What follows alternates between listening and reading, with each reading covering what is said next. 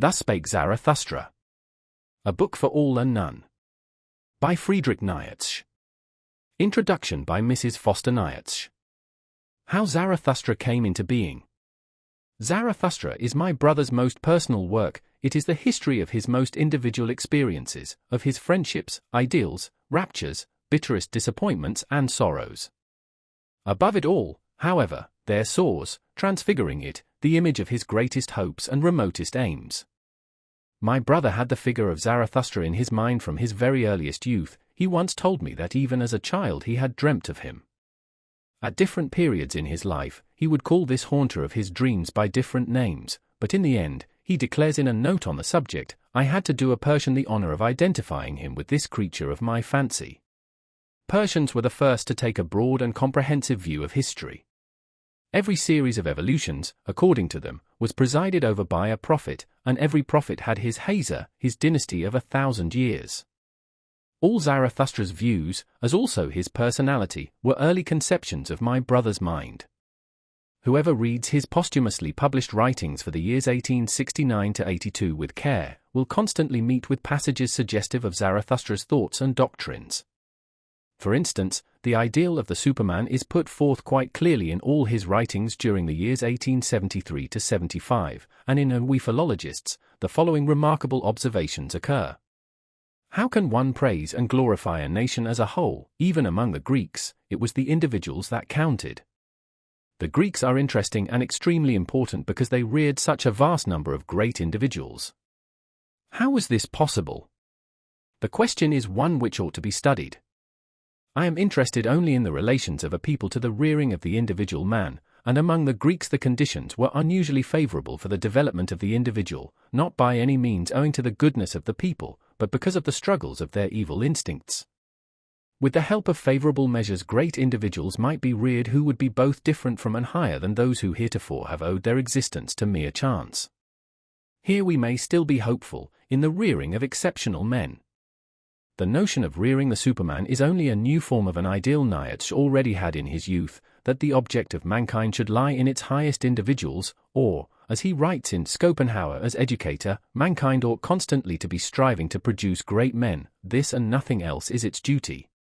But the ideals he most revered in those days are no longer held to be the highest types of men. No, around this future ideal of a coming humanity, the Superman, the poet spread the veil of becoming. Who can tell to what glorious heights man can still ascend? That is why, after having tested the worth of our noblest ideal, that of the Saviour, in the light of the new valuations, the poet cries with passionate emphasis in Zarathustra. Never yet hath there been a Superman. Naked have I seen both of them, the greatest and the smallest man.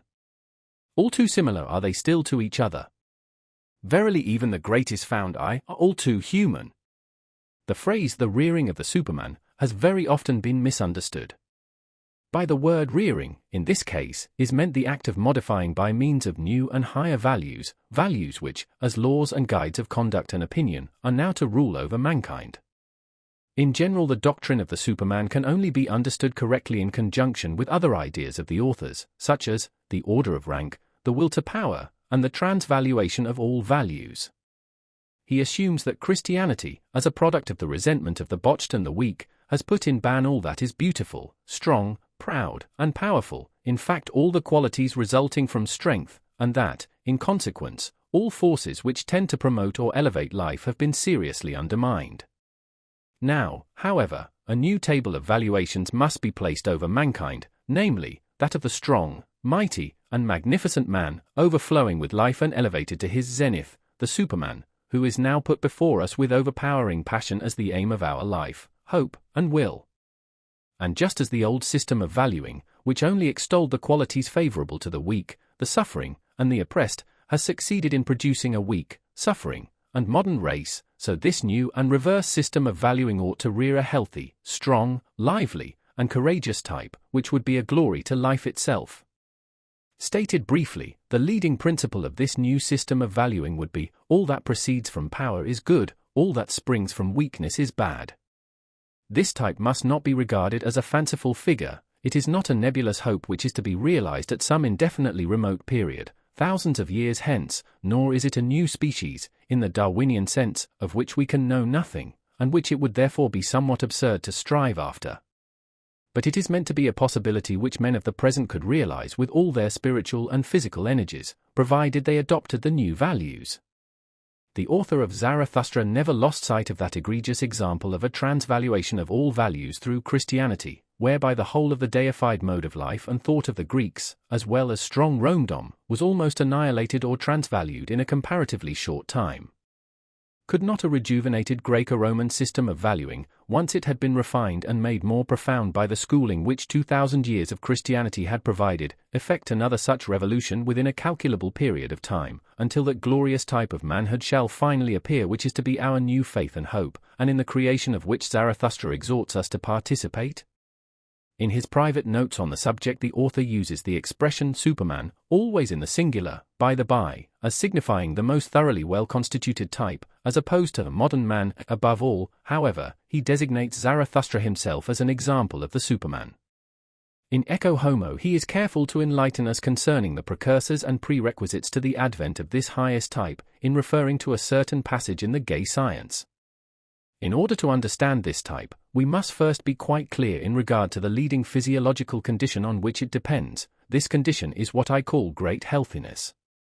I know not how to express my meaning more plainly or more personally than I have done already in one of the last chapters, aphorism 382, of the 5th book of the Gaia Sciences. We, the new, the nameless, the hard to understand, it says there, we firstlings of a yet untried future, we require for a new end also a new means, namely, a new healthiness, stronger, sharper, tougher, bolder and merrier than all healthiness hitherto.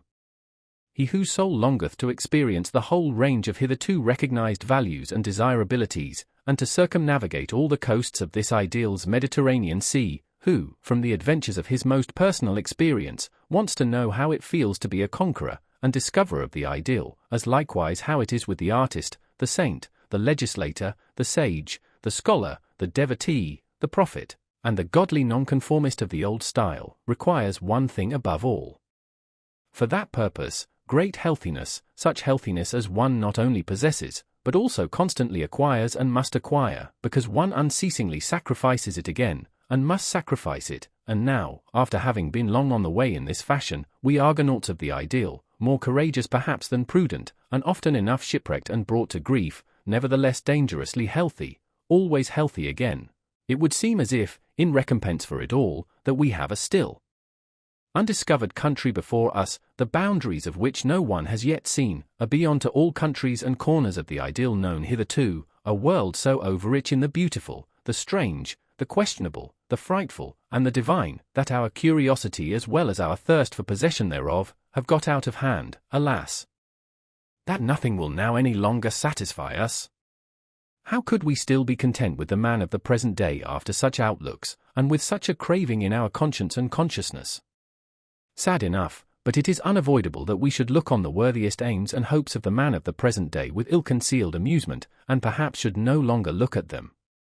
Another ideal runs on before us, a strange, tempting ideal full of danger, to which we should not like to persuade anyone, because we do not so readily acknowledge anyone's right thereto, the ideal of a spirit who plays naively, that is to say involuntarily and from overflowing abundance and power, with everything that has hitherto been called holy, good, intangible, or divine, to whom the loftiest conception which the people have reasonably made their measure of value, would already practically imply danger, ruin, abasement, or at least relaxation, blindness, or temporary self-forgetfulness, the ideal of a humanly superhuman welfare and benevolence, which will often enough appear inhuman, for example, when put alongside of all past seriousness on earth, and alongside of all past solemnities in bearing, word, tone, look, morality, and pursuit, as their truest involuntary parody, and with which, nevertheless, perhaps the great seriousness only commences, when the proper interrogative mark is set up, the fate of the soul changes, the hour hand moves,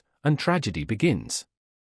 Although the figure of Zarathustra and a large number of the leading thoughts in this work had appeared much earlier in the dreams and writings of the author, Thus Spake Zarathustra did not actually come into being until the month of August 1881 in Sils Maria, and it was the idea of the eternal recurrence of all things which finally induced my brother to set forth his new views in poetic language. In regard to his first conception of this idea, his autobiographical sketch, Ecce Homo, written in the autumn of 1888, contains the following passage.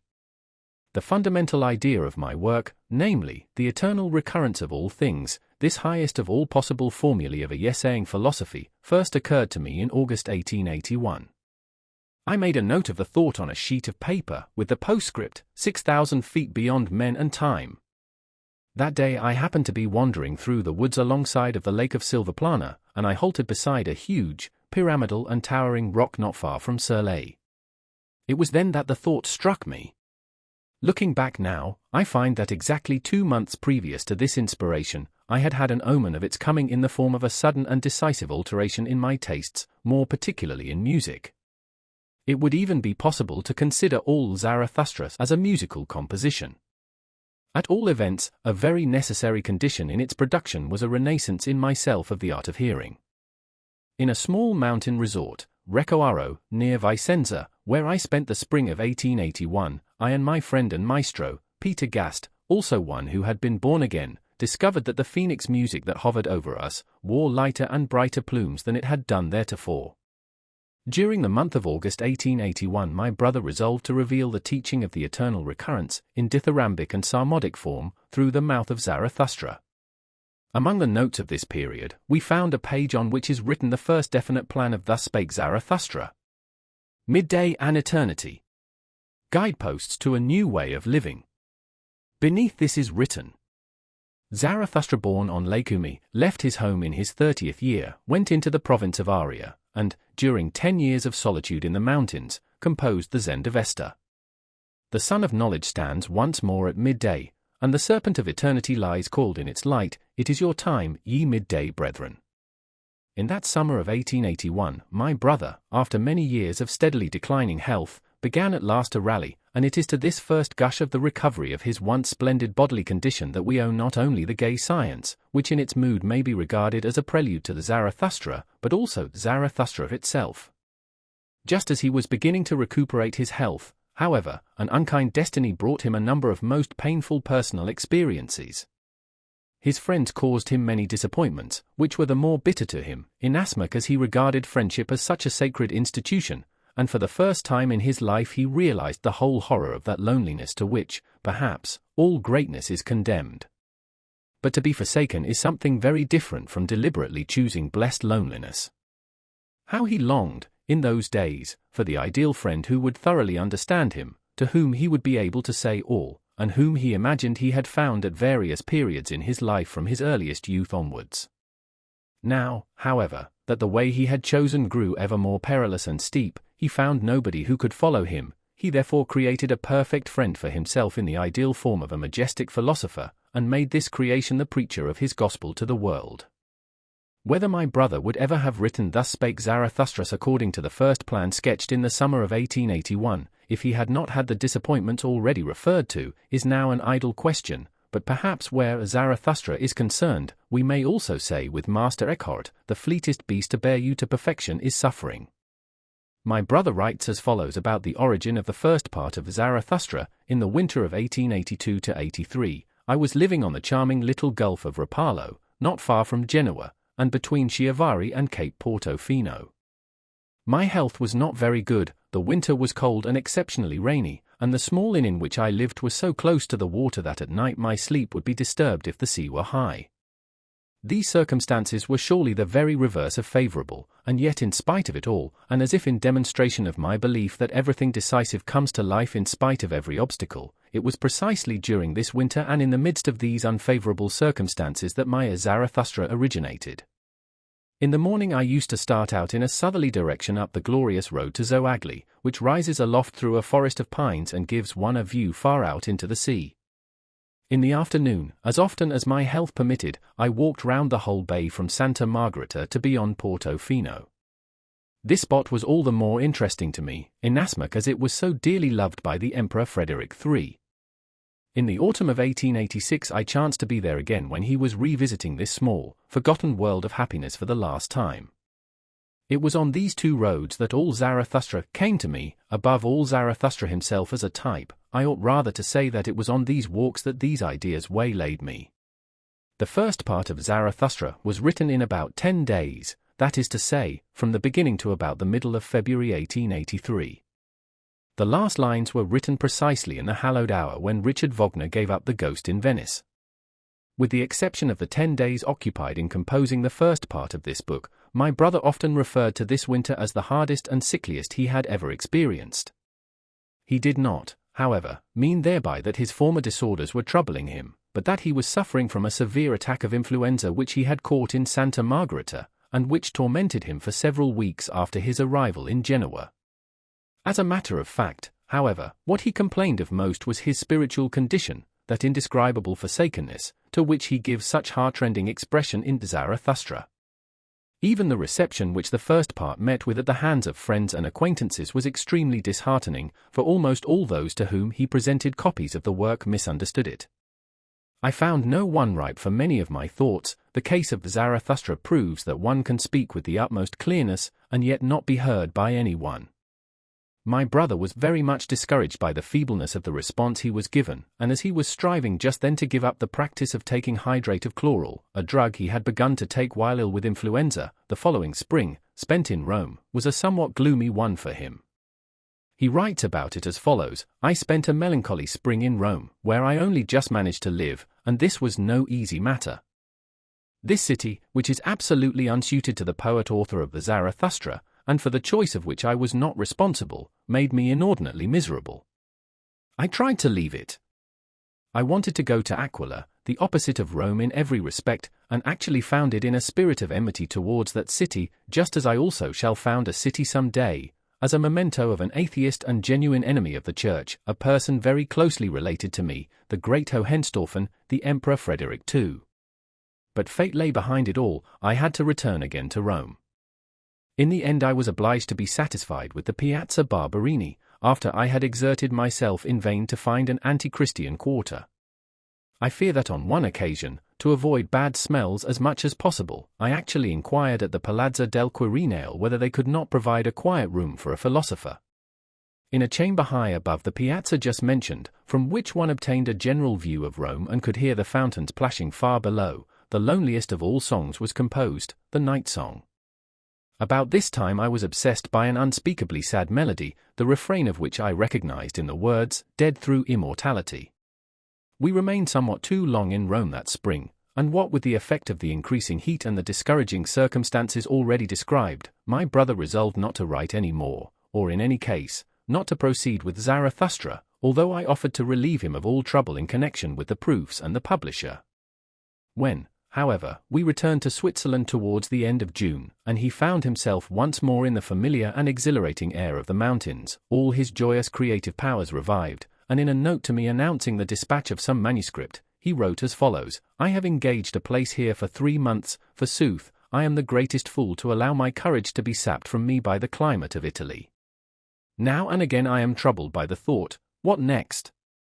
My future is the darkest thing in the world to me, but as there still remains a great deal for me to do, I suppose I ought rather to think of doing this than of my future, and leave the rest to The and the gods."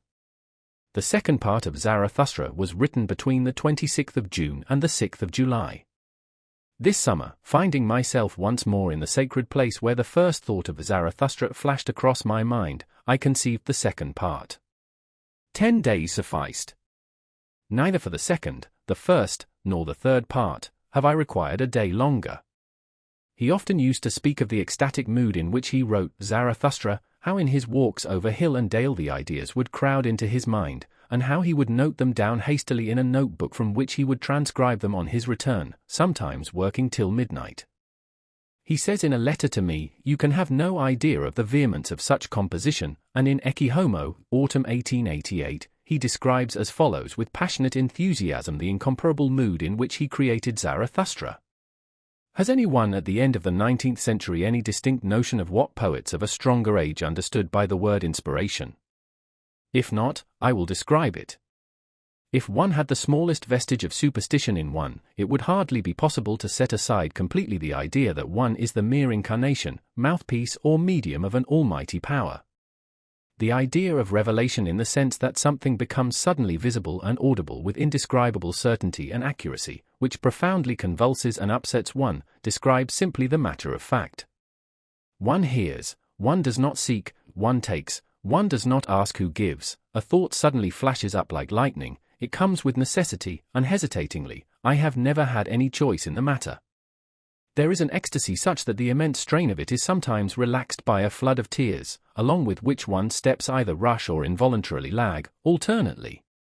There is the feeling that one is completely out of hand, with the very distinct consciousness of an endless number of fine thrills and quiverings to the very toes. There is a depth of happiness in which the painfulest and gloomiest do not operate as antitheses, but as conditioned, as demanded in the sense of necessary shades of color in such an overflow of light. There is an instinct for rhythmic relations which embraces wide areas of forms, length. The need of a wide embracing rhythm is almost the measure of the force of an inspiration, a sort of counterpart to its pressure and tension. Everything happens quite involuntarily, as if in a tempestuous outburst of freedom, of absoluteness, of power and divinity. The involuntariness of the figures and similes is the most remarkable thing. One loses all perception of what constitutes the figure and what constitutes the simile. Everything seems to present itself as the readiest, the correctest, and the simplest means of expression. It actually seems, to use one of Zarathustra's own phrases, as if all things came unto one, and would fain be similes. Here do all things come caressingly to thy talk and flatter thee, for they want to ride upon thy back. On every simile dost thou here ride to every truth. Here fly open unto the all-being's words and word cabinets, here all being wanteth to become words, here all becoming wanteth to learn of thee how to talk. This is my experience of inspiration. I do not doubt but that one would have to go back thousands of years in order to find someone who could say to me, it is mine also. In the autumn of 1883 my brother left the Engadine for Germany and stayed there a few weeks. In the following winter, after wandering somewhat erratically through Stresa, Genoa, and Spezia, he landed in Nice, where the climate so happily promoted his creative powers that he wrote the third part of Zarathustra. In the winter, beneath the halcyon sky of Nice, which then looked down upon me for the first time in my life, I found the third Zarathustra, and came to the end of my task, the whole having occupied me scarcely a year. Many hidden corners and heights in the landscapes round about Nice are hallowed to me by unforgettable moments. That decisive chapter entitled Old and New Tables was composed in a very difficult ascent from the station to Azar, that wonderful Moorish village in the rocks. My most creative moments were always accompanied by unusual muscular activity. The body is inspired, let us waive the question of the soul. I might often have been seen dancing in those days. Without a suggestion of fatigue I could then walk for 7 or 8 hours on end among the hills. I slept well and laughed well, I was perfectly robust and patient. As we have seen, each of the 3 parts of Zarathustra was written, after a more or less short period of preparation, in about 10 days. The composition of the 4th part alone was broken by occasional interruptions. The first notes relating to this part were written while he and I were staying together in Zurich in September 1884. In the following November, while staying at Mentone, he began to elaborate these notes, and after a long pause, finished the manuscript at Nice between the end of January and the middle of February 1885. My brother then called this part the 4th and last, but even before, and shortly after it had been privately printed, he wrote to me saying that he still intended writing a 5th and 6th part, and notes relating to these parts are now in my possession. This 4th part, the original mise of which contains this note, only for my friends, not for the public, is written in a particularly personal spirit, and those few to whom he presented a copy of it, he pledged to the strictest secrecy concerning its contents. He often thought of making this 4th part public also, but doubted whether he would ever be able to do so without considerably altering certain portions of it. At all events he resolved to distribute this manuscript production, of which only 40 copies were printed, only among those who had proved themselves worthy of it, and it speaks eloquently of his utter loneliness and need of sympathy in those days, that he had occasion to present only 7 copies of his book according to this resolution. Already at the beginning of this history I hinted at the reasons which led my brother to select a Persian as the incarnation of his ideal of the majestic philosopher. His reasons, however, for choosing Zarathustra of all others to be his mouthpiece, he gives us in the following words: "People have never asked me, as they should have done, what the name Zarathustra precisely means in my mouth. in the mouth of the first immoralist, for what distinguishes that philosopher from all others in the past is the very fact that he was exactly the reverse of an immoralist. Zarathustra was the first to see in the struggle between good and evil the essential wheel in the working of things. The translation of morality into the metaphysical, as force, cause, end in itself, was his work. But the very question suggests its own answer. Zarathustra created the most portentous error, morality, consequently he should also be the first to perceive that error, not only because he has had longer and greater experience of the subject than any other thinker. All history is the experimental refutation of the theory of the so-called moral order of things. The more important point is that Zarathustra was more truthful than any other thinker. In his teaching alone do we meet with truthfulness upheld as the highest virtue, i.e., the reverse of the cowardice of the idealist who flees from reality. Zarathustra had more courage in his body than any other thinker before or after him. To tell the truth and to aim straight, that is the first Persian virtue. Am I understood? The overcoming of morality through itself, through truthfulness, the overcoming of the moralist through his opposite, through me, that is what the name Zarathustra means in my mouth. Elizabeth Foster Nietzsche. Nietzsche Archives. Weimar, December 1905. Thus Spake Zarathustra. First part. Zarathustra's Discourses. Zarathustra's Prologue. 1. When Zarathustra was 30 years old, he left his home and the lake of his home, and went into the mountains. There he enjoyed his spirit and solitude, and for 10 years did not weary of it. But at last his heart changed, and rising one morning with the rosy dawn, he went before the sun, and spake thus unto it. Thou great star! What would be thy happiness if thou hadst not those for whom thou shinest? For 10 years hast thou climbed hither unto my cave, thou wouldst have wearied of thy light and of the journey, had it not been for me, mine eagle, and my serpent. But we awaited thee every morning, took from thee thine overflow, and blessed thee for it. Lo! I am weary of my wisdom, like the bee that hath gathered too much honey, I need hands outstretched to take it. I would fain bestow and distribute, until the wise have once more become joyous in their folly, and the poor happy in their riches. Therefore must I descend into the deep, as thou doest in the evening, when thou goest behind the sea, and givest light also to the netherworld, thou exuberant star. Like thee must I go down, as men say, to whom I shall descend. Bless me, then, thou tranquil eye, that canst behold even the greatest happiness without envy. Bless the cup that is about to overflow, that the water may flow golden out of it, and carry everywhere the reflection of thy bliss. Lo! This cup is again going to empty itself, and Zarathustra is again going to be a man. Thus began Zarathustra's down-going. 2. Zarathustra went down the mountain alone, no one meeting him. When he entered the forest, however, there suddenly stood before him an old man, who had left his holy cot to seek roots. And thus spake the old man to Zarathustra. No stranger to me is this wanderer, many years ago passed he by. Zarathustra he was called, but he hath altered. Then thou carriedst thine ashes into the mountains, wilt thou now carry thy fire into the valleys? Fearest thou not the incendiaris doom? Yea, I recognize Zarathustra. Pure is his eye, and no loathing lurketh about his mouth. Goeth he not along like a dancer? Altered is Zarathustra, a child hath Zarathustra become, an awakened one is Zarathustra. What wilt thou do in the land of the sleepers? As in the sea hast thou lived in solitude, and it hath borne thee up. Alas, wilt thou now go ashore? Alas, wilt thou again drag thy body thyself? Zarathustra answered, I love mankind.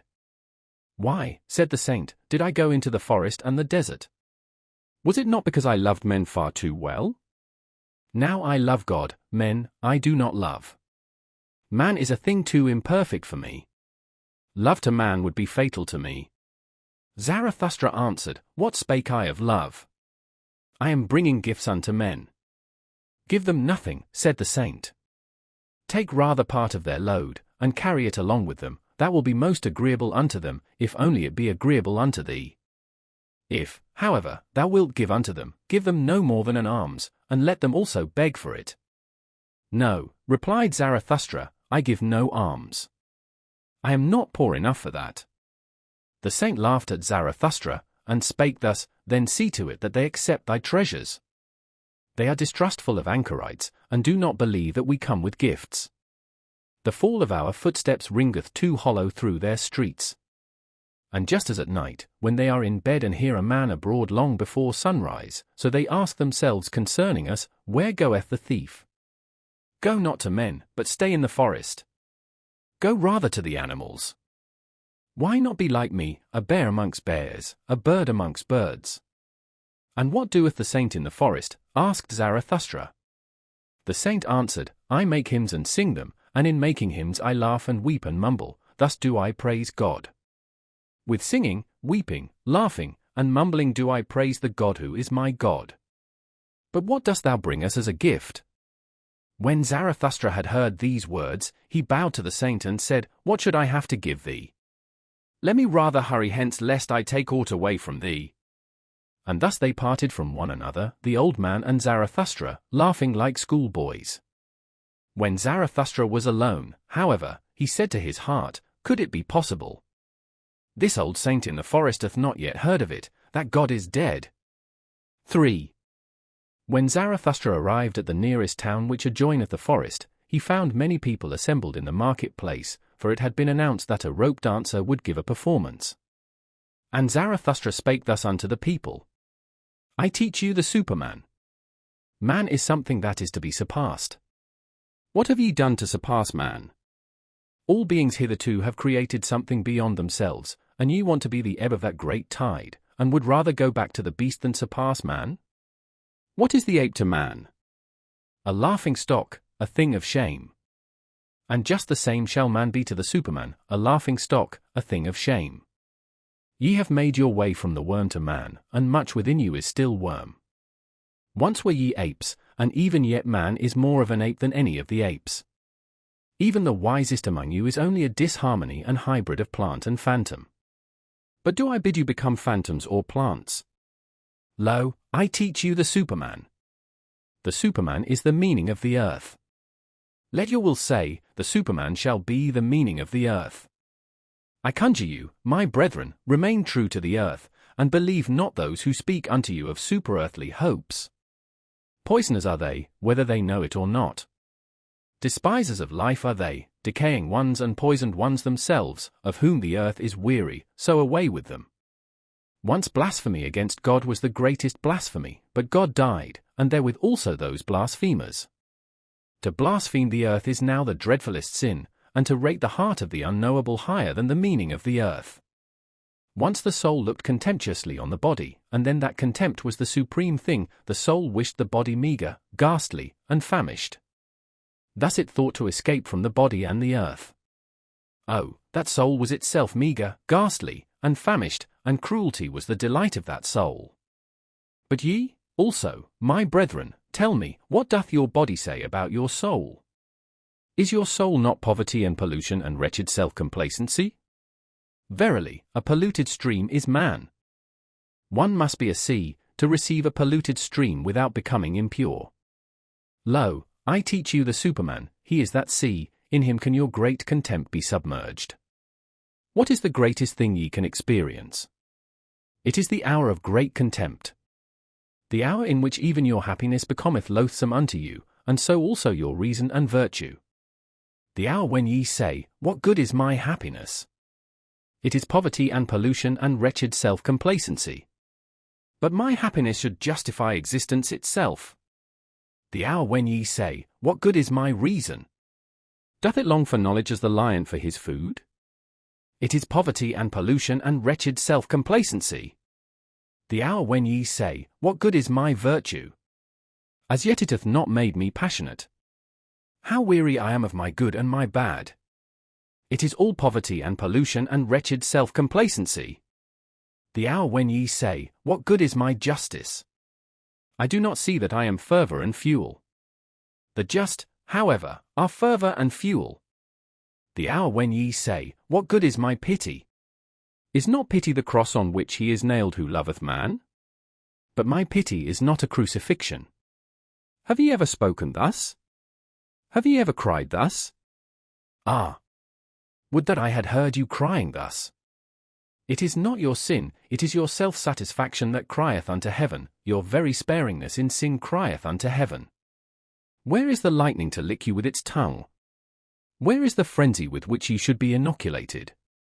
Lo, I teach you the Superman, he is that lightning, he is that frenzy. When Zarathustra had thus spoken, one of the people called out, We have now heard enough of the rope dancer, it is time now for us to see him. And all the people laughed at Zarathustra. But the rope dancer, who thought the words applied to him, began his performance. 4. Zarathustra, however, looked at the people and wondered. Then he spake thus: Man is a rope stretched between the animal and the Superman, a rope over an abyss.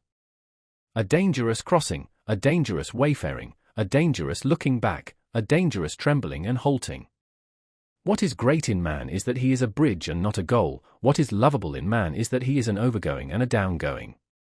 I love those that know not how to live except as downgoers, for they are the overgoers.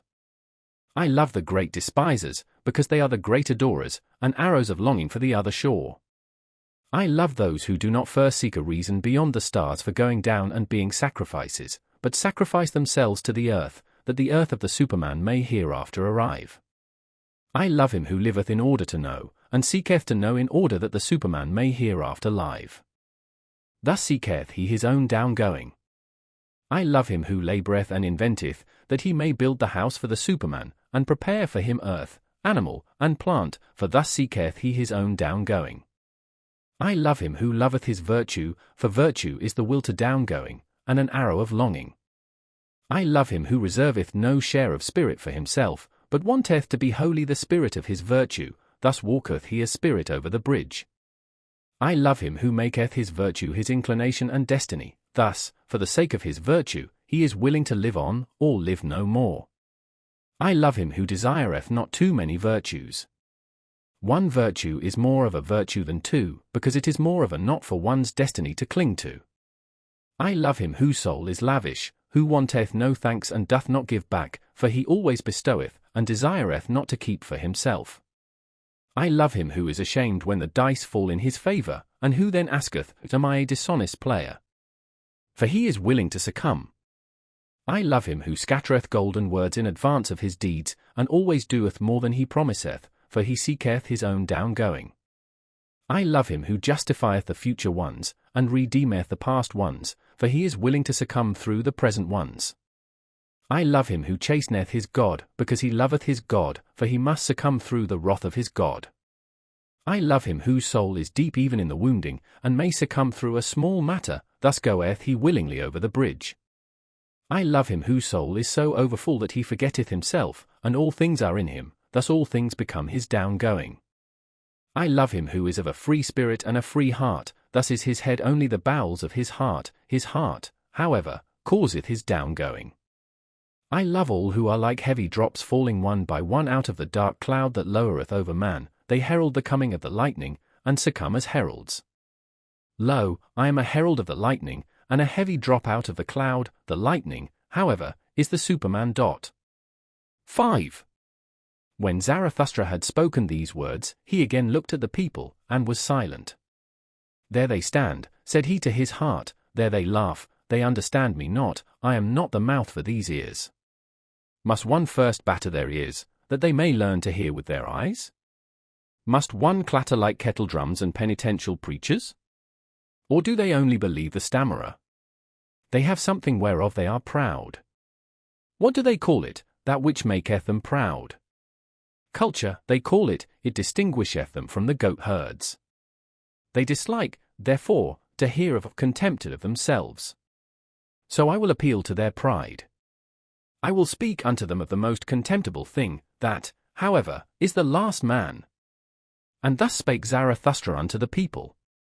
It is time for man to fix his goal. It is time for man to plant the germ of his highest hope. Still is his soil rich enough for it. But that soil will one day be poor and exhausted, and no lofty tree will any longer be able to grow thereon. Alas! There cometh a time when man will no longer launch the arrow of his longing beyond man, and the string of his bow will have unlearned to whiz. I tell you, one must still have chaos in one, to give birth to a dancing star. I tell you, ye have still chaos in you. Alas! There cometh the time when man will no longer give birth to any star. Alas! There cometh the time of the most despicable man, who can no longer despise himself. Lo! I show you the last man. What is love? What is creation? What is longing? What is a star? So asketh the last man and blinketh.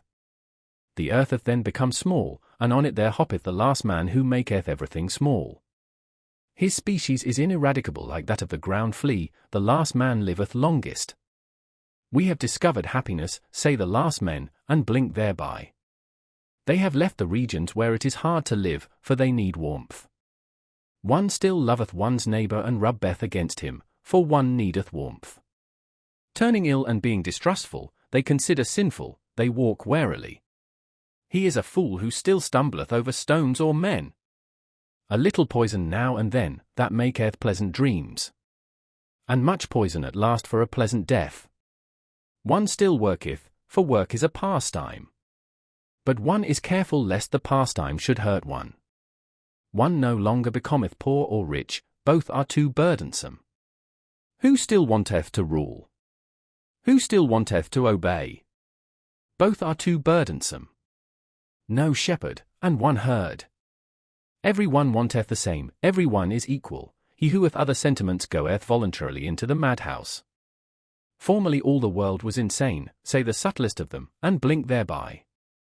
They are clever and know all that hath happened, so there is no end to their raillery. People still fall out, but are soon reconciled, otherwise it spoileth their stomachs. They have their little pleasures for the day, and their little pleasures for the night, but they have a regard for health. We have discovered happiness, say the last men, and blink thereby. And here ended the first discourse of Zarathustra, which is also called the prologue, for at this point the shouting and mirth of the multitude interrupted him. Give us this last man, O Zarathustra, they called out, and make us into these last men. Then will we make thee a present of the Superman. And all the people exulted and smacked their lips. Zarathustra, however, turned sad, and said to his heart, They understand me not, I am not the mouth for these ears. Too long, perhaps, have I lived in the mountains, too much have I hearkened unto the brooks and trees, now do I speak unto them as unto the goat herds. Calm is my soul, and clear, like the mountains in the morning.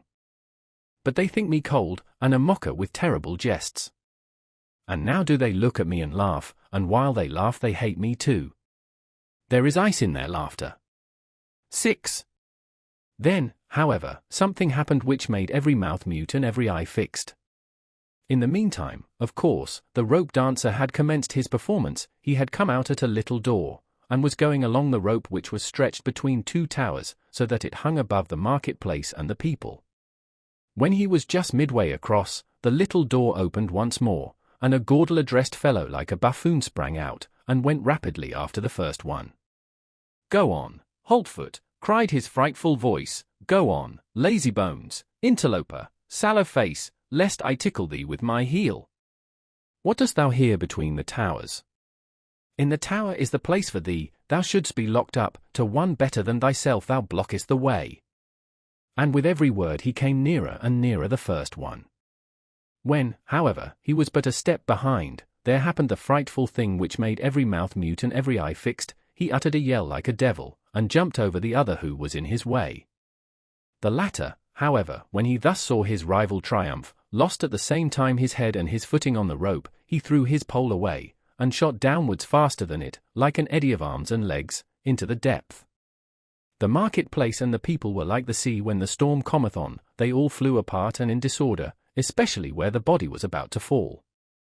Zarathustra, however, remained standing, and just beside him fell the body, badly injured and disfigured, but not yet dead. After a while consciousness returned to the shattered man, and he saw Zarathustra kneeling beside him. What art thou doing there? Said he at last. I knew long ago that the devil would trip me up. Now he draggeth me to hell, wilt thou prevent him? On mine honour, my friend, answered Zarathustra, there is nothing of all that whereof thou speakest, there is no devil and no hell. Thy soul will be dead even sooner than thy body, fear, therefore, nothing any more. The man looked up distrustfully. "If thou speakest the truth," said he, "I lose nothing when I lose my life. I am not much more than an animal which hath been taught to dance by blows and scanty fare." "Not at all," said Zarathustra, "thou hast made danger thy calling, therein there is nothing contemptible. Now thou perishest by thy calling, therefore will I bury thee with mine own hands." When Zarathustra had said this, the dying one did not reply further, but he moved his hand as if he sought the hand of Zarathustra in gratitude. 7. Meanwhile the evening came on, and the marketplace veiled itself in gloom. Then the people dispersed, for even curiosity and terror become fatigued. Zarathustra, however, still sat beside the dead man on the ground, absorbed in thought, so he forgot the time. But at last it became night, and a cold wind blew upon the lonely one. Then arose Zarathustra and said to his heart, "Verily, a fine catch of fish hath Zarathustra made today. It is not a man he hath caught, but a corpse. Sombre is human life, and as yet without meaning, a buffoon may be fateful to it. I want to teach men the sense of their existence, which is the Superman, the lightning out of the dark cloud of man. But still am I far from them, and my sense speaketh not unto their sense. To men I am still something between a fool and a corpse. Gloomy is the night, gloomy are the ways of Zarathustra. Come, thou cold and stiff companion. I carry thee to the place where I shall bury thee with mine own hands." 8. When Zarathustra had said this to his heart, he put the corpse upon his shoulders and set out on his way. Yet had he not gone 100 steps, when there stole a man up to him and whispered in his ear, and lo! He that spake was the buffoon from the tower. "Leave this town, O Zarathustra," said he, "there are too many here who hate thee. The good and just hate thee, and call thee their enemy and despiser, the believers in the orthodox belief hate thee, and call thee a danger to the multitude. It was thy good fortune to be laughed at, and verily thou spakest like a buffoon. It was thy good fortune to associate with the dead dog, by so humiliating thyself thou hast saved thy life today. Depart, however, from this town, or tomorrow I shall jump over thee, a living man over a dead one." And when he had said this, the buffoon vanished. Zarathustra, however, went on through the dark streets. At the gate of the town the grave diggers met him, they shone their torch on his face, and, recognizing Zarathustra, they sorely derided him. "Zarathustra is carrying away the dead dog, a fine thing that Zarathustra hath turned a grave digger. For our hands are too cleanly for that roast. Will Zarathustra steal the bite from the devil?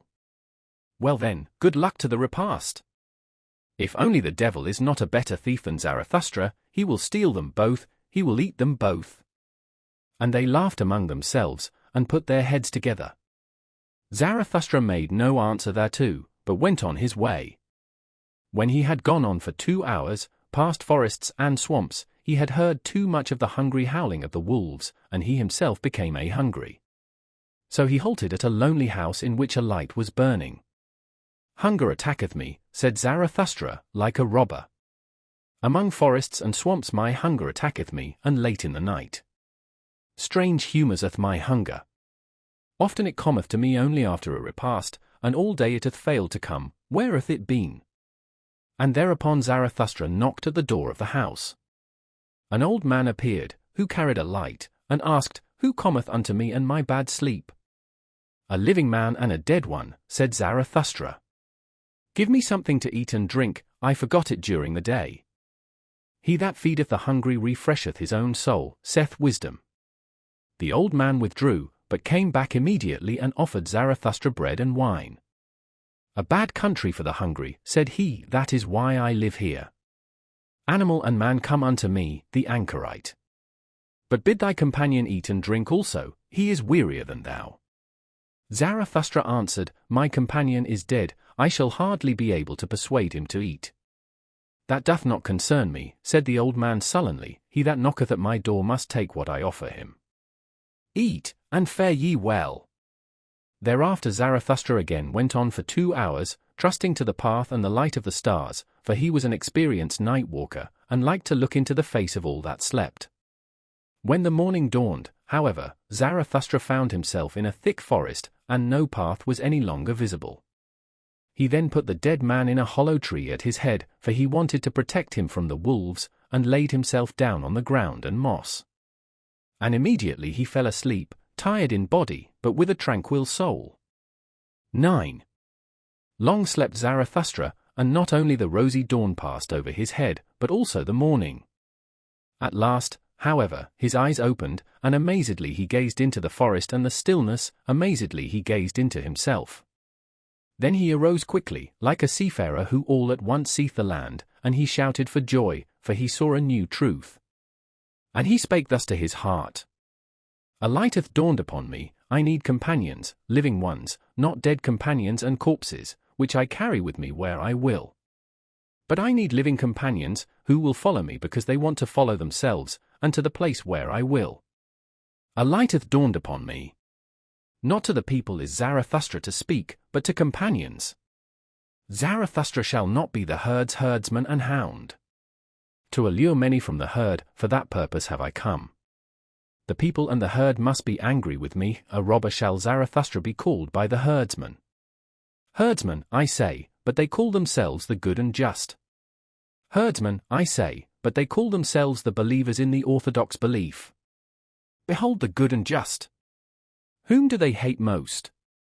Him who breaketh up their tables of values, the breaker, the lawbreaker. He, however, is the creator. Behold the believers of all beliefs. Whom do they hate most?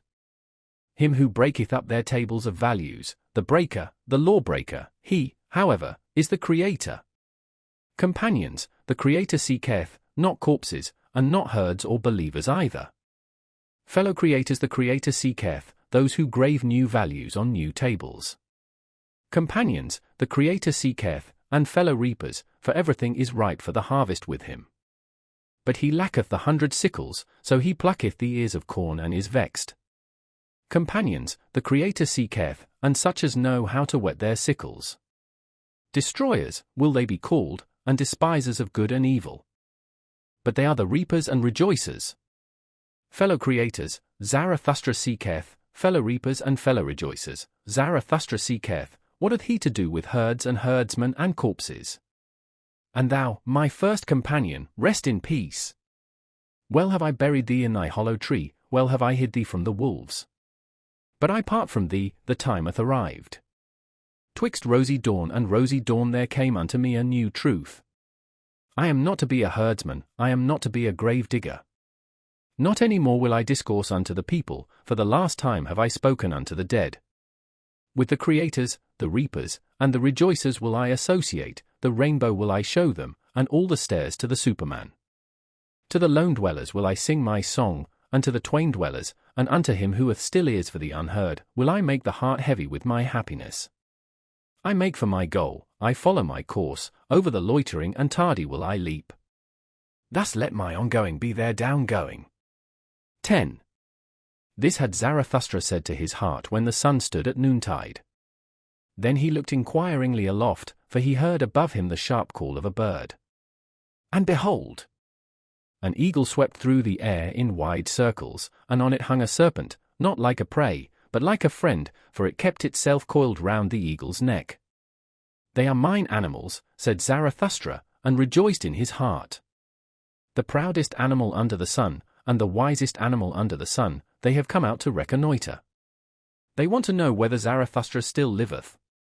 Verily, do I still live? More dangerous have I found it among men than among animals, in dangerous paths goeth Zarathustra. Let mine animals lead me. When Zarathustra had said this, he remembered the words of the saint in the forest. Then he sighed and spake thus to his heart. Would that I were wiser! Would that I were wise from the very heart, like my serpent! But I am asking the impossible. Therefore do I ask my pride to go always with my wisdom. And if my wisdom should some day forsake me, alas! It loveth to fly away, may my pride then fly with my folly. Thus began Zarathustra's downgoing. Zarathustra's discourses. I. The 3 metamorphoses. 3 metamorphoses of the spirit do I designate to you, how the spirit becometh a camel, the camel a lion, and the lion at last a child. many heavy things are there for the spirit, the strong load-bearing spirit in which reverence dwelleth, for the heavy and the heaviest longeth its strength. What is heavy? So asketh the load-bearing spirit, then kneeleth it down like the camel, and wanteth to be well laden. What is the heaviest thing, ye heroes? Asketh the load-bearing spirit, that I may take it upon me and rejoice in my strength. Is it not this, to humiliate oneself in order to mortify one's pride? To exhibit one's folly in order to mock at one's wisdom? Or is it this, to desert our cause when it celebrateth its triumph? To ascend high mountains to tempt the tempter?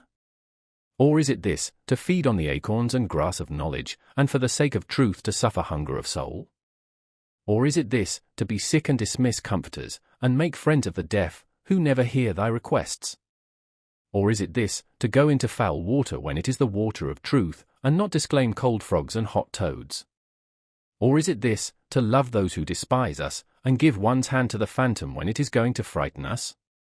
All these heaviest things the load-bearing spirit taketh upon itself, and like the camel, which, when laden, hasteneth into the wilderness, so hasteneth the spirit into its wilderness. But in the loneliest wilderness happeneth the second metamorphosis, here the spirit becometh a lion, freedom will it capture, and lordship in its own wilderness. Its last lord it here seeketh, hostile will it be to him, and to its last god, for victory will it struggle with the great dragon. What is the great dragon which the spirit is no longer inclined to call Lord and God?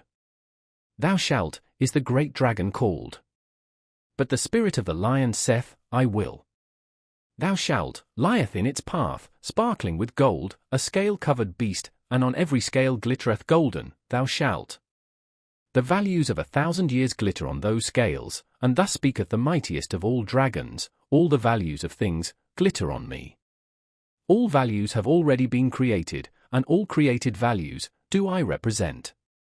Verily, there shall be no I wills any more. Thus speaketh the dragon. My brethren, wherefore is there need of the lion in the spirit? Why sufficeth not the beast of burden, which renounceth and is reverent? To create new values, that, even the lion cannot yet accomplish, but to create itself freedom for new creating, that can the might of the lion do. To create itself freedom, and give a holy nay even unto duty, for that, my brethren, there is need of the lion. To assume the right to new values, that is the most formidable assumption for a load-bearing and reverent spirit. Verily, unto such a spirit it is praying, and the work of a beast of prey.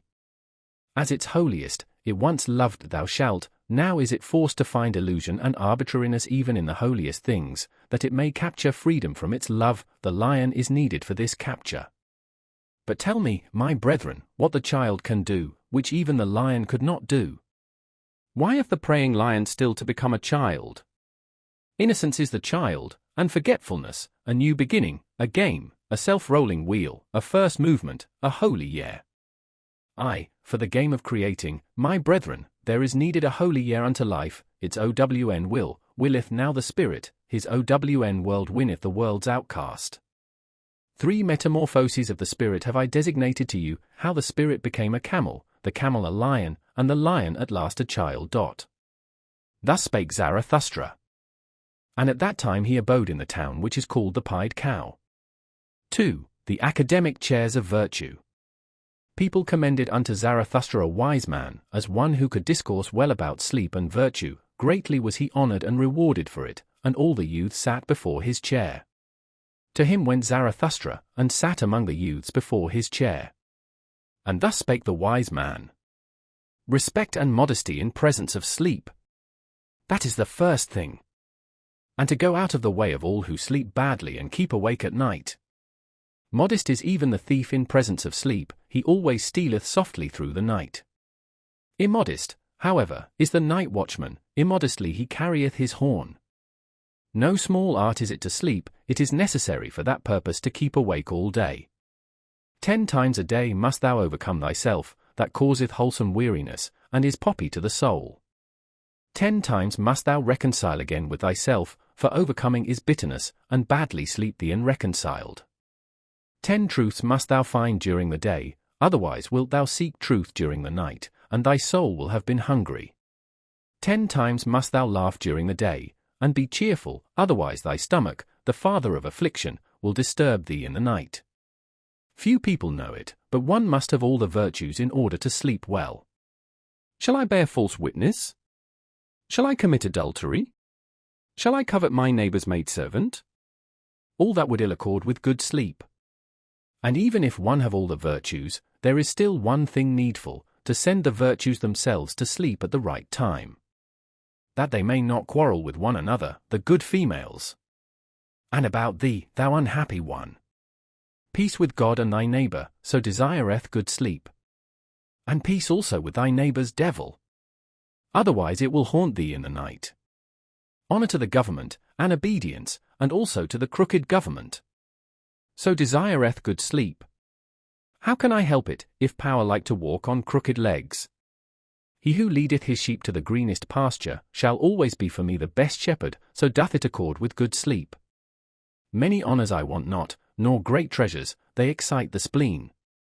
But it is bad sleeping without a good name and a little treasure. A small company is more welcome to me than a bad one, but they must come and go at the right time. So doth it accord with good sleep. Well, also, do the poor in spirit please me, they promote sleep. Blessed are they, especially if one always give in to them. Thus passeth the day unto the virtuous.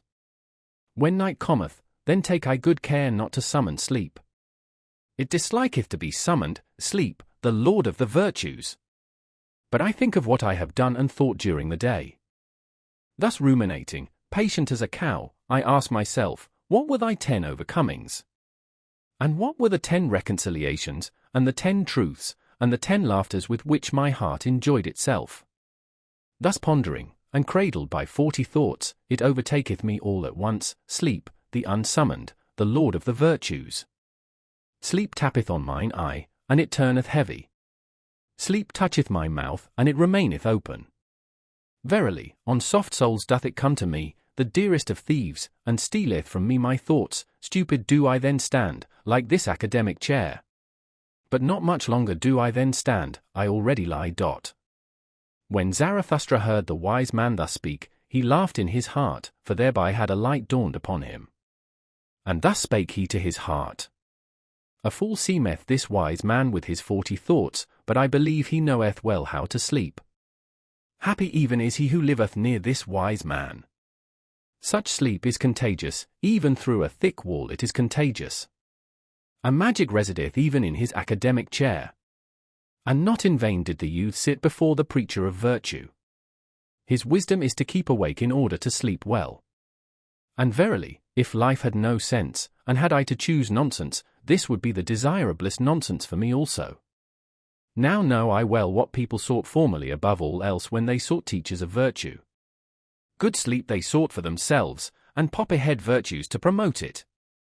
To all those belauded sages of the academic chairs, wisdom was sleep without dreams, they knew no higher significance of life. Even at present, to be sure, there are some like this preacher of virtue, and not always so honorable, but their time is past. And not much longer do they stand, there they already lie. Blessed are those drowsy ones, for they shall soon not to sleep. Thus spake Zarathustra. 3. Backworldsman. Once on a time, Zarathustra also cast his fancy beyond man, like all backworldsmen. The work of a suffering and tortured God, did the world then seem to me. The dream and diction of a God, did the world then seem to me, a colored vapors before the eyes of a divinely dissatisfied one. Good and evil, and joy and woe, and I and thou, colored vapors did they seem to me before creative eyes. The Creator wished to look away from himself, thereupon he created the world.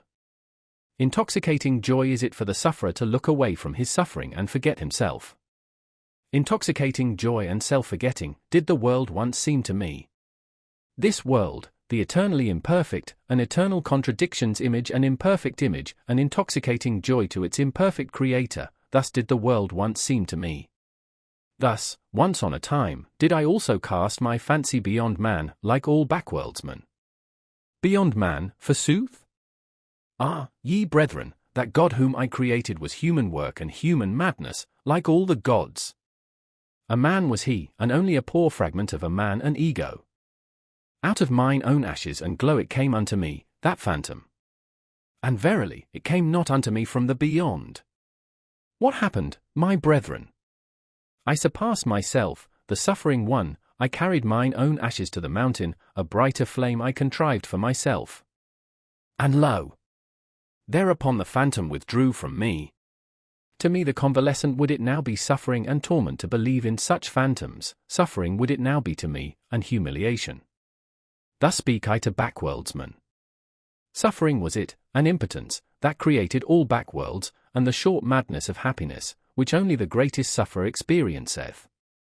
Weariness, which seeketh to get to the ultimate with one leap, with a death leap, a poor ignorant weariness, unwilling even to will any longer, that created all gods and backworlds. Believe me, my brethren. It was the body which despaired of the body, it groped with the fingers of the infatuated spirit at the ultimate walls. Believe me, my brethren. It was the body which despaired of the earth, it heard the bowels of existence speaking unto it. And then it sought to get through the ultimate walls with its head, and not with its head only, into the other world. But that other world is well concealed from man, that dehumanized, inhuman world, which is a celestial naught, and the bowels of existence do not speak unto man except as man. Verily, it is difficult to prove all being, and hard to make it speak. Tell me, ye brethren, is not the strangest of all things best proved? Yea, this ego, with its contradiction and perplexity, speaketh most uprightly of its being, this creating, willing, evaluating ego, which is the measure and value of things. And this most upright existence, the ego, it speaketh of the body, and still implieth the body, even when it museth and raveth and fluttereth with broken wings. Always more uprightly learneth it to speak, the ego, and the more it learneth, the more doth it find titles and honours for the body and the earth. A new pride taught me mine ego, and that teach I unto men, no longer to thrust one's head into the sand of celestial things, but to carry it freely, a terrestrial head, which giveth meaning to the earth. A new will teach I unto men, to choose that path which man hath followed blindly, and to approve of it, and no longer to slink aside from it, like the sick and perishing. The sick and perishing, it was they who despised the body and the earth, and invented the heavenly world, and the redeeming blood drops, but even those sweet and sad poisons they borrowed from the body and the earth. From their misery they sought escape, and the stars were too remote for them. Then they sighed, oh that there were heavenly paths by which to steal into another existence and into happiness. Then they contrived for themselves their bypaths and bloody draughts.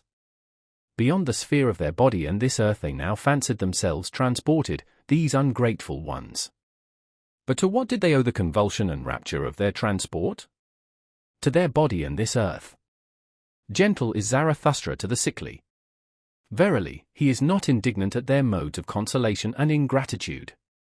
May they become convalescents and overcomers, and create higher bodies for themselves. Neither is Zarathustra indignant at a convalescent who looketh tenderly on his delusions, and at midnight stealeth round the grave of his God, but sickness and a sick frame remain even in his tears.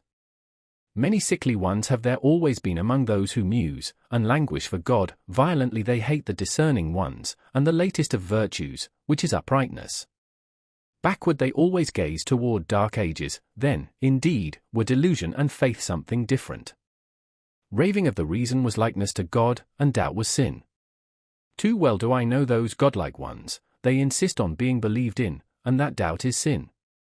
Too well, also, do I know what they themselves most believe in. Verily, not in backworlds and redeeming blood drops, but in the body do they also believe most, and their own body is for them the thing in itself. But it is a sickly thing to them, and gladly would they get out of their skin. Therefore hearken they to the preachers of death, and themselves preach backworlds. Hearken rather, my brethren, to the voice of the healthy body, it is a more upright and pure voice. More uprightly and purely speaketh the healthy body, perfect and square-built, and it speaketh of the meaning of the earth. Thus spake Zarathustra. For the despisers of the body. To the despisers of the body will I speak my word. I wish them neither to learn afresh, nor teach anew, but only to bid farewell to their own bodies, and thus be dumb. Body am I, and soul, so saith the child. And why should one not speak like children? But the awakened one, the knowing one, saith, Body am I entirely, and nothing more, and soul is only the name of something in the body. The body is a big sagacity, a plurality with one sense, a war and a peace, a flock and a shepherd. An instrument of thy body is also thy little sagacity, my brother, which thou kyoest spirit, a little instrument and plaything of thy big sagacity. Ego, sayest thou, and art proud of that word. But the greater thing, in which thou art unwilling to believe, is thy body with its big sagacity. It saith not ego, but doeth it. What the sense feeleth, what the spirit discerneth, hath never its end in itself. But sense and spirit would fain persuade thee that they are the end of all things, so vain are they. Instruments and playthings are sense and spirit, behind them there is still the self. The self seeketh with the eyes of the senses, it hearkeneth also with the ears of the spirit. Ever hearkeneth the self, and seeketh, it compareth, mastereth, conquereth, and destroyeth. It ruleth, and is also the ego's ruler. Behind thy thoughts and feelings, my brother, there is a mighty lord, an unknown sage. It is called self, it dwelleth in thy body, it is thy body. There is more sagacity in thy body than in thy best wisdom. And who then knoweth why thy body requireth just thy best wisdom? Thyself laugheth at thine ego, and its proud prancings. What are these prancings and flights of thought unto me, it saith to itself? A byway to my purpose. I am the leading string of the ego, and the prompter of its notions. The self saith unto the ego, feel pain. And thereupon it suffereth, and thinketh how it may put an end thereto, and for that very purpose it is meant to think. The self saith unto the ego, feel pleasure. Thereupon it rejoiceth, and thinketh how it may ofttimes rejoice, and for that very purpose it is meant to think. To the despisers of the body will I speak a word. That they despise is caused by their esteem. What is it that created esteeming and despising and worth and will? The creating self created for itself esteeming and despising, it created for itself joy and woe. The creating body created for itself spirit, as a hand to its will. Even in your folly and despising ye each serve yourself, ye despisers of the body. I tell you, your very self wanteth to die, and turneth away from life. No longer can yourself do that which it desireth most, create beyond itself. That is what it desireth most, that is all its fervour. But it is now too late to do so, so yourself wisheth to succumb, ye despisers of the body. To succumb, so wisheth yourself, and therefore have ye become despisers of the body. For ye can no longer create beyond yourselves. And therefore are ye now angry with life and with the earth. An unconscious envy is in the sidelong look of your contempt. I go not your way, ye despisers of the body. Ye are no bridges for me to the Superman. Thus spake Zarathustra. V. Joys and passions. My brother, when thou hast a virtue, and it is thine own virtue, thou hast it in common with no one. To be sure, thou wouldst call it by name and caress it, thou wouldst pull its ears and amuse thyself with it. And lo! Then hast thou its name in common with the people, and hast become one of the people and the herd with thy virtue. Better for thee to say, ineffable is it, and nameless, that which is pain and sweetness to my soul, and also the hunger of my bowels. Let thy virtue be too high for the familiarity of names, and if thou must speak of it, be not ashamed to stammer about it. Thus speak and stammer, that is my good, that do I love, thus doth it please me entirely, thus only do I desire the good. Not as the law of a god do I desire it, not as a human law or a human need do I desire it, it is not to be a guidepost for me to super-earths and paradises. An earthly virtue is it which I love, little prudence is therein, and the least everyday wisdom. But that bird built its nest beside me, therefore, I love and cherish it, now sitteth it beside me on its golden eggs. Thus shouldst thou stammer, and praise thy virtue. Once hadst thou passions and calledst them evil. But now hast thou only thy virtues, they grew out of thy passions. Thou implantedst thy highest aim into the heart of those passions, then became they thy virtues and joys. And though thou wert of the race of the hot-tempered, or of the voluptuous, or of the fanatical, or the vindictive, all thy passions in the end became virtues, and all thy devils angels. Once hadst thou wild dogs in thy cellar, but they changed at last into birds and charming songstresses. Out of thy poisons brewedst thou balsam for thyself, thy cow, affliction, milkedst thou, now drinketh thou the sweet milk of her udder. And nothing evil groweth in thee any longer, unless it be the evil that groweth out of the conflict of thy virtues. My brother, if thou be fortunate, then wilt thou have one virtue and no more, thus goest thou easier over the bridge. Illustrious is it to have many virtues, but a hard lot, and many a one hath gone into the wilderness and killed himself, because he was weary of being the battle and battlefield of virtues. My brother, are war and battle evil? Necessary, however, is the evil, necessary are the envy and the distrust and the backbiting among the virtues. Lo! How each of thy virtues is covetous of the highest place, it wanteth thy whole spirit to be its herald, it wanteth thy whole power, in wrath, hatred, and love.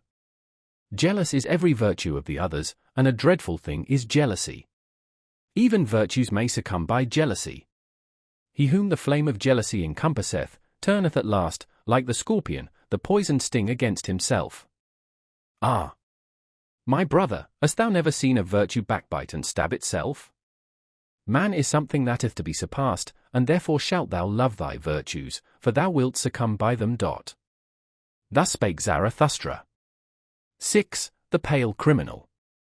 Ye do not mean to slay, ye judges and sacrificers, until the animal hath bowed its head? Lo! The pale criminal hath bowed his head, out of his eye speaketh the great contempt. Mine ego is something which is to be surpassed, mine ego is to me the great contempt of man, so speaketh it out of that eye. When he judged himself, that was his supreme moment, let not the exalted one relapse again into his low estate. There is no salvation for him who thus suffereth from himself, unless it be speedy death. Your slaying, ye judges, shall be pity, and not revenge, and in that ye slay, see to it that ye yourselves justify life. It is not enough that ye should reconcile with him whom ye slay. Let your sorrow be love to the Superman, thus will ye justify your own survival. Enemy shall ye say but not villain, invalid shall ye say but not wretch, fool shall ye say but not sinner. And thou, red judge, if thou wouldst say audibly all thou hast done in thought, then would every one cry, away with the nastiness and the virulent reptile. But one thing is the thought, another thing is the deed, and another thing is the idea of the deed. The wheel of causality doth not roll between them. An idea made this pale man pale. Adequate was he for his deed when he did it, but the idea of it, he could not endure when it was done. Evermore did he now see himself as the doer of one deed. Madness, I call this, the exception reversed itself to the rule in him. The streak of chalk bewitcheth the hen, the stroke he struck bewitched his weak reason. Madness after the deed, I call this. Hearken, ye judges! There is another madness besides, and it is before the deed. Ah! Ye have not gone deep enough into this soul. Thus speaketh the red judge, why did this criminal commit murder? He meant to rob. I tell you, however, that his soul wanted blood, not booty, he thirsted for the happiness of the knife.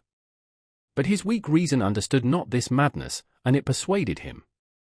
What matter about blood, it said, wishest thou not, at least, to make booty thereby? Or take revenge? And he hearkened unto his weak reason, like lead lay its words upon him, thereupon he robbed when he murdered. He did not mean to be ashamed of his madness. And now once more lieth the lead of his guilt upon him, and once more is his weak reason so benumbed, so paralyzed, and so dull. Could he only shake his head, then would his burden roll off, but who sharketh that head? What is this man? A mass of diseases that reach out into the world through the spirit, there they want to get their prey. What is this man? A coil of wild serpents that are seldom at peace among themselves, so they go forth apart and seek prey in the world. Look at that poor body. What it suffered and craved, the poor soul interpreted to itself, it interpreted it as murderous desire, and eagerness for the happiness of the knife. Him who now turneth sick, the evil overtaketh which is now the evil, he seeketh to cause pain with that which causeth him pain. But there have been other ages, and another evil and good. Once was doubt evil, and the will to self. Then the invalid became a heretic or sorcerer, as heretic or sorcerer he suffered, and sought to cause suffering. But this will not enter your ears, it hurteth your good people, ye tell me. But what doth it matter to me about your good people? Many things in your good people cause me disgust, and verily, not their evil. I would that they had a madness by which they succumbed, like this pale criminal. Verily, I would that their madness were called truth, or fidelity, or justice, but they have their virtue in order to live long, and in wretched self-complacency. I am a railing alongside the torrent, whoever is able to grasp me may grasp me. Your crutch, however, I am not. Thus spake Zarathustra. 7. Reading and writing. Of all that is written, I love only what a person hath written with his blood. Write with blood, and thou wilt find that blood is spirit. It is no easy task to understand unfamiliar blood. I hate the reading idlers. He who knoweth the reader, doeth nothing more for the reader. Another century of readers, and spirit itself will stink. Every one being allowed to learn to read, ruineth in the long run not only writing but also thinking. Once spirit was God, then it became man, and now it even becometh populous. He that writeth in blood and proverbs doth not want to be read, but learnt by heart. In the mountains the shortest way is from peak to peak, but for that route thou must have long legs. Proverbs should be peaks, and those spoken to should be big and tall. The atmosphere rare and pure, danger near, and the spirit full of a joyful wickedness, thus are things well matched. I want to have goblins about me, for I am courageous. The courage which scareth away ghosts, createth for itself goblins, it wanteth to laugh. I no longer feel in common with you, the very cloud which I see beneath me, the blackness and heaviness at which I laugh, that is your thunder cloud. Ye look aloft when ye long for exaltation, and I look downward because I am exalted. Who among you can at the same time laugh and be exalted? He who climbeth on the highest mountains, laugheth at all tragic plays and tragic realities. Courageous, unconcerned, scornful, coercive, so wisdom wisheth us, she is a woman, and ever loveth only a warrior. Ye tell me, life is hard to bear. But for what purpose should ye have your pride in the morning and your resignation in the evening? Life is hard to bear, but do not affect to be so delicate. We are all of us fine sumpter asses and assesses. What have we in common with the rosebud, which trembleth because a drop of dew hath formed upon it? It is true we love life, not because we are wont to live, but because we are wont to love. There is always some madness in love.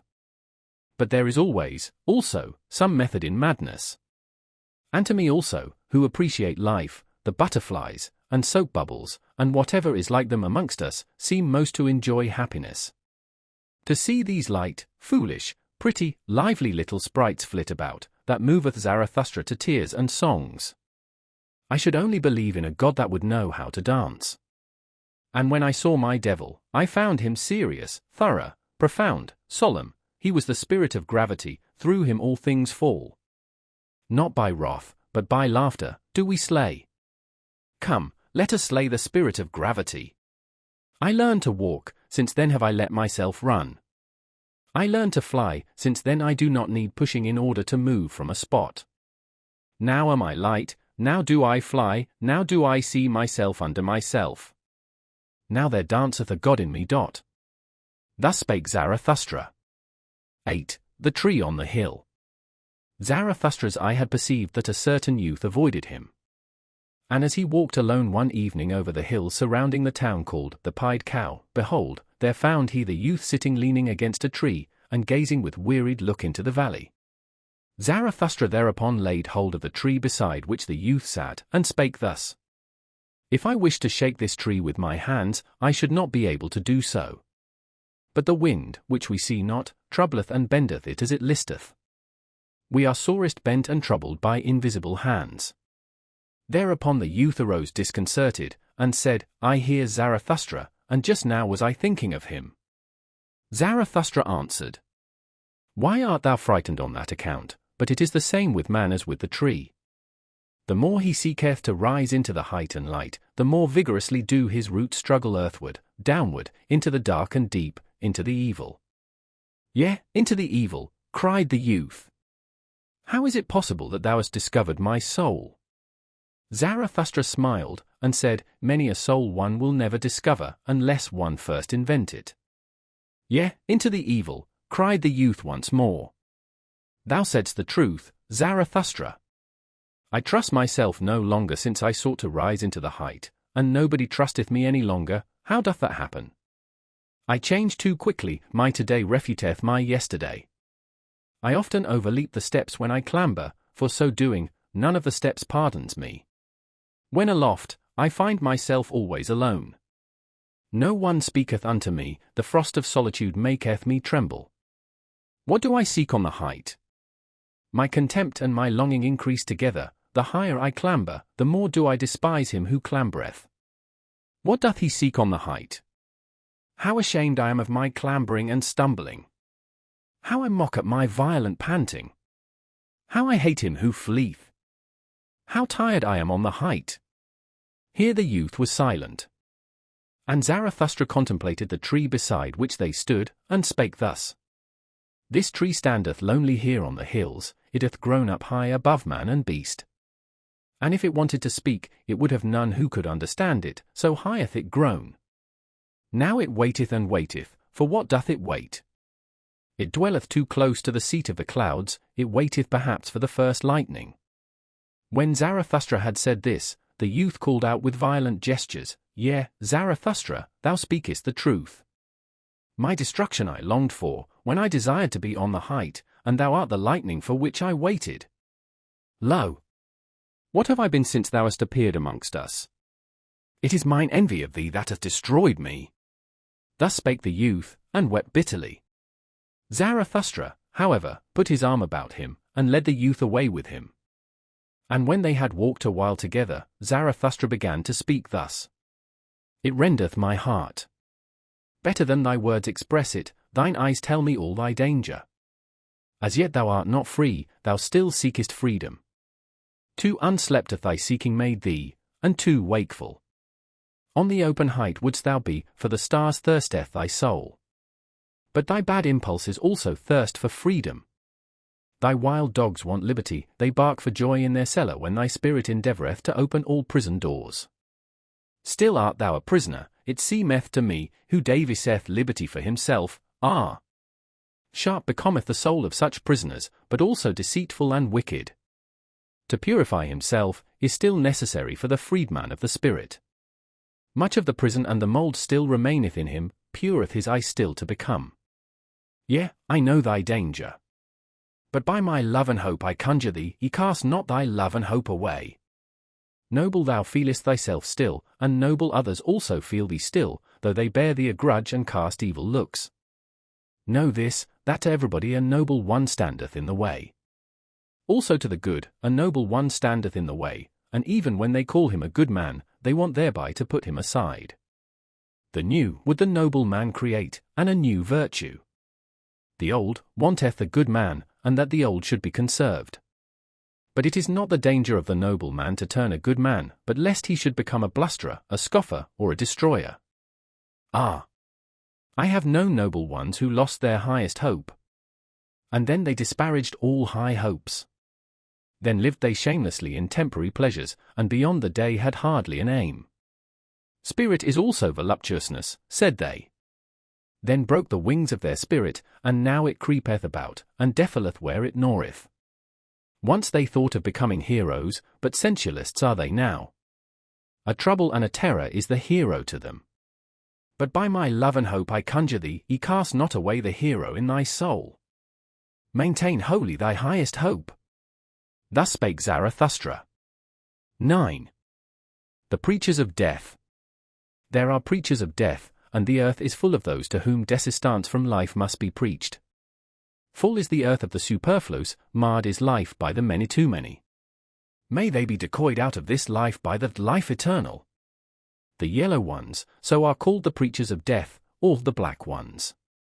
But I will show them unto you in other colours besides. There are the terrible ones who carry about in themselves the beast of prey, and have no choice except lusts or self-laceration. And even their lusts are self-laceration. They have not yet become men, those terrible ones, may they preach desistance from life, and pass away themselves.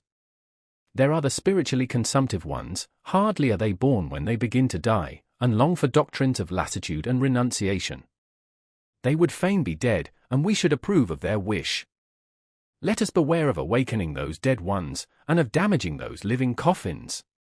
They meet an invalid, or an old man, or a corpse, and immediately they say, life is refuted. But they only are refuted, and their eye, which seeth only one aspect of existence. Shrouded in thick melancholy, and eager for the little casualties that bring death, thus do they wait, and clench their teeth. Or else, they grasp at sweetmeats, and mock at their childishness thereby, they cling to their straw of life, and mock at their still clinging to it. Their wisdom speaketh thus, a fool, he who remaineth alive, but so far are we fools. And that is the foolishest thing in life. Life is only suffering, so say others, and lie not. Then see to it that ye cease. See to it that the life saith which is only suffering. And let this be the teaching of your virtue, thou shalt slay thyself. Thou shalt steal away from thyself. Lust is sin, so say some who preach death, let us go apart and beget no children. Giving birth is troublesome, say others, why still give birth? One beareth only the unfortunate. And they also are preachers of death. Pity is necessary, so saith a third party. Take what I have. Take what I am. So much less doth life bind me. Were they consistently pitiful, then would they make their neighbors sick of life. To be wicked, that would be their true goodness. But they want to be rid of life, what care they if they bind others still faster with their chains and gifts? And ye also, to whom life is rough labor and disquiet, are ye not very tired of life? Are ye not very ripe for the sermon of death? All ye to whom rough labor is dear, and the rapid, new, and strange, ye put up with yourselves badly, your diligence is flight, and the will to self-forgetfulness. If ye believed more in life, then would ye devote yourselves less to the momentary.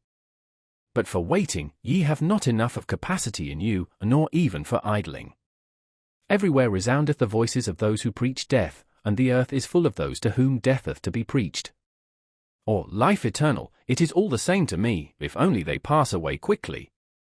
Thus spake Zarathustra. Ext war and warriors. By our best enemies we do not want to be spared, nor by those either whom we love from the very heart. So let me tell you the truth. My brethren in war, I love you from the very heart. I am, and was ever, your counterpart. And I am also your best enemy. So let me tell you the truth. I know the hatred and envy of your hearts. Ye are not great enough not to know of hatred and envy. Then be great enough not to be ashamed of them. And if ye cannot be saints of knowledge, then, I pray you, be at least its warriors. They are the companions and forerunners of such saintship. I see many soldiers, could I but see many warriors. Uniform, one calleth what they wear, may it not be uniform what they therewith hide. Ye shall be those whose eyes ever seek for an enemy, for your enemy. And with some of you there is hatred at first sight. Your enemy shall ye seek, your war shall ye wage, and for the sake of your thoughts. And if your thoughts succumb, your uprightness shall still shout triumph thereby. Ye shall love peace as a means to new wars, and the short peace more than the long. You I advise not to work, but to fight. You I advise not to peace, but to victory. Let your work be a fight, let your peace be a victory. One can only be silent and sit peacefully when one hath arrow and bow, otherwise one prateth and quarrelleth. Let your peace be a victory. Ye say it is the good cause which halloweth even war. I say unto you, it is the good war which halloweth every cause. War and courage have done more great things than charity. Not your sympathy, but your bravery hath hitherto saved the victims. What is good, ye ask? To be brave is good. Let the little girls say, to be good is what is pretty, and at the same time touching. They call you heartless, but your heart is true, and I love the bashfulness of your goodwill. Ye are ashamed of your flow, and others are ashamed of their ebb. Ye are ugly? Well then, my brethren, take the sublime about you, the mantle of the ugly. And when your soul becometh great, then doth it become haughty, and in your sublimity there is wickedness. I know you. In wickedness the haughty man and the weakling meet. But they misunderstand one another. I know you. Ye shall only have enemies to be hated, but not enemies to be despised. Ye must be proud of your enemies, then the successes of your enemies are also your successes. Resistance, that is the distinction of the slave. Let your distinction be obedience. Let your commanding itself be obeying. To the good warrior soundeth, thou shalt pleasanter than I will. And all that is dear unto you, ye shall first have it commanded unto you. Let your love to life be love to your highest hope, and let your highest hope be the highest thought of life. Your highest thought, however, ye shall have it commanded unto you by me, and it is this: man is something that is to be surpassed. So live your life of obedience and of war. What matter about long life? What warrior wisheth to be spared? I spare you not, I love you from my very heart, my brethren in war. Thus spake Zarathustra. 11. The new idol. Somewhere there are still peoples and herds, but not with us, my brethren. Here there are states. A state? What is that? Well, open now your ears unto me, for now will I say unto you my word concerning the death of peoples. A state is called the coldest of all cold monsters. Coldly lieth it also, and this lie creepeth from its mouth, by the state and the people. It is a lie. Creators were they who created peoples, and hung a faith and a love over them, thus they served life. Destroyers are they who lay snares for many, and call it the state, they hang a sword and 100 cravings over them. Where there is still a people, there the state is not understood, but hated as the evil eye, and a sin against laws and customs. This sign I give unto you: every people speaketh its language of good and evil, this its neighbour understandeth not. Its language hath it devised for itself in laws and customs. But the state lieth in all languages of good and evil, and whatever it saith it lieth, and whatever it hath stolen. False is everything in it, with stolen teeth it biteth, the biting one. False are even its bowels. Confusion of language of good and evil, this sign I give unto you as the sign of the state. Verily, the will to death indicateth this sign. Verily, it beckoneth unto the preachers of death. Many too many are born, for the superfluous ones was the state devised. See just how it enticeth them to it, the many too many. How it swalloweth and cheweth and resheweth them. On earth there is nothing greater than I, it is I who am the regulating finger of God, thus roareth the monster. And not only the long-eared and short-sighted fall upon their knees. Ah! Even in your ears, ye great souls, it whispereth its gloomy lies. Ah! It findeth out the rich hearts which willingly lavish themselves. Yea, it findeth you out too, ye conquerors of the old God. Weary ye became of the conflict, and now your weariness serveth the new idol. Heroes and honourable ones, it would fain set up around it, the new idol. Gladly it basketh in the sunshine of good consciences, the cold monster. Everything will it give you, if why ye worship it, the new idol, thus it purchaseth the lustre of your virtue, and the glance of your proud eyes. It seeketh to allure by means of you, the many too many. Yea, a hellish artifice hath here been devised, a death horse jingling with the trappings of divine honours. Yea, a dying for many hath here been devised, which glorifieth itself as life, verily, a hearty service unto all preachers of death. The state, I call it, where all are poison drinkers, the good and the bad, the state, where all lose themselves, the good and the bad, the state, where the slow suicide of all, is called life. Just see these superfluous ones. They steal the works of the inventors and the treasures of the wise. Culture they call their theft, and everything becometh sickness and trouble unto them. Just see these superfluous ones. Sick are they always, they vomit their bile and call it a newspaper. They devour one another, and cannot even digest themselves. Just see these superfluous ones. Wealth they acquire and become poorer thereby. Power they seek for, and above all, the lever of power, much money, these impotent ones. See them clamber, these nimble apes. They clamber over one another, and thus scuffle into the mud and the abyss. Towards the throne they all strive, it is their madness, as if happiness sat on the throne. Ofttimes sitteth filth on the throne, and ofttimes also the throne on filth. Madmen they all seem to me, and clambering apes, and too eager.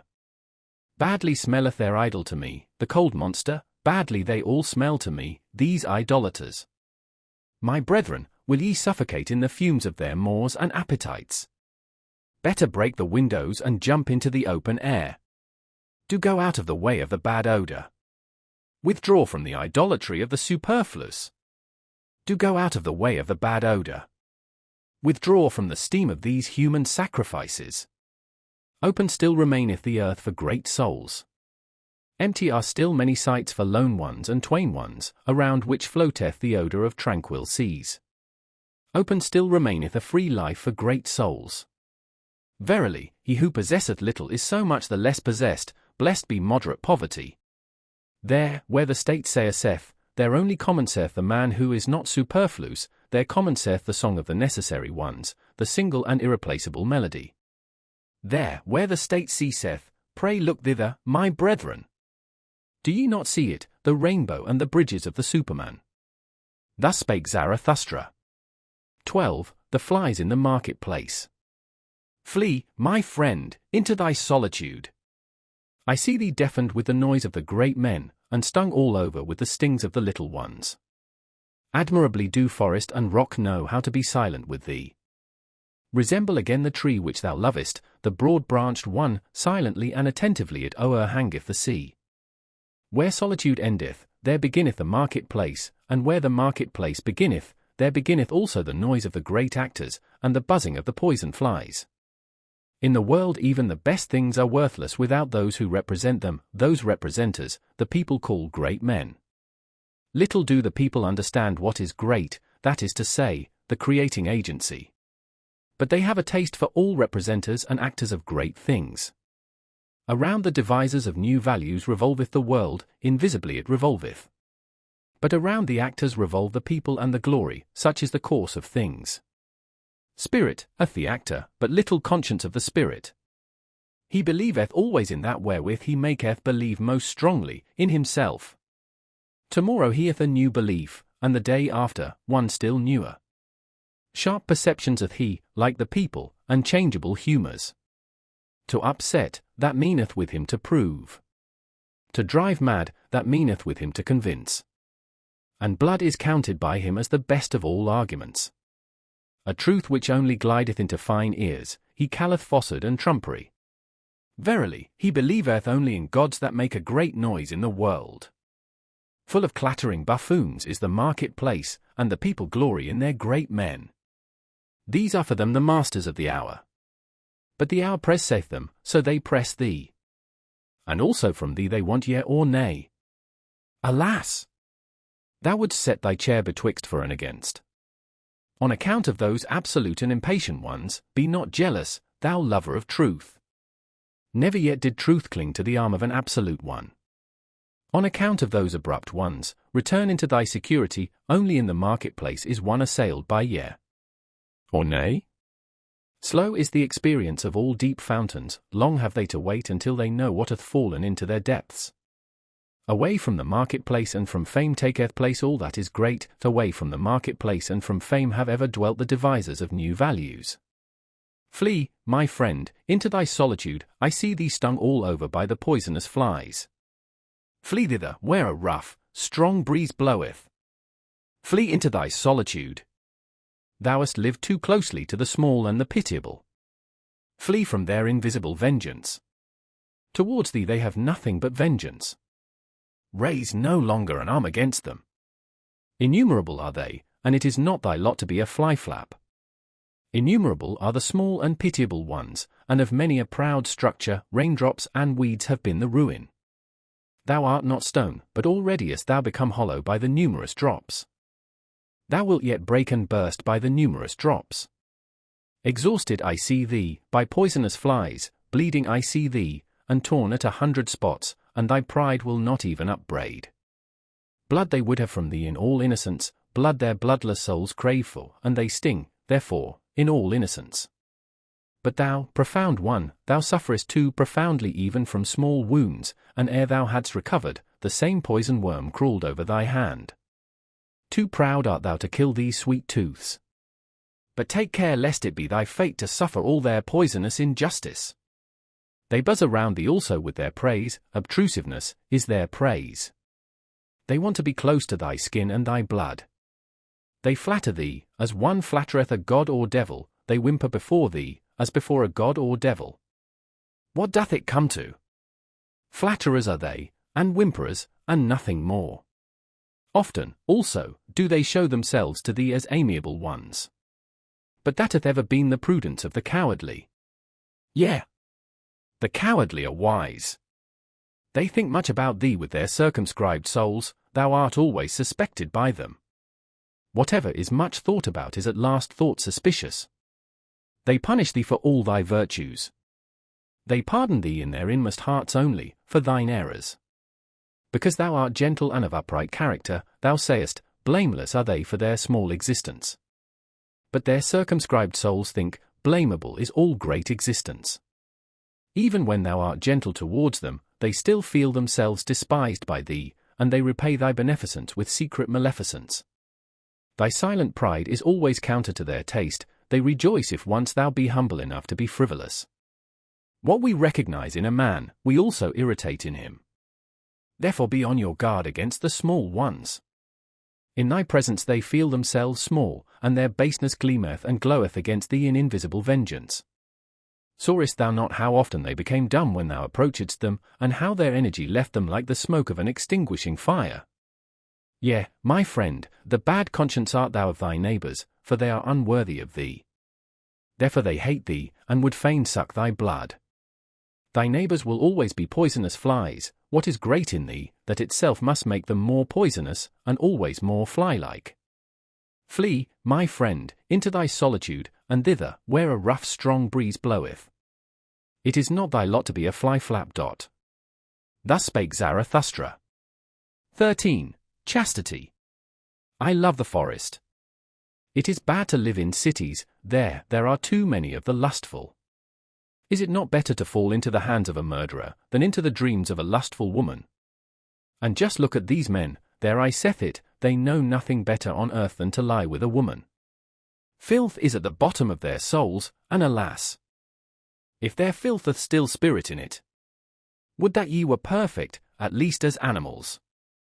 But to animals belongeth innocence. Do I counsel you to slay your instincts? I counsel you to innocence in your instincts. Do I counsel you to chastity? Chastity is a virtue with some, but with many almost a vice.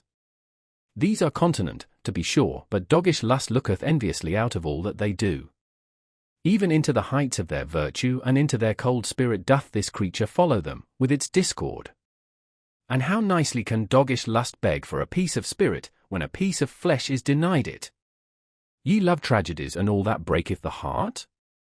But I am distrustful of your doggish lust. Ye have too cruel eyes, and ye look wantonly towards the sufferers. Hath not your lust just disguised itself and taken the name of fellow-suffering? And also this parable give I unto you, not a few who meant to cast out their devil, went thereby into the swine themselves. To whom chastity is difficult, it is to be dissuaded, lest it become the road to hell, to filth and lust of soul. Do I speak of filthy things? That is not the worst thing for me to do. Not when the truth is filthy, but when it is shallow, doth the discerning one go unwillingly into its waters. Verily, there are chaste ones from their very nature, they are gentler of heart, and laugh better and oftener than you. They laugh also at chastity, and ask, what is chastity? Is chastity not folly? But the folly came unto us, and not we unto it. We offered the guest harbour and heart, now it dwelleth with us, let it stay as long as it will. Thus spake Zarathustra. 14. The friend. 1 is always too many about me, thinketh the anchorite. Always once one, that maketh two in the long run. I and me are always too earnestly in conversation, how could it be endured, if there were not a friend? The friend of the anchorite is always the third one is the cork which preventeth the conversation of the two sinking into the depth. Ah! There are too many depths for all anchorites. Therefore, do they long so much for a friend, and for his elevation. Our faith in others betrayeth wherein we would fain have faith in ourselves. Our longing for a friend is our betrayer. And often with our love we want merely to overleap envy. And often we attack and make ourselves enemies, to conceal that we are vulnerable. Be at least mine enemy.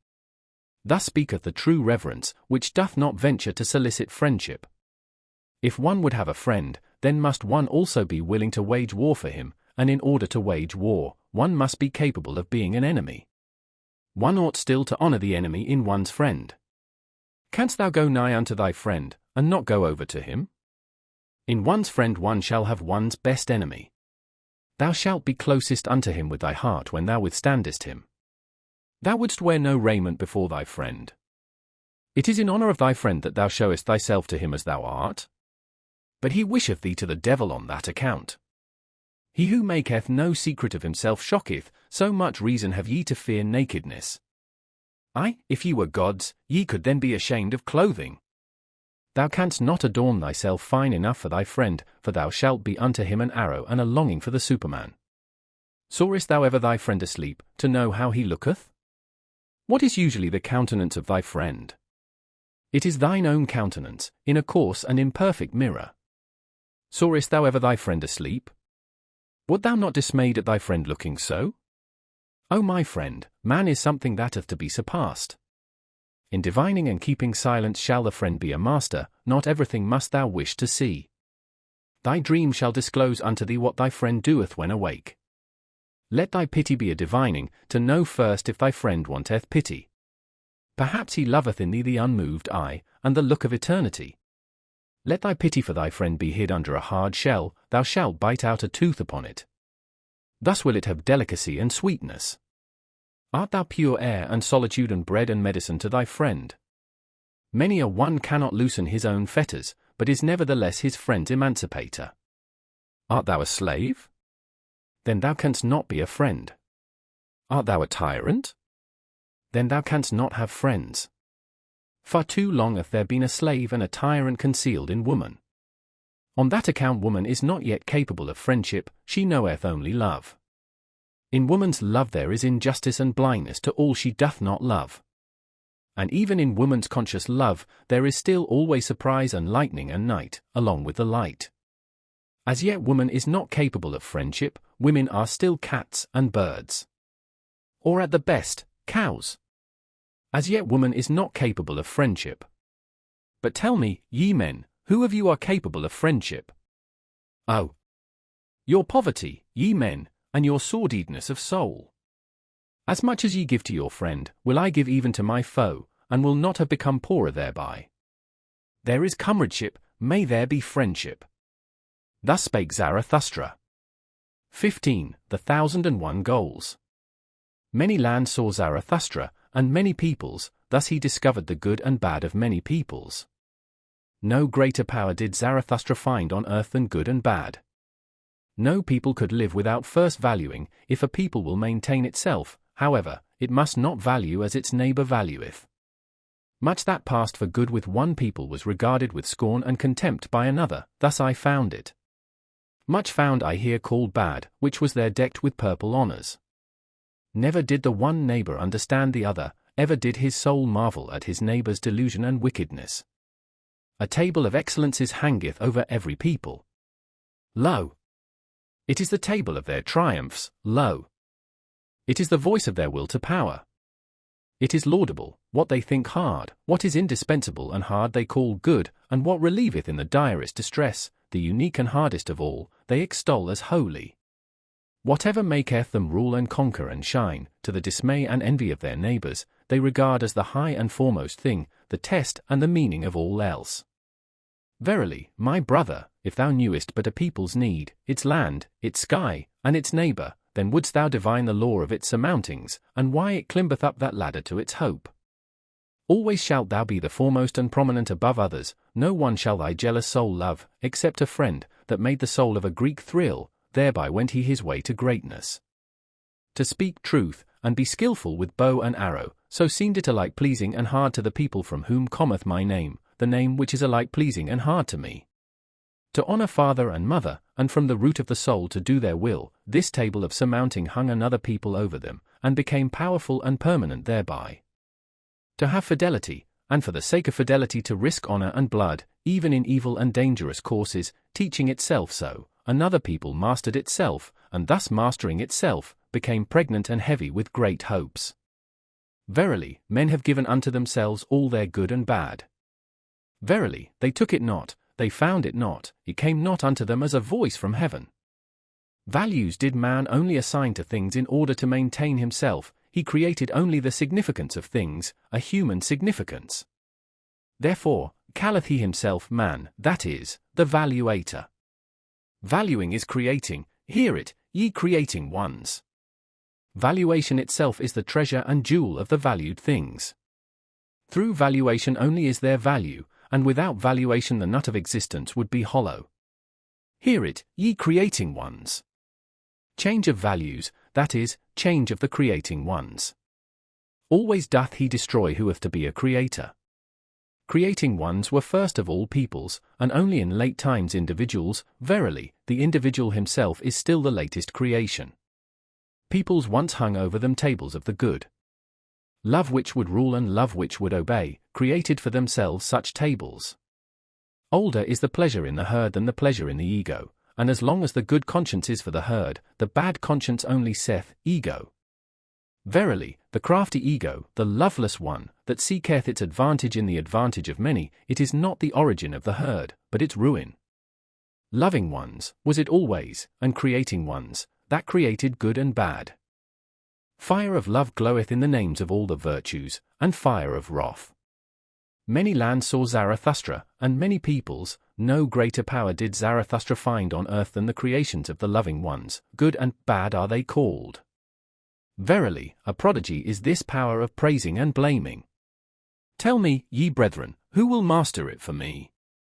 Who will put a fetter upon the 1,000 necks of this animal? 1,000 goals have there been hitherto, for 1,000 peoples have there been. Only the fetter for the 1,000 necks is still lacking, there is lacking the one goal. As yet humanity hath not a goal. But pray tell me, my brethren, if the goal of humanity be still lacking, is there not also still lacking humanity itself? Thus spake Zarathustra. 16. Neghbor love. Ye crowd around your neighbor, and have fine words for it. But I say unto you, your neighbor love is your bad love of yourselves. Ye flee unto your neighbor from yourselves, and would fain make a virtue thereof, but I fathom your unselfishness. The thou is older than the I, the thou hath been consecrated, but not yet the I, so man presseth nigh unto his neighbor. Do I advise you to neighbor love? Rather do I advise you to neighbor flight and to furthest love. Higher than love to your neighbor is love to the furthest and future ones, higher still than love to men is love to things and phantoms. The phantom that runneth on before thee, my brother, is fairer than thou, why dost thou not give unto it thy flesh and thy bones? But thou fearest, and runnest unto thy neighbor. Ye cannot endure it with yourselves, and do not love yourselves sufficiently, so ye seek to mislead your neighbor into love, and would fain gild yourselves with his error. Would that ye could not endure it with any kind of near ones, or their neighbors, then would ye have to create your friend and his overflowing heart out of yourselves. Ye call in a witness when ye want to speak well of yourselves, and when ye have misled him to think well of you, ye also think well of yourselves. Not only doth he lie, who speaketh contrary to his knowledge, but more so, he who speaketh contrary to his ignorance. And thus speak ye of yourselves in your intercourse, and belie your neighbor with yourselves. Thus saith the fool, association with men spoileth the character, especially when one hath none. The one goeth to his neighbor because he seeketh himself, and the other because he would fain lose himself. Your bad love to yourselves maketh solitude a prison to you. The furthest ones are they who pay for your love to the near ones, and when there are but 5 of you together, a 6th must always die. I love not your festivals either, too many actors found I there, and even the spectators often behaved like actors. Not the neighbor do I teach you, but the friend. Let the friend be the festival of the earth to you, and a foretaste of the Superman. I teach you the friend and his overflowing heart. But one must know how to be a sponge, if one would be loved by overflowing hearts.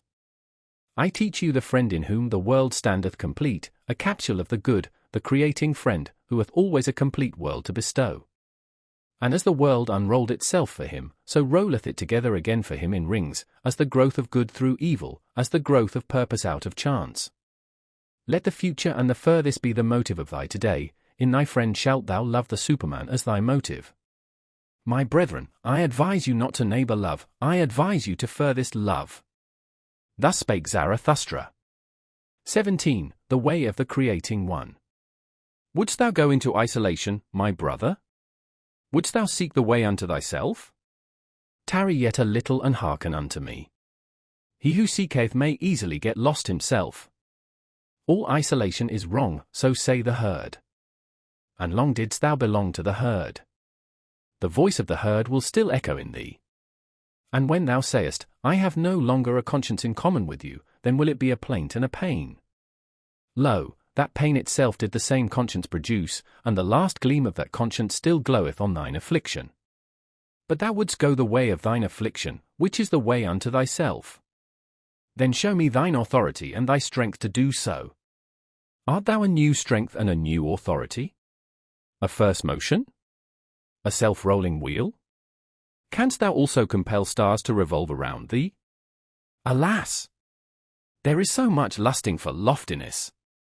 There are so many convulsions of the ambitions. Show me that thou art not a lusting and ambitious one. Alas! There are so many great thoughts that do nothing more than the bellows, they inflate, and make emptier than ever. Free, dost thou call thyself? Thy ruling thought would I hear of, and not that thou hast escaped from a yoke. Art thou one entitled to escape from a yoke? Many a one hath cast away his final worth when he hath cast away his servitude. Free from what? What doth that matter to Zarathustra? Clearly, however, shall thine eye show unto me, free for what? Canst thou give unto thyself thy bad and thy good, and set up thy will as a law over thee? Canst thou be judge for thyself, an avenger of thy law? Terrible is aloneness with the judge and avenger of one's own law. Thus is a star projected into desert space, and into the icy breath of aloneness. Today sufferest thou still from the multitude, thou individual, today hast thou still thy courage unabated, and thy hopes. But one day will the solitude weary thee, one day will thy pride yield, and thy courage quail. Thou wilt one day cry, I am alone. One day wilt thou see no longer thy loftiness, and see too closely thy lowliness, thy sublimity itself will frighten thee as a phantom. Thou wilt one day cry, all is false. There are feelings which seek to slay the lonesome one, if they do not succeed, then must they themselves die. But art thou capable of it, to be a murderer? Hast thou ever known, my brother, the word disdain? And the anguish of thy justice in being just to those that disdain thee? Thou forcest many to think differently about thee, that charge they heavily to thine account. Thou camest nigh unto them, and yet wentest past, for that they never forgive thee. Thou goest beyond them, but the higher thou risest, the smaller doth the eye of envy see thee. Most of all, however, is the flying one hated.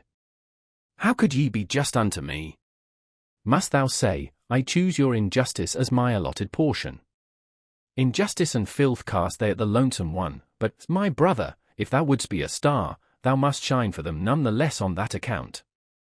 And be on thy guard against the good and just. They would fain crucify those who devise their own virtue, they hate the lonesome ones. Be on thy guard, also, against holy simplicity. All is unholy to it that is not simple, fain, likewise, would it play with the fire of the faggot and stake. And be on thy guard, also, against the assaults of thy love. Too readily doth the recluse reach his hand to any one who meeteth him. To many a one mayest thou not give thy hand, but only thy paw, and I wish thy paw also to have claws. But the worst enemy thou canst meet, wilt thou thyself always be, thou waylayest thyself in caverns and forests. Thou lonesome one, thou goest the way to thyself. And past thyself and thy 7 devils leadeth thy way. A heretic wilt thou be to thyself, and a wizard and a soothsayer, and a fool, and a doubter, and a reprobate, and a villain. Ready must thou be to burn thyself in thine own flame. How couldst thou become new if thou have not first become ashes? Thou lonesome one, thou goest the way of the creating one, a god wilt thou create for thyself out of thy 7 devils. Thou lonesome one, thou goest the way of the loving one, thou lovest thyself, and on that account despisest thou thyself, as only the loving ones despise. To create, desireth the loving one, because he despiseth. What knoweth he of love who hath not been obliged to despise just what he loved? With thy love, go into thine isolation, my brother, and with thy creating, and late only will justice limp after thee. With my tears, go into thine isolation, my brother. I love him who seeketh to create beyond himself, and thus succumbeth. Thus spake Zarathustra. 18. Old and young women. Why stealest thou along so furtively in the twilight, Zarathustra? And what hidest thou so carefully under thy mantle? Is it a treasure that hath been given thee? Or a child that hath been born thee? Or goest thou thyself on a thief's errand, thou friend of the evil? Verily, my brother, said Zarathustra, it is a treasure that hath been given me, it is a little truth which I carry. But it is naughty, like a young child, and if I hold not its mouth, it screameth too loudly. As I went on my way alone today, at the hour when the sun declineth, there met me an old woman, and she spake thus unto my soul.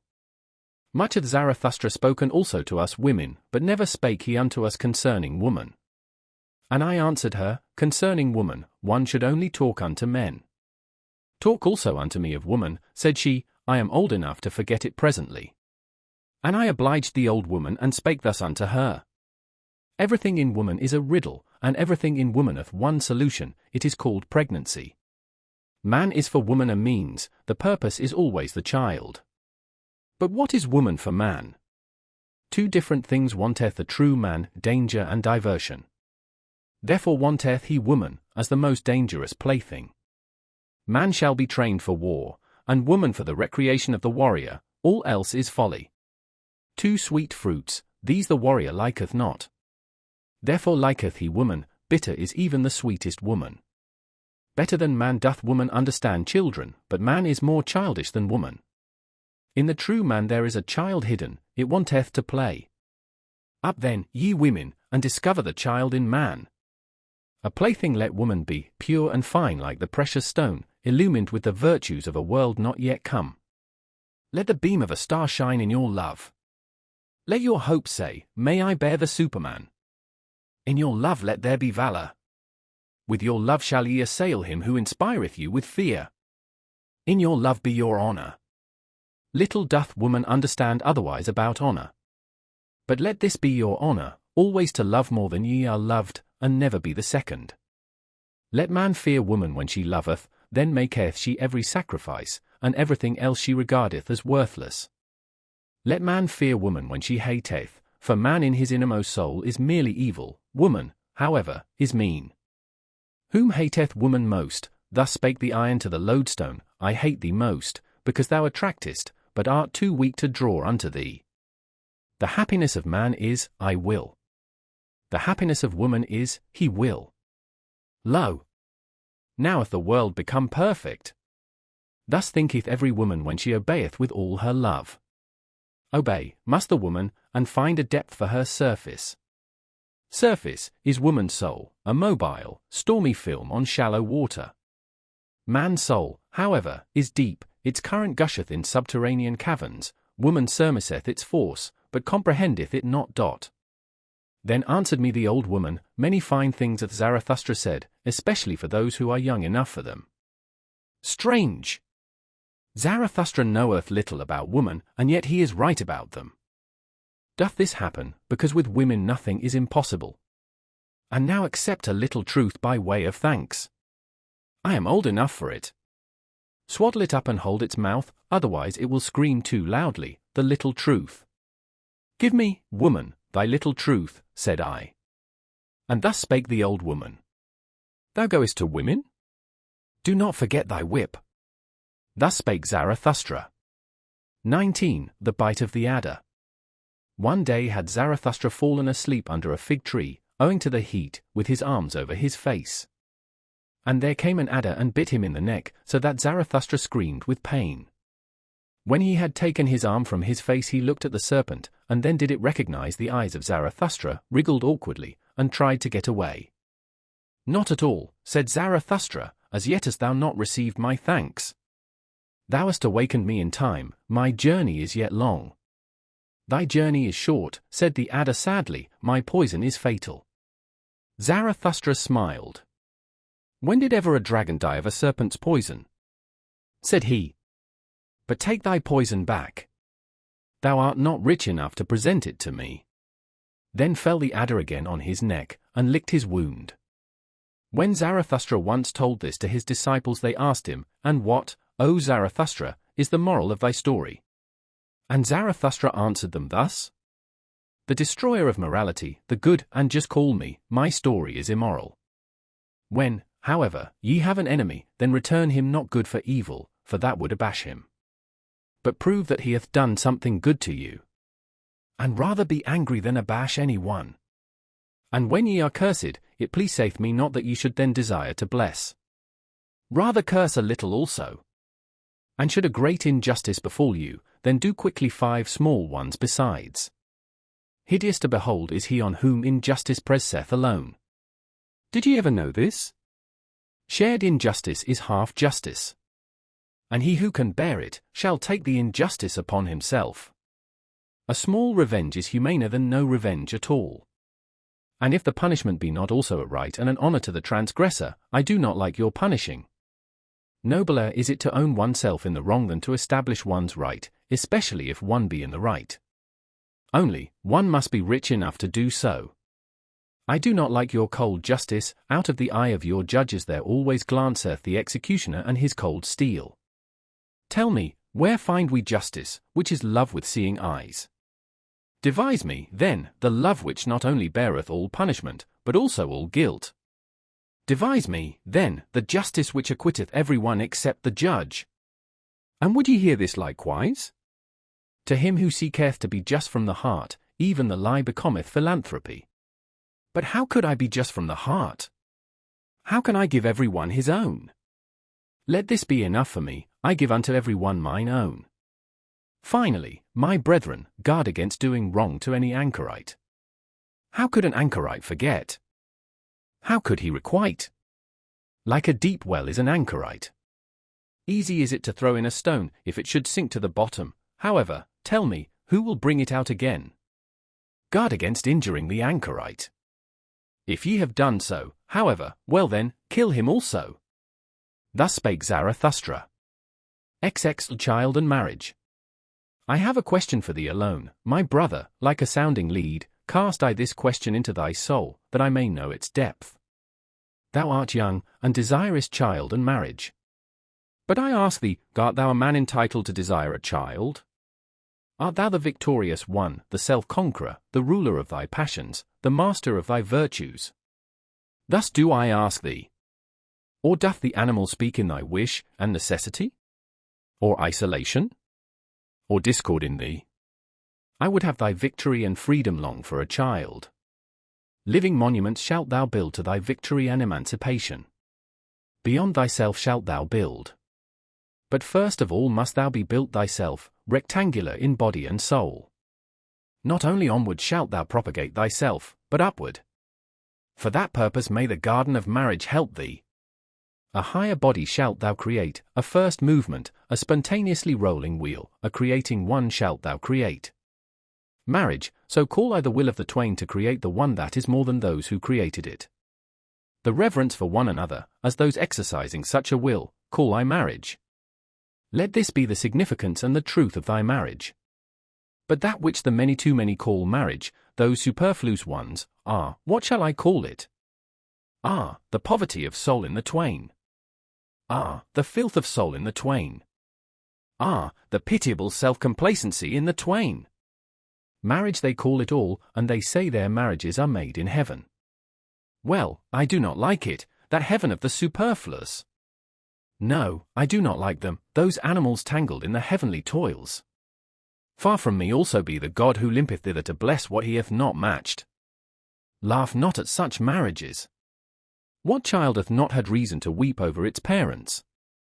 Worthy did this man seem, and ripe for the meaning of the earth, but when I saw his wife, the earth seemed to me a home for madcaps. Yea, I would that the earth shook with convulsions when a saint and a goose mate with one another. This one went forth in quest of truth as a hero, and at last got for himself a small decked-up lie, his marriage he calleth it. That one was reserved in intercourse and chose choicely. But one time he spoilt his company for all time, his marriage he calleth it. Another sought a handmaid with the virtues of an angel. But all at once he became the handmaid of a woman, and now would he need also to become an angel. Careful, have I found all buyers, and all of them have astute eyes. But even the astutest of them buyeth his wife in a sack.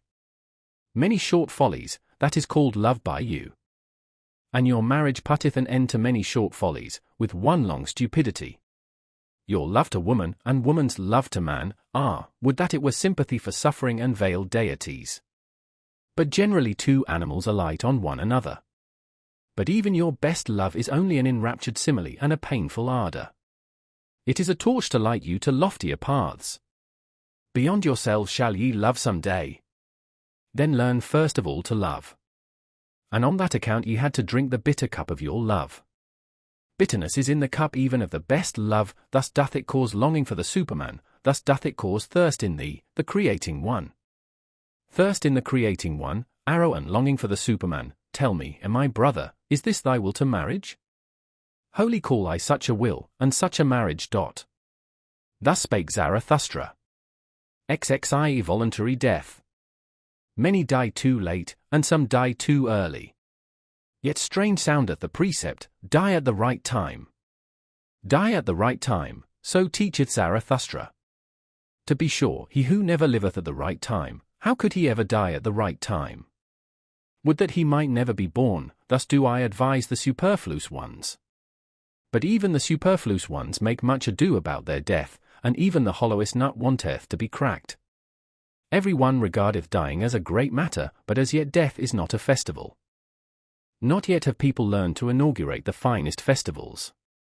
The consummating death I show unto you, which becometh a stimulus and promise to the living. His death dieth the consummating one triumphantly, surrounded by hoping and promising ones. Thus should one learn to die, and there should be no festival at which such a dying one doth not consecrate the oaths of the living.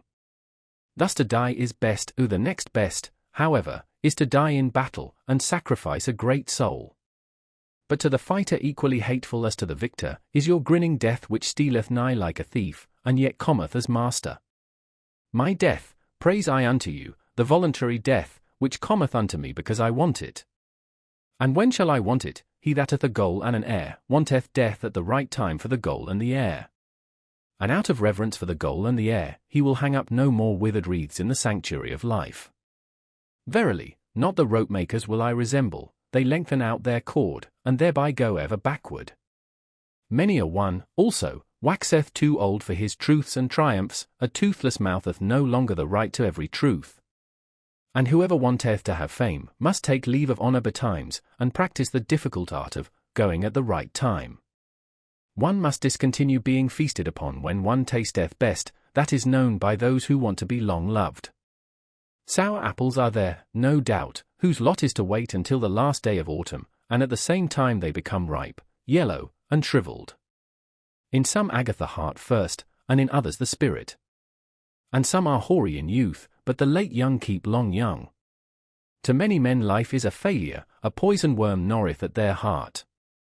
Then let them see to it that their dying is all the more a success. Many never become sweet, they rot even in the summer.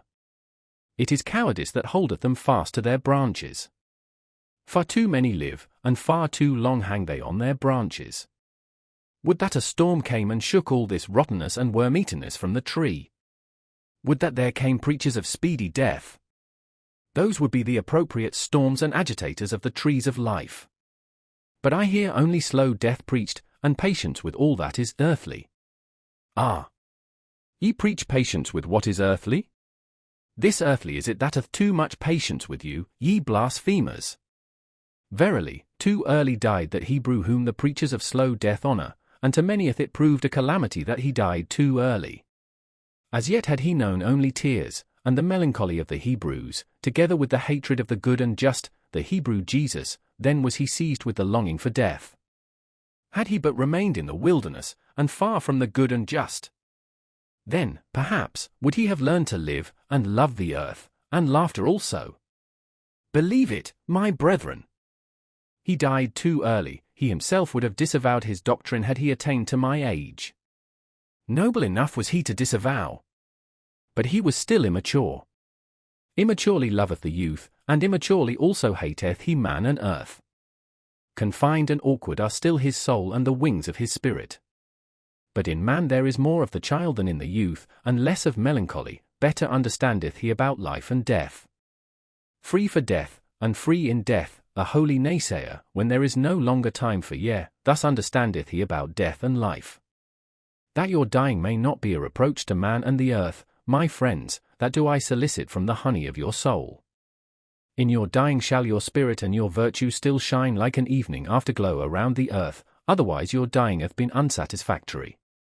Thus will I die myself, that ye friends may love the earth more for my sake, and earth will I again become, to have rest in her that bore me. Verily, a goal had Zarathustra, he threw his ball. Now be ye friends the heirs of my goal, to you throw I the golden ball.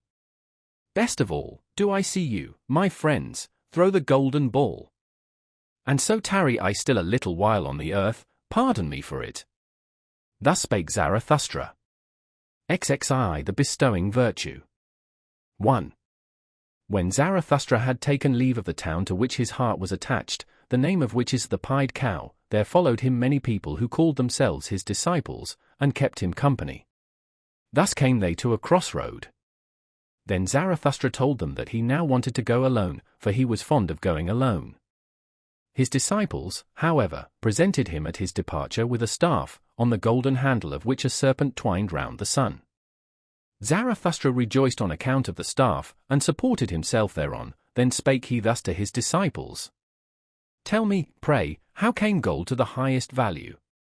Because it is uncommon, and unprofiting, and beaming, and soft in lustre, it always bestoweth itself.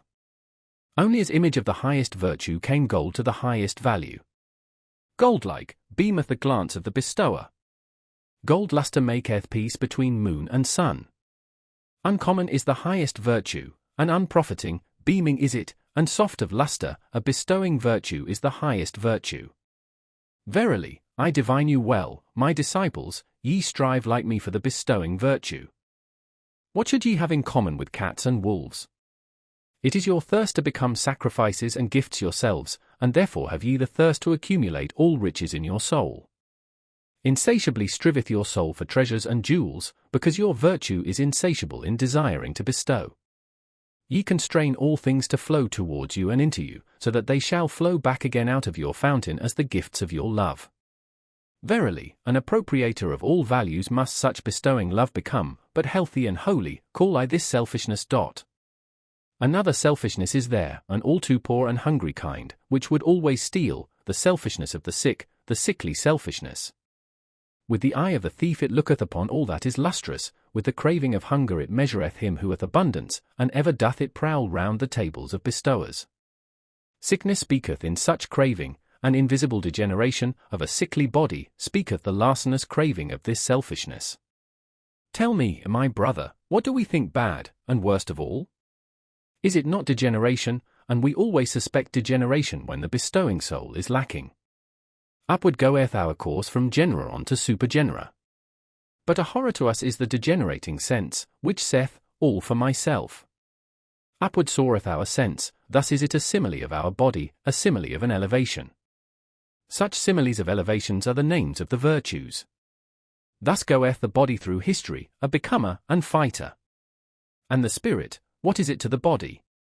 Its fights and victories herald, its companion and echo. Similes are all names of good and evil, they do not speak out, they only hint. A fool who seeketh knowledge from them.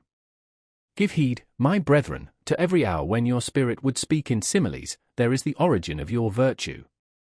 Elevated is then your body, and raised up, with its delight, enraptureth it the spirit, so that it becometh creator, and valuer, and lover, and everything's benefactor. When your heart overfloweth broad and full like the river, a blessing and a danger to the lowlanders, there is the origin of your virtue. When ye are exalted above praise and blame, and your will would command all things, as a loving one's will, there is the origin of your virtue. When ye despise pleasant things, and the effeminate couch, and cannot couch far enough from the effeminate, there is the origin of your virtue. When ye are willers of one will, and when that change of every need is needful to you, there is the origin of your virtue. Verily, a new good and evil is it. Verily, a new deep murmuring, and the voice of a new fountain. Power is it, this new virtue, a ruling thought is it, and around it a subtle soul, a golden sun, with the serpent of knowledge around it. 2. Here paused Zarathustra a while, and looked lovingly on his disciples. Then he continued to speak thus, and his voice had changed. Remain true to the earth, my brethren, with the power of your virtue. Let your bestowing love and your knowledge be devoted to be the meaning of the earth. Thus do I pray and conjure you. Let it not fly away from the earthly and beat against eternal walls with its wings. Ah, there hath always been so much flown away virtue. Lead, like me, the flown away virtue back to the earth, yea, back to body and life, that it may give to the earth its meaning, a human meaning. 100 times hitherto hath spirit as well as virtue flown away and blundered. Alas! In our body dwelleth still all this delusion and blundering, body and willeth it there become. 100 times hitherto hath spirit as well as virtue attempted and erred. Yea, and attempteth man been. Alas, much ignorance and error hath become embodied in us. Not only the rationality of millenniums, also their madness, breaketh out in us. Dangerous is it to be an heir. Still fight we step by step with the giant chance, and over all mankind hath hitherto ruled nonsense, the lack of sense. Let your spirit and your virtue be devoted to the sense of the earth, my brethren, let the value of everything be determined anew by you. Therefore shall ye be fighters. Therefore shall ye be creators. Intelligently doth the body purify itself, attempting with intelligence it exalteth itself, to the discerners all impulses sanctify themselves, to the exalted the soul becometh joyful. Physician, heal thyself, then wilt thou also heal thy patient. Let it be his best cure to see with his eyes him who maketh himself whole. 1,000 paths are there which have never yet been trodden, 1,000 salubrities and hidden islands of life. Unexhausted and undiscovered is still man and man's world. Awake and hearken, ye lonesome ones. From the future come winds with stealthy pinions, and to fine ears good tidings are proclaimed. Ye lonesome ones of today, ye seceding ones, ye shall one day be a people, out of you who have chosen yourselves, shall a chosen people arise, and out of it the Superman. Verily, a place of healing shall the earth become. And already is a new odor diffused around it, a salvation-bringing odor, and a new hope. 3. When Zarathustra had spoken these words, he paused, like one who had not said his last word, and long did he balance the staff doubtfully in his hand. At last he spake thus, and his voice had changed. I now go alone, my disciples. Ye also now go away, and alone. So will I have it. Verily, I advise you, depart from me, and guard yourselves against Zarathustra. And better still, be ashamed of him. Perhaps he hath deceived you. The man of knowledge must be able not only to love his enemies, but also to hate his friends. One requiteth a teacher badly if one remain merely a scholar. And why will ye not pluck at my wreath? Ye venerate me, but what if your veneration should some day collapse? Take heed lest a statue crush you. Ye say, ye believe in Zarathustra? But of what account is Zarathustra? Ye are my believers, but of what account are all believers?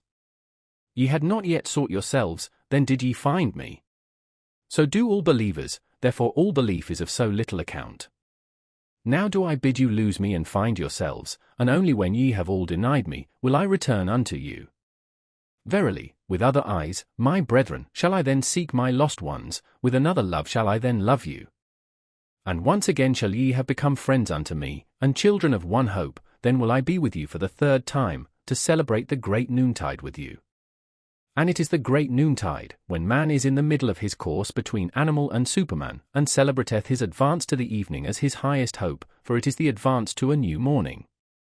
At such time will the downgoer bless himself, that he should be an overgoer, and the sun of his knowledge will be at noontide. Dead are all the gods, now do we desire the Superman to live. Let this be our final will at the great noontide. Thus spake Zarathustra. Thus spake Zarathustra. 2nd part. And only when ye have all denied me, will I return unto you. Verily, with other eyes, my brethren, shall I then seek my lost ones, with another love shall I then love you. Zarathustra, I, the bestowing virtue. 23. The Child with the Mirror.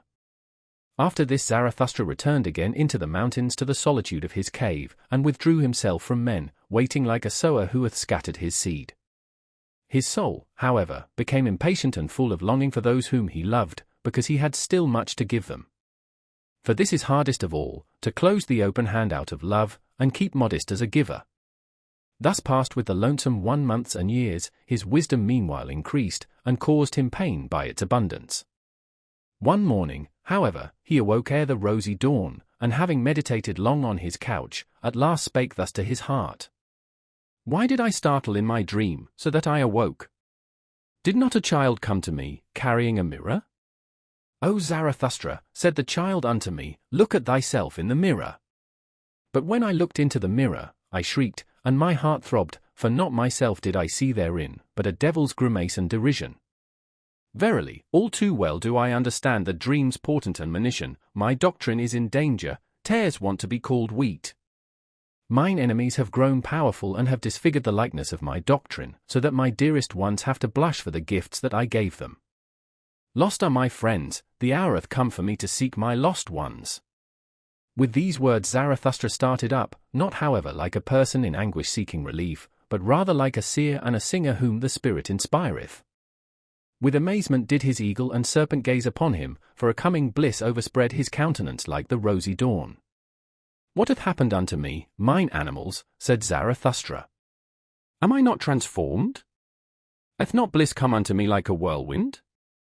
Foolish is my happiness, and foolish things will it speak. It is still too young, so have patience with it. Wounded am I by my happiness, all sufferers shall be physicians unto me. To my friends can I again go down, and also to mine enemies. Zarathustra can again speak and bestow, and show his best love to his loved ones. My impatient love overfloweth in streams, down toward sunrise and sunset. Out of silent mountains and storms of affliction rusheth my soul into the valleys. Too long have I longed and looked into the distance. Too longeth solitude possess me, thus have I unlearned to keep silence. Utterance have I become altogether, and the brawling of a brook from high rocks, downward into the valleys will I hurl my speech. And let the stream of my love sweep into unfrequented channels. How should a stream not finally find its way to the sea? Forsooth, there is a lake in me, sequestered and self-sufficing, but the stream of my love beareth this along with it, down, to the sea. New paths do I tread, a new speech cometh unto me, tired have I become, like all creators are of the old tongues. No longer will my spirit walk on worn-out souls. Too slowly runneth all speaking for me, into thy chariot, O storm, do I leap. And even thee will I whip with my spite. Like a Cryan and Huzzar will I traverse wide seas, till I find the happy isles where my friends sojourn. And mine enemies amongst them. How I now love every one unto whom I may but speak. Even mine enemies pertain to my bliss. And when I want to mount my wildest horse, then doth my spear always help me up best, it is my foot's ever ready servant. The spear which I hurl at mine enemies. How grateful am I to mine enemies that I may at last hurl it. Too great hath been the tension of my cloud, twixt laughters of lightnings will I cast hail showers into the depths. Violently will my breast then heave, violently will it blow its storm over the mountains, thus cometh its assuagement. Verily, like a storm cometh my happiness, and my freedom. But mine enemies shall think that the evil one roareth over their heads. Yea, ye also, my friends, will be alarmed by my wild wisdom, and perhaps ye will flee therefrom, along with mine enemies. Ah, that I knew how to lure you back with shepherds' flutes! Ah, that my lioness wisdom would learn to roar softly! And much have we already learned with one another. My wild wisdom became pregnant on the lonesome mountains, on the rough stones did she bear the youngest of her young. Now runneth she foolishly in the arid wilderness, and seeketh the soft sward, mine old, wild wisdom. On the soft sward of your hearts, my friends, on your love, would she fain couch her dearest one. Thus spake Zarathustra. Xiv in the Happy Isles. The figs fall from the trees, they are good and sweet, and in falling the red skins of them break. A north wind am I to ripe figs. Thus, like figs, do these doctrines fall for you, my friends, imbibe now their juice and their sweet substance. It is autumn all around, and clear sky, and afternoon. Lo, what fullness is around us! And out of the midst of superabundance, it is delightful to look out upon distant seas. Once did people say God, when they looked out upon distant seas. Now, however, have I taught you to say, Superman. God is a conjecture, but I do not wish your conjecturing to reach beyond your creating will. Could ye create a God, then, I pray you, be silent about all gods. But ye could well create the Superman. Not perhaps ye yourselves, my brethren. But into fathers and forefathers of the Superman could ye transform yourselves, and let that be your best creating.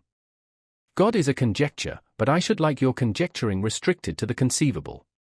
Could ye conceive a God, but let this mean will to truth unto you, that everything be transformed into the humanly conceivable, the humanly visible, the humanly sensible. Your own discernment shall ye follow out to the end. And what ye have called the world shall but be created by you, your reason, your likeness, your will, your love, shall it itself become. And verily, for your bliss, ye discerning ones. And how would ye endure life without that hope, ye discerning ones? Neither in the inconceivable could ye have been born, nor in the irrational. But that I may reveal my heart entirely unto you, my friends, if there were gods, how could I endure it to be no God? Therefore there are no gods. Yea, I have drawn the conclusion, now, however, doth it draw me. God is a conjecture, but who could drink all the bitterness of this conjecture without dying? Shall his faith be taken from the creating one, and from the eagle his flights into eagle heights? God is a thought, it maketh all the straight crooked, and all that standeth real. What? Time would be gone, and all the perishable would be but a lie? To think this is giddiness and vertigo to human limbs, and even vomiting to the stomach, verily, the reeling sickness do I call it, to conjecture such a thing. Evil do I call it and misanthropic, all that teaching about the one, and the plenum, and the unmoved, and the sufficient, and the imperishable. All the imperishable, that's but a simile, and the poets lie too much. But of time and of becoming shall the best similes speak, a praise shall they be, and a justification of all perishableness. Creating, that is the great salvation from suffering, and life's alleviation. But for the Creator to appear, suffering itself is needed, and much transformation. Yea, much bitter dying must there be in your life, ye creators. Thus are ye advocates and justifiers of all perishableness. For the Creator himself to be the newborn child, he must also be willing to be the child-bearer, and endure the pangs of the child-bearer. Verily, through 100 souls went I my way, and through 100 cradles and birth-throes. Many a farewell have I taken, I know the heart-breaking last hours. But so willeth it my creating will, my fate. Or, to tell you it more candidly, just such a fate, willeth my will. All feeling suffereth in me, and is in prison, but my willing ever cometh to me as mine emancipator and comforter. Willing emancipateth, that is the true doctrine of will and emancipation, so teacheth you Zarathustra. No longer willing, and no longer valuing, and no longer creating. That great debility may ever be far from me. And also in discerning do I feel only my will's procreating and evolving delight, and if there be innocence in my knowledge, it is because there is will to procreation in it. Away from God and gods did this will allure me, what would there be to create if there were gods? But to man doth it ever impel me anew, my fervent creative will, thus impelleth it the hammer to the stone. Ye men, within the stone slumbereth an image for me, the image of my visions. That it should slumber in the hardest, ugliest stone. Now raggeth my hammer ruthlessly against its prison. From the stone fly the fragments, what's that to me? I will complete it, for a shadow came unto me, the stillest and lightest of all things once came unto me. The beauty of the Superman came unto me as a shadow. My brethren! Of what account now are the gods to me? Thus spake Zarathustra. XXV the pitiful. My friends, there hath arisen a satire on your friend, behold Zarathustra. Walketh he not amongst us as if amongst animals? But it is better said in this wise, the discerning one walketh amongst men as amongst animals. Man himself is to the discerning one, the animal with red cheeks. how hath that happened unto him? Is it not because he hath had to be ashamed too oft? O my friends! Thus speaketh the discerning one, shame, shame, shame, that is the history of man. And on that account doth the noble one enjoin upon himself not to abash, bashfulness doth he enjoin on himself in presence of all sufferers. Verily, I like them not, the merciful ones, whose bliss is in their pity, too destitute are they of bashfulness. If I must be pitiful, I dislike to be called so, and if I be so, it is preferably at a distance. Preferably also do I shroud my head, and flee, before being recognized, and thus do I bid you do, my friends. May my destiny ever lead unafflicted ones like you across my path, and those with whom I may have hope and repast and honey in common. Verily, I have done this and that for the afflicted, but something better did I always seem to do when I had learned to enjoy myself better. Since humanity came into being, man hath enjoyed himself too little, that alone, my brethren, is our original sin. And when we learn better to enjoy ourselves, then do we unlearn best to give pain unto others, and to contrive pain. Therefore do I wash the hand that hath helped the sufferer, therefore do I wipe also my soul. For in seeing the sufferer suffering, thereof was I ashamed on account of his shame, and in helping him, sorely did I wound his pride.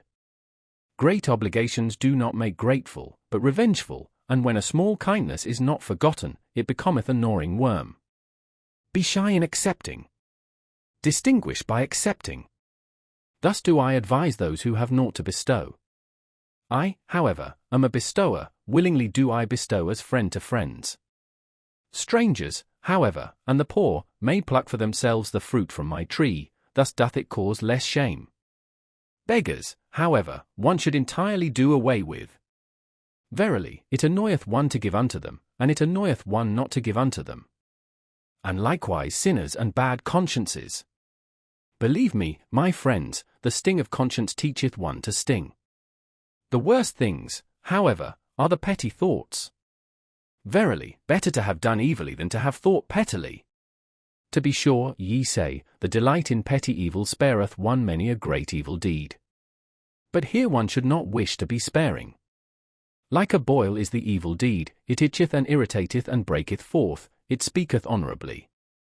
Behold, I am disease, saith the evil deed, that is its honourableness. But like infection is the petty thought, it creepeth and hideth, and wanteth to be nowhere, until the whole body is decayed and withered by the petty infection. To him, however, who is possessed of a devil, I would whisper this word in the ear, better for thee to rear up thy devil. Even for thee there is still a path to greatness. Ah, my brethren! One knoweth a little too much about every one. And many a one becometh transparent to us, but still we can by no means penetrate him. It is difficult to live among men because silence is so difficult. And not to him who is offensive to us are we most unfair, but to him who doth not concern us at all. If, however, thou hast a suffering friend, then be a resting place for his suffering, like a hard bed, however, a camp bed, thus wilt thou serve him best. And if a friend doeth thee wrong, then say, I forgive thee what thou hast done unto me, that thou hast done it unto thyself, however, how could I forgive that?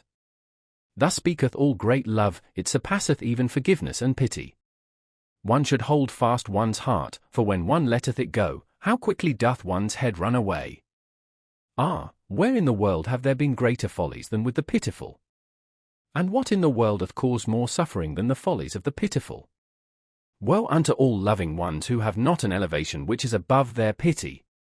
Thus spake the devil unto me, once on a time, even God hath his hell, it is his love for man. And lately did I hear him say these words, God is dead, of his pity for man hath God died. So be ye warned against pity, from thence there yet cometh unto men a heavy cloud. Verily, I understand weather signs.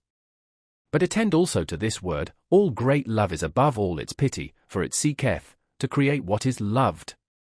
Myself do I offer unto my love, and my neighbour as myself, such is the language of all creators. All creators, however, are hard. Thus spake Zarathustra. XXVI the priests. And one day Zarathustra made a sign to his disciples, and spake these words unto them.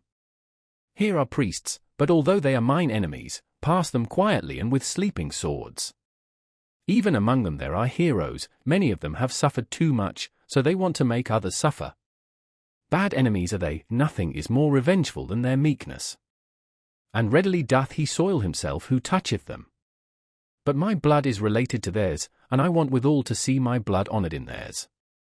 And when they had passed, a pain attacked Zarathustra, but not long had he struggled with the pain, when he began to speak thus. It moveth my heart for those priests. They also go against my taste, but that is the smallest matter unto me, since I am among men. But I suffer and have suffered with them, prisoners are they unto me, and stigmatized ones. He whom they call Saviour put them in fetters of false values and fatuous words. Oh, that some one would save them from their Saviour. On an isle they once thought they had landed, when the sea tossed them about, but behold, it was a slumbering monster. False values and fatuous words, these are the worst monsters for mortals, long slumbereth and waiteth the fate that is in them. But at last it cometh and awaketh and devoureth and engulfeth whatever hath built tabernacles upon it. Oh, just look at those tabernacles which those priests have built themselves. Churches, they call their sweet-smelling caves. Oh, that falsified light, that mustified air, where the soul may not fly aloft to its height, but so enjoineth their belief, on your knees, up the stair, ye sinners. Verily, rather would I see a shameless one than the distorted eyes of their shame and devotion. Who created for themselves such caves and penitent stairs? Was it not those who sought to conceal themselves, and were ashamed under the clear sky? And only when the clear sky looketh again through ruined roofs, and down upon grass and red poppies on ruined walls, will I again turn my heart to the seats of this God.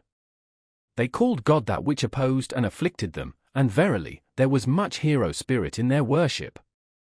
And they knew not how to love their God otherwise than by nailing men to the cross. As corpses they thought to live, in black draped they their corpses, even in their talk do I still feel the evil flavour of charnel houses. And he who liveth nigh unto them liveth nigh unto black pools, wherein the toad singeth his song with sweet gravity. Better songs would they have to sing, for me to believe in their Saviour, more like saved ones would his disciples have to appear unto me. Naked would I like to see them, for beauty alone should preach penitence. But whom would that disguised affliction convince? Verily, their saviours themselves came not from freedom and freedom's seventh heaven. Verily, they themselves never trod the carpets of knowledge. Of defects did the spirit of those saviours consist, but into every defect had they put their illusion, their stopgap, which they called God. In their pity was their spirit drowned, and when they swelled and o'erswelled with pity, there always floated to the surface a great folly. Eagerly and with shouts drove they their flock over their footbridge, as if there were but one footbridge to the future. Verily, those shepherds also were still of the flock. Small spirits and spacious souls had those shepherds, but, my brethren, what small domains have even the most spacious souls hitherto been? Characters of blood did they write on the way they went, and their folly taught that truth is proved by blood. But blood is the very worst witness to truth, blood tainteth the purest teaching, and turneth it into delusion and hatred of heart. And when a person goeth through fire for his teaching, what doth that prove? It is more, verily, when out of one's own burning cometh one's own teaching. Sultry heart and cold head, where these meet, there arreseth the blusterer, the Saviour. Greater ones, verily, have there been, and higher-born ones, than those whom the people call saviours, those rapturous blusterers. And by still greater ones than any of the saviours must ye be saved, my brethren, if ye would find the way to freedom. Never yet hath there been a Superman. Naked have I seen both of them, the greatest man and the smallest man. All too similar are they still to each other. Verily, even the greatest found I, all too human. Thus spake Zarathustra. Xvi the virtuous. With thunder and heavenly fireworks must one speak to indolent and somnolent senses. But beauty's voice speaketh gently, it appealeth only to the most awakened souls. Gently vibrated and laughed unto me today my buckler, it was beauty's holy laughing and thrilling. Adieu, ye virtuous ones, laughed my beauty today. And thus came its voice unto me, they want to be paid besides. Ye want to be paid besides, ye virtuous ones. Ye want reward for virtue, and heaven for earth, an eternity for your today? And now ye upbraid me for teaching that there is no reward giver, nor paymaster? And verily, I do not even teach that virtue is its own reward. Ah! This is my sorrow, into the basis of things have reward and punishment been insinuated, and now even into the basis of your souls, ye virtuous ones. But like the snout of the boar shall my word grub up the basis of your souls, a plowshare will I be called by you. All the secrets of your heart shall be brought to light, and when ye lie in the sun, grubbed up and broken, then will also your falsehood be separated from your truth. For this is your truth, ye are too pure for the filth of the words, vengeance, punishment, recompense, retribution. Ye love your virtue as a mother loveth her child, but when did one hear of a mother wanting to be paid for her love? It is your dearest self, your virtue. The ring's thirst is in you, to reach itself again struggleth every ring, and turneth itself. And like the star that goeth out, so is every work of your virtue, ever is its light on its way and travelling, and when will it cease to be on its way? Thus is the light of your virtue still on its way, even when its work is done. Be it forgotten and dead, still its ray of light liveth and travelleth. That your virtue is yourself, and not an outward thing, a skin, or a cloak, that is the truth from the basis of your souls, ye virtuous ones. But sure enough there are those to whom virtue meaneth writhing under the lash, and ye have hearkened too much unto their crying. And others are there who call virtue the slothfulness of their vices, and when once their hatred and jealousy relax the limbs, their justice becometh lively and rubbeth its sleepy eyes. And others are there who are drawn downwards, their devils draw them. But the more they sink, the more ardently gloweth their eye, and the longing for their God. Ah! Their crying also hath reached your ears, ye virtuous ones, what I am not, that is God to me, and virtue. And others are there who go along heavily and creakingly, like carts taking stones downhill, they talk much of dignity and virtue, their drag they call virtue. And others are there who are like 8-day clocks when wound up, they tick, and want people to call ticking, virtue. Verily, in those have I mine amusement, wherever I find such clocks I shall wind them up with my mockery, and they shall even whir thereby. And others are proud of their modicum of righteousness, and for the sake of it do violence to all things, so that the world is drowned in their unrighteousness. Ah! How ineptly cometh the word virtue out of their mouth! And when they say, I am just, it always soundeth like, I am just, revenged. With their virtues they want to scratch out the eyes of their enemies, and they elevate themselves only that they may lower others. And again there are those who sit in their swamp, and speak thus from among the bulrushes, virtue, that is to sit quietly in the swamp. We bite no one, and go out of the way of him who would bite, and in all matters we have the opinion that is given us. And again there are those who love attitudes, and think that virtue is a sort of attitude. Their knees continually adore, and their hands are eulogies of virtue, but their heart knoweth naught thereof. And again there are those who regard it as virtue to say, a virtue is necessary, but after all they believe only that policemen are necessary. And many a one who cannot see men's loftiness, calleth it virtue to see their baseness far too well, thus calleth he his evil eye virtue. And some want to be edified and raised up, and call it virtue, and others want to be cast down, and likewise call it virtue. And thus do almost all think that they participate in virtue, and at least every one claimeth to be an authority on good and evil. But Zarathustra came not to say unto all those liars and fools, what do ye know of virtue? What could ye know of virtue? But that ye, my friends, might become weary of the old words which you have learned from the fools and liars. That ye might become weary of the words reward, retribution, punishment, righteous vengeance. That ye might become weary of saying, that an action is good is because it is unselfish. Ah! My friends! That your very self be in your action, as the mother is in the child, let that be your formula of virtue. Verily, I have taken from you 100 formulae and your virtue's favourite playthings, and now ye upbraid me, as children upbraid. They played by the sea, then came there a wave and swept their playthings into the deep, and now do they cry. But the same wave shall bring them new playthings, and spread before them new speckled shells. Thus will they be comforted, and like them shall ye also, my friends, have your comforting, and new speckled shells. Thus spake Zarathustra. Xvi the rabble. Life is a well of delight, but where the rabble also drink, there all fountains are poisoned. To everything cleanly am I well disposed, but I hate to see the grinning mouths and the thirst of the unclean. They cast their eye down into the fountain, and now glanceth up to me their odious smile out of the fountain. The holy water have they poisoned with their lustfulness, and when they called their filthy dreams delight, then poisoned they also the words. Indignant becometh the flame when they put their damp hearts to the fire, the spirit itself bubbleth and smoketh when the rabble approach the fire.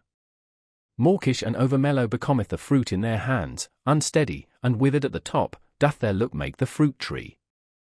And many a one who hath turned away from life, hath only turned away from the rabble, he hated to share with them fountain, flame, and fruit.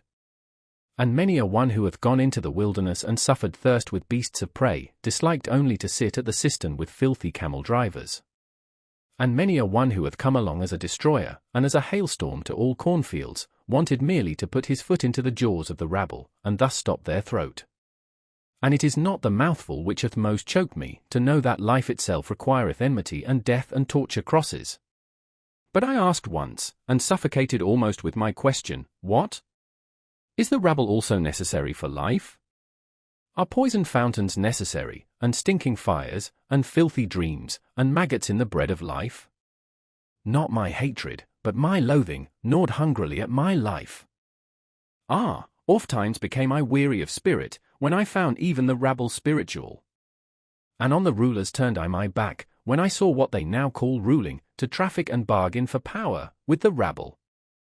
Amongst peoples of a strange language did I dwell, with stopped ears, so that the language of their trafficking might remain strange unto me, and their bargaining for power. And holding my nose, I went morosely through all yesterdays and todays, verily, badly smell all yesterdays and todays of the scribbling rabble. Like a cripple become deaf, and blind, and dumb, thus have I lived long, that I might not live with the power rabble, the scribe rabble, and the pleasure rabble. Toilsomely did my spirit mount stairs, and cautiously, arms of delight were its refreshment, on the staff did life creep along with the blind one. What hath happened unto me? How have I freed myself from loathing? Who hath rejuvenated mine eye? How have I flown to the height where no rabble any longer sit at the wells? Did my loathing itself create for me wings and fountain divining powers? Verily, to the loftiest height had I to fly, to find again the well of delight. Oh, I have found it, my brethren. Here on the loftiest height bubbleth up for me the well of delight. And there is a life at whose waters none of the rabble drink with me. Almost too violently dost thou flow for me, thou fountain of delight. And often emptiest thou the goblet again, in wanting to fill it. And yet must I learn to approach thee more modestly, far too violently doth my heart still flow towards thee. My heart on which my summer burneth, my short, hot, melancholy, over-happy summer, how my summer heart longeth for thy coolness. Past the lingering distress of my spring.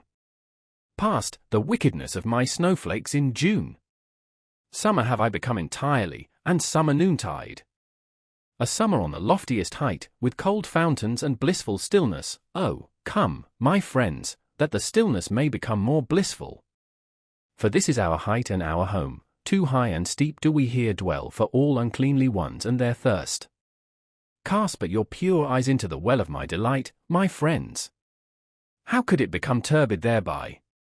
It shall laugh back to you with its purity. On the tree of the future build we our nest, eagles shall bring us lone ones food in their beaks. Verily, no food of which the impure could be fellow partakers. Fire would they think they devoured, and burn their mouths. Verily, no abodes do we here keep ready for the impure. An ice cave to their bodies would our happiness be, and to their spirits. And as strong winds will we live above them, neighbors to the eagles, neighbors to the snow, neighbors to the sun, thus live the strong winds. And like a wind will I one day blow amongst them, and with my spirit, take the breath from their spirit, thus willeth my future. Verily, a strong wind is Zarathustra to all low places, and this counsel counselleth he to his enemies, and to whatever spitteth and speweth, take care not to spit against the wind. Thus spake Zarathustra. Zix the tarantulas. Lo, this is the tarantula's den. Wouldst thou see the tarantula itself? Here hangeth its web, touch this, so that it may tremble. There cometh a tarantula willingly, welcome, tarantula. Black on thy back is thy triangle and symbol, and I know also what is in thy soul. Revenge is in thy soul, wherever thou bitest, there arreseth black scab, with revenge, thy poison maketh the soul giddy. Thus do I speak unto you in parable, ye who make the soul giddy, ye preachers of equality. Tarantulas are ye unto me, and secretly revengeful ones. But I will soon bring your hiding places to the light, therefore do I laugh in your face my laughter of the height. Therefore do I tear at your web, that your rage may lure you out of your den of lies, and that your revenge may leap forth from behind your word justice. Because, for man to be redeemed from revenge, that is for me the bridge to the highest hope, and a rainbow after long storms. Otherwise, however, would the tarantulas have it. Let it be very justice for the world to become full of the storms of our vengeance, thus do they talk to one another. Vengeance will we use, an insult, against all who are not like us, thus do the tarantula hearts pledge themselves. And it will to equality, that itself shall henceforth be the name of virtue, and against all that hath power will we raise an outcry. Ye preachers of equality, the tyrant frenzy of impotence crieth thus in you for equality, your most secret tyrant longings disguise themselves thus in virtue words. Fretted conceit and suppressed envy, perhaps your father's conceit and envy, in you break they forth as flame and frenzy of vengeance. What the Father hath hid cometh out in the Son, and oft have I found in the Son the Father's revealed secret. Inspired ones they resemble, but it is not the heart that inspireth them, but vengeance. And when they become subtle and cold, it is not spirit, but envy, that maketh them so. Their jealousy leadeth them also into thinkers' paths, and this is the sign of their jealousy, they always go too far, so that there fatigueth at last to go to sleep on the snow. In all their lamentation soundeth vengeance, in all their eulogies is maleficence, and being judge seemeth to them bliss. But thus do I counsel you, my friends, distrust all in whom the impulse to punish is powerful. They are people of bad race and lineage, out of their countenances peer the hangman and the sleuth-hound. Distrust all those who talk much of their justice. Verily, in their souls not only honey is lacking. And when they call themselves the good and just, forget not, that for them to be Pharisees, nothing is lacking but power. My friends, I will not be mixed up and confounded with others. There are those who preach my doctrine of life, and are at the same time preachers of equality, and tarantulas. That they speak in favor of life, though they sit in their den, these poison spiders, and withdrawn from life, is because they would thereby do injury. To those would they thereby do injury who have power at present, for with those the preaching of death is still most at home. Were it otherwise, then would the tarantulas teach otherwise, and they themselves were formerly the best world maligners and heretic burners. With these preachers of equality will I not be mixed up and confounded. For thus speaketh justice unto me, men are not equal. And neither shall they become so. What would be my love to the Superman, if I spake otherwise? On 1,000 bridges and piers shall they throng to the future, and always shall there be more war and inequality among them, thus doth my great love make me speak. Inventors of figures and phantoms shall they be in their hostilities, and with those figures and phantoms shall they yet fight with each other the supreme fight. Good and evil, and rich and poor, and high and low, and all names of values, weapons shall they be, and sounding signs, that life must again and again surpass itself. Aloft will it build itself with columns and stairs, life itself, into remote distances would it gaze, and out towards blissful beauties, therefore doth it require elevation. And because it requireth elevation, therefore doth it require steps, and variance of steps and climbers. To rise striveth life, and in rising to surpass itself. And just behold, my friends, here where the tarantula's den is, riseth aloft an ancient temple's ruins, just behold it with enlightened eyes. Verily, he who here towered aloft his thoughts in stone, knew as well as the wisest ones about the secret of life.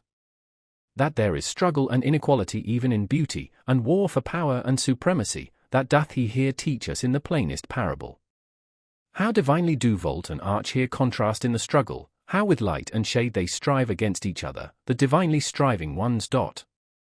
Thus, steadfast and beautiful, let us also be enemies, my friends. Divinely will we strive against one another. Alas! Thereth a tarantula bit me myself, mine old enemy. Divinely steadfast and beautiful, it hath bit me on the finger. Punishment must there be, and justice, so thinketh it, not gratuitously shall he here sing songs in honor of enmity. Yea, it hath revenged itself. And alas! Now will it make my soul also dizzy with revenge. That I may not turn dizzy, however, bind me fast, my friends, to this pillar. Rather will I be a pillar saint than a whirl of vengeance. Verily, no cyclone or whirlwind is Zarathustra, and if he be a dancer, he is not at all a tarantula dancer. Thus spake Zarathustra. XXX the famous wise ones. The people have ye served, and the people's superstition, not the truth, all ye famous wise ones. And just on that account did they pay you reverence. And on that account also did they tolerate your unbelief, because it was a pleasantry and a bypath for the people. Thus doth the master give free scope to his slaves, and even enjoyeth their presumptuousness. But he who is hated by the people, as the wolf by the dogs, is the free spirit, the enemy of fetters, the non-adorer, the dweller in the woods. To hunt him out of his lair, that was always called sense of right by the people, on him do they still hound their sharpest-toothed dogs. For there the truth is, where the people are. Woe, woe to the seeking ones! Thus hath it echoed through all time. Your people would ye justify in their reverence, that called ye will to truth, ye famous wise ones.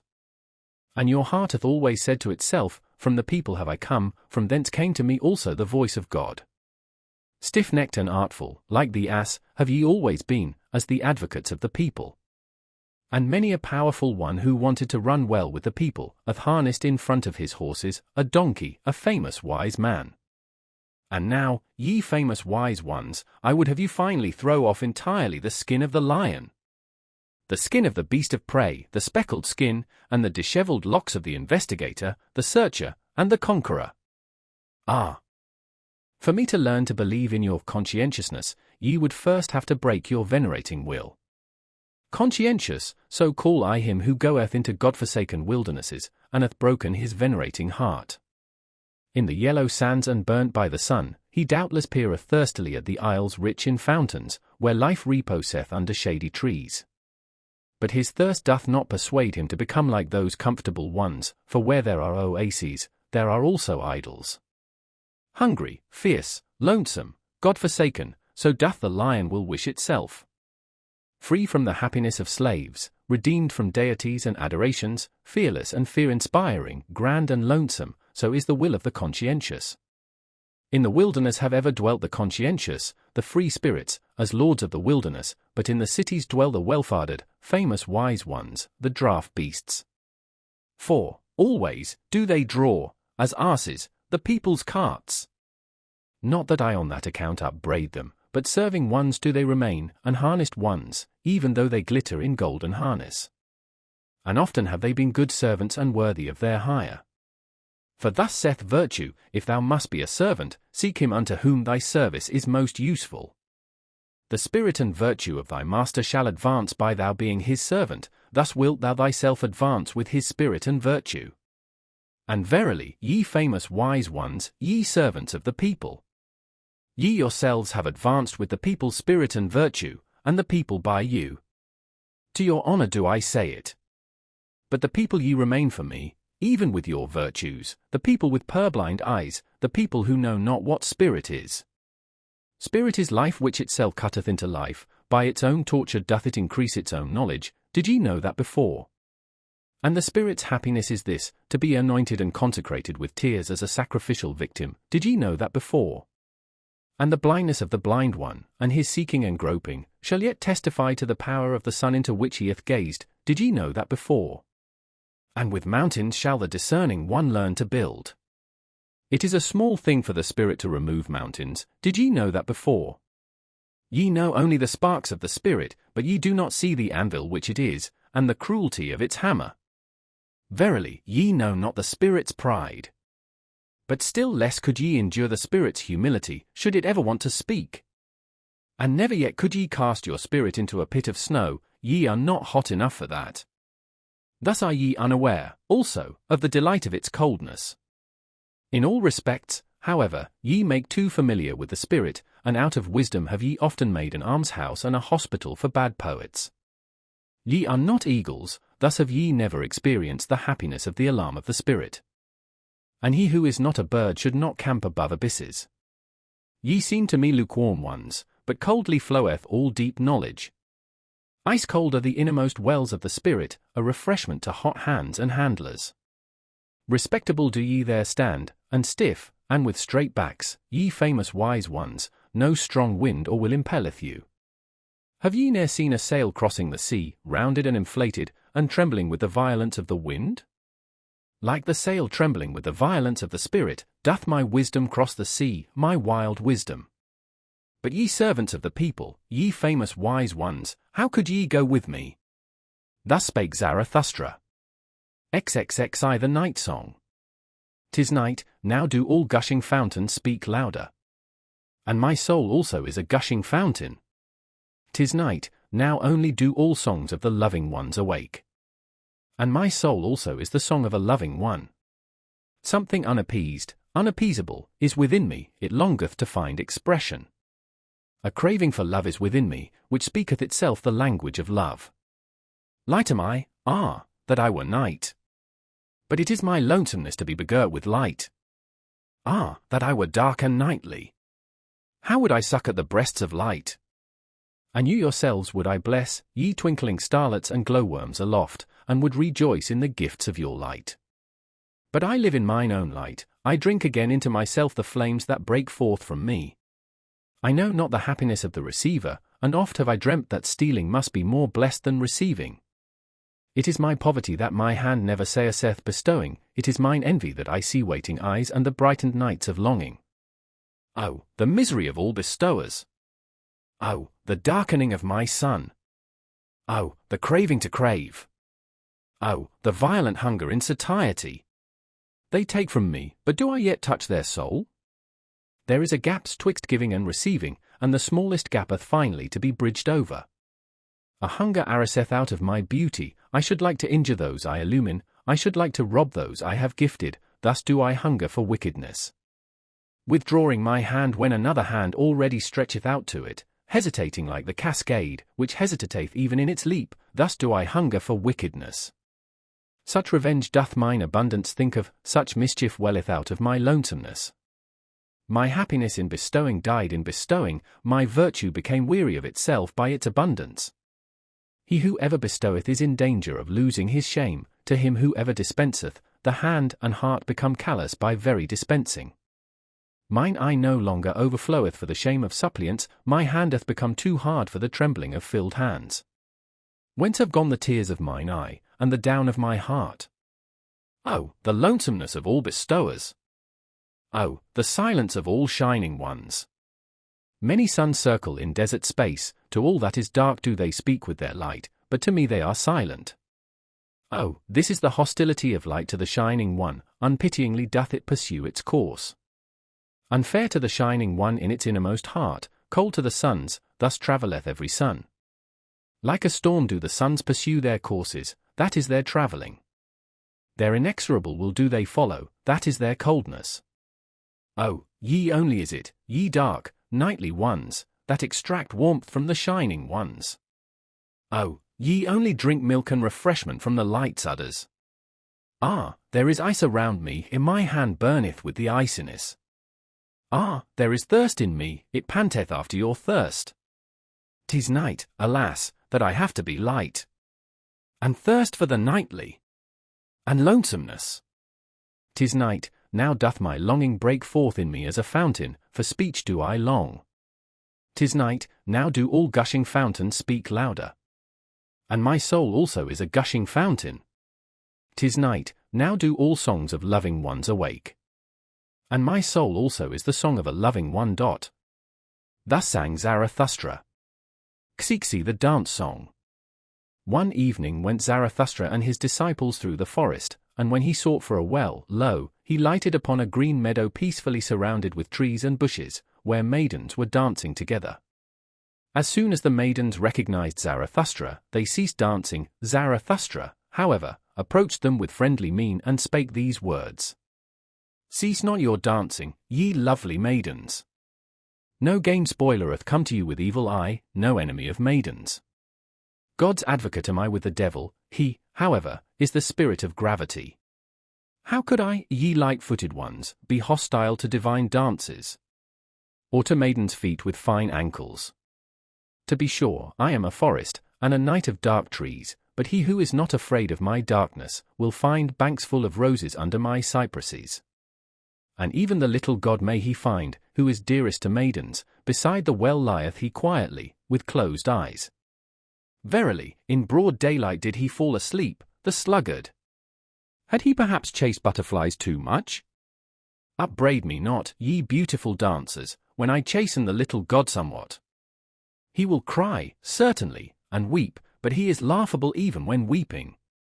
And with tears in his eyes shall he ask you for a dance, and I myself will sing a song to his dance. A dance song and satire on the spirit of gravity, my supremest, powerfulest devil, who is said to be Lord of the world. And this is the song that Zarathustra sang when Cupid and the maidens danced together.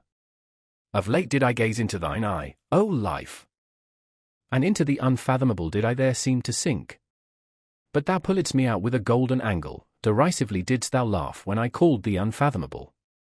Such is the language of all fish, saidst thou, what they do not fathom is unfathomable. But changeable am I only, and wild, and altogether a woman, and no virtuous one. Though I be called by you men the profound one, or the faithful one, the eternal one, the mysterious one. But ye men endow us always with your own virtues, alas, ye virtuous ones. Thus did she laugh, the unbelievable one, but never do I believe her and her laughter, when she speaketh evil of herself.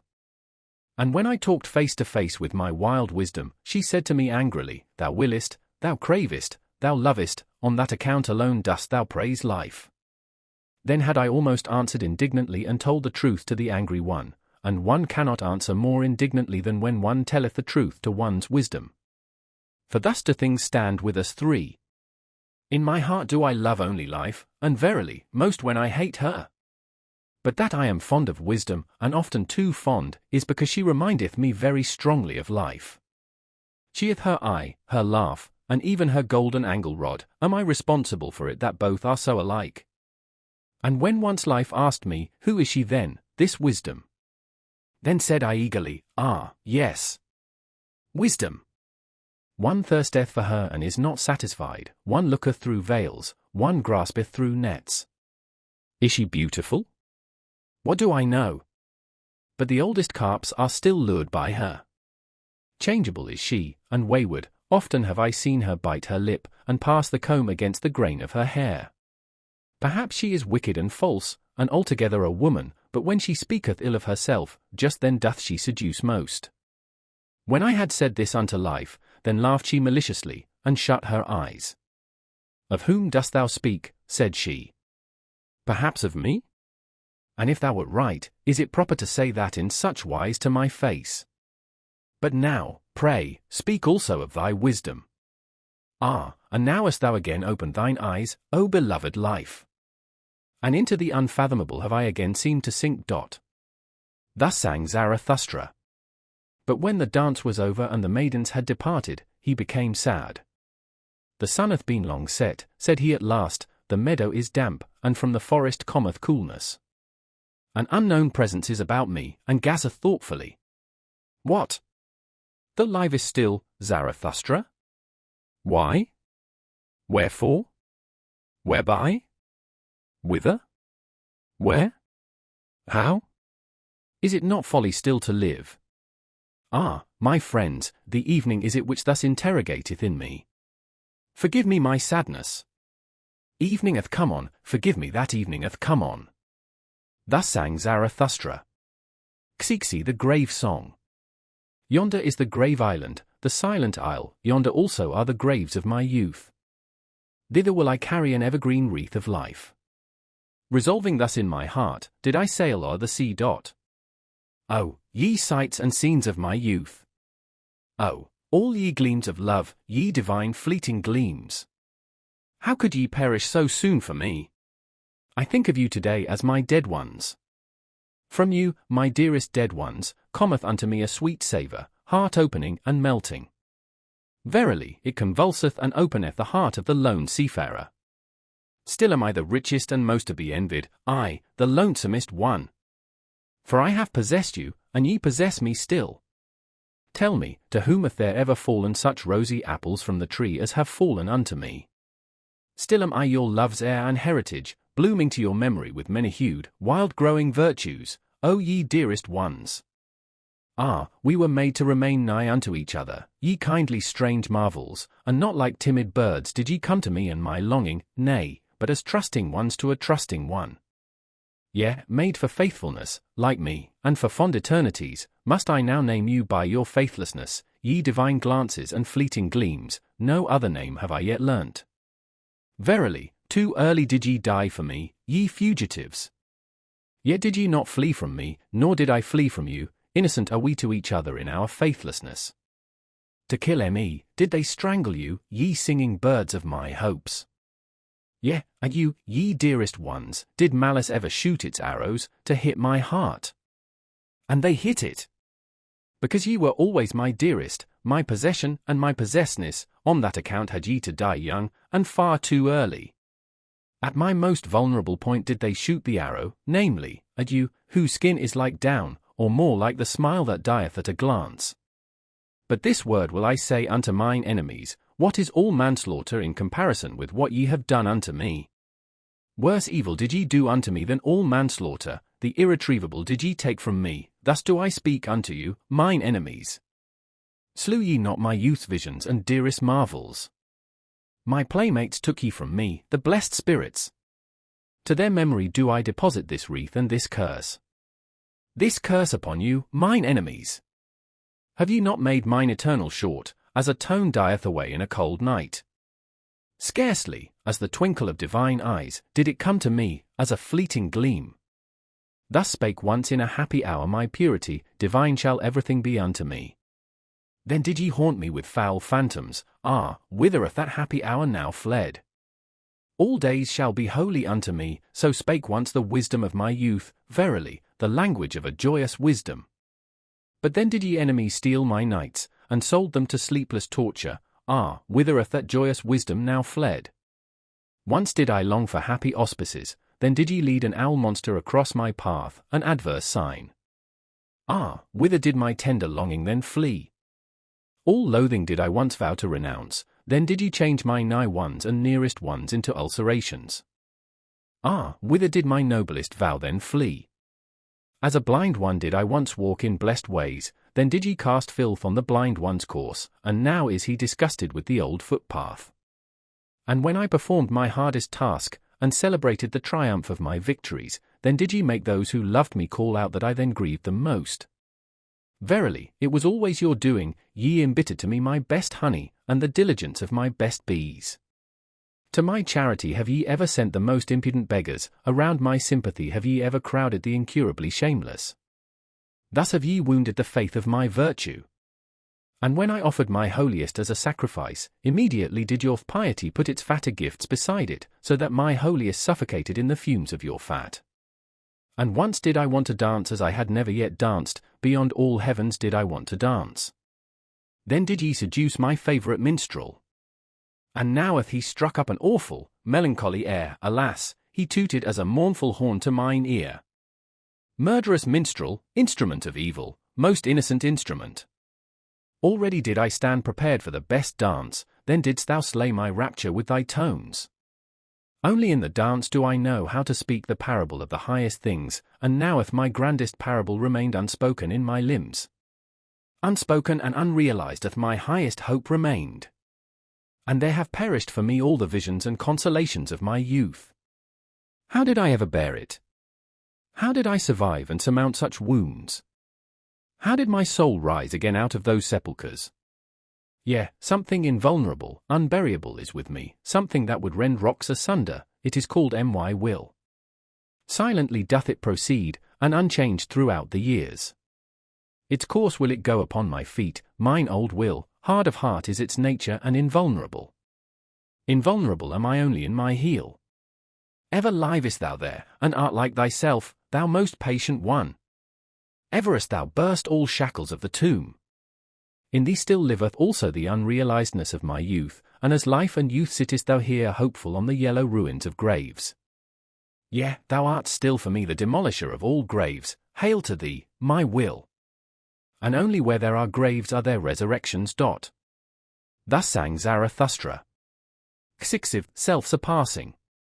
Will to truth do ye call it, ye wisest ones, that which impelleth you and maketh you ardent. Will for the thinkableness of all being, thus do I call your will. All being would ye make thinkable, for ye doubt with good reason whether it be already thinkable. But it shall accommodate and bend itself to you. So willeth your will. Smooth shall it become and subject to the spirit, as its mirror and reflection. That is your entire will, ye wisest ones, as a will to power, and even when ye speak of good and evil, and of estimates of value. Ye would still create a world before which ye can bow the knee, such is your ultimate hope and ecstasy. The ignorant, to be sure, the people, they are like a river on which a boat floateth along, and in the boat sit the estimates of value, solemn and disguised. Your will and your valuations have ye put on the river of becoming, it betrayeth unto me an old will to power, what is believed by the people as good and evil. It was ye, ye wisest ones, who put such guests in this boat, and gave them pomp and proud names, ye and your ruling will. Onward the river now carrieth your boat, it must carry it. A small matter if the rough wave foameth and angrily resisteth its keel. It is not the river that is your danger and the end of your good and evil, ye wisest ones, but that will itself, the will to power, the unexhausted, procreating life will. But that ye may understand my gospel of good and evil, for that purpose will I tell you my gospel of life, and of the nature of all living things. The living thing did I follow, I walked in the broadest and narrowest paths to learn its nature. With 100-faced mirror did I catch its glance when its mouth was shut, so that its eye might speak unto me. And its eye spake unto me. But wherever I found living things, there heard I also the language of obedience. All living things are obeying things. And this heard I secondly, whatever cannot obey itself, is commanded. Such is the nature of living things. This, however, is the third thing which I heard, namely, that commanding is more difficult than obeying. And not only because the commander beareth the burden of all obeyers, and because this burden readily crusheth him. An attempt and a risk seemed all commanding unto me, and whenever it commandeth, the living thing risketh itself thereby. Yea, even when it commandeth itself, then also must it atone for its commanding. Of its own law must it become the judge and avenger and victim. How doth this happen? So did I ask myself, what persuadeth the living thing to obey, and command, and even be obedient in commanding? Hearken now unto my word, ye wisest ones. Test it seriously, whether I have crept into the heart of life itself, and into the roots of its heart. Wherever I found a living thing, there found I will to power, and even in the will of the servant found I the will to be master. That to the stronger the weaker shall serve, thereto persuadeth he his will who would be master over a still weaker one. That delight alone he is unwilling to forego. And as the lesser surrendereth himself to the greater that he may have delight and power over the least of all, so doth even the greatest surrender himself, and staketh life for the sake of power. It is the surrender of the greatest to run risk and danger, and play dice for death. And where there is sacrifice and service and love glances, there also is the will to be master. By byways doth the weaker then slink into the fortress, and into the heart of the mightier one, and there stealeth power. And this secret spake life herself unto me. Behold, said she, I am that which must ever surpass itself. To be sure, ye call it will to procreation, or impulse towards a goal, towards the higher, remoter, more manifold, but all that is one and the same secret.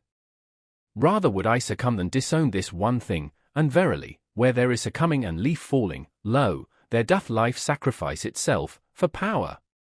That I have to be struggle, and becoming, and purpose, and cross-purpose, he who divineth my will, divineth well also on what crooked paths it hath to tread.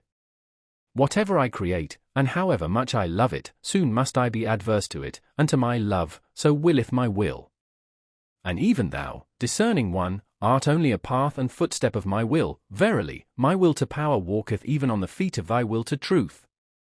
He certainly did not hit the truth who shot at it the formula, will to existence, that will, doth not exist. For what is not, cannot will, that, however, which is in existence, how could it still strive for existence?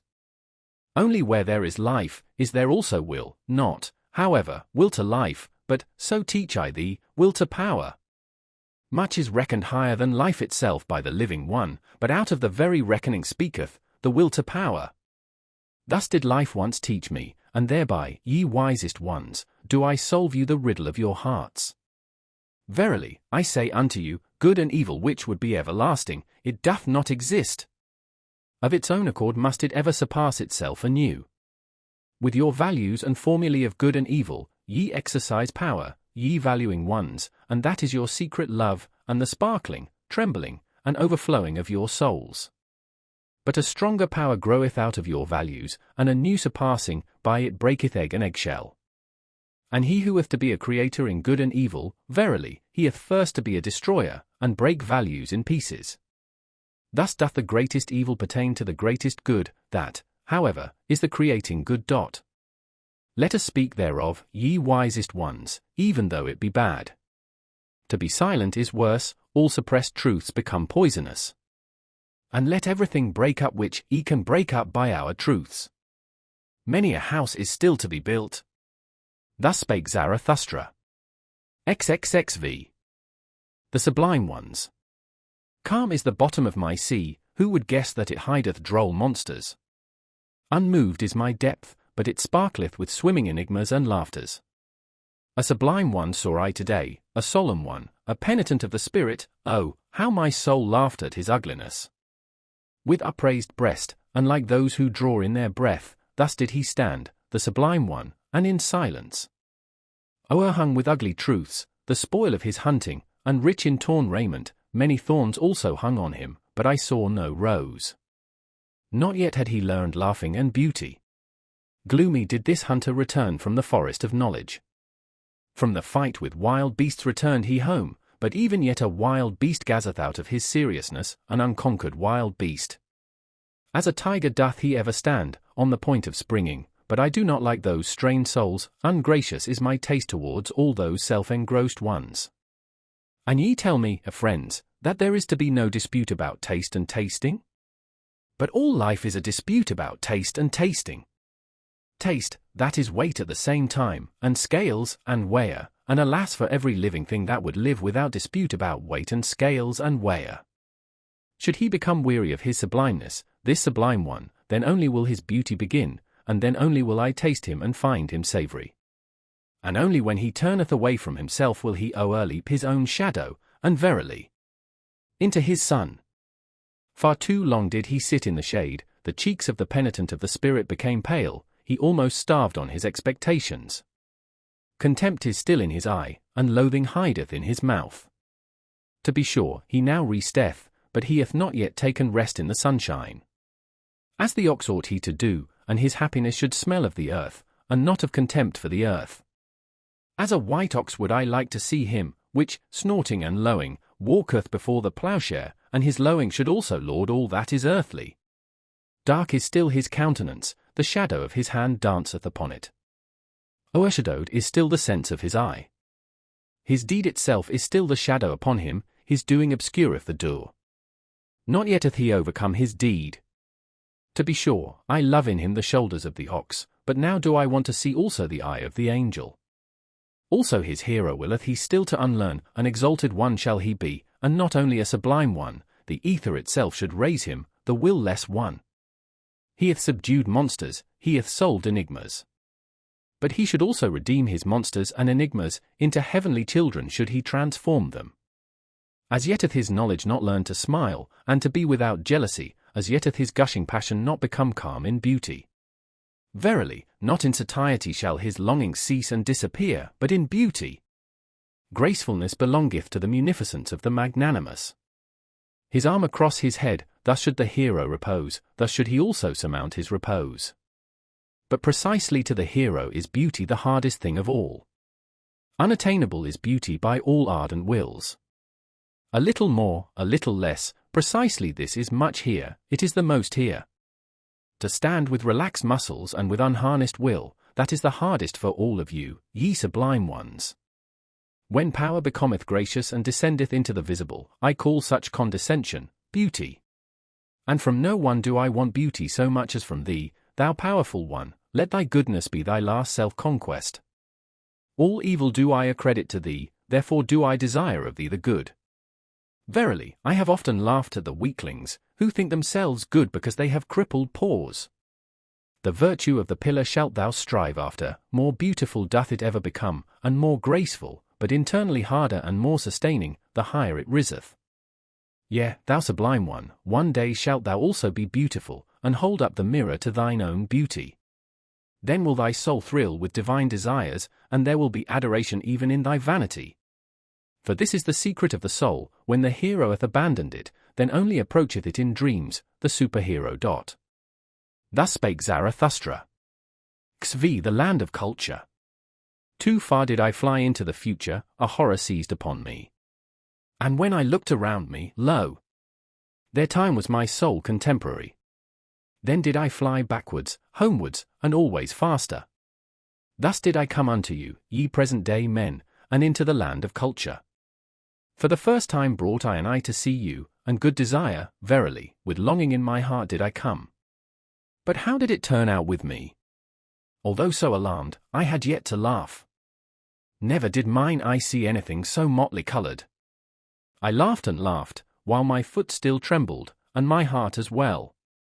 Here, forsooth, is the home of all the paint-pots, said I. With 50 patches painted on faces and limbs, so sat ye there to mine astonishment, ye present-day men.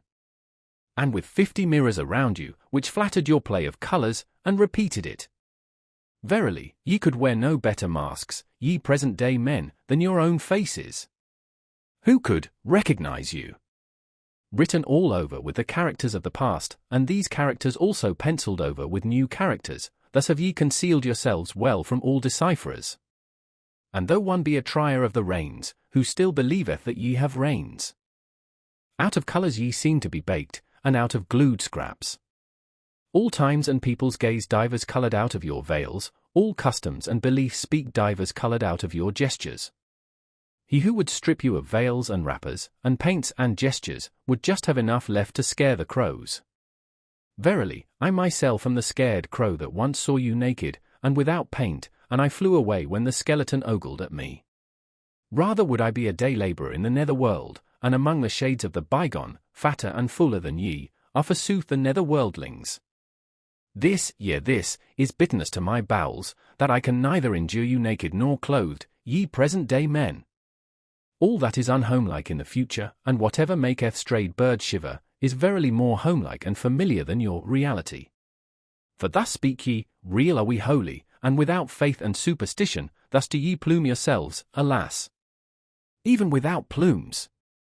Indeed, how would ye be able to believe, ye divers coloured ones, ye who are pictures of all that hath ever been believed? Perambulating refutations are ye, of belief itself, and a dislocation of all thought. Untrustworthy ones, thus do I call you, ye real ones. All periods prate against one another in your spirits, and the dreams and pratings of all periods were even realer than your awakeness. Unfruitful are ye, therefore do ye lack belief. But he who had to create, had always his presaging dreams and astral premonitions, and believed in believing. Half-open doors are ye, at which grave-diggers wait. And this is your reality, everything deserveth to perish. Alas, how ye stand there before me, ye unfruitful ones, how lean your ribs! And many of you surely have had knowledge thereof. Many a one hath said, there hath surely a God filched something from me secretly whilst I slept. Verily, enough to make a girl for himself therefrom. Amazing is the poverty of my ribs, thus hath spoken many a present-day man. Yea, ye are laughable unto me, ye present-day men. And especially when ye marvel at yourselves. And woe unto me if I could not laugh at your marvelling, and had to swallow all that is repugnant in your platters. As it is, however, I will make lighter of you, since I have to carry what is heavy, and what matter if beetles and maybugs also alight on my load? Verily, it shall not on that account become heavier to me. And not from you, ye present-day men, shall my great weariness arise. Ah, whither shall I now ascend with my longing? From all mountains do I look out for fatherlands and motherlands. But a home have I found nowhere, unsettled am I in all cities, and decamping at all gates. Alien to me, and a mockery, are the present-day men, to whom of late my heart impelled me, and exiled am I from fatherlands and motherlands. Thus do I love only my children's land, the undiscovered in the remotest sea, for it do I bid my sails search and search. Unto my children will I make amends for being the child of my fathers, and unto all the future, for this present day. Thus spake Zarathustra. XV. Immaculate perception. When yestereve the moon arose, then did I fancy it about to bear a son, so broad and teeming did it lie on the horizon. But it was a liar with its pregnancy, and sooner will I believe in the man in the moon than in the woman. To be sure, little of a man is he also, that timid night reveller. Verily, with a bad conscience doth he stalk over the roofs. For he is covetous and jealous, the monk in the moon, covetous of the earth, and all the joys of lovers. Nay, I like him not, that tomcat on the roofs. Hateful unto me are all that slink around half-closed windows. Piously and silently doth he stalk along on the star carpets, but I like no light-treading human feet, on which not even a spur jingleth. Every honest one step speaketh, the cat however, stealeth along over the ground. Lo! Cat-like doth the moon come along, and dishonestly dot. This parable speak I unto you sentimental dissemblers, unto you, the pure discerners. You do I call, covetous ones. Also ye love the earth, and the earthly, I have divined you well, but shame is in your love, and a bad conscience, ye are like the moon. To despise the earthly hath your spirit been persuaded, but not your bowels, these, however, are the strongest in you. And now is your spirit ashamed to be at the service of your bowels, and goeth byways and lying ways to escape its own shame. That would be the highest thing for me, so saith your lying spirit unto itself, to gaze upon life without desire, and not like the dog, with hanging out tongue. To be happy in gazing, with dead will, free from the grip and greed of selfishness, cold and asher-grey all over, but with intoxicated moon eyes. That would be the dearest thing to me. Thus doth the seduced one seduce himself, to love the earth as the moon loveth it, and with the eye only to feel its beauty. And this do I call immaculate perception of all things, to want nothing else from them, but to be allowed to lie before them as a mirror with 100 facets. Oh, ye sentimental dissemblers, ye covetous ones! Ye lack innocence in your desire, and now do ye defame desiring on that account. Verily, not as creators, as procreators, or as jubilators do ye love the earth. Where is innocence? Where there is will to procreation. And he who seeketh to create beyond himself, hath for me the purest will. Where is beauty? Where I must will with my whole will, where I will love and perish, that an image may not remain merely an image. Loving and perishing, these have rhymed from eternity. Will to love, that is to be ready also for death. Thus do I speak unto you cowards. But now doth your emasculated ogling profess to be a contemplation. And that which can be examined with cowardly eyes is to be christened beautiful. Oh, ye violators of noble names! But it shall be your curse, ye immaculate ones, ye pure discerners, that ye shall never bring forth, even though ye lie broad and teeming on the horizon. Verily, ye fill your mouth with noble words, and we are to believe that your heart overfloweth, ye cozeners. But my words are poor, contemptible, stammering words, gladly do I pick up what falleth from the table at your repasts. Yet still can I say there with the truth, to dissemblers. Yea, my fish bones, shells, and prickly leaves shall tickle the noses of dissemblers. Bad air is always about you and your repasts, your lascivious thoughts, your lies, and secrets are indeed in the air. Dare only to believe in yourselves and in your inward parts. He who doth not believe in himself always lieth. A god's mask have ye hung in front of you, ye pure ones, into a god's mask hath your execrable coiling snake crawled. Verily ye deceive, ye contemplative ones. Even Zarathustra was once the dupe of your godlike exterior, he did not divine the serpent's coil with which it was stuffed. A god-soul, I once thought I saw playing in your games, ye pure discerners. No better arts did I once dream of than your arts. Serpent's filth and evil odor, the distance concealed from me, and that a lizard's craft prowled thereabouts lasciviously.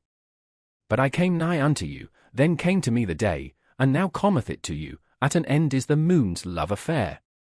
See there! Surprised and pale doth it stand, before the rosy dawn.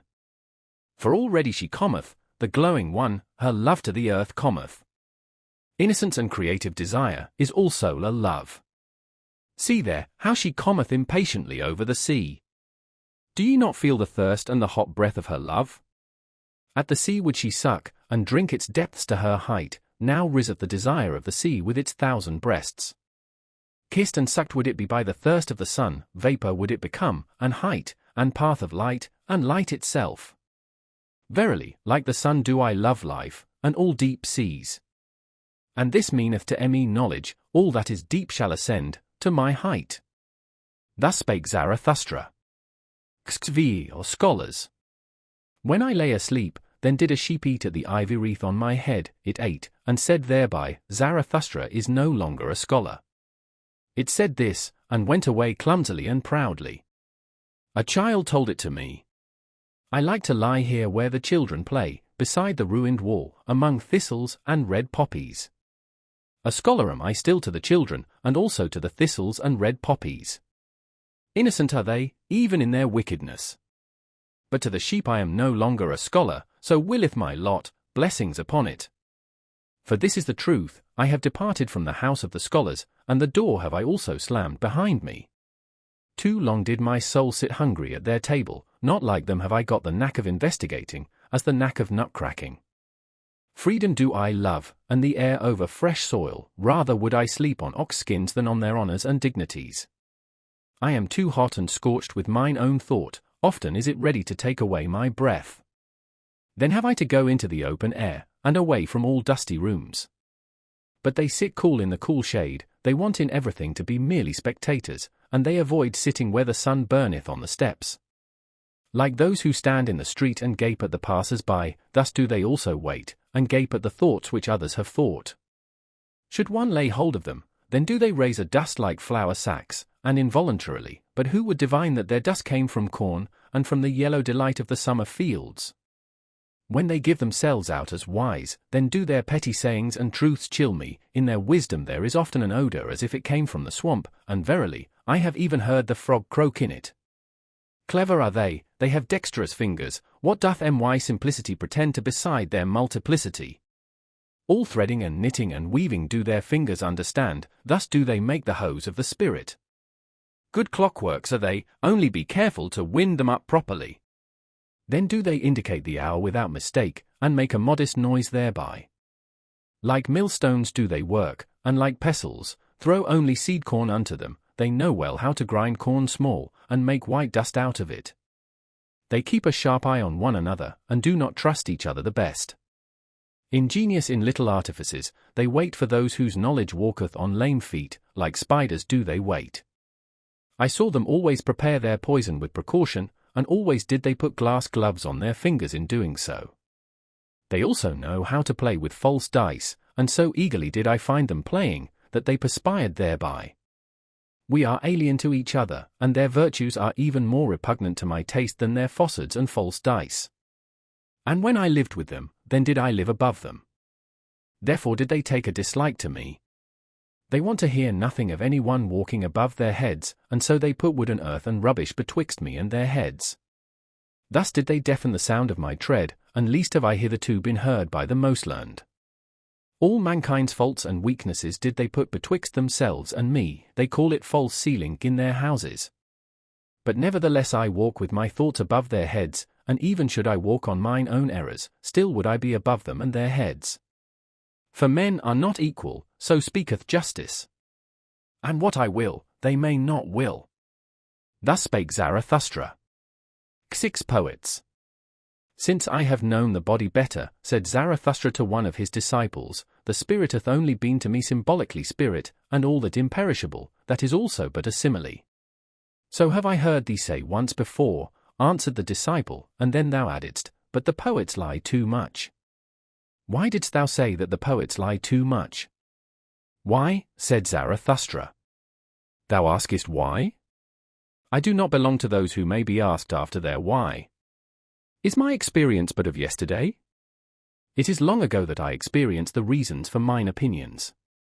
Should I not have to be a cask of memory if I also wanted to have my reasons with me? It is already too much for me even to retain mine opinions, and many a bird fleeth away. And sometimes, also, do I find a fugitive creature in my dovecot, which is alien to me, and trembleth when I lay my hand upon it. But what did Zarathustra once say unto thee? That the poets lie too much, but Zarathustra also is a poet. Believest thou that he there spake the truth? Why dost thou believe it? The disciple answered, I believe in Zarathustra. But Zarathustra shook his head and smiled. Belief doth not sanctify me, said he, least of all the belief in myself. But granting that some one did say in all seriousness that the poets lie too much, he was right, we do lie too much. We also know too little, and are bad learners, so we are obliged to lie.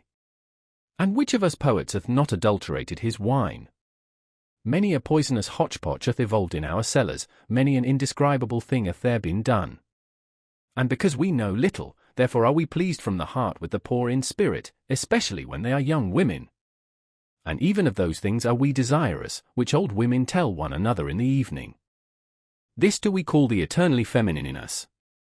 And as if there were a special secret access to knowledge, which choketh for those who learn anything, so do we believe in the people and in their wisdom. This, however, do all poets believe, that whoever pricketh up his ears when lying in the grass or on lonely slopes, learneth something of the things that are betwixt heaven and earth. And if there come unto them tender emotions, then do the poets always think that nature herself is in love with them, and that she stealeth to their ear to whisper secrets into it, and amorous flatteries, of this do they plume and pride themselves, before all mortals. Ah, there are so many things betwixt heaven and earth of which only the poets have dreamed. And especially above the heavens, for all gods are poet symbolizations, poet sophistications. Verily, ever are we drawn aloft, that is, to the realm of the clouds, on these do we set our gaudy puppets, and then call them gods and supermen. Are not they light enough for those chairs, all these gods and supermen?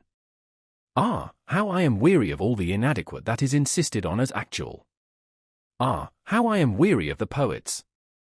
When Zarathustra so spake, his disciple resented it, but was silent. And Zarathustra also was silent, and his eye directed itself inwardly, as if it gazed into the far distance. At last he sighed and drew breath. I am of today and heretofore, said he thereupon, but something is in me that is of the morrow, and the day following, and the hereafter. I became weary of the poets, of the old and of the new, superficial are they all unto me, and shallow seas. They did not think sufficiently into the depth, therefore their feeling did not reach to the bottom. Some sensation of voluptuousness and some sensation of tedium, these have as yet been their best contemplation. Ghost breathing and ghost whisking, seemeth to me all the jingle-jangling of their harps, what have they known hitherto of the fervour of tones?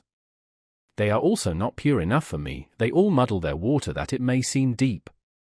And fain would they thereby prove themselves reconcilers, but mediaries and mixers are they unto me, and half, and impure. Ah, I cast indeed my net into their sea, and meant to catch good fish, but always did I draw up the head of some ancient god. Thus did the sea give a stone to the hungry one. And they themselves may well originate from the sea. Certainly, one findeth pearls in them, thereby they are the more like hard mollusks. And instead of a soul, I have often found in them salt slime. They have learned from the sea also its vanity, is not the sea the peacock of peacocks? Even before the ugliest of all buffaloes doth it spread out its tail, never doth it tire of its lace fan of silver and silk. Disdainfully doth the buffalo glance thereat, nigh to the sand with its soul, nigher still to the thicket, nighest, however, to the swamp. What is beauty and sea and peacock splendour to it? This parable I speak unto the poets. Verily, their spirit itself is the peacock of peacocks, and a sea of vanity. Spectators, seeketh the spirit of the poet, should they even be buffaloes. But of this spirit became I weary, and I see the time coming when it will become weary of itself. Yea, changed have I seen the poets, and their glance turned towards themselves. Penitents of the spirit have I seen appearing, they grew out of the poets. Thus spake Zarathustra. XL Great Events. There is an isle in the sea, not far from the happy isles of Zarathustra, on which a volcano ever smoketh, of which all the people, and especially the old women amongst them, say that it is placed as a rock before the gate of the nether world, but that through the volcano itself the narrow way leadeth downwards which conducteth to this gate. Now about the time that Zarathustra sojourned on the happy isles, it happened that a ship anchored at the isle on which standeth the smoking mountain, and the crew went ashore to shoot rabbits. About the noontide hour, however, when the captain and his men were together again, they saw suddenly a man coming towards them through the air, and a voice said distinctly, "It is time. It is the highest time." But when the figure was nearest to them, it flew past quickly, however, like a shadow, in the direction of the volcano. Then did they recognize with the greatest surprise that it was Zarathustra, for they had all seen him before except the captain himself, and they loved him as the people love, in such wise that love and awe were combined in equal degree. "Behold," said the old helmsman, "there goeth Zarathustra to hell." About the same time that these sailors landed on the Fire Isle, there was a rumor that Zarathustra had disappeared, and when his friends were asked about it, they said that he had gone on board a ship by night, without saying whither he was going. Thus there arose some uneasiness. After 3 days, however, there came the story of the ship's crew in addition to this uneasiness, and then did all the people say that the devil had taken Zarathustra. His disciples laughed, sure enough, at this talk, and one of them said even, "Sooner would I believe that Zarathustra hath taken the devil." But at the bottom of their hearts they were all full of anxiety and longing, so their joy was great when on the 5th day Zarathustra appeared amongst them. And this is the account of Zarathustra's interview with the fire dog. "The earth," said he, "hath a skin, and this skin hath diseases. One of these diseases, for example, is called man. And another of these diseases is called the fire dog. Concerning him men have greatly deceived themselves, and let themselves be deceived. To fathom this mystery did I go o'er the sea, and I have seen the truth naked, verily, barefooted up to the neck. Now do I know how it is concerning the fire dog, and likewise concerning all the spouting and subversive devils, of which not only old women are afraid. Up with thee, fire dog, out of thy depth, cried I, and confess how deep that depth is. Whence cometh that which thou snortest up?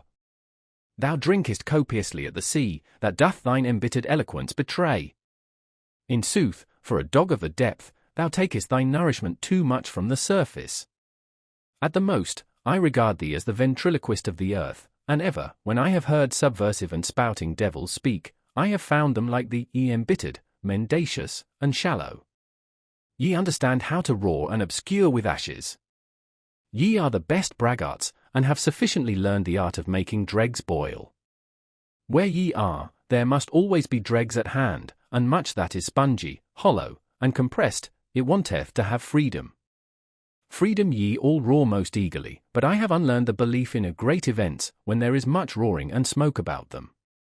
And believe me, friend Hullabaloo, the greatest events are not our noisiest, but our stillest hours.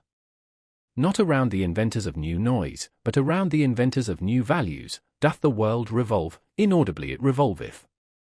And just own to it. Little had ever taken place when thy noise and smoke passed away. What if a city did become a mummy, and a statue lay in the mud? And this do I say also to the o'er-throwers of statues, it is certainly the greatest folly to throw salt into the sea, and statues into the mud. In the mud of your contempt lay the statue, but it is just its law, that out of contempt, its life and living beauty grow again.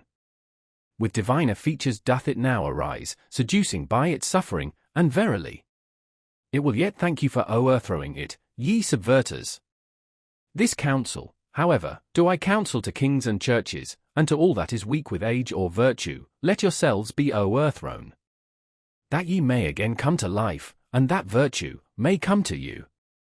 Thus spake I before the fire dog. Then did he interrupt me sullenly, and asked, "Church? What is that?" "Church," answered I, "that is a kind of state, and indeed the most mendacious. But remain quiet, thou dissembling dog. Thou surely knowest thine own species best. Like thyself the state is a dissembling dog, like thee doth it like to speak with smoke and roaring, to make believe, like thee, that it speaketh out of the heart of things. For it seeketh by all means to be the most important creature on earth, the state, and people think it so. When I had said this, the fire-dog acted as if mad with envy. What, cried he, the most important creature on earth? And people think it so. And so much vapor and terrible voices came out of his throat, that I thought he would choke with vexation and envy. At last he became calmer and his panting subsided. As soon, however, as he was quiet, I said laughingly, Thou art angry, fire-dog, so I am in the right about thee. And that I may also maintain the right, hear the story of another fire-dog. He speaketh actually out of the heart of the earth. Gold doth his breath exhale, and golden rain, so doth his heart desire. What are ashes and smoke and hot dregs to him? Laughter flitteth from him like a variegated cloud, adverse is he to thy gargling and spewing and grips in the bowels. The gold, however, and the laughter, these doth he take out of the heart of the earth, for, that thou mayst know it, the heart of the earth is of gold. When the fire-dog heard this, he could no longer endure to listen to me.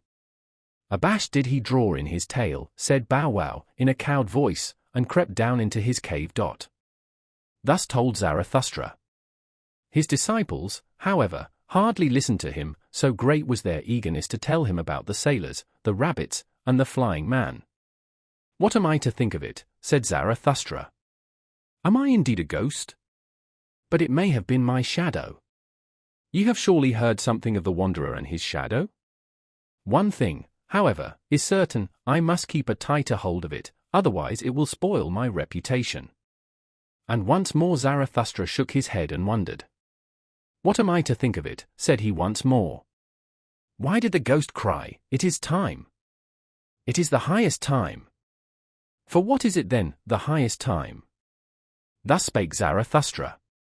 XLI the soothsayer. And I saw a great sadness come over mankind. The best turned weary of their works.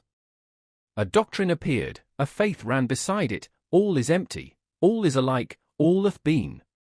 And from all hills there re-echoed, all is empty, all is alike, all hath been. To be sure we have harvested, but why have all our fruits become rotten and brown? What was it fell last night from the evil moon? In vain was all our labour, poisoneth our wine become, the evil eye hath singed yellow our fields and hearts. Arid have we all become, and fire falling upon us, then do we turn dust like ashes, yea, the fire itself have we made aweary. All our fountains have dried up, even the sea hath receded. All the ground trieth to gape, but the depth will not swallow. Alas! Where is there still a sea in which one could be drowned, so soundeth our plaint, across shallow swamps. Verily, even for dying have we become too weary, now do we keep awake and live on, in sepulchres. Thus did Zarathustra hear a soothsayer speak, and the foreboding touched his heart and transformed him. Sorrowfully did he go about and wearily, and he became like unto those of whom the soothsayer had spoken. Verily, said he unto his disciples, a little while, and there cometh the long twilight. Alas, how shall I preserve my light through it? That it may not smother in this sorrowfulness. To remoter worlds shall it be a light, and also to remotest nights. Thus did Zarathustra go about grieved in his heart, and for 3 days he did not take any meat or drink, he had no rest, and lost his speech. At last it came to pass that he fell into a deep sleep. His disciples, however, sat around him in long night watches, and waited anxiously to see if he would awake, and speak again, and recover from his affliction. And this is the discourse that Zarathustra spake when he awoke. His voice, however, came unto his disciples as from afar. Hear, I pray you, the dream that I dreamed, my friends, and help me to divine its meaning. A riddle is it still unto me, this dream, the meaning is hidden in it and encaged, and doth not yet fly above it on free pinions. All life had I renounced, so I dreamed. Night watchman and grave guardian had I become, aloft, in the lone mountain fortress of death. There did I guard his coffins, full stood the musty vaults of those trophies of victory. Out of glass coffins did vanquished life gaze upon me. The odour of dust-covered eternities did I breathe, sultry and dust-covered lay my soul. And who could have aired his soul there? Brightness of midnight was ever around me, lonesomeness cowered beside her, and as a third, death rattled stillness, the worst of my female friends.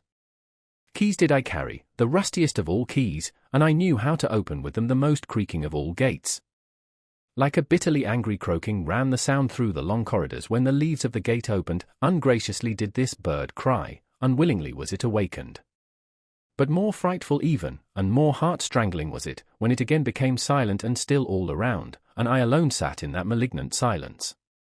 Thus did time pass with me, and slip by. If time there still was, what do I know thereof? But at last there happened that which awoke me. Thrice did their peal peals at the gate like thunders, thrice did the vaults resound and howl again, then did I go to the gate. Alpa! Cried I, who carrieth his ashes unto the mountain? Alpa! Alpa! Who carrieth his ashes unto the mountain? And I pressed the key, and pulled at the gate, and exerted myself. But not a finger's breadth was it yet open. Then did a roaring wind tear the folds apart, whistling, whizzing, and piercing, it threw unto me a black coffin. And in the roaring, and whistling, and whizzing the coffin burst up, and spouted out 1,000 peals of laughter. And 1,000 caricatures of children, angels, owls, fools, and child-sized butterflies laughed and mocked, and roared at me. Fearfully was I terrified thereby, it prostrated me. And I cried with horror as I ne'er cried before. But mine own crying awoke me, and I came to myself. Thus did Zarathustra relate his dream, and then was silent, for as yet he knew not the interpretation thereof. But the disciple whom he loved most arose quickly, seized Zarathustra's hand, and said, Thy life itself interpreteth unto us this dream, O Zarathustra. Art thou not thyself the wind with shrill whistling, which bursteth open the gates of the fortress of death? Art thou not thyself the coffin full of many-hued malices and angel caricatures of life? Verily, like 1,000 peals of children's laughter cometh Zarathustra into all sepulchres, laughing at those night watchmen and grave guardians, and whoever else rattleth with sinister keys. With thy laughter wilt thou frighten and prostrate them, fainting and recovering will demonstrate thy power over them. And when the long twilight cometh and the mortal weariness, even then wilt thou not disappear from our firmament, thou advocate of life. New stars hast thou made us see, and new nocturnal glories, verily, laughter itself hast thou spread out over us like a many-hued canopy. Now will children's laughter ever from coffins flow, now will a strong wind ever come victoriously unto all mortal weariness, of this thou art thyself the pledge and the prophet. Verily, they themselves didst thou dream, thine enemies, that was thy sorest dream. But as thou awokest from them and camest to thyself, so shall they awaken from themselves, and come unto thee. Thus spake the disciple, and all the others then thronged around Zarathustra, grasped him by the hands, and tried to persuade him to leave his bed and his sadness, and return unto them. Zarathustra, however, sat upright on his couch, with an absent look. Like one returning from long foreign sojourn did he look on his disciples, and examined their features, but still he knew them not. When, however, they raised him, and set him upon his feet, behold, all on a sudden his eye changed, he understood everything that had happened, stroked his beard, and said with a strong voice, Well, this hath just its time, but see to it, my disciples, that we have a good repast, and without delay. Thus do I mean to make amends for bad dreams. The soothsayer, however, shall eat and drink at my side, and verily, I will yet show him a sea in which he can drown himself. Thus spake Zarathustra. Then did he gaze long into the face of the disciple who had been the dream interpreter, and shook his head. XLII Redemption. When Zarathustra went one day over the great bridge, then did the cripples and beggars surround him, and a hunchback spake thus unto him. Behold, Zarathustra! Even the people learn from thee, and acquire faith in thy teaching, but for them to believe fully in thee, one thing is still needful, thou must first of all convince us cripples. Hearest thou now a fine selection, and verily, an opportunity with more than one forelock. The blind canst thou heal, and make the lame run, and from him who hath too much behind, couldst thou well, also, take away a little, that, I think, would be the right method to make the cripples believe in Zarathustra. Zarathustra, however, answered thus unto him who so spake, When one taketh his hump from the hunchback, then doth one take from him his spirit, so do the people teach. And when one giveth the blind man eyes, then doth he see too many bad things on the earth, so that he curseth him who healed him. He, however, who maketh the lame man run, inflicteth upon him the greatest injury, for hardly can he run, when his vices run away with him, so do the people teach concerning cripples. And why should not Zarathustra also learn from the people, when the people learn from Zarathustra? It is, however, the smallest thing unto me since I have been amongst men, to see one person lacking an eye, another an ear, and a third a leg, and that others have lost the tongue, or the nose, or the head.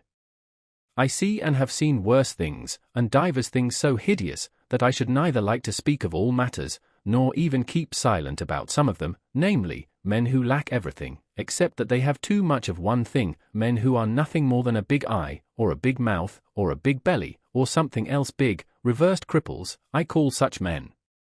And when I came out of my solitude, and for the first time passed over this bridge, then I could not trust mine eyes, but looked again, and said at last, that is an ear. An ear as big as a man. I looked still more attentively, and actually there did move under the ear something that was pitiably small and poor and slim. And in truth this immense ear was perched on a small thin stalk. The stalk, however, was a man. A person putting a glass to his eyes could even recognize further a small envious countenance, and also that a bloated solet dangled at the stalk. The people told me, however, that the big ear was not only a man, but a great man, a genius. But I never believed in the people when they spake of great men, and I hold to my belief that it was a reversed cripple, who had too little of everything, and too much of one thing. When Zarathustra had spoken thus unto the hunchback, and unto those of whom the hunchback was the mouthpiece and advocate, then did he turn to his disciples in profound dejection, and said, Verily, my friends, I walk amongst men as amongst the fragments and limbs of human beings.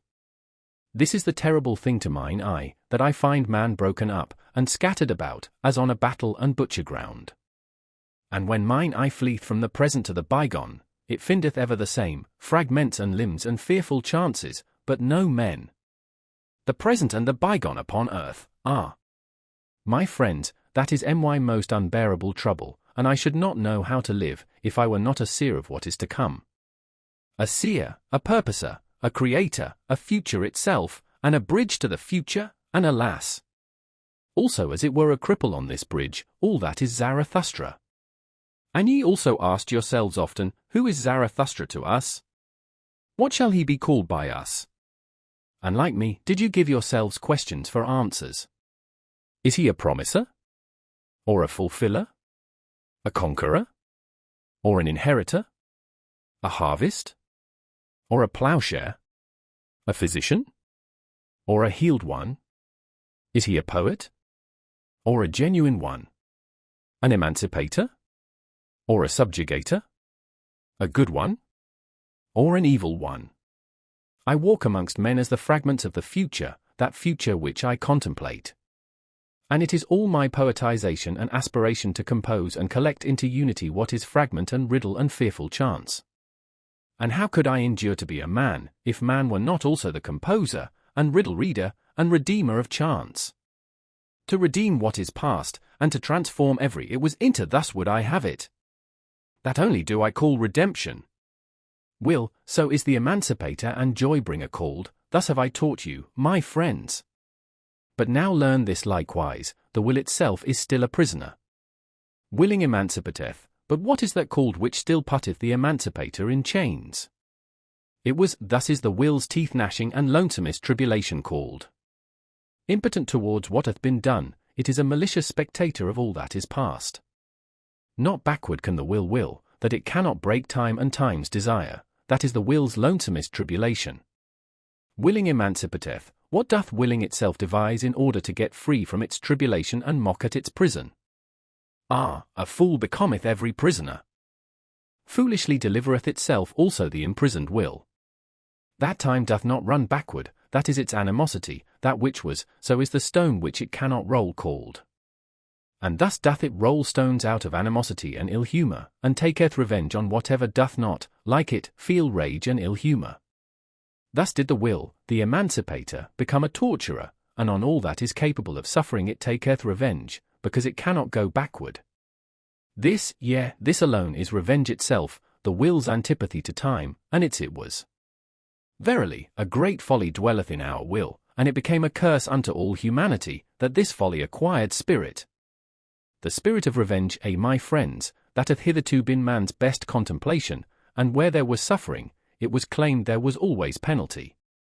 Penalty, so calleth itself revenge. With a lying word it feigneth a good conscience. And because in the willer himself there is suffering, because he cannot will backwards, thus was willing itself, and all life, claimed to be penalty. And then did cloud after cloud roll over the spirit, until at last madness preached, everything perisheth, therefore everything deserveth to perish. And this itself is justice, the law of time, that he must devour his children, thus did madness preach. Morally are things ordered according to justice and penalty. Oh, where is there deliverance from the flux of things and from the existence of penalty? Thus did madness preach. Can there be deliverance when there is eternal justice? Alas, unrollable is the stone, it was eternal must also be all penalties. Thus did madness preach. No deed can be annihilated, how could it be undone by the penalty? This is what is eternal in the existence of penalty, that existence also must be eternally recurring deed and guilt. Unless the will should at last deliver itself, and willing become non-willing, but ye know, my brethren, this fabulous song of madness. Away from those fabulous songs did I lead you when I taught you, the will is a creator. All it is a fragment, a riddle, a fearful chance, until the creating will saith thereto, but thus would I have it. Until the creating will saith thereto, but thus do I will it. Thus shall I will it. But did it ever speak thus? And when doth this take place?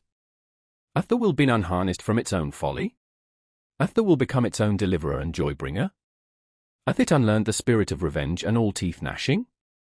And who hath taught it reconciliation with time, and something higher than all reconciliation? Something higher than all reconciliation must the will which is the will to power, but how doth that take place? Who hath taught it also to will backwards? But at this point in his discourse it chanced that Zarathustra suddenly paused, and looked like a person in the greatest alarm. With terror in his eyes did he gaze on his disciples, his glances pierced as with arrows their thoughts and arrear thoughts. But after a brief space he again laughed, and said soothedly, "It is difficult to live amongst men, because silence is so difficult, especially for a babbler." Thus spake Zarathustra. The hunchback, however, had listened to the conversation and had covered his face during the time, but when he heard Zarathustra laugh, he looked up with curiosity, and said slowly, "But why doth Zarathustra speak otherwise unto us than unto his disciples?" Zarathustra answered, "What is there to be wondered at? With hunchbacks one may well speak in a hunchbacked way." "Very good," said the hunchback, "and with pupils one may well tell tales out of school. But why doth Zarathustra speak otherwise unto his pupils than unto himself?" Xli manly prudence. Not the height, it is the declivity that is terrible. The declivity, where the gaze shooteth downwards, and the hand graspeth upwards. There doth the heart become giddy through its double will. Ah, friends, do ye divine also my heart's double will? This is my declivity and my danger, that my gaze shooteth towards the summit, and my hand would fain clutch and lean on the depth. To man clingeth my will, with chains do I bind myself to man, because I am pulled upwards to the Superman, for thither doth mine other will tend. And therefore do I live blindly among men, as if I knew them not, that my hand may not entirely lose belief in firmness. I know not you men, this gloom and consolation is often spread around me. I sit at the gateway for every rogue, and ask, who wisheth to deceive me? This is my first manly prudence, that I allow myself to be deceived, so as not to be on my guard against deceivers. Ah, if I were on my guard against man, how could man be an anchor to my ball? Too easily would I be pulled upwards and away. This providence is over my fate, that I have to be without foresight. And he who would not languish amongst men must learn to drink out of all glasses, and he who would keep clean amongst men must know how to wash himself even with dirty water. And thus spake I often to myself for consolation, courage. Cheer up, old heart. An unhappiness hath failed to befall thee, enjoy that as thy happiness. This, however, is mine other manly prudence, I am more forbearing to the vain than to the proud. Is not wounded vanity the mother of all tragedies? Where, however, pride is wounded, there groweth up something better than pride. That life may be fair to behold, its game must be well played, for that purpose, however, it needeth good actors.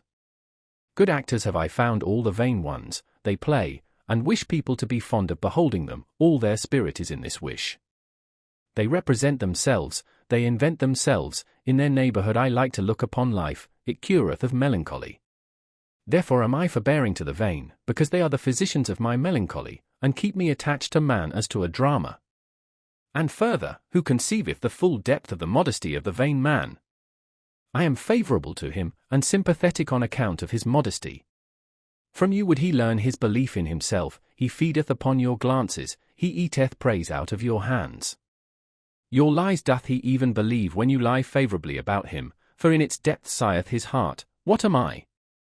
And if that be the true virtue which is unconscious of itself, well, the vain man is unconscious of his modesty. This is, however, my third manly prudence, I am not put out of conceit with the wicked by your timorousness. I am happy to see the marvels the warm sun hatcheth, tigers and palms and rattlesnakes. Also amongst men there is a beautiful brood of the warm sun, and much that is marvelous in the wicked. In truth, as your wisest did not seem to me so very wise, so found I also human wickedness below the fame of it. And oft did I ask with a shake of the head, why still rattle, ye rattlesnakes? Verily, there is still a future even for evil. And the warmest south is still undiscovered by man. How many things are now called the worst wickedness, which are only 12 feet broad and 3 months long? Some day, however, will greater dragons come into the world. For that the Superman may not lack his dragon, the super dragon that is worthy of him, there must still much warm sun glow on moist virgin forests. Out of your wild cats must tigers have evolved, and out of your poison toads, crocodiles, for the good hunter shall have a good hunt. And verily, ye good and just. In you there is much to be laughed at, and especially your fear of what hath hitherto been called the devil. So alien are ye in your souls to what is great, that to you the Superman would be frightful in his goodness.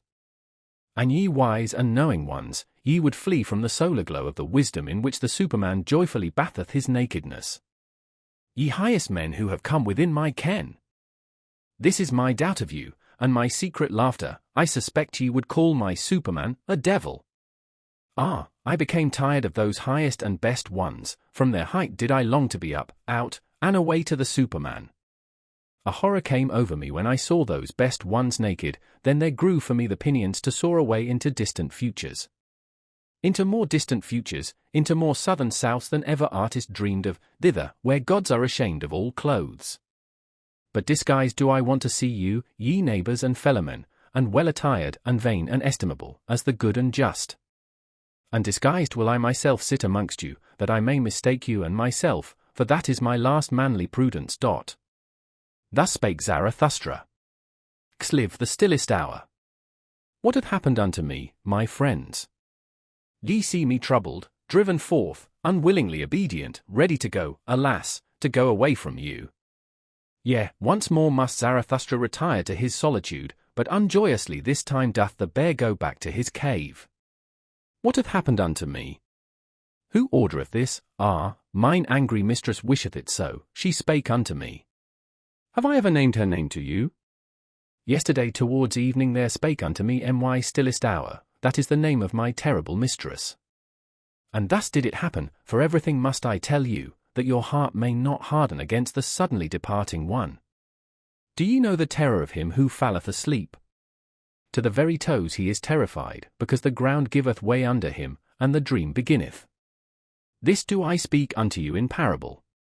Yesterday at the stillest hour did the ground give way under me, the dream began.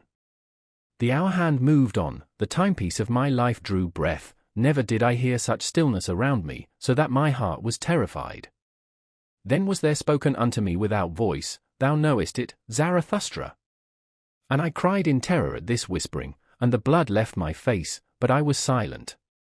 Then was there once more spoken unto me without voice, thou knowest it, Zarathustra, but thou dost not speak it.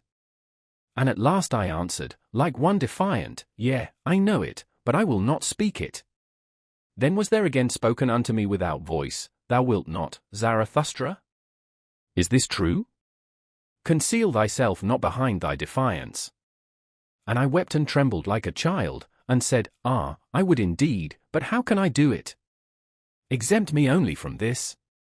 It is beyond my power. Then was there again spoken unto me without voice, What matter about thyself, Zarathustra? Speak thy word, and succumb.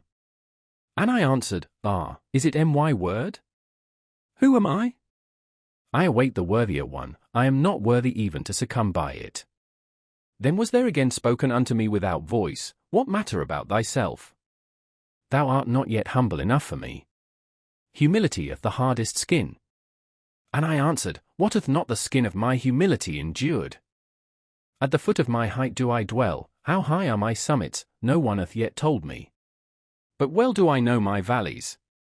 Then was there again spoken unto me without voice, O Zarathustra, he who hath to remove mountains removeth also valleys and plains. And I answered, As yet hath my word not removed mountains, and what I have spoken hath not reached man.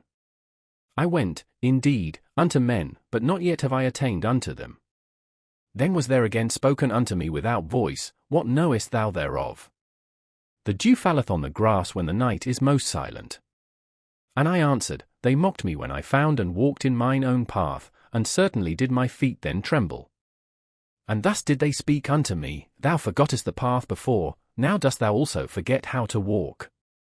Then was there again spoken unto me without voice, What matter about their mockery? Thou art one who hast unlearned to obey, now shalt thou command. Knowest thou not who is most needed by all? He who commandeth great things. To execute great things is difficult, but the more difficult task is to command great things. This is thy most unpardonable obstinacy, thou hast the power, and thou wilt not rule. And I answered, I lack the lion's voice for all commanding. Then was there again spoken unto me as a whispering, It is the stillest words which bring the storm. Thoughts that come with dove's footsteps guide the world. O Zarathustra, thou shalt go as a shadow of that which is to come, thus wilt thou command, and in commanding go foremost. And I answered, I am ashamed. Then was there again spoken unto me without voice, Thou must yet become a child, and be without shame. The pride of youth is still upon thee, latest thou become young, but he who would become a child must surmount even his youth. And I considered a long while, and trembled. At last, however, did I say what I had said at first. I will not. Then did a laughing take place all around me. Alas, how that laughing lacerated my bowels and cut into my heart. And there was spoken unto me for the last time, O Zarathustra, thy fruits are ripe, but thou art not ripe for thy fruits. So must thou go again into solitude, for thou shalt yet become mellow. And again was there a laughing, and it fled, then did it become still around me, as with a double stillness. I lay, however, on the ground, and the sweat flowed from my limbs.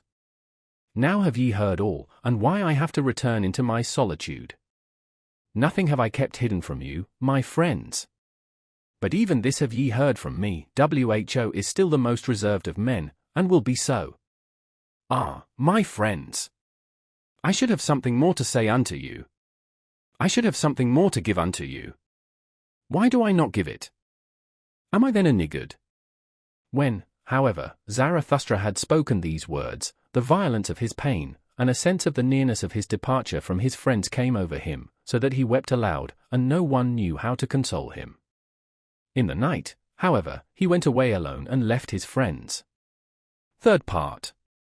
Ye look aloft when ye long for exaltation, and I look downward because I am exalted. Who among you can at the same time laugh and be exalted? He who climbeth on the highest mountains laugheth at all tragic plays and tragic realities. Zarathustra, reading and writing. XLV the Wanderer. Then, when it was about midnight, Zarathustra went his way over the ridge of the isle, that he might arrive early in the morning at the other coast, because there he meant to embark. For there was a good roadstead there, in which foreign ships also liked to anchor. Those ships took many people with them, who wished to cross over from the Happy Isles. So when Zarathustra thus ascended the mountain, he thought on the way of his many solitary wanderings from youth onwards, and how many mountains and ridges and summits he had already climbed. I am a wanderer and mountain climber, said he to his heart, I love not the plains, and it seemeth I cannot long sit still. And whatever may still overtake me as fate and experience, a wandering will be therein, and a mountain climbing, in the end one experienceth only oneself. The time is now past when accidents could befall me, and what could now fall to my lot which would not already be mine own? It returneth only, it cometh home to me at last, mine own self, and such of it as hath been long abroad, and scattered among things and accidents. And one thing more do I know, I stand now before my last summit, and before that which hath been longest reserved for me. Ah, my hardest path must I ascend. Ah, I have begun my lonesomest wandering. He, however, who is of my nature doth not avoid such an hour, the hour that saith unto him, now only dost thou go the way to thy greatness. Summit and abyss, these are now comprised together. Thou goest the way to thy greatness, now hath it become thy last refuge, what was hitherto thy last danger. Thou goest the way to thy greatness, it must now be thy best courage that there is no longer any path behind thee. Thou goest the way to thy greatness, here shall no one steal after thee. Thy foot itself hath effaced the path behind thee, and over it standeth written, impossibility. And if all ladders henceforth fail thee, then must thou learn to mount upon thine own head, how couldst thou mount upward otherwise? Upon thine own head, and beyond thine own heart. Now must the gentlest in thee become the hardest. He who hath always much indulged himself, sickeneth at last by his much indulgence. Praises on what maketh hardy. I do not praise the land where butter and honey flow. To learn to look away from oneself is necessary in order to see many things, this hardness is needed by every mountain climber. He, however, who is obtrusive with his eyes as a discerner, how can he ever see more of anything than its foreground? But thou, O Zarathustra, wouldst view the ground of everything, and its background, thus must thou mount even above thyself, upwards, until thou hast even thy stars under thee. Yea. To look down upon myself, and even upon my stars, that only would I call my summit, that hath remained for me as my last summit. Thus spake Zarathustra to himself while ascending, comforting his heart with harsh maxims, for he was sore at heart as he had never been before. And when he had reached the top of the mountain ridge, behold, there lay the other sea spread out before him, and he stood still and was long silent. The night, however, was cold at this height, and clear and starry. I recognize my destiny, said he at last, sadly. Well, I am ready. Now hath my last lonesomeness begun. Ah, this sombre, sad sea, below me. Ah, this sombre nocturnal vexation. Ah, fate and sea. To you must I now go down. Before my highest mountain do I stand, and before my longest wandering, therefore must I first go deeper down than I ever ascended. Deeper down into pain than I ever ascended, even into its darkest flood. So willeth my fate. Well, I am ready. Whence come the highest mountains? So did I once ask. Then did I learn that they come out of the sea. That testimony is inscribed on their stones, and on the walls of their summits. Out of the deepest must the highest come to its height. Thus spake Zarathustra on the ridge of the mountain where it was cold, when, however, he came into the vicinity of the sea, and at last stood alone amongst the cliffs, then had he become weary on his way, and eagerer than ever before. Everything as yet sleepeth, said he, even the sea sleepeth. Drowsily and strangely doth its eye gaze upon me. But it breatheth warmly, I feel it. And I feel also that it dreameth. It tosseth about dreamily on hard pillows. Hark! Hark! How it groaneth with evil recollections. Or evil expectations? Ah, I am sad along with thee, thou dusky monster, and angry with myself even for thy sake. Ah, that my hand hath not strength enough. Gladly, indeed, would I free thee from evil dreams. And while Zarathustra thus spake, he laughed at himself with melancholy and bitterness. What? Zarathustra, said he, wilt thou even sing consolation to the sea? Ah, thou amiable fool, Zarathustra, thou too blindly confiding one. But thus hast thou ever been, ever hast thou approached confidently all that is terrible. Every monster wouldst thou caress. A whiff of warm breath, a little soft tuft on its paw, and immediately wert thou ready to love and lure it. Love is the danger of the lonesomest one, love to anything, if it only live. Laughable, verily, is my folly and my modesty in love. Thus spake Zarathustra, and laughed thereby a second time. Then, however, he thought of his abandoned friends, and as if he had done them a wrong with his thoughts, he upbraided himself because of his thoughts. And forthwith it came to pass that the laugher wept, with anger and longing wept Zarathustra bitterly. XLVI The Vision and the Enigma. 1. When it got abroad among the sailors that Zarathustra was on board the ship, for a man who came from the Happy Isles had gone on board along with him, there was great curiosity and expectation. But Zarathustra kept silent for 2 days, and was cold and deaf with sadness, so that he neither answered looks nor questions. On the evening of the second day, however, he again opened his ears, though he still kept silent, for there were many curious and dangerous things to be heard on board the ship, which came from afar, and was to go still further. Zarathustra, however, was fond of all those who make distant voyages, and disliked to live without danger. And behold! When listening, his own tongue was at last loosened, and the ice of his heart broke. Then did he begin to speak thus. To you, the daring venturers and adventurers, and whoever hath embarked with cunning sails upon frightful seas. To you the enigma intoxicated, the twilight enjoyers, whose souls are allured by flutes to every treacherous gulf. For ye dislike to grope at a thread with cowardly hand, and where ye can divine, there do ye hate to calculate. To you only do I tell the enigma that I saw, the vision of the lonesomest one. Gloomily walked I lately in corpse-coloured twilight, gloomily and sternly, with compressed lips. Not only one sun had set for me.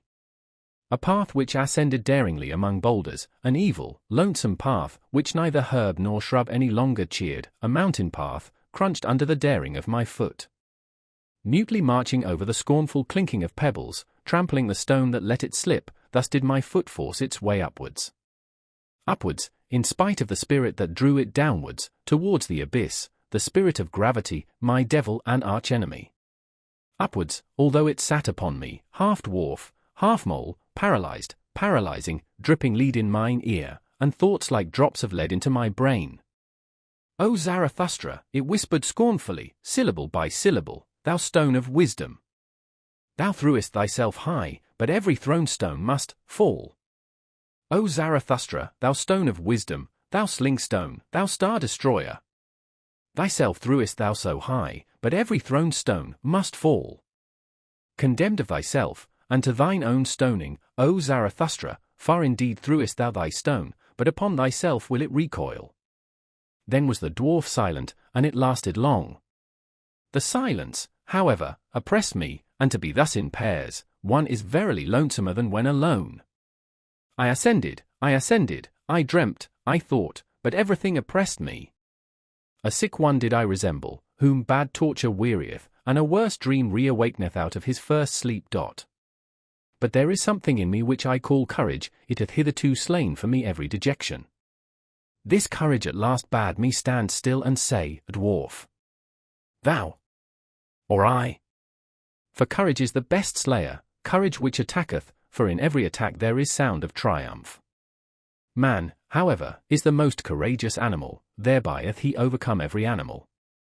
With sound of triumph hath he overcome every pain, human pain, however, is the sorest pain. Courage slieth also giddiness at abysses, and where doth man not stand at abysses? Is not seeing itself, seeing abysses? Courage is the best slayer, courage slieth also fellow-suffering. Fellow-suffering, however, is the deepest abyss, as deeply as man looketh into life, so deeply also doth he look into suffering.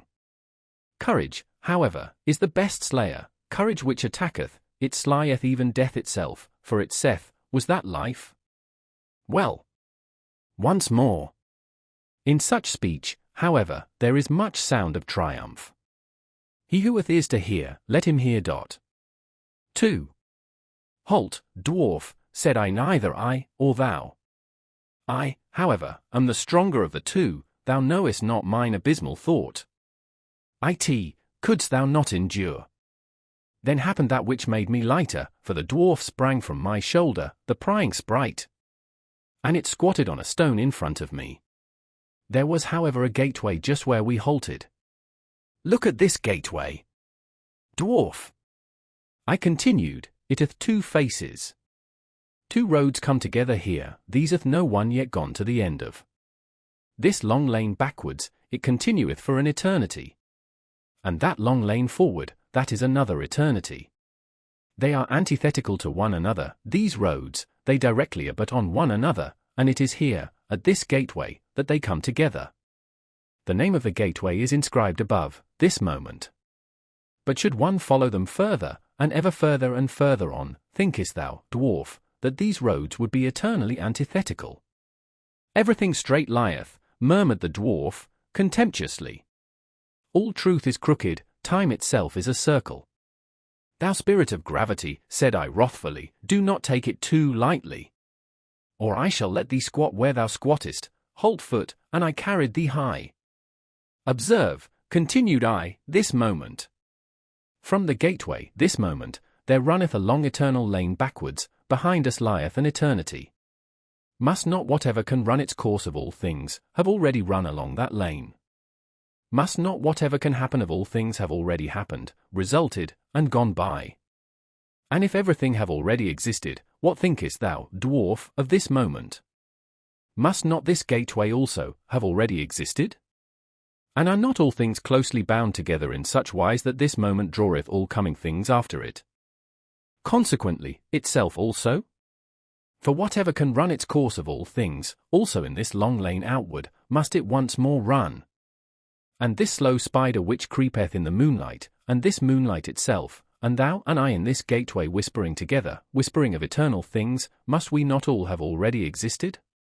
And must we not return and run in that other lane out before us, that long weird lane, must we not eternally return? Thus did I speak, and always more softly, for I was afraid of mine own thoughts, and arrear thoughts. Then, suddenly did I hear a dog howl near me. Had I ever heard a dog howl thus? My thoughts ran back. Yes. When I was a child, in my most distant childhood. Then did I hear a dog howl thus. And saw it also, with hair bristling, its head upwards, trembling in the stillest midnight, when even dogs believe in ghosts. So that it excited my commiseration. For just then went the full moon, silent as death, over the house, just then did it stand still, a glowing globe, at rest on the flat roof, as if on someone's property. Thereby had the dog been terrified, for dogs believe in thieves and ghosts. And when I again heard such howling, then did it excite my commiseration once more. Where was now the dwarf? And the gateway? And the spider? And all the whispering? Had I dreamt? Had I awakened? Twixt rugged rocks did I suddenly stand alone, dreary in the dreariest moonlight. But there lay a man. And there. The dog leaping, bristling, whining, now did it see me coming, then did it howl again, then did it CRY, had I ever heard a dog cry so for help? And verily, what I saw, the like had I never seen. A young shepherd did I see, writhing, choking, quivering, with distorted countenance, and with a heavy black serpent hanging out of his mouth. Had I ever seen so much loathing and pale horror on one countenance? He had perhaps gone to sleep? Then had the serpent crawled into his throat, there had it bitten itself fast. My hand pulled at the serpent, and pulled, in vain. I failed to pull the serpent out of his throat. Then there cried out of me, "Bite! Bite! Its head off! Bite!" So cried it out of me in my horror, my hatred, my loathing, my pity, all my good and my bad cried with one voice out of me. Ye daring ones around me! Ye venturers and adventurers, and whoever of you have embarked with cunning sails on unexplored seas! Ye enigma enjoyers! Solve unto me the enigma that I then beheld, interpret unto me the vision of the lonesomest one. For it was a vision and a foresight, what did I then behold in parable? And who is it that must come some day? Who is the shepherd into whose throat the serpent thus crawled. Who is the man into whose throat all the heaviest and blackest will thus crawl. The shepherd however bit as my cry had admonished him, he bit with a strong bite. Far away did he spit the head of the serpent, and sprang up. No longer shepherd, no longer man, a transfigured being, a light-surrounded being, that laughed. Never on earth laughed a man as he laughed. O my brethren, I heard a laughter which was no human laughter, and now gnaweth a thirst at me, a longing that is never allayed. My longing for that laughter gnaweth at me. Oh, how can I still endure to live? And how could I endure to die at present? Thus spake Zarathustra. Xvi involuntary bliss.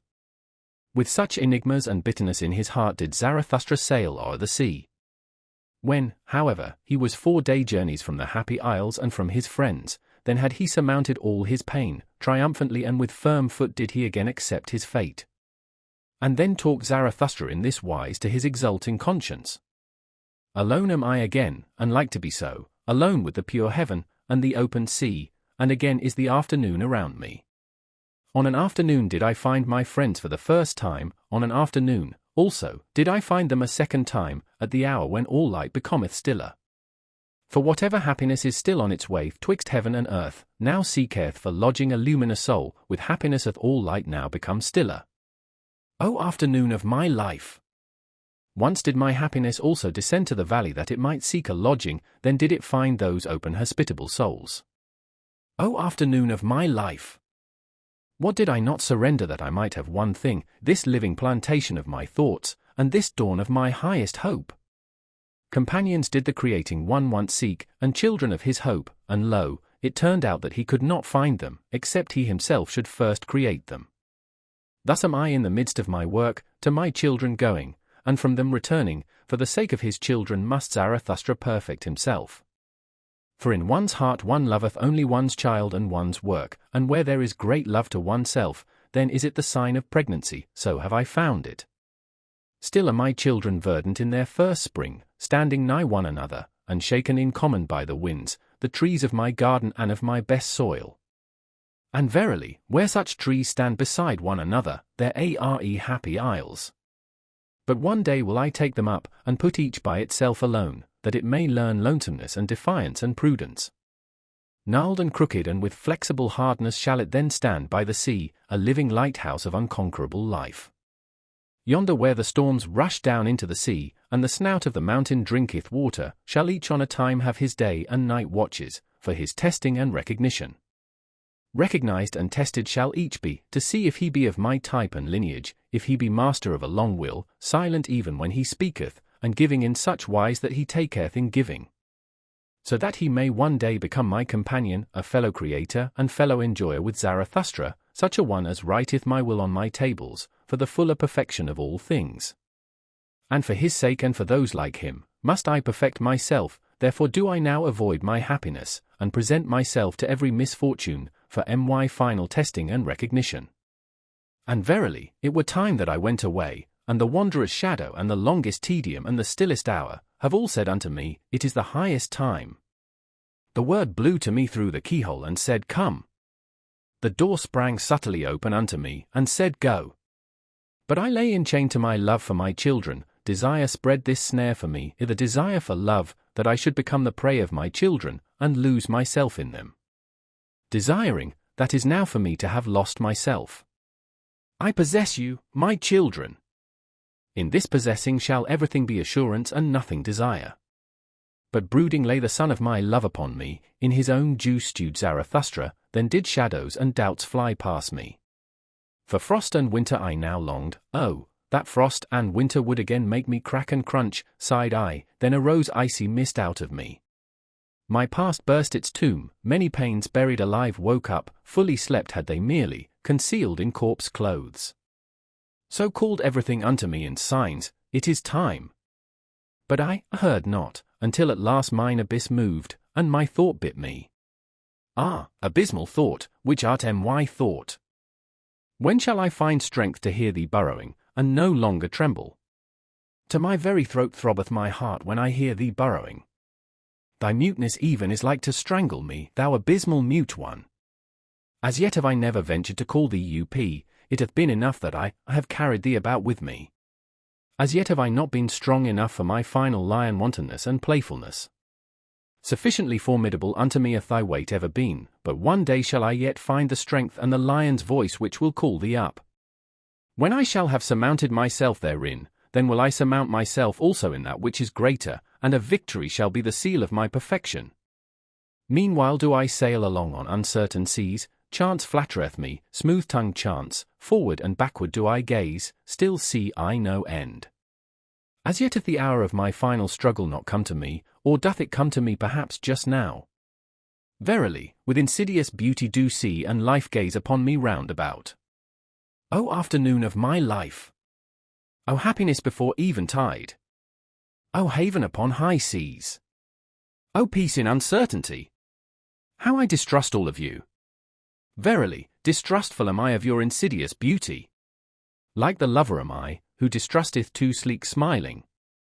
As he pusheth the best beloved before him, tender even in severity, the jealous one, so do I push this blissful hour before me. Away with thee, thou blissful hour! With thee hath there come to me an involuntary bliss. Ready for my severest pain do I here stand, at the wrong time hast thou come. Away with thee, thou blissful hour! Rather harbour there, with my children. Hasten! And bless them before eventide with my happiness. There, already approacheth eventide, the sun sinketh. Away, my happiness! Thus spake Zarathustra. And he waited for his misfortune the whole night, but he waited in vain. The night remained clear and calm, and happiness itself came nigher and nigher unto him. Towards morning, however, Zarathustra laughed to his heart, and said mockingly, Happiness runneth after me. That is because I do not run after women. Happiness, however, is a woman. Xvi, before sunrise. O heaven above me, thou pure, thou deep heaven! Thou abyss of light! Gazing on thee, I tremble with divine desires. Up to thy height to toss myself, that is my depth. In thy purity to hide myself, that is mine innocence. The God veileth his beauty, thus hidest thou thy stars. Thou speakest not, thus proclaimest thou thy wisdom unto me. Mute o'er the raging seest thou risen for me today, thy love and thy modesty make a revelation unto my raging soul. In that thou camest unto me beautiful, veiled in thy beauty, in that thou spakest unto me mutely, obvious in thy wisdom. Oh, how could I fail to divine all the modesty of thy soul? Before the sun didst thou come unto me, the lonesomest one. We have been friends from the beginning, to us our grief, gruesomeness, and ground common, even the sun is common to us. We do not speak to each other, because we know too much, we keep silent to each other, we smile our knowledge to each other. Art thou not the light of my fire? Hast thou not the sister soul of mine insight? Together did we learn everything, together did we learn to ascend beyond ourselves to ourselves, and to smile uncloudedly. Uncloudedly to smile down out of luminous eyes and out of miles of distance, when under us constraint and purpose and guilt steam like rain. And wandered I alone, for what did my soul hunger by night and in labyrinthine paths? And climbed I mountains, whom did I ever seek, if not thee, upon mountains? And all my wandering and mountain climbing, a necessity was it merely, and a makeshift of the unhandy one, to fly only, wanteth mine entire will, to fly into the. And what have I hated more than passing clouds, and whatever tainteth thee? And mine own hatred have I even hated, because it tainted thee. The passing clouds I detest, those stealthy cats of prey, they take from thee and me what is common to us, the vast unbounded ye and amen saying. These mediators and mixers we detest, the passing clouds, those half and half ones, that have neither learned to bless nor to curse from the heart. Rather will I sit in a tub under a closed heaven, rather will I sit in the abyss without heaven, than see thee, thou luminous heaven, tainted with passing clouds. And oft have I longed to pin them fast with the jagged gold wires of lightning, that I might, like the thunder, beat the drum upon their kettle bellies. An angry drummer, because they rob me of thy yea and amen, thou heaven above me, thou pure, thou luminous heaven. Thou abyss of light, because they rob thee of my yea and amen. For rather will I have noise and thunders and tempest blasts, than this discreet, doubting cat repose, and also amongst men do I hate most of all the soft treaders, and half ones, and the doubting, hesitating, passing clouds. And he who cannot bless shall learn to curse. This clear teaching dropped unto me from the clear heaven, this star standeth in my heaven even in dark nights. I, however, am a blesser and a yea-sayer, if thou be but around me, thou pure, thou luminous heaven. Thou abyss of light, into all abysses do I then carry my beneficent yea-saying. A blesser have I become and a yea-sayer, and therefore strove I long and was a striver, that I might one day get my hands free for blessing. This, however, is my blessing, to stand above everything as its own heaven, its round roof, its azure bell and eternal security, and blessed is he who thus blesseth.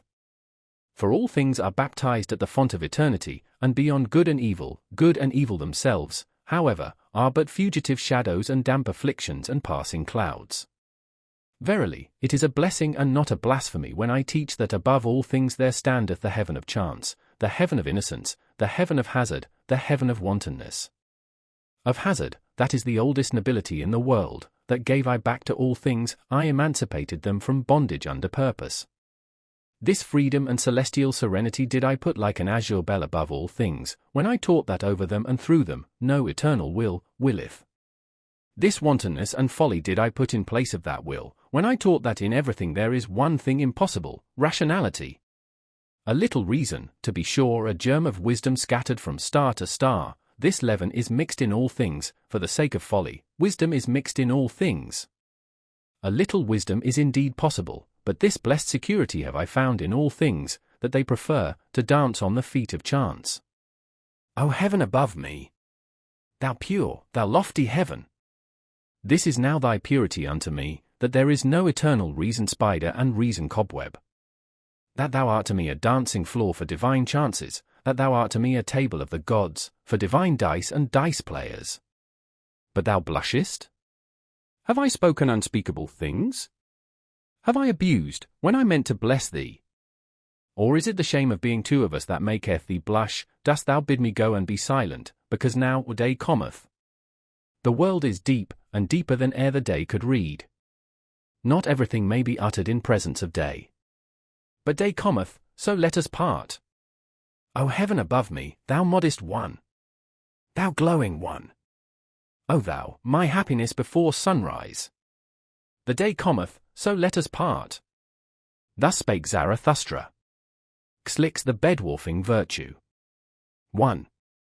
When Zarathustra was again on the continent, he did not go straightway to his mountains and his cave, but made many wanderings and questionings, and ascertained this and that, so that he said of himself jestingly, Lo, a river that floweth back unto its source in many windings. For he wanted to learn what had taken place among men during the interval, whether they had become greater or smaller. And once, when he saw a row of new houses, he marveled, and said, What do these houses mean? Verily, no great soul put them up as its simile. Did perhaps a silly child take them out of its toy box? Would that another child put them again into the box? And these rooms and chambers, can men go out and in there? They seem to be made for silk dolls, or for dainty eaters, who perhaps let others eat with them. And Zarathustra stood still and meditated. At last he said sorrowfully, There hath everything become smaller. Everywhere do I see lower doorways, he who is of my type can still go there through, but he must stoop. Oh, when shall I arrive again at my home, where I shall no longer have to stoop before the small ones? And Zarathustra sighed, and gazed into the distant dot. The same day, however, he gave his discourse on the bedwarfing virtue. 2. I pass through this people and keep mine eyes open, they do not forgive me for not envying their virtues. They bite at me, because I say unto them that for small people, small virtues are necessary, and because it is hard for me to understand that small people are necessary. Here am I still like a cock in a strange farmyard, at which even the hens peck, but on that account I am not unfriendly to the hens. I am courteous towards them, as towards all small annoyances, to be prickly towards what is small, seemeth to me wisdom for hedgehogs. They all speak of me when they sit around their fire in the evening, they speak of me, but no one thinketh of me. This is the new stillness which I have experienced, their noise around me spreadeth a mantle over my thoughts. They shout to one another, What is this gloomy cloud about to do to us? Let us see that it doth not bring a plague upon us. And recently did a woman seize upon her child that was coming unto me, take the children away, cried she, such eyes scorch children's souls. They cough when I speak, they think coughing an objection to strong winds, they divine nothing of the boisterousness of my happiness. We have not yet time for Zarathustra, so they object, but what matter about a time that hath no time for Zarathustra? And if they should altogether praise me, how could I go to sleep on their praise? A girdle of spines is their praise unto me, it scratcheth me even when I take it off. And this also did I learn among them, the praiser doeth as if he gave back, in truth, however, he wanteth more to be given him. Ask my foot if their lauding and luring strains please it. Verily, to such measure and tick-tack, it liketh neither to dance nor to stand still. To small virtues would they fain lure and laud me, to the tick-tack of small happiness would they fain persuade my foot. I pass through this people and keep mine eyes open, they have become smaller, and ever become smaller, the reason thereof is their doctrine of happiness and virtue. For they are moderate also in virtue, because they want comfort. With comfort, however, moderate virtue only is compatible. To be sure, they also learn in their way to stride on and stride forward, that, I call their hobbling dot, thereby they become a hindrance to all who are in haste. And many of them go forward, and look backwards thereby, with stiffened necks, those do I like to run up against. Foot and I shall not lie, nor give a lie to each other. But there is much lying among small people. Some of them will, but most of them are willed. Some of them are genuine, but most of them are bad actors. There are actors without knowing it amongst them, and actors without intending it. The genuine ones are always rare, especially the genuine actors. Of man there is little here, therefore do their women masculinize themselves. For only he who is man enough will save the woman in woman. And this hypocrisy found I worst amongst them, that even those who command feign the virtues of those who serve. I serve, thou servest, we serve, so shan'teth here even the hypocrisy of the rulers, and alas! If the first lord be only the first servant? Ah, even upon their hypocrisy did mine eyes' curiosity alight, and well did I divine all their fly happiness, and their buzzing around sunny window panes.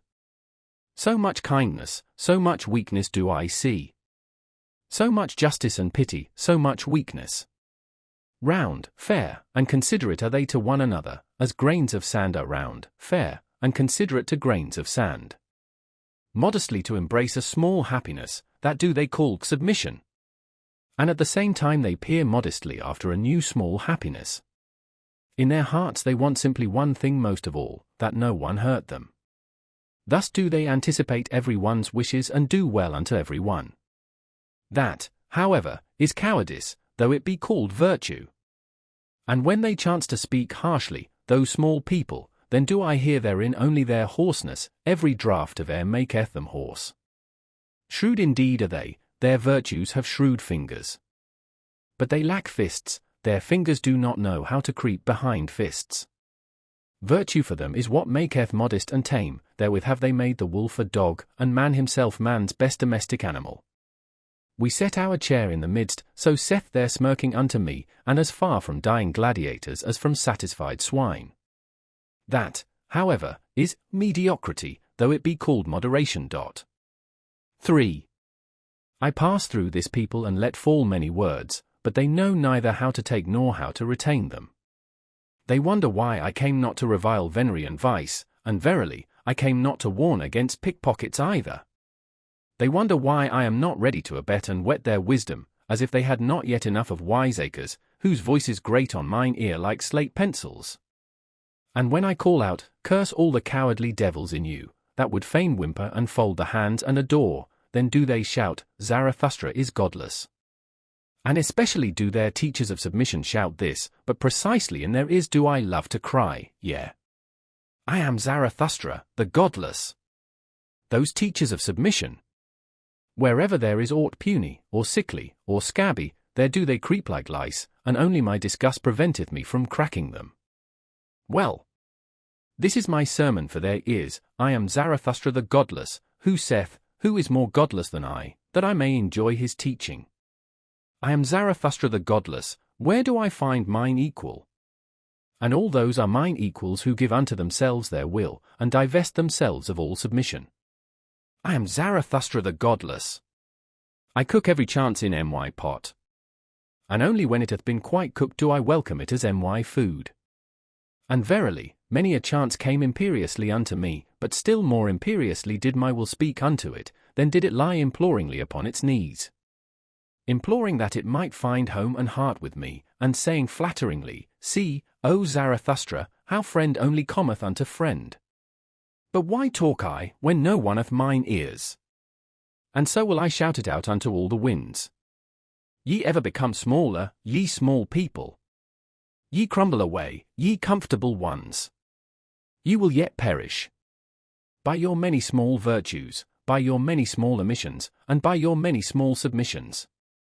Too tender, too yielding, so is your soil. But for a tree to become great, it seeketh to twine hard roots around hard rocks. Also what ye emit weaveth at the web of all the human future, even your naught is a cobweb, and a spider that liveth on the blood of the future. And when ye take, then is it like stealing, ye small virtuous ones, but even among knaves honour saith that one shall only steal when one cannot rob. It giveth itself, that is also a doctrine of submission. But I say unto you, ye comfortable ones, that it taketh to itself, and will ever take more and more from you. Ah, that ye would renounce all half-willing, and would decide for idleness as ye decide for action. Ah, that ye understood my word, do ever what ye will, but first be such as can will. Love ever your neighbour as yourselves, but first be such as love themselves. Such as love with great love, such as love with great contempt. Thus speaketh Zarathustra the godless. But why talk I, when no one hath mine ears? It is still an hour too early for me here. Mine own forerunner am I among this people, mine own cockcrow in dark lanes. But there are cometh. And there cometh also mine. Hourly do they become smaller, poorer, unfruitfuller, poor herbs. Poor earth. And soon shall they stand before me like dry grass and prairie, and verily, weary of themselves, and panting for fire, more than for water. O blessed hour of the lightning! O mystery before noontide, running fires will I one day make of them, and heralds with flaming tongues. Herald shall they one day with flaming tongues, it cometh, it is nigh, the great noontide. Thus spake Zarathustra. Eld on the Olive Mount. Winter, a bad guest, sitteth with me at home, blue are my hands with his friendly handshaking. I honour him, that bad guest, but gladly leave him alone. Gladly do I run away from him, and when one runneth well, then one escapeth him. With warm feet and warm thoughts do I run where the wind is calm, to the sunny corner of mine olive mount. There do I laugh at my stern guest, and am still fond of him, because he cleareth my house of flies, and quieteth many little noises. For he suffereth it not if a gnat wanteth to buzz, or even two of them, also the lanes maketh he lonesome, so that the moonlight is afraid there at night. A hard guest is he, but I honour him, and do not worship, like the tenderlings, the pot-bellied fire idol. Better even a little teeth-chattering than idle adoration, so willeth my nature. And especially have I a grudge against all ardent, steamy fire idols. Him whom I love better in winter than in summer, better do I now mock at mine enemies, and more heartily, when winter sitteth in my house. Heartily, verily, even when I creep into bed, there still laugheth and wantoneth my hidden happiness, even my deceptive dream laugheth. I, a creeper? Never in my life did I creep before the powerful, and if ever I lied, then did I lie out of love. Therefore am I glad even in my winter bed. A poor bed warmeth me more than a rich one, for I am jealous of my poverty. And in winter she is most faithful unto me. With a wickedness do I begin every day, I mock at the winter with a cold bath, on that account grumbleth my stern housemate. Also do I like to tickle him with a wax taper, that he may finally let the heavens emerge from asher-grey twilight. For especially wicked am I in the morning, at the early hour when the pail rattleth at the well, and horses neigh warmly in grey lanes. Impatiently do I then wait, that the clear sky may finally dawn for me, the snow-bearded winter sky, the hoary one, the white-head. The winter sky, the silent winter sky, which often stifleth even its sun. Did I perhaps learn from it the long clear silence? Or did it learn it from me? Or hath each of us devised it himself? Of all good things the origin is 1,000-fold, all good roguish things spring into existence for joy, how could they always do so, for once only? A good roguish thing is also the long silence, and to look, like the winter sky, out of a clear, round-eyed countenance. Like it to stifle one's sun, and one's inflexible solar will, verily, this art and this winter roguishness have I learnt well. My best-loved wickedness and art is it, that my silence hath learned not to betray itself by silence. Clattering with diction and dice, I outwit the solemn assistants, all those stern watchers, shall my will and purpose elude. That no one might see down into my depth and into mine ultimate will, for that purpose did I devise the long clear silence. Many a shrewd one did I find, he veiled his countenance and made his water muddy, that no one might see therethrough and thereunder. But precisely unto him came the shrewder distrusters and nutcrackers, precisely from him did they fish his best concealed fish. But the clear, the honest, the transparent, these are for me the wisest silent ones, in them, so profound is the depth that even the clearest water doth not betray it. Thou snow-bearded, silent, winter sky, thou round-eyed white head above me. Oh, thou heavenly simile of my soul and its wantonness! And must I not conceal myself like one who hath swallowed gold, lest my soul should be ripped up? Must I not wear stilts, that they may overlook my long legs, all those enviers and injurers around me?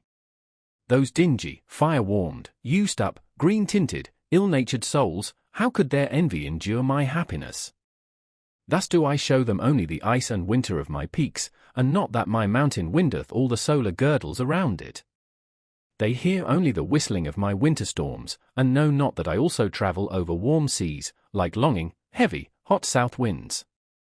They commiserate also my accidents and chances, but my word saith, suffer the chance to come unto me, innocent is it as a little child. How could they endure my happiness, if I did not put around it accidents, and winter privations, and bearskin caps, and enmantling snowflakes? If I did not myself commiserate their pity, the pity of those enviers and injurers? If I did not myself sigh before them, and chatter with cold, and patiently let myself be swathed in their pity? This is the wise waggish will and goodwill of my soul, that it concealeth not its winters and glacial storms, it concealeth not its chilblains either. To one man, lonesomeness is the flight of the sick one, to another, it is the flight from the sick ones. Let them hear me chattering and sighing with winter cold, all those poor squinting knaves around me. With such sighing and chattering do I flee from their heated rooms. Let them sympathize with me and sigh with me on account of my chilblains, at the ice of knowledge will he yet freeze to death. So they mourn. Meanwhile do I run with warm feet hither and thither on mine olive mount, in the sunny corner of mine olive mount do I sing, and mock at all pity. Thus sang Zarathustra. Leave on passing by. Thus slowly wandering through many peoples and divers cities, did Zarathustra return by roundabout roads to his mountains and his cave. And behold, thereby came he unawares also to the gate of the great city. Here, however, a foaming fool, with extended hands, sprang forward to him and stood in his way. It was the same fool whom the people called the ape of Zarathustra, for he had learned from him something of the expression and modulation of language, and perhaps liked also to borrow from the store of his wisdom. And the fool talked thus to Zarathustra: O Zarathustra, here is the great city, here hast thou nothing to seek and everything to lose. Why wouldst thou wade through this mire? Have pity upon thy foot. Spit rather on the gate of the city, and turn back. Here is the hell for anchorites' thoughts, here are great thoughts seethed alive and boiled small. Here do all great sentiments decay, here may only rattlebone sensations rattle. Smellest thou not already the shambles and cookshops of the spirit? Steameth not this city with the fumes of slaughtered spirit? Seest thou not the souls hanging like limp dirty rags, and they make newspapers also out of these rags? Hearest thou not how spiriteth here become a verbal game? Loathsome verbal swill doth it vomit forth, and they make newspapers also out of this verbal swill. They hound one another, and know not whither. They inflame one another, and know not why. They tinkle with their pinchbeck, they jingle with their gold. They are cold, and seek warmth from distilled waters, they are inflamed, and seek coolness from frozen spirits, they are all sick and sore through public opinion. All lusts and vices are here at home, but here there are also the virtuous, there is much appointed virtue. Much appointable virtue with scribe fingers, and hardy sitting flesh and waiting flesh, blessed with small breast stars, and padded, haunchless daughters. There is here also much piety, and much faithful spittle-licking and spittle-backing, before the God of hosts. From on high, drippeth the star, and the gracious spittle, for the high, longeth every starless bosom. The mooneth its court, and the courteth its moon calves, unto all, however, that cometh from the court do the mendicant people pray, and all appointable mendicant virtues. I serve, thou servest, we serve, so prieth all appointable virtue to the prince, that the merited star may at last stick on the slender breast. But the moon still revolveth around all that is earthly, so revolveth also the prince around what is earthliest of all, that, however, is the gold of the shopman. The god of the hosts of war is not the god of the golden bar, the prince proposeth, but the shopman disposeth.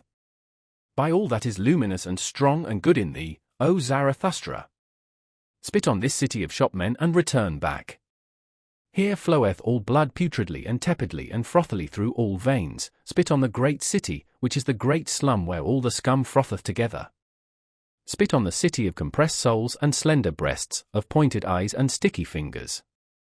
On the city of the obtrusive, the brazen-faced, the pen-demagogues and tongue-demagogues, the overheated ambitious. Where everything maimed, ill-famed, lustful, untrustful, over-mellow, sickly yellow and seditious, festereth pernicious. Spit on the great city and turn back. Here, however, did Zarathustra interrupt the foaming fool, and shut his mouth. Stop this at once. Called out Zarathustra, long have thy speech and thy species disgusted me. Why didst thou live so long by the swamp, that thou thyself hadst to become a frog and a toad? Floweth there not a tainted, frothy, swamp blood in thine own veins, when thou hast thus learned to croak and revile? Why wentest thou not into the forest? Or why didst thou not till the ground? Is the sea not full of green islands? I despise thy contempt, and when thou warnedst me, why didst thou not warn thyself? Out of love alone shall my contempt and my warning bird take wing, but not out of the swamp. They call thee mine ape, thou foaming fool, but I call thee my grunting pig. By thy grunting, thou spoilest even my praise of folly. What was it that first made thee grunt? Because no one sufficiently flattered thee, therefore didst thou seat thyself beside this filth, that thou mightest have cause for much grunting. That thou mightest have cause for much vengeance. For vengeance, thou vain fool, is all thy foaming, I have divined thee well. But thy fool's word injureth me, even when thou art right. And even if Zarathustra's word were 100 times justified, thou wouldst ever deal wrong with my word. Thus spake Zarathustra. Then did he look on the great city and sighed, and was long silent. At last he spake thus. I loathe also this great city, and not only this fool. Here and there is nothing to better, nothing to worsen. Woe to this great city, and I would that I already saw the pillar of fire in which it will be consumed. For such pillars of fire must precede the great noontide. But this hath its time and its own fate. This precept, however, give I unto thee, in parting, thou fool, where one can no longer love, there should one pass by. Thus spake Zarathustra, and passed by the fool and the great city. The apostates. 1. Lieth everything already withered and grey which but lately stood green and many-hued on this meadow. And how much honey of hope did I carry hence into my beehives? Those young hearts have already all become old, and not old even. Only weary, ordinary, comfortable, they declare it, we have again become pious. Of late did I see them run forth at early morn with valorous steps, but the feet of their knowledge became weary, and now do they malign even their morning valor. Verily, many of them once lifted their legs like the dancer, to them winked the laughter of my wisdom, then did they bethink themselves. Just now have I seen them bent down, to creep to the cross. Around light and liberty did they once flutter like gnats and young poets. A little older, a little colder, and already are they mystifiers, and mumblers, and mollycoddles. Did perhaps their hearts despond, because lonesomeness had swallowed me like a whale? Did their ear perhaps hearken yearningly long for me in vain, and for my trumpet notes and herald calls? Ah! Ever are there but few of those whose hearts have persistent courage and exuberance, and in such remaineth also the spirit patient. The rest, however, are cowardly. The rest, these are always the great majority, the commonplace, the superfluous, the far too many, those all are cowardly. Him who is of my type, will also the experiences of my type meet on the way, so that his first companions must be corpses and buffoons. His second companions, however, they will call themselves his believers, will be a living host, with much love, much folly, much unbearded veneration. To those believers shall he who is of my type among men not bind his heart, in those spring times and many-hued meadows shall he not believe, who knoweth the fickly faint-hearted human species. Could they do otherwise, then would they also will otherwise. The half and half spoil every whole. That leaves become withered, what is there to lament about that? Let them go and fall away, O Zarathustra, and do not lament. Better even to blow amongst them with rustling winds. Blow amongst those leaves, O Zarathustra, that everything withered may run away from thee the faster. 2. We have again become pious, so do those apostates confess, and some of them are still too pusillanimous thus to confess. Unto them I look into the eye, before them I say it unto their face and unto the blush on their cheeks, ye are those who again pray. It is however a shame to pray. Not for all, but for thee, and me, and whoever hath his conscience in his head. For it is a shame to pray. Thou knowest it well, the faint-hearted devil in thee, which would fain fold its arms, and place its hands in its bosom, and take it easier, this faint-hearted devil persuadeth thee that there is a God. Thereby, however, dost thou belong to the light-dreading type, to whom light never permitteth repose, now must thou daily thrust thy head deeper into obscurity and vapour. And verily, thou choosest the hour well, for just now do the nocturnal birds again fly abroad. The hour hath come for all light-dreading people, the vesper hour and leisure hour, when they do not take leisure. I hear it and smell it, it hath come, their hour for hunt and procession, not indeed for a wild hunt, but for a tame, lame, snuffling, soft treaders, soft prayers hunt. For a hunt after susceptible simpletons, all mouse-traps for the heart have again been set. And whenever I lift a curtain, a night moth rusheth out of it. Did it perhaps squat there along with another night moth? For everywhere do I smell small concealed communities, and wherever there are closets there are new devotees therein, and the atmosphere of devotees. They sit for long evenings beside one another, and say, let us again become like little children and say, good God! Ruined in mouths and stomachs by the pious confectioners. Or they look for long evenings at a crafty, lurking cross-spider, that preacheth prudence to the spiders themselves, and teacheth that under crosses it is good for cobweb spinning. Or they sit all day at swamps with angle rods, and on that account think themselves profound, but whoever fisheth where there are no fish, I do not even call him superficial. Or they learn in godly gay style to play the harp with a hymn poet, who would fain harp himself into the heart of young girls, for he hath tired of old girls and their praises. Or they learn to shudder with a learned semi-madcap, who waiteth in darkened rooms for spirits to come to him, and the spirit runneth away entirely. Or they listen to an old roving howl and growl piper, who hath learnt from the sad winds the sadness of sounds, now pipeth he as the wind, and preacheth sadness in sad strains. And some of them have even become night watchmen, they know now how to blow horns, and go about at night and awaken old things which have long fallen asleep. 5 words about old things did I hear yesternight at the garden wall, they came from such old, sorrowful, arid night watchmen. For a father he careth not sufficiently for his children, human fathers do this better. He is too old. He now careth no more for his children, answered the other night watchman. Hath he then children? No one can prove it unless he himself prove it. I have long wished that he would for once prove it thoroughly.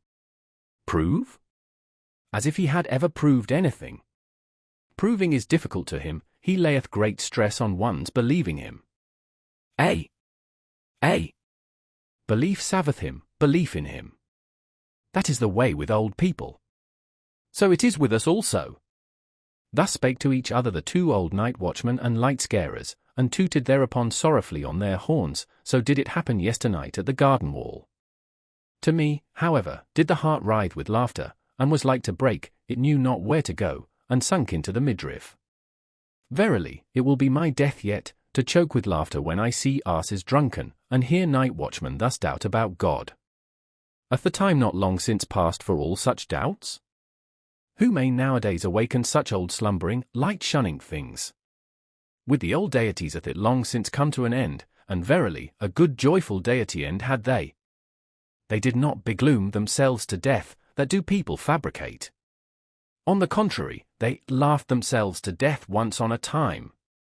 That took place when the ungodliest utterance came from a God himself, the utterance, there is but one God. Thou shalt have no other gods before me. An old grim beard of a god, a jealous one, forgot himself in such wise. And all the gods then laughed, and shook upon their thrones, and exclaimed, Is it not just divinity that there are gods, but no God? He that hath an ear let him hear. Thus talked Zarathustra in the city he loved, which is surnamed the Pied Cow. For from here he had but 2 days to travel to reach once more his cave and his animals. His soul, however, rejoiced unceasingly on account of the nighness of his return home. The return home. Oh lonesomeness! My home, lonesomeness! Too long have I lived widely in wild remoteness, to return to thee without tears.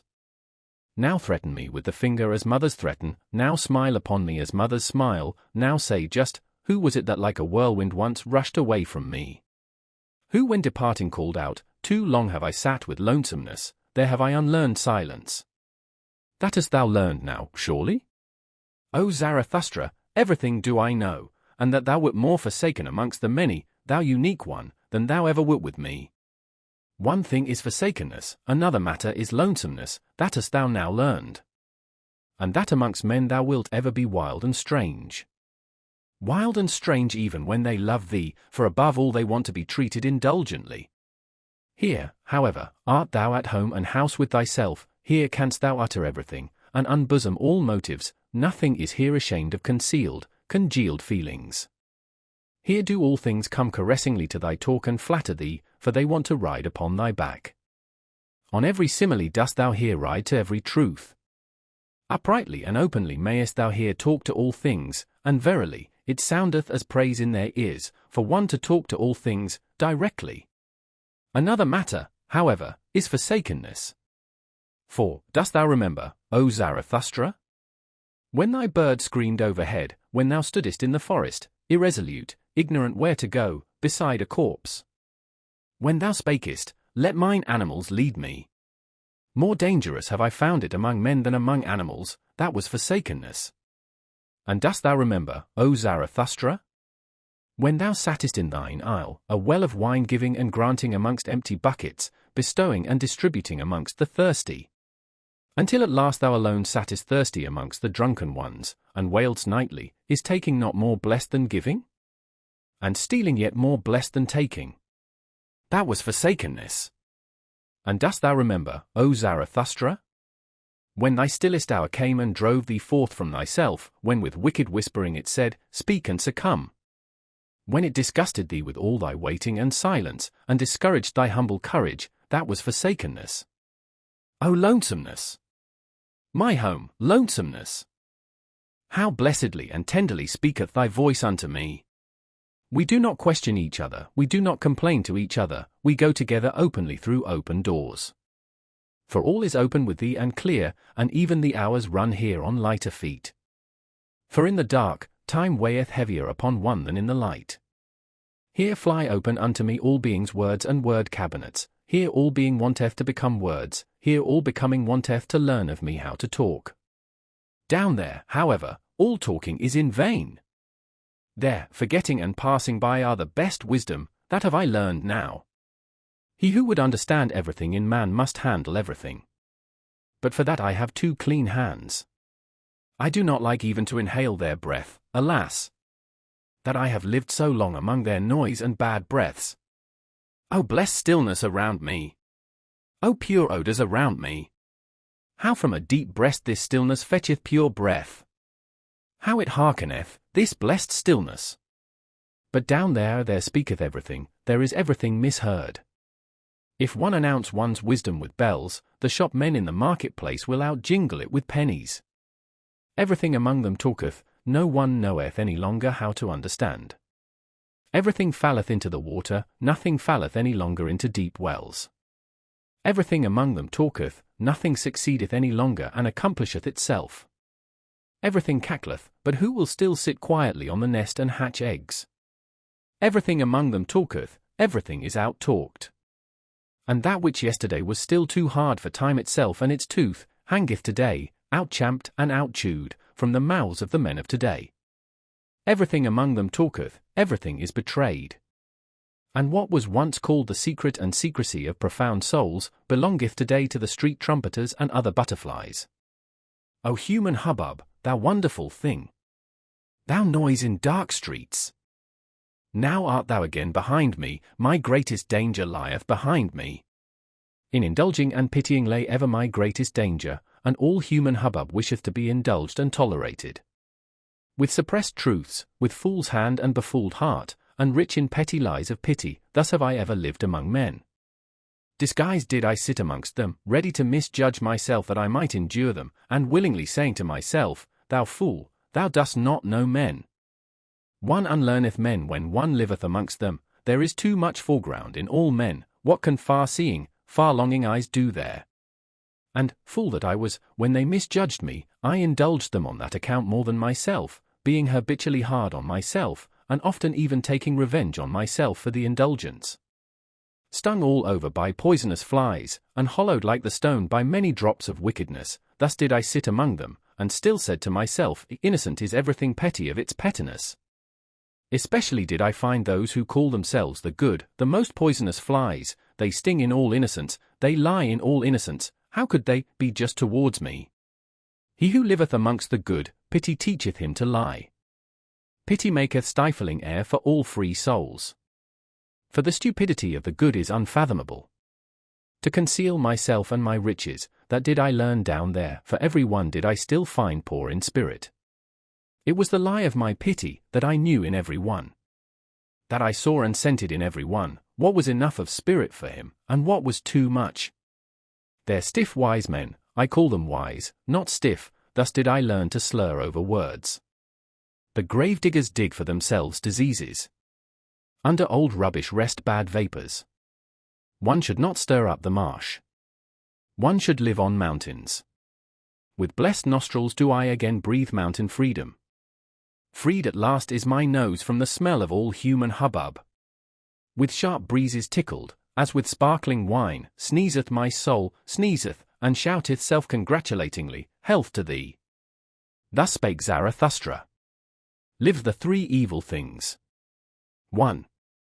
In my dream, in my last morning dream, I stood today on a promontory, beyond the world, I held a pair of scales, and weighed the world. Alas, that the rosy dawn came too early to me, she glowed me awake, the jealous one.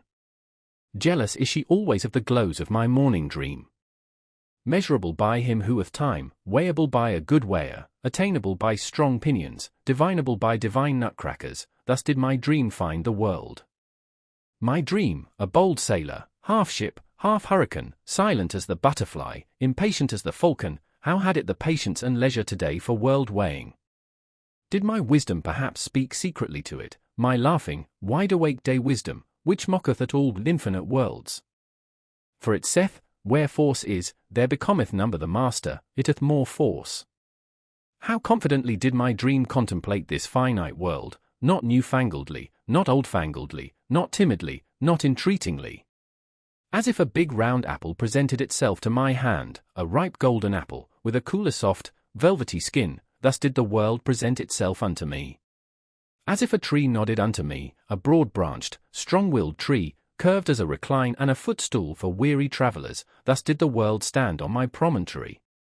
As if delicate hands carried a casket towards me, a casket open for the delectation of modest adoring eyes, thus did the world present itself before me today.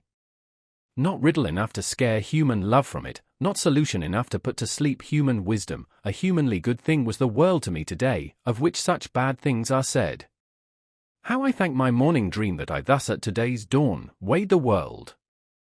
As a humanly good thing did it come unto me, this dream and heart comforter. And that I may do the like by day, and imitate and copy its best, now will I put the 3 worst things on the scales, and weigh them humanly well. He who taught to bless taught also to curse. What are the 3 best cursed things in the world? These will I put on the scales. Voluptuousness, passion for power, and selfishness, these 3 things have hitherto been best cursed, and have been in worst and falsest repute. These 3 things will I weigh humanly well. Well, here is my promontory, and there is the sea, it rolleth hither unto me, shaggily and fawningly, the old, faithful, 100-headed dog monster that I love. Well, here will I hold the scales over the weltering sea, and also a witness do I choose to look on, thee, the anchorite tree, thee, the strong-odoured, broad-arched tree that I love. On what bridge goeth the now to the hereafter? By what constraint doth the high stoop to the low? And what enjoineth even the highest still, to grow upwards? Now stand the scales poised and at rest, 3 heavy questions have I thrown in, 3 heavy answers carrieth the other scale. 2. Voluptuousness, unto all hair-shirted despisers of the body, a sting and stake, and, cursed as the world, by all backworldsmen, for it mocketh and befooleth all erring, misinferring teachers. Voluptuousness, to the rabble, the slow fire at which it is burnt, to all wormy wood, to all stinking rags, the prepared heat and stew furnace. Voluptuousness, to free hearts, a thing innocent and free, the garden happiness of the earth, all the future's thanks overflow to the present. Voluptuousness, only to the withered a sweet poison, to the lion-willed, however, the great cordial, and the reverently saved wine of wines.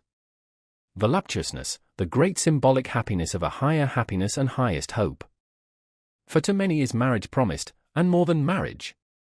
To many that are more unknown to each other than man and woman, and who hath fully understood how unknown to each other are man and woman. Voluptuousness, but I will have hedges around my thoughts, and even around my words, lest swine and libertine should break into my gardens. Passion for power, the glowing scourge of the hardest of the heart hard, the cruel torture reserved for the cruelest themselves, the gloomy flame of living pyres. Passion for power, the wicked gadfly which is mounted on the vainest peoples, the scorner of all uncertain virtue, which readeth on every horse and on every pride. Passion for power, the earthquake which breaketh and upbreaketh all that is rotten and hollow, the rolling, rumbling, punitive demolisher of whited sepulchres, the flashing interrogative sign beside premature answers. Passion for power, before whose glance man creepeth and croucheth and drudgeth, and becometh lower than the serpent and the swine, until at last great contempt crieth out of him. Passion for power, the terrible teacher of great contempt, which preacheth to their face to cities and empires, away with thee. Until a voice crieth out of themselves, away with me. Passion for power, which, however, mounteth alluringly even to the pure and lonesome, and up to self-satisfied elevations, glowing like a love that painteth purple felicities alluringly on earthly heavens. Passion for power, but who would call it passion, when the height longeth to stoop for power? Verily, nothing sick or diseased is there in such longing and descending. That the lonesome height may not forever remain lonesome and self-sufficing, that the mountains may come to the valleys and the winds of the heights to the plains. Oh, who could find the right prenomen and honoring name for such longing? Bestowing virtue, thus did Zarathustra once name the unnameable. And then it happened also, and verily, it happened for the first time, that his word blessed selfishness, the wholesome, healthy selfishness, that springeth from the powerful soul. From the powerful soul, to which the high body appertaineth, the handsome, triumphing, refreshing body, around which everything becometh a mirror. The pliant, persuasive body, the dancer, whose symbol and epitome is the self-enjoying soul. Of such bodies and souls the self-enjoyment calleth itself virtue. With its words of good and bad doth such self-enjoyment shelter itself as with sacred groves, with the names of its happiness doth it banish from itself everything contemptible. Away from itself doth it banish everything cowardly, it saith, bad, that is cowardly. Contemptible seem to it the ever solicitous, the sighing, the complaining, and whoever pick up the most trifling advantage.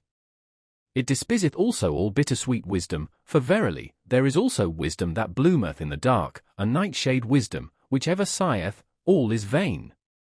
Shy distrust is regarded by it as base, and every one who wanteth oaths instead of looks and hands, also all over distrustful wisdom, for such is the mode of cowardly souls. Baser still it regardeth the obsequious, doggish one, who immediately lieth on his back, the submissive one, and there is also wisdom that is submissive, and doggish, and pious, and obsequious.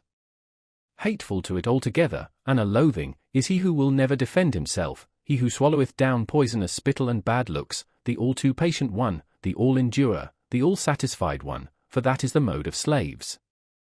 Whether they be servile before gods and divine spurnings, or before men and stupid human opinions, at all kinds of slaves doth it spit, this blessed selfishness. Bad, thus doth it call all that is spirit-broken, and sordidly servile, constrained, blinking eyes, depressed hearts, and the false submissive style, which kisseth with broad cowardly lips. And spurious wisdom, so doth it call all the wit that slaves, and hoary-headed and weary ones affect, and especially all the cunning, spurious-witted, curious-witted foolishness of priests. The spurious wise, however, all the priests, the world-weary, and those whose souls are of feminine and servile nature, oh, how hath their game all along abused selfishness? And precisely that was to be virtue and was to be called virtue, to abuse selfishness. And selfless, so did they wish themselves with good reason, all those world-weary cowards and cross-spiders. But to all those cometh now the day, the change, the sword of judgment, the great noontide, then shall many things be revealed. And he who proclaimeth the ego wholesome and holy, and selfishness blessed, verily, he, the prognosticator, speaketh also what he knoweth. Behold, it cometh, it is nigh, the great noontide. Thus spake Zarathustra. LV the spirit of gravity. 1. My mouthpiece is of the people, too coarsely and cordially do I talk for Angora rabbits. And still stranger soundeth my word unto all inkfish and pen-foxes.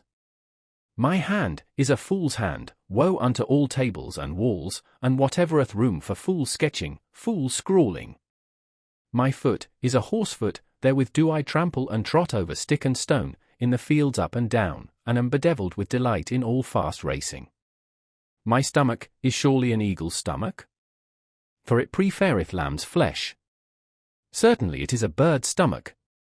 Nourished with innocent things, and with few, ready and impatient to fly away, that is now my nature, why should there not be something of bird nature therein? And especially that I am hostile to the spirit of gravity, that is bird nature, verily, deadly hostile, supremely hostile, originally hostile. Oh, whithereth my hostility not flown and misflown? Thereof could I sing a song, and will sing it, though I be alone in an empty house, and must sing it to mine own ears. Other singers are there, to be sure, to whom only the full house maketh the voice soft, the hand eloquent, the eye expressive, the heart wakeful, those do I not resemble. 2. He who one day teacheth men to fly will have shifted all landmarks, to him will all landmarks themselves fly into the air, the earth will he christen anew, as the light body. The ostrich runneth faster than the fastest horse, but it also thrusteth its head heavily into the heavy earth, thus is it with the man who cannot yet fly. Heavy unto him are earth and life, and so willeth the spirit of gravity. But he who would become light, and be a bird, must love himself, thus do I teach. Not, to be sure, with the love of the sick and infected, for with them stinketh even self-love. One must learn to love oneself, thus do I teach, with a wholesome and healthy love, that one may endure to be with oneself, and not go roving about. Such roving about christeneth itself brotherly love, with these words hath there hitherto been the best lying and dissembling, and especially by those who have been burdensome to every one. And verily, it is no commandment for today and tomorrow to learn to love oneself. Rather is it of all arts the finest, subtlest, last and patientest. For to its possessor is all possession well concealed, and of all treasure pits one's own is last excavated, so causeth the spirit of gravity. Almost in the cradle are we apportioned with heavy words and worths, good and evil, so calleth itself this dowry. For the sake of it we are forgiven for living. And therefore suffereth one little children to come unto one, to forbid them betimes to love themselves, so causeth the spirit of gravity. And we bear loyally what is apportioned unto us, on hard shoulders, over rugged mountains. And when we sweat, then do people say to us, life is hard to bear. But man himself only is hard to bear. The reason thereof is that he carrieth too many extraneous things on his shoulders. Like the camel kneeleth he down, and letteth himself be well laden. Especially the strong load-bearing man in whom reverence resideth. Too many extraneous heavy words and worths loadeth he upon himself, then seemeth life to him a desert. And verily, many a thing also that is our own is hard to bear. And many internal things in man are like the oyster, repulsive and slippery and hard to grasp. So that an elegant shell, with elegant adornment, must plead for them. But this art also must one learn, to have a shell, and a fine appearance, and sagacious blindness. Again, it deceiveth about many things in man, that many a shell is poor and pitiable, and too much of a shell. Much concealed goodness and power is never dreamt of, the choicest dainties find no tasters. Women know that, the choicest of them, a little fatter a little leaner, oh, how much fate is in so little. Man is difficult to discover, and unto himself most difficult of all, often lieth the spirit concerning the soul. So causeth the spirit of gravity. He, however, hath discovered himself who saith, this is good and evil, therewith hath he silenced the mole and the dwarf, who say, good for all, evil for all. Verily, neither do I like those who call everything good, and this world the best of all. Those do I call the all-satisfied. All-satisfiedness, which knoweth how to taste everything, that is not the best taste. I honour the refractory, fastidious tongues and stomachs, which have learned to say aye and yea and nay. To chew and digest everything, however, that is the genuine swine nature. Ever to say yea, that hath only the ass learnt, and those like it. Deep yellow and hot red, so wanteth taste, it mixeth blood with all colours. He, however, who whitewasheth his house, betrayeth unto me a whitewashed soul. With mummies, some fall in love, others with phantoms, both alike hostile to all flesh and blood, oh, how repugnant are both to my taste. For I love blood. And there will I not reside and abide where every one spitteth and speweth, that is now taste, rather would I live amongst thieves and perjurers. Nobody carrieth gold in his mouth. Still more repugnant unto me, however, are all lick-spittles, and the most repugnant animal of man that I found, did I christen parasite, it would not love, and would yet live by love. Unhappy do I call all those who have only one choice, either to become evil beasts, or evil beast tamers. Amongst such would I not build my tabernacle. Unhappy do I also call those who have ever to wait, they are repugnant to my taste, all the toll-gatherers and traders, and kings, and other land-keepers and shopkeepers. Verily, I learned waiting also, and thoroughly so, but only waiting for myself. And above all did I learn standing and walking and running and leaping and climbing and dancing. This, however, is my teaching, he who wisheth one day to fly, must first learn standing and walking and running and climbing and dancing, one doth not fly into flying. With rope ladders learned I to reach many a window, with nimble legs did I climb high masts, to sit on high masts of perception seemed to me no small bliss. To flicker like small flames on high masts, a small light, certainly, but a great comfort to cast away sailors and shipwrecked ones. By divers ways and wendings did I arrive at my truth, not by one ladder did I mount to the height where mine eye roveth into my remoteness. And unwillingly only did I ask my way, that was always counter to my taste. Rather did I question and test the ways themselves. A testing and a questioning hath been all my travelling, and verily, one must also learn to answer such questioning. That, however, is my taste. Neither a good nor a bad taste, but my taste, of which I have no longer either shame or secrecy. This is now my way, where is yours?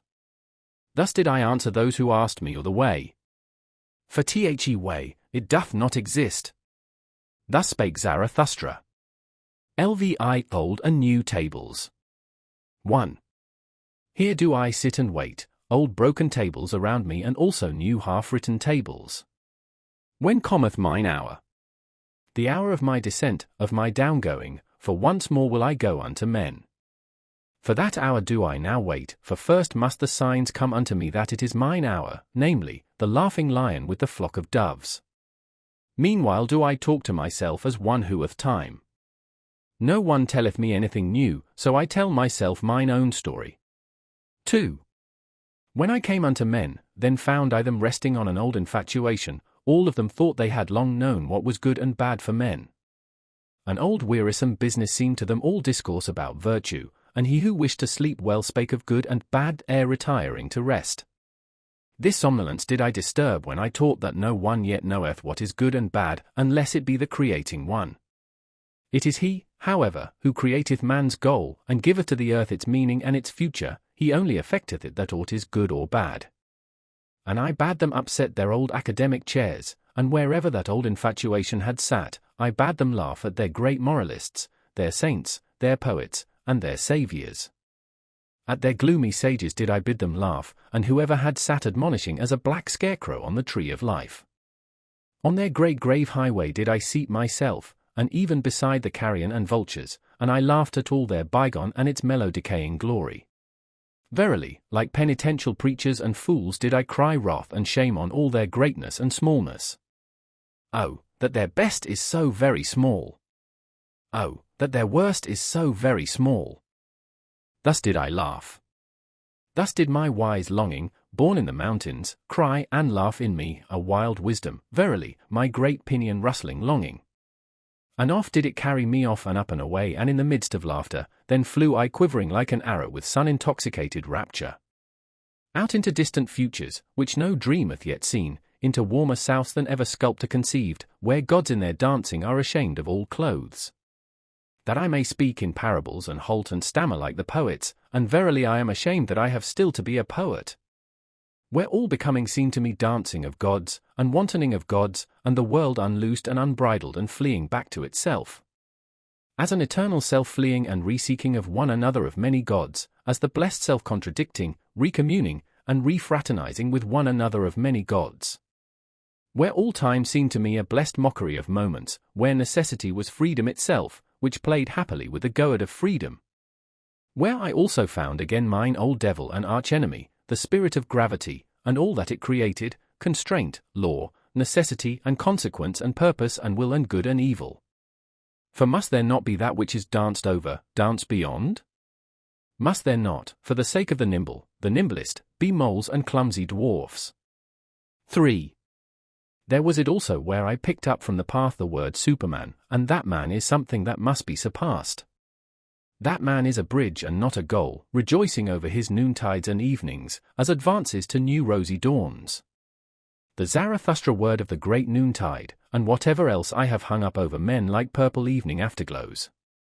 Verily, also new stars did I make them see, along with new nights, and over cloud and day and night, did I spread out laughter like a gay-colored canopy. I taught them all poetization and aspiration, to compose and collect into unity what is fragment in man, and riddle and fearful chance.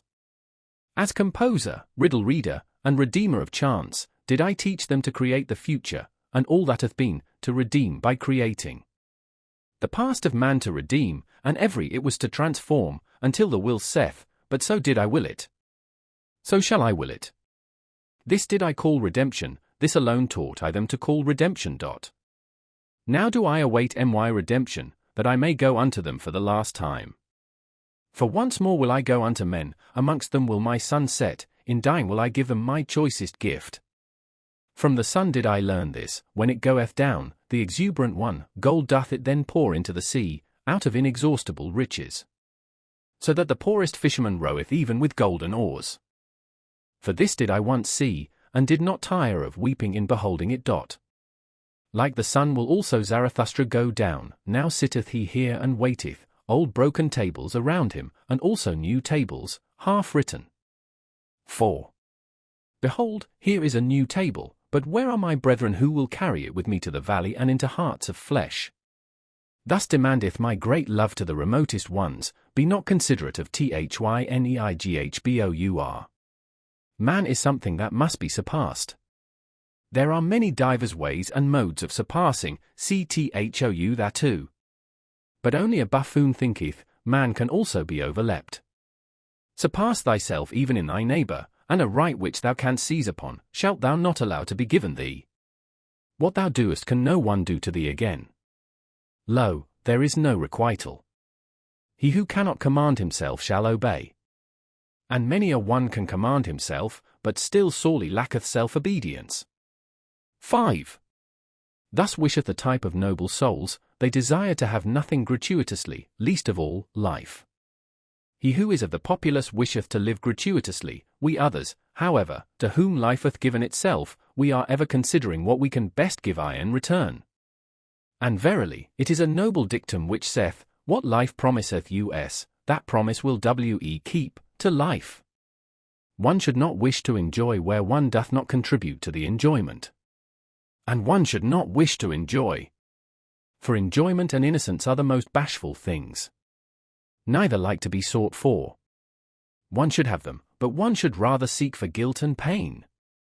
6. O my brethren, he who is a firstling is ever sacrificed. Now, however, are we firstlings? We all bleed on secret sacrificial altars, we all burn and broil in honor of ancient idols. Our best is still young, this exciteth old palates. Our flesh is tender, our skin is only lamb's skin, how could we not excite old idol priests? In ourselves dwelleth he still, the old idol priest, who broileth our best for his banquet. Ah, my brethren, how could firstlings fail to be sacrifices? But so wisheth our type, and I love those who do not wish to preserve themselves, the down-going ones do I love with mine entire love, for they go beyond. 7. To be true, that can few be. And he who can, will not. Least of all, however, can the good be true. Oh, those good ones! Good men never speak the truth. For the spirit, thus to be good, is a malady. They yield, those good ones, they submit themselves, their heart repeateth, their soul obeyeth, he, however, who obeyeth, doth not listen to himself. All that is called evil by the good, must come together in order that one truth may be born. O my brethren, are ye also evil enough for this truth? The daring venture, the prolonged distrust, the cruel nay, the tedium, the cutting into the quick, how seldom do these come together? Out of such seed, however, is truth produced. Beside the bad conscience hath hitherto grown all knowledge. Break up, ye discerning ones, the old tables. 8. When the watereth planks, when gangways and railings o'erspan the stream, verily, he is not believed who then saith, all is in flux. But even the simpletons contradict him. What, say the simpletons, all in flux?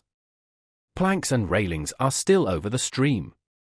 Over the stream all is stable, all the values of things, the bridges and bearings, all good and evil, these are all stable. Cometh, however, the hard winter, the stream tamer, then learn even the wittiest distrust, and verily, not only the simpletons then say, it should not everything stand still. Fundamentally standeth everything still, that is an appropriate winter doctrine, good cheer for an unproductive period, a great comfort for winter sleepers and fireside loungers. Fundamentally standeth everything still, but contrary thereto, preacheth the thawing wind. The thawing wind, a bullock, which is no ploughing bullock, a furious bullock, a destroyer, which with angry horns breaketh the ice. The ice, however, breaketh gangways. O my brethren, is not everything at present in flux? Have not all railings and gangways fallen into the water? Who would still hold on to good and evil? Woe to us! Hail to us! The thawing wind bloweth. Thus preach, my brethren, through all the streets. 9. There is an old illusion, it is called good and evil. Around soothsayers and astrologers hath hitherto revolved the orbit of this illusion. Once did one believe in soothsayers and astrologers, and therefore did one believe, everything is fate, thou shalt, for thou must. Then again did one distrust all soothsayers and astrologers, and therefore did one believe, everything is freedom, thou canst, for thou willest.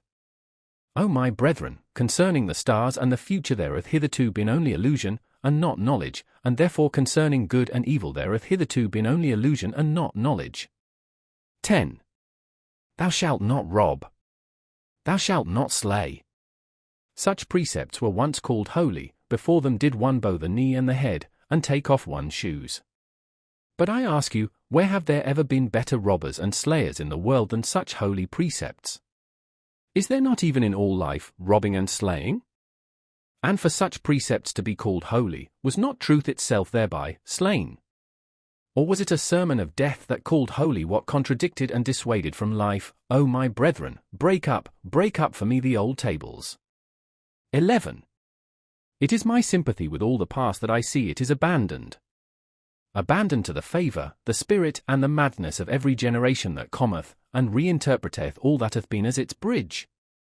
A great potentate might arise, an artful prodigy, who with approval and disapproval could strain and constrain all the past, until it became for him a bridge, a harbinger, a herald, and a cock-crowing. This however is the other danger, and mine other sympathy. He who is of the populace, his thoughts go back to his grandfather, with his grandfather, however, doth time cease. Thus is all the past abandoned, for it might some day happen for the populace to become master, and drown all time in shallow waters. Therefore, O my brethren, a new nobility is needed, which shall be the adversary of all populace and potentate rule, and shall inscribe anew the word noble on new tables. For many noble ones are needed, and many kinds of noble ones, for a new nobility. Or, as I once said in parable, that is just divinity, that there are gods, but no God. 12. O my brethren, I consecrate you and point you to a new nobility. Ye shall become procreators and cultivators and sowers of the future. Verily, not to a nobility which ye could purchase like traders with traders' gold, for little worth is all that hath its price. Let it not be your honour henceforth whence ye come, but whither ye go. Your will and your feet which seek to surpass you, let these be your new honour. Verily, not that ye have served a prince, of what account are princes now, nor that ye have become a bulwark to that which standeth, that it may stand more firmly. Not that your family have become courtly at courts, and that ye have learned, gay-coloured, like the flamingo, to stand long hours in shallow pools. For ability to stand is a merit in courtiers, and all courtiers believe that unto blessedness after death pertaineth permission to sit. Nor even that a spirit called holy led your forefathers into promised lands, which I do not praise, for where the worst of all trees grew, the cross, in that land there is nothing to praise. And verily, wherever this Holy Spirit led its knights, always in such campaigns did goats and geese, and rye-heads and guy-heads run foremost. O my brethren, not backward shall your nobility gaze, but outward. Exiles shall ye be from all fatherlands and forefatherlands. Your children's land shall ye love, let this love be your new nobility, the undiscovered in the remotest seas.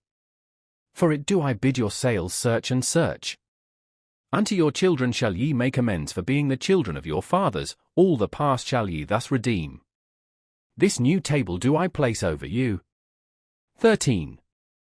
Why should one live? All is vain. To live, that is to thrash straw; to live, that is to burn oneself and yet not get warm.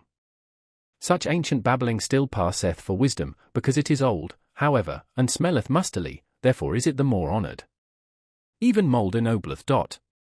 Children might thus speak, they shun the fire because it hath burnt them. There is much childishness in the old books of wisdom. And he who ever thrasheth straw, why should he be allowed to rail at thrashing? Such a fool one would have to muzzle. Such persons sit down to the table and bring nothing with them, not even good hunger, and then do they rail, all is vain. But to eat and drink well, my brethren, is verily no vain art. Break up for me the tables of the never joyous ones. 14. To the clean are all things clean, thus say the people. I, however, say unto you, to the swine all things become swinish. Therefore preach the visionaries and bowed heads, whose hearts are also bowed down. The world itself is a filthy monster. For these are all unclean spirits, especially those, however, who have no peace or rest, unless they see the world from the backside, the backworldsman. To those do I say it to the face, although it sound unpleasantly, the world resembleth man, in that it hath a backside, so much is true. There is in the world much filth, so much is true. But the world itself is not therefore a filthy monster. There is wisdom in the fact that much in the world smelleth badly, loathing itself createth wings, and fountain divining powers. In the best there is still something to loathe, and the best is still something that must be surpassed. O my brethren, there is much wisdom in the fact that much filth is in the world. 15. Such sayings did I hear pious backworldsmen speak to their consciences, and verily without wickedness or guile, although there is nothing more guileful in the world, or more wicked. Let the world be as it is. Raise not a finger against it.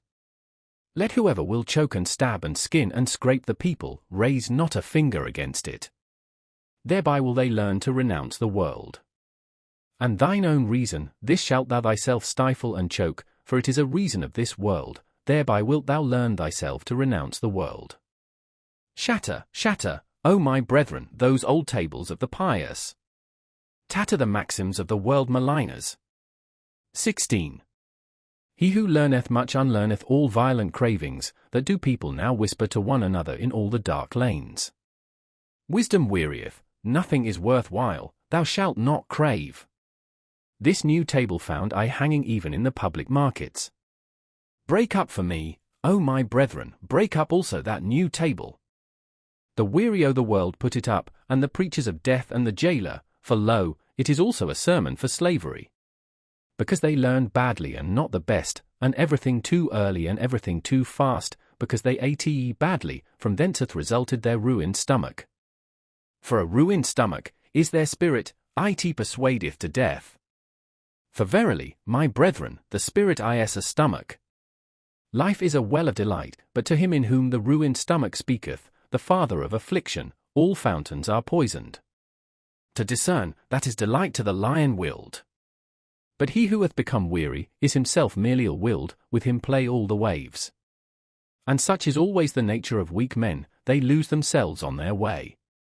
And at last asketh their weariness, why did we ever go on the way? All is indifferent.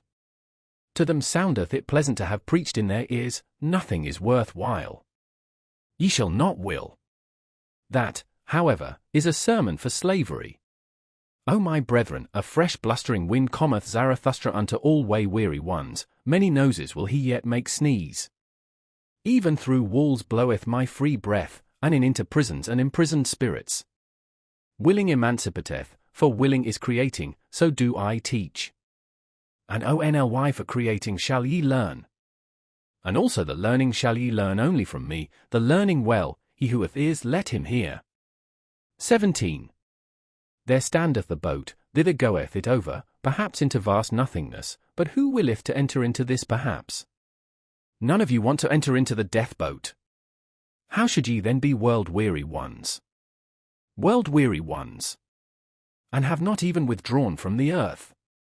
Eager did I ever find you for the earth, amorous still of your own earth-weariness. Not in vain doth your lip hang down, a small worldly wish still sitteth thereon.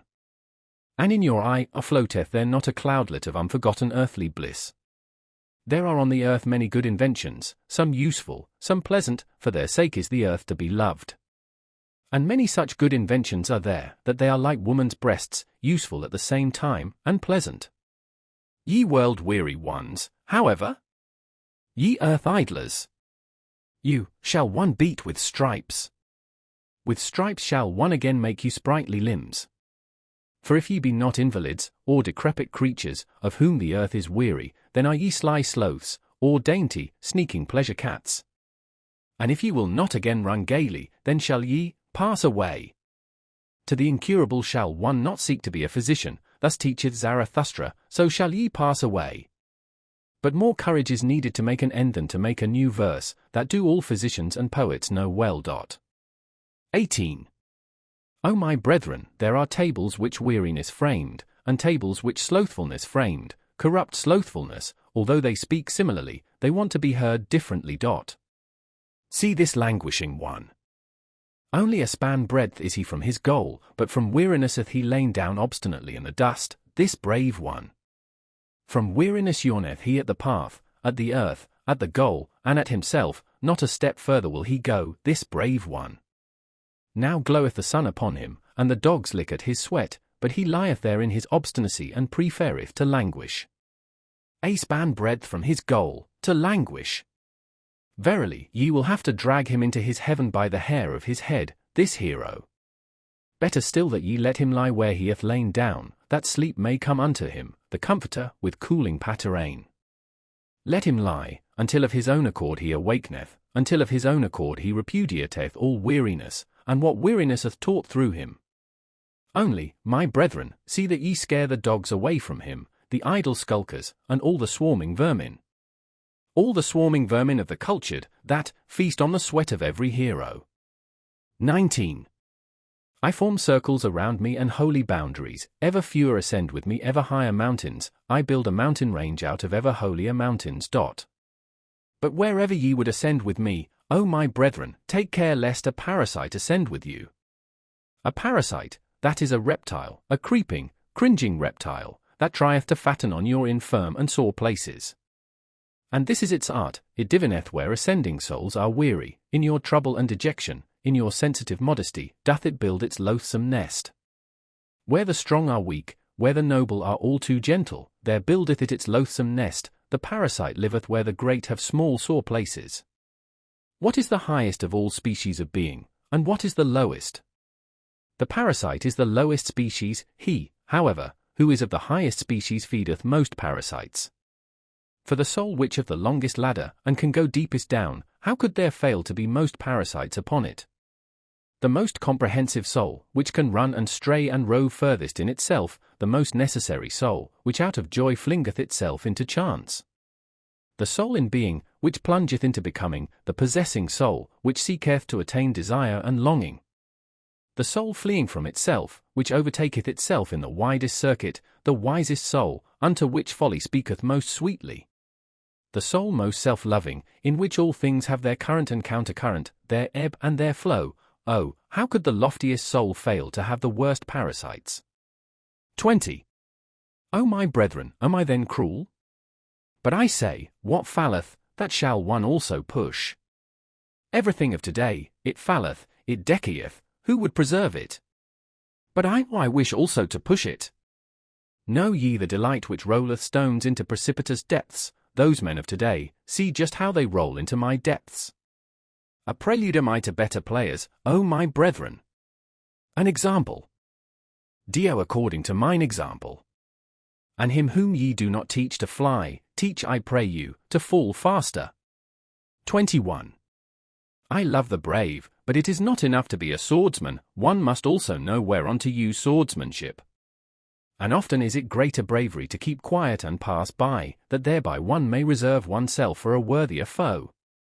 Ye shall only have foes to be hated, but not foes to be despised, ye must be proud of your foes. Thus have I already taught. For the worthier foe, O my brethren, shall ye reserve yourselves, therefore must ye pass by many a one. Especially many of the rabble, who din your ears with noise about people and peoples. Keep your eye clear of their for and against.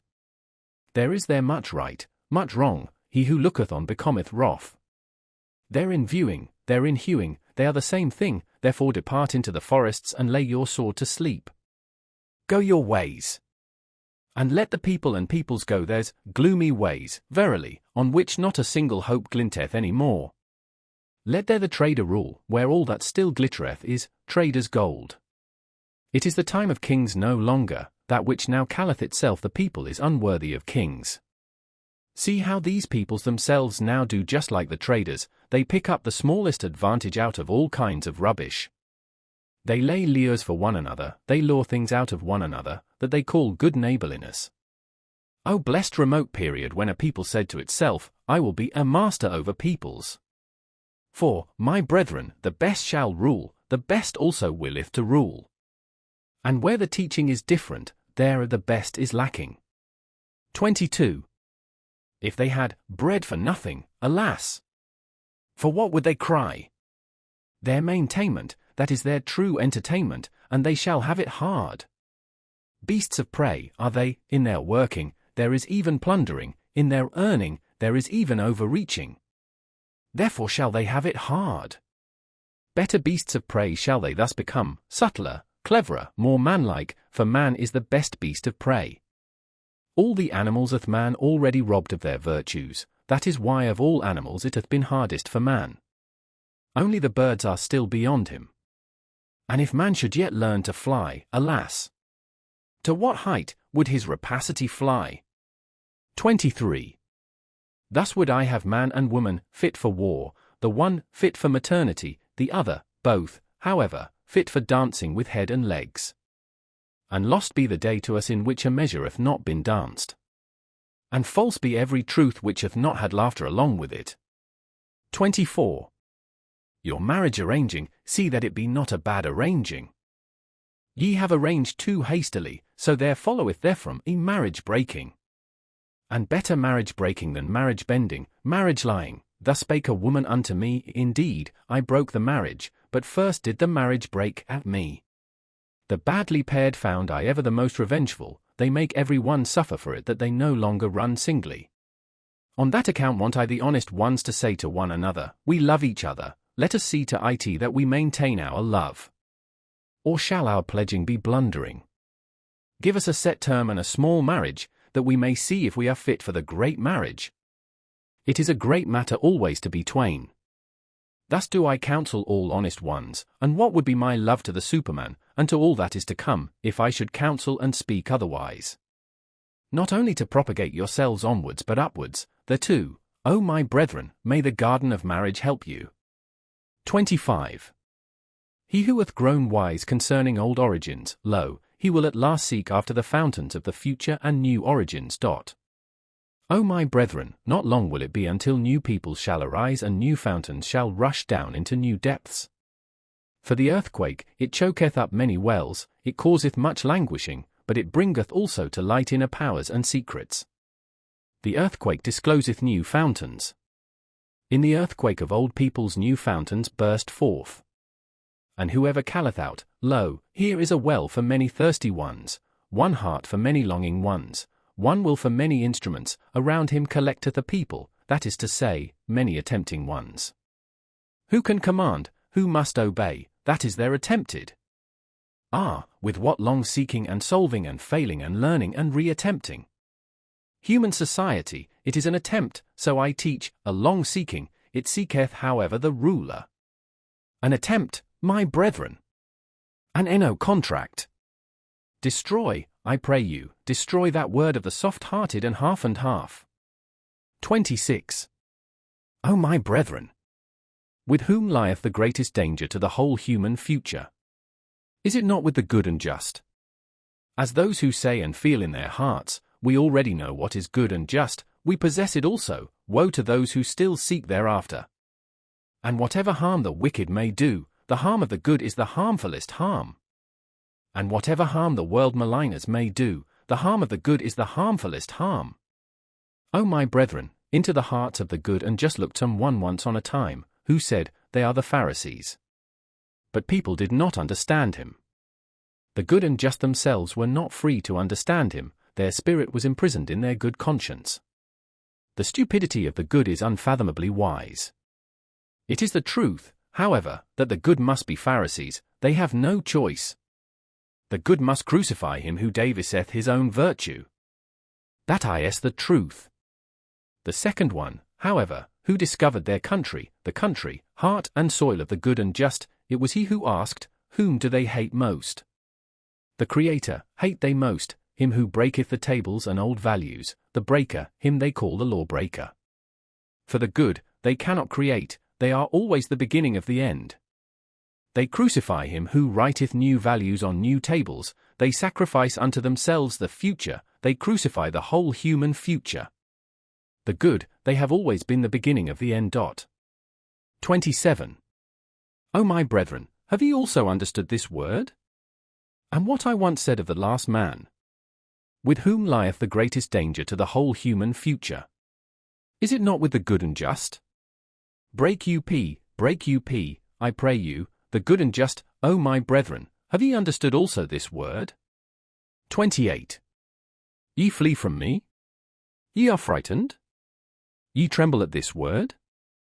O my brethren, when I enjoined you to break up the good, and the tables of the good, then only did I embark man on his high seas. And now only cometh unto him the great terror, the great outlook, the great sickness, the great nausea, the great seasickness.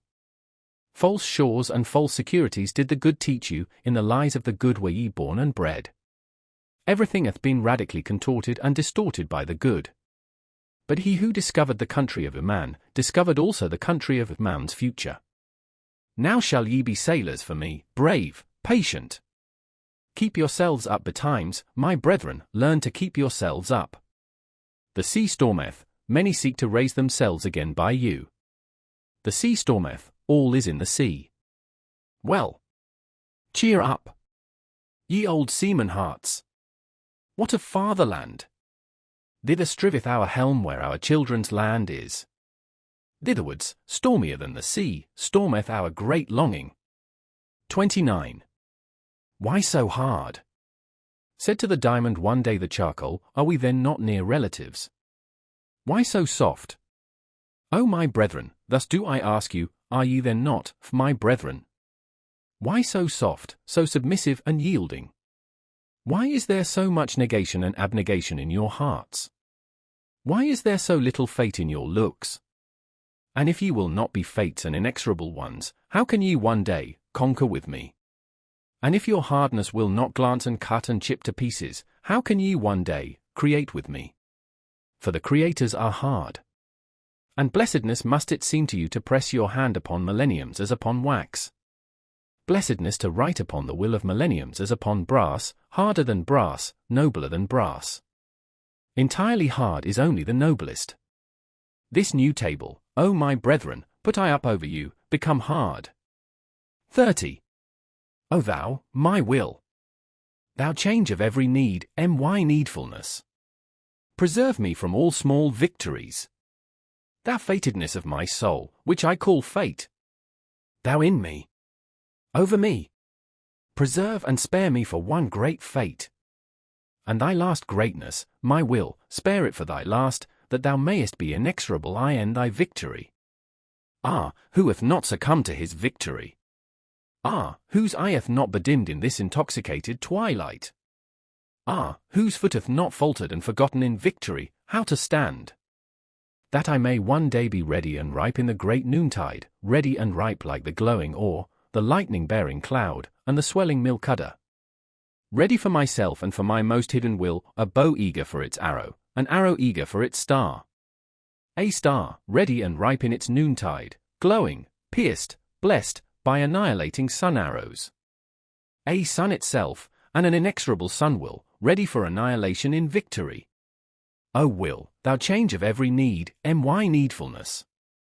Spare me for one great victory. Thus spake Zarathustra. Lvii the Convalescent. 1. One morning, not long after his return to his cave, Zarathustra sprang up from his couch like a madman, crying with a frightful voice, and acting as if some one still lay on the couch who did not wish to rise. Zarathustra's voice also resounded in such a manner that his animals came to him frightened, and out of all the neighboring caves and lurking places all the creatures slipped away, flying, fluttering, creeping or leaping, according to their variety of foot or wing. Zarathustra, however, spake these words. Up, abysmal thought out of my depth. I am thy cock and morning dawn, thou overslept reptile, up. Up. My voice shall soon crow thee awake. Unbind the fetters of thine ears, listen. For I wish to hear thee. Up. Up. There is thunder enough to make the very graves listen. And rub the sleep and all the dimness and blindness out of thine eyes. Hear me also with thine eyes, my voice is a medicine even for those born blind. And once thou art awake, then shalt thou ever remain awake. It is not my custom to awake great-grandmothers out of their sleep that I may bid them sleep on. Thou stirrest, stretchest thyself, wheezest. Up! Up! Not wheeze, shalt thou, but speak unto me. Zarathustra calleth thee, Zarathustra the godless. I, Zarathustra, the advocate of living, the advocate of suffering, the advocate of the circuit, thee do I call, my most abysmal thought. Joy to me! Thou comest, I hear thee. Mine abyss speaketh, my lowest depth have I turned over into the light. Joy to me! Come hither! Give me thy hand, ha! Let be! Aha, disgust, disgust, disgust, alas to me! 2. Hardly, however, had Zarathustra spoken these words, when he fell down as one dead, and remained long as one dead. When however he again came to himself, then was he pale and trembling, and remained lying, and for long he would neither eat nor drink. This condition continued for 7 days. His animals, however, did not leave him day nor night, except that the eagle flew forth to fetch food. And what it fetched and foraged, it laid on Zarathustra's couch, so that Zarathustra at last lay among yellow and red berries, grapes, rosy apples, sweet-smelling herbage, and pine cones. At his feet, however, 2 lambs were stretched, which the eagle had with difficulty carried off from their shepherds. At last, after 7 days, Zarathustra raised himself upon his couch, took a rosy apple in his hand, smelt it and found it smell pleasant. Then did his animals think the time had come to speak unto him. O Zarathustra, said they, now hast thou lain thus for 7 days with heavy eyes, wilt thou not set thyself again upon thy feet? Step out of thy cave, the world waiteth for thee as a garden. The wind playeth with heavy fragrance which seeketh for thee, and all brooks would like to run after thee. All things long for thee, since thou hast remained alone for 7 days, step forth out of thy cave. All things want to be thy physicians. Did perhaps a new knowledge come to thee, a bitter, grievous knowledge? Like leaven dough layest thou, thy soul arose and swelled beyond all its bounds. O mine animals, answered Zarathustra, talk on thus and let me listen. It refresheth me so to hear your talk. Where there is talk, there is the world as a garden unto me. How charming it is that there are words and tones, are not words and tones rainbows and seeming bridges twixt the eternally separated? To each soul belongeth another world, to each soul is every other soul a back world. Among the most alike doth semblance deceive most delightfully, for the smallest gap is most difficult to bridge over. For me, how could there be an outside of me? There is no outside. But this we forget on hearing tones. How delightful it is that we forget! Have not names and tones been given unto things that man may refresh himself with them? It is a beautiful folly, speaking, therewith danceth man over everything. How lovely is all speech and all facets of tones! With tones danceth our love on variegated rainbows. O Zarathustra, said then his animals, to those who think like us, things all dance themselves, they come and hold out the hand and laugh and flee, and return. Everything goeth, everything returneth, eternally rolleth the wheel of existence. Everything dieth, everything blossometh forth again, eternally runneth on the year of existence. Everything breaketh, everything is integrated anew, eternally buildeth itself the same house of existence. All things separate, all things again greet one another, eternally true to itself remaineth the ring of existence. Every moment beginneth existence, around every here rolleth the ball there. The middle is everywhere. Crooked is the path of eternity. O ye wags and barrel organs! Answered Zarathustra, and smiled once more, how well do ye know what had to be fulfilled in 7 days? And how that monster crept into my throat and choked me. But I bit off its head and spat it away from me. And ye have made a lyre lay out of it. Now, however, do I lie here, still exhausted with that biting and spitting away, still sick with mine own salvation. And ye looked on at it all? O mine animals, are ye also cruel? Did ye like to look at my great pain as men do? For man is the cruelest animal. At tragedies, bullfights, and crucifixions hath he hitherto been happiest on earth, and when he invented his hell, behold, that was his heaven on earth. When the great man crieth, immediately runneth the little man thither, and his tongue hangeth out of his mouth for very lusting. He, however, calleth it his pity. The little man, especially the poet, how passionately doth he accuse life in words. Hearken to him, but do not fail to hear the delight which is in all accusation. Such accusers of life, them life overcometh with a glance of the eye. Thou lovest me, saith the insolent one, wait a little, as yet have I no time for thee.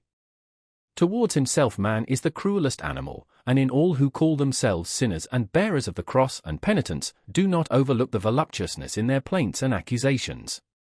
And I myself, do I thereby want to be man's accuser? Ah, mine animals, this only have I learned hitherto, that for man his baddest is necessary for his best. That all that is baddest is the best power, and the hardest stone for the highest creator, and that man must become better and badder. Not to this torture stake was I tied, that I know man is bad, but I cried, as no one hath yet cried. Ah, that his baddest is so very small. Ah, that his best is so very small. The great disgust at man, it strangled me and had crept into my throat, and what the soothsayer had presaged, all is alike, nothing is worthwhile, knowledge strangleth. A long twilight limped on before me, a fatally weary, fatally intoxicated sadness, which spake with yawning mouth. Eternally he returneth, the man of whom thou art weary, the small man, so yawned my sadness, and dragged its foot and could not go to sleep. A cavern became the human earth to me, its breast caved in, everything living became to me human dust and bones and mouldering past. My sighing sat on all human graves, and could no longer arise, my sighing and questioning croaked and choked, and gnawed and nagged day and night. Ah, man returneth eternally. The small man returneth eternally. Naked had I once seen both of them, the greatest man and the smallest man, all too like one another, all too human, even the greatest man. All too small, even the greatest man, that was my disgust at man. And the eternal return also of the smallest man, that was my disgust at all existence. Ah, disgust! Disgust! Disgust, thus spake Zarathustra, and sighed and shuddered, for he remembered his sickness. Then did his animals prevent him from speaking further. Do not speak further, thou convalescent. So answered his animals, but go out where the world waiteth for thee like a garden. Go out unto the roses, the bees, and the flocks of doves. Especially, however, unto the singing birds, to learn singing from them. For singing is for the convalescent, the sound ones may talk. And when the sound also want songs, then want they other songs than the convalescent. O ye wags and barrel organs, do be silent, answered Zarathustra, and smiled at his animals. How well ye know what consolation I devised for myself in 7 days. That I have to sing once more, that consolation did I devise for myself, and this convalescence, would ye also make another lyre lay thereof? Do not talk further, answered his animals once more, rather, thou convalescent, prepare for thyself first a lyre, a new lyre. For behold, O Zarathustra, for thy new lays there are needed new lyres. Sing and bubble over, O Zarathustra, heal thy soul with new lays, that thou mayest bear thy great fate, which hath not yet been anyone's fate. For thine animals know it well, O Zarathustra, who thou art and must become, behold, thou art the teacher of the eternal return, that is now thy fate. That thou must be the first to teach this teaching, how could this great fate not be thy greatest danger and infirmity? Behold, we know what thou teachest, that all things eternally return, and ourselves with them, and that we have already existed times without number, and all things with us. Thou teachest that there is a great year of becoming, a prodigy of a great year, it must, like a sandglass, ever turn up anew, that it may anew run down and run out. So that all those years are like one another in the greatest and also in the smallest, so that we ourselves, in every great year, are like ourselves in the greatest and also in the smallest. And if thou wouldst now die, O Zarathustra, behold, we know also how thou wouldst then speak to thyself, but thine animals beseech thee not to die yet. Thou wouldst speak, and without trembling, buoyant rather with bliss, for a great weight and worry would be taken from thee, thou patientest one. Now do I die and disappear, wouldst thou say, and in a moment I am nothing. Souls are as mortal as bodies. But the plexus of causes returneth in which I am intertwined, it will again create me. I myself pertain to the causes of the eternal return. I come again with this sun, with this earth, with this eagle, with this serpent, not to a new life, or a better life, or a similar life. I come again eternally to this identical and self-same life, in its greatest and its smallest, to teach again the eternal return of all things. To speak again the word of the great noontide of earth and man, to announce again to man the Superman. I have spoken my word. I break down by my word, so willeth mine eternal fate, as announcer do I succumb. The hour hath now come for the downgoer to bless himself. Thus endeth Zarathustra's downgoing. When the animals had spoken these words they were silent and waited, so that Zarathustra might say something to them, but Zarathustra did not hear that they were silent. On the contrary, he lay quietly with closed eyes like a person sleeping, although he did not sleep, for he communed just then with his soul. The serpent, however, and the eagle, when they found him silent in such wise, respected the great stillness around him, and prudently retired. LVI the great longing. O my soul, I have taught thee to say today as once on a time and formerly, and to dance thy measure over every here and there and yonder. O my soul, I delivered thee from all by-places, I brushed down from thee dust and spiders and twilight. O my soul, I washed the petty shame and the by-place virtue from thee, and persuaded thee to stand naked before the eyes of the sun. With the storm that is called spirit did I blow over thy surging sea, all clouds did I blow away from it, I strangled even the strangler called sin. O my soul, I gave thee the right to say nay like the storm, and to say yea as the open heaven saith yea, calm as the light remainest thou, and now walkest through denying storms. O my soul, I restored to thee liberty over the created and the uncreated, and who knoweth, as thou knowest, the voluptuousness of the future. O my soul, I taught thee the contempt which doth not come like worm-eating, the great, the loving contempt, which loveth most where it contemneth most. O my soul, I taught thee so to persuade that thou persuadest even the grounds themselves to thee like the sun, which persuadeth even the sea to its height. O my soul, I have taken from thee all obeying and knee-bending and homage-paying, I have myself given thee the names, change of need and fate. O my soul, I have given thee new names and gay-coloured playthings, I have called thee fate and the circuit of circuits and the navel string of time and the azure bell. O my soul, to thy domain gave I all wisdom to drink, all new wines, and also all immemorially old strong wines of wisdom. O my soul, every sun shed I upon thee, and every night and every silence and every longing, then grewest thou up for me as a vine. O my soul, exuberant and heavy dost thou now stand forth, a vine with swelling udders and full clusters of brown golden grapes. Filled and weighted by thy happiness, waiting from superabundance, and yet ashamed of thy waiting. O my soul, there is nowhere a soul which could be more loving and more comprehensive and more extensive. Where could future and past be closer together than with thee? O my soul, I have given thee everything, and all my hands have become empty by thee, and now sayest thou to me, smiling and full of melancholy, which of us oweth thanks? Doth the giver not owe thanks because the receiver received? Is bestowing not a necessity? Is receiving not pitying? O my soul, I understand the smiling of thy melancholy, thine overabundance itself now stretcheth out longing hands. Thy fullness looketh forth over raging seas, and seeketh and waiteth, the longing of overfullness looketh forth from the smiling heaven of thine eyes. And verily, O my soul, who could see thy smiling and not melt into tears?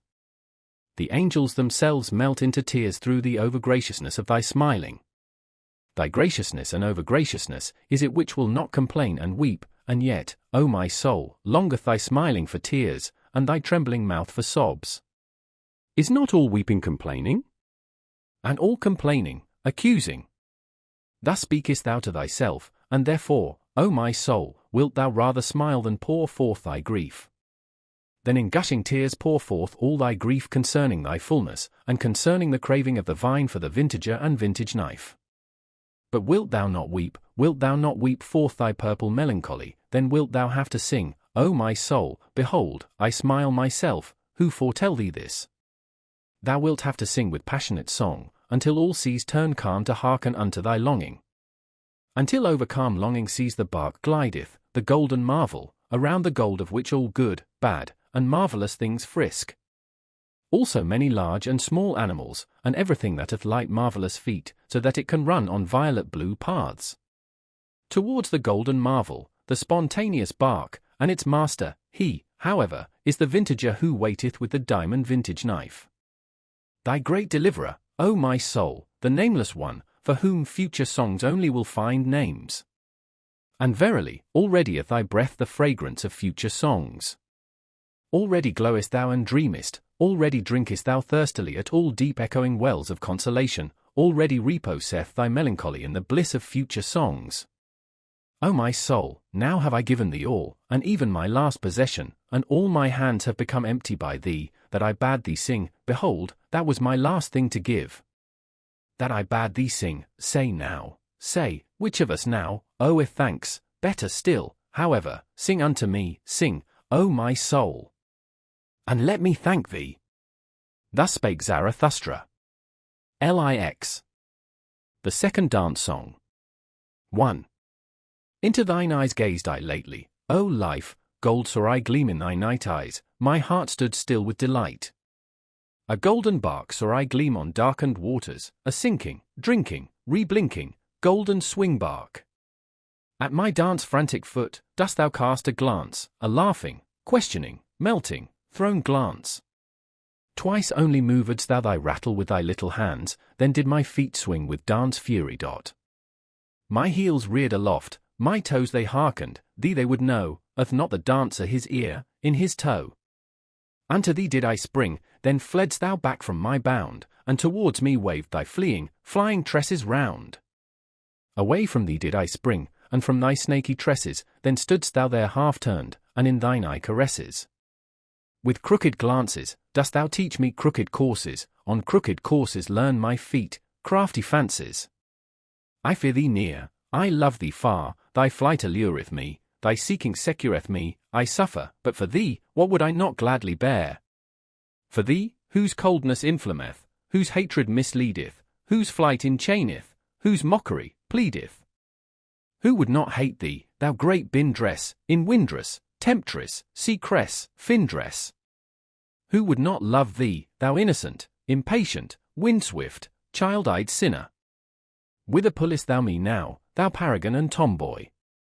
And now foolest thou me fleeing, thou sweet romp dost annoy. I dance after thee, I follow even faint traces lonely. Where art thou?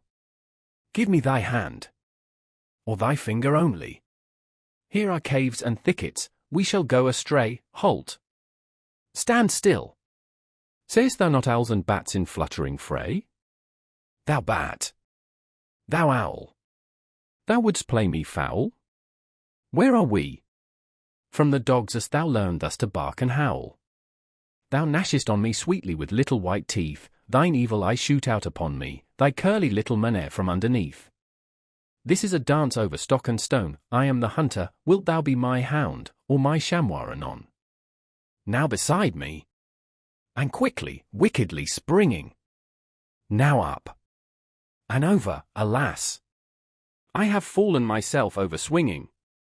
Oh, see me lying, thou arrogant one, and imploring grace. Gladly would I walk with thee, in some lovelier place. In the paths of love, through bushes variegated, quiet, trim. Or there along the lake, where goldfishes dance and swim. Thou art now a-weary? There above a sheep and sunset stripes, is it not sweet to sleep, the shepherd pipes? Thou art so very weary? I carry thee thither, let just thine arms sink. And art thou thirsty, I should have something, but thy mouth would not like it to drink. Oh, that cursed, nimble, supple serpent and lurking witch! Where art thou gone? But in my face do I feel through thy hand, 2 spots and red blotches itch. I am verily weary of it, ever thy sheepish shepherd to be. Thou which, if I have hitherto sung unto thee, now shalt thou cry unto me. To the rhythm of my whip shalt thou dance and cry. I forget not my whip, not I. 2. Then did life answer me thus, and kept thereby her fine ears closed. O Zarathustra! Crack not so terribly with thy whip. Thou knowest surely that noise killeth thought, and just now there came to me such delicate thoughts. We are both of us genuine ne'er-do-wells and ne'er-do-ills. Beyond good and evil found we our island and our green meadow, we two alone. Therefore must we be friendly to each other. And even should we not love each other from the bottom of our hearts, must we then have a grudge against each other if we do not love each other perfectly? And that I am friendly to thee, and often too friendly, that knowest thou, and the reason is that I am envious of thy wisdom. Ah, this mad old fool, wisdom! If thy wisdom should one day run away from thee, then would also my love run away from thee quickly. Thereupon did life look thoughtfully behind and around, and said softly, O Zarathustra, thou art not faithful enough to me. Thou lovest me not nearly so much as thou sayest, I know thou thinkest of soon leaving me. There is an old heavy, booming clock, it boometh by night up to thy cave. When thou hearest this clock strike the hours at midnight, then thinkest thou between 1 and 12 thereon. Thou thinkest thereon, O Zarathustra, I know it, of soon leaving me. Yea, answered I, hesitatingly, but thou knowest it also, and I said something into her ear, in amongst her confused, yellow, foolish tresses. Thou knowest that, O Zarathustra? That knoweth no one. And we gazed at each other, and looked at the green meadow o'er which the cool evening was just passing, and we wept together. Then, however, was life dearer unto me than all my wisdom had ever been. Thus spake Zarathustra. 3. 1. O man! Take heed. 2. What saith deep midnight's voice indeed? 3. I slept my sleep. 4. From deepest dream I've woken plead. 5. The world is deep. 6. And deeper than the day could read. 7. Deep is its woe. 8. Joy, deeper still than grief can be. 9. Woe saith, hence. Go. 10. But joys all want eternity. 11. Want deep profound eternity. 12. LX the 7 seals. Or the YEA and Amen lay. 1.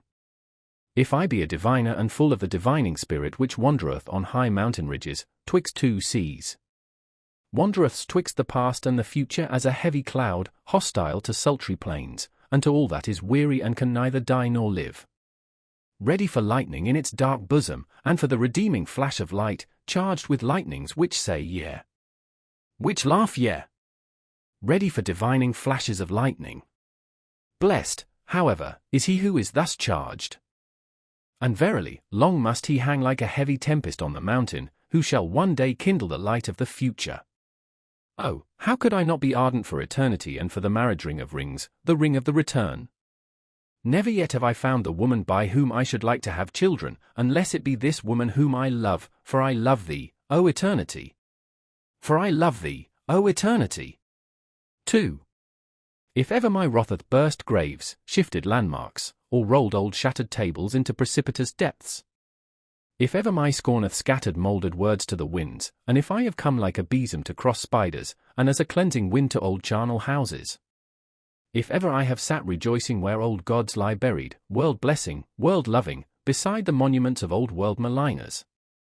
For even churches and God's graves do I love, if only heaven looketh through their ruined roofs with pure eyes, gladly do I sit like grass and red poppies on ruined churches.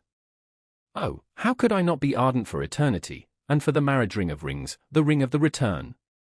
Never yet have I found the woman by whom I should like to have children, unless it be this woman whom I love, for I love thee, O eternity. For I love thee, O eternity. 3.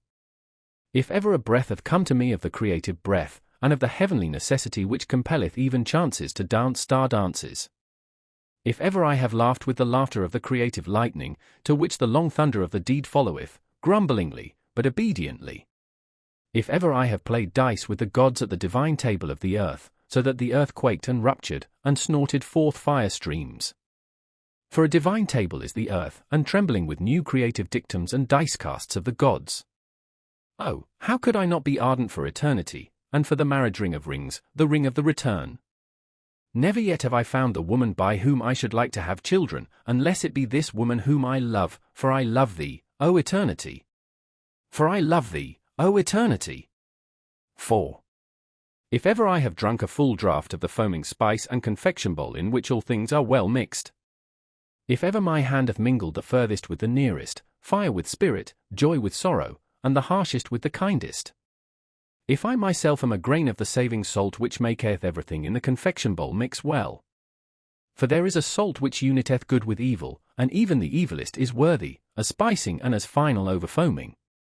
Oh, how could I not be ardent for eternity, and for the marriage ring of rings, the ring of the return?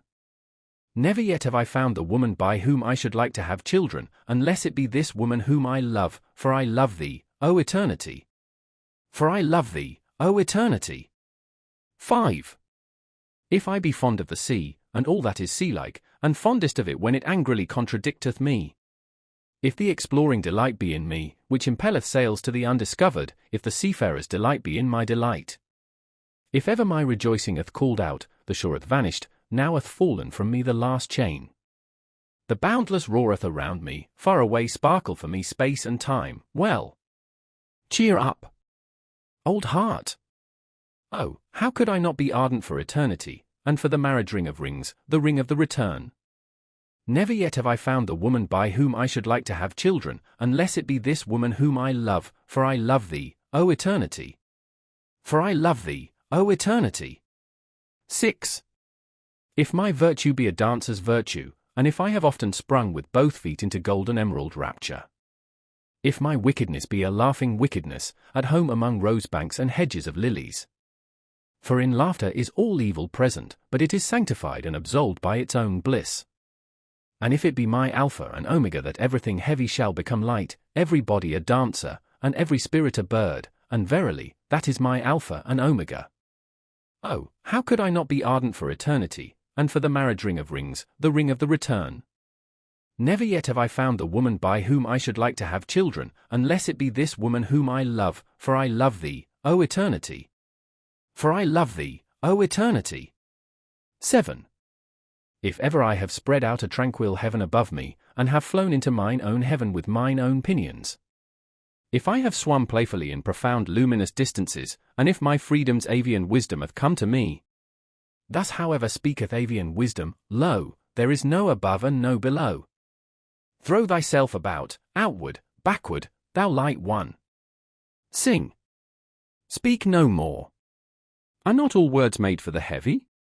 Do not all words lie to the light ones? Sing. Speak no more.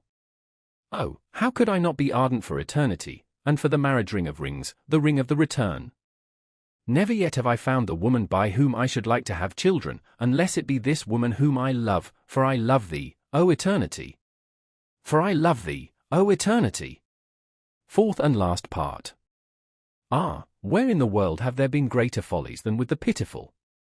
And what in the world hath caused more suffering than the follies of the pitiful? Woe unto all loving ones who have not an elevation which is above their pity. Thus spake the devil unto me, once on a time, even God hath his hell, it is his love for man. And lately did I hear him say these words, God is dead, of his pity for man hath God died. Zarathustra, 2, the pitiful. LXI the honey sacrifice. And again pass moons and years over Zarathustra's soul, and he heeded it not, his hair, however, became white. One day when he sat on a stone in front of his cave, and gazed calmly into the distance, one there gazeth out on the sea, and away beyond sinuous abysses, then went his animals thoughtfully round about him, and at last set themselves in front of him. O Zarathustra, said they, gazest thou out perhaps for thy happiness? Of what account is my happiness? Answered he, I have long ceased to strive any more for happiness, I strive for my work. O Zarathustra, said the animals once more, that sayest thou as one who hath overmuch of good things. Liest thou not in a sky-blue lake of happiness? Ye wags, answered Zarathustra, and smiled, how well did ye choose the simile. But ye know also that my happiness is heavy, and not like a fluid wave of water, it presseth me and will not leave me, and is like molten pitch. Then went his animals again thoughtfully around him, and placed themselves once more in front of him. O Zarathustra, said they, it is consequently for that reason that thou thyself always becometh yellower and darker, although thy hair looketh white and flaxen? Lo, thou sittest in thy pitch. What do ye say, mine animals? Said Zarathustra, laughing, verily I reviled when I spake of pitch. As it happeneth with me, so is it with all fruits that turn ripe. It is the honey in my veins that maketh my blood thicker, and also my soul stiller. So will it be, O Zarathustra, answered his animals, and pressed up to him, but wilt thou not today ascend a high mountain? The air is pure, and today one seeth more of the world than ever. Yea, mine animals, answered he, ye counsel admirably, and according to my heart, I will today ascend a high mountain. But see that honey is there ready to hand, yellow, white, good, ice-cool, golden comb honey. For know that when aloft I will make the honey sacrifice. When Zarathustra, however, was aloft on the summit, he sent his animals home that had accompanied him, and found that he was now alone, then he laughed from the bottom of his heart, looked around him, and spake thus. That I spake of sacrifices and honey sacrifices, it was merely a ruse in talking, and verily, a useful folly. Here aloft can I now speak freer than in front of mountain caves and anchorites domestic animals. What does sacrifice? I squander what is given me, a squanderer with 1,000 hands, how could I call that sacrificing? And when I desired honey I only desired bait, and sweet mucus and mucilage, for which even the mouths of growling bears, and strange, sulky, evil birds, water. The best bait, as huntsmen and fishermen require it. For if the world be as a gloomy forest of animals, and a pleasure ground for all wild huntsmen, it seemeth to me rather, and preferably, a fathomless, rich sea. A sea full of many-hued fishes and crabs, for which even the gods might long, and might be tempted to become fishers in it, and casters of nets, so rich is the world in wonderful things, great and small. Especially the human world, the human sea, towards it do I now throw out my golden angle rod and say, Open up, thou human abyss. Open up, and throw unto me thy fish and shining crabs. With my best bait shall I allure to myself today the strangest human fish. My happiness itself do I throw out into all places far and wide atwixt Orient, noontide, and Occident, to see if many human fish will not learn to hug and tug at my happiness. Until, biting at my sharp-hidden hooks, they have to come up unto my height, the motliest abyss groundlings, to the wickedest of all fishers of men. For this am I from the heart and from the beginning, drawing, hither drawing, upward drawing, upbringing, a drawer, a trainer, a training master, who not in vain counselled himself once on a time, become what thou art. Thus may men now come to me, for as yet do I await the signs that it is time for my downgoing, as yet do I not myself go down, as I must do, amongst men.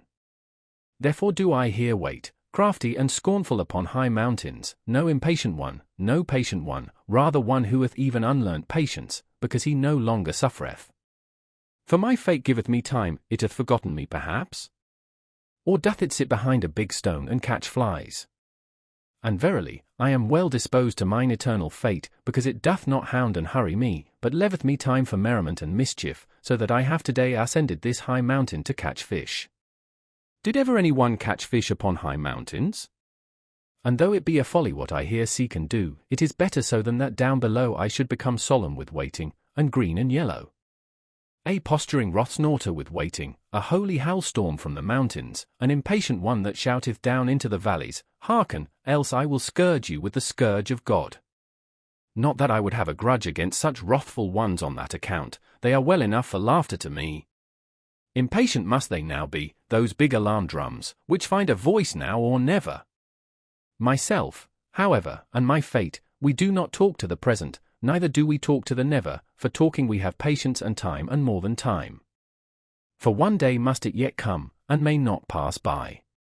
What must one day come and may not pass by? Our great hazer, that is to say, our great, remote human kingdom, the Zarathustra kingdom of 1,000 years. How remote may such remoteness be? What doth it concern me? But on that account it is none the less sure unto me, with both feet stand I secure on this ground. On an eternal ground, on hard primary rock, on this highest, hardest, primary mountain ridge, unto which all winds come, as unto the storm parting, asking where?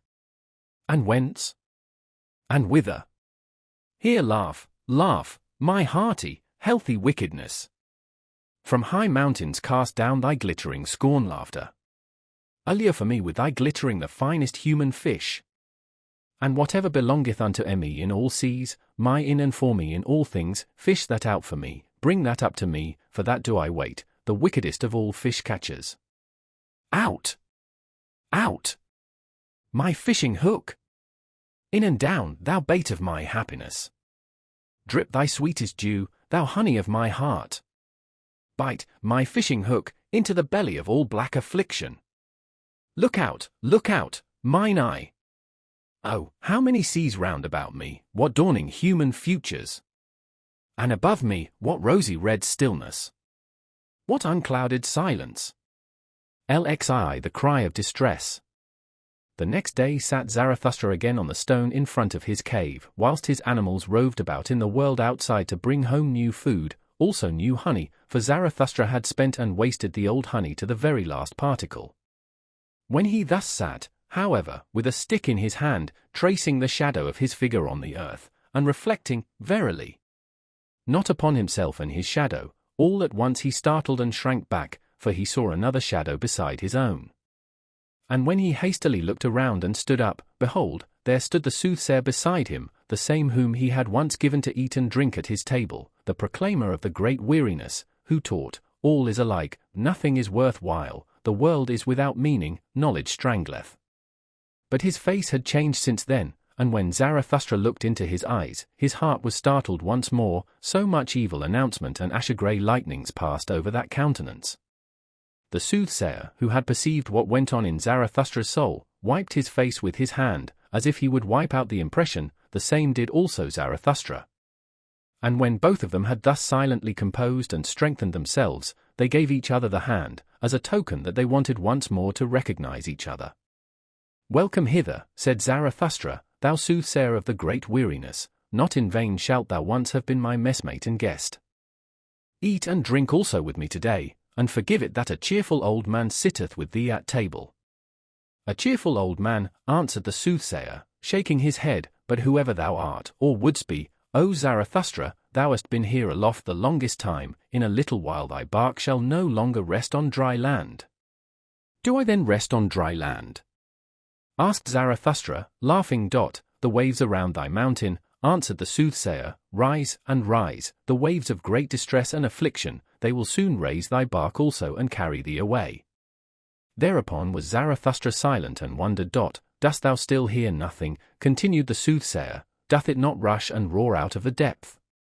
Zarathustra was silent once more and listened. Then heard he a long, long cry, which the abysses threw to one another and passed on, for none of them wished to retain it, so evil did it sound. "Thou ill announcer," said Zarathustra at last, "that is a cry of distress, and the cry of a man, it may come perhaps out of a black sea. But what doth human distress matter to me? My last sin which hath been reserved for me, knowest thou what it is called?" "Pity," answered the soothsayer from an overflowing heart, and raised both his hands aloft. "O Zarathustra, I have come that I may seduce thee to thy last sin." And hardly had those words been uttered when there sounded the cry once more, and longer and more alarming than before, also much nearer. "Hearest thou? Hearest thou, O Zarathustra?" called out the soothsayer. "The cry concerneth thee, it calleth thee, come, come, come, it is time, it is the highest time." Zarathustra was silent thereupon, confused and staggered. At last he asked, like one who hesitateth in himself, "And who is it that there calleth me?" "But thou knowest it, certainly," answered the soothsayer warmly. "Why dost thou conceal thyself? It is the higher man that crieth for thee." "The higher man," cried Zarathustra, horror-stricken, "what wanteth he? What wanteth he? The higher man. What wanteth he here?" And his skin covered with perspiration. The soothsayer, however, did not heed Zarathustra's alarm, but listened and listened in the downward direction. When, however, it had been still there for a long while, he looked behind, and saw Zarathustra standing trembling. "O Zarathustra," he began, with sorrowful voice, "thou dost not stand there like one whose happiness maketh him giddy, thou wilt have to dance lest thou tumble down. But although thou shouldst dance before me, and leap all thy side leaps, no one may say unto me, Behold, here danceth the last joyous man. In vain would any one come to this height who sought him here, caves would he find, indeed, and back caves, hiding places for hidden ones, but not lucky mines, nor treasure chambers, nor new gold veins of happiness. Happiness, how indeed could one find happiness among such buried alive and solitary ones? Must I yet seek the last happiness on the happy isles, and far away among forgotten seas?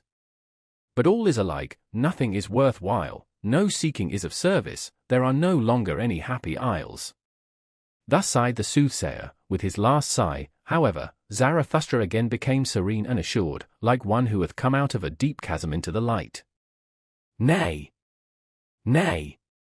3 times nay," exclaimed he with a strong voice, and stroked his beard, "that do I know better. There are still happy isles. Silence thereon, thou sighing sorrow sack. Cease to splash thereon, thou rain-cloud of the forenoon. Do I not already stand here wet with thy misery, and drenched like a dog? Now do I shake myself and run away from thee, that I may again become dry, thereat mayest thou not wonder. Do I seem to thee discourteous? Here, however, is my court. But as regards the higher man, well, I shall seek him at once in those forests, from thence came his cry.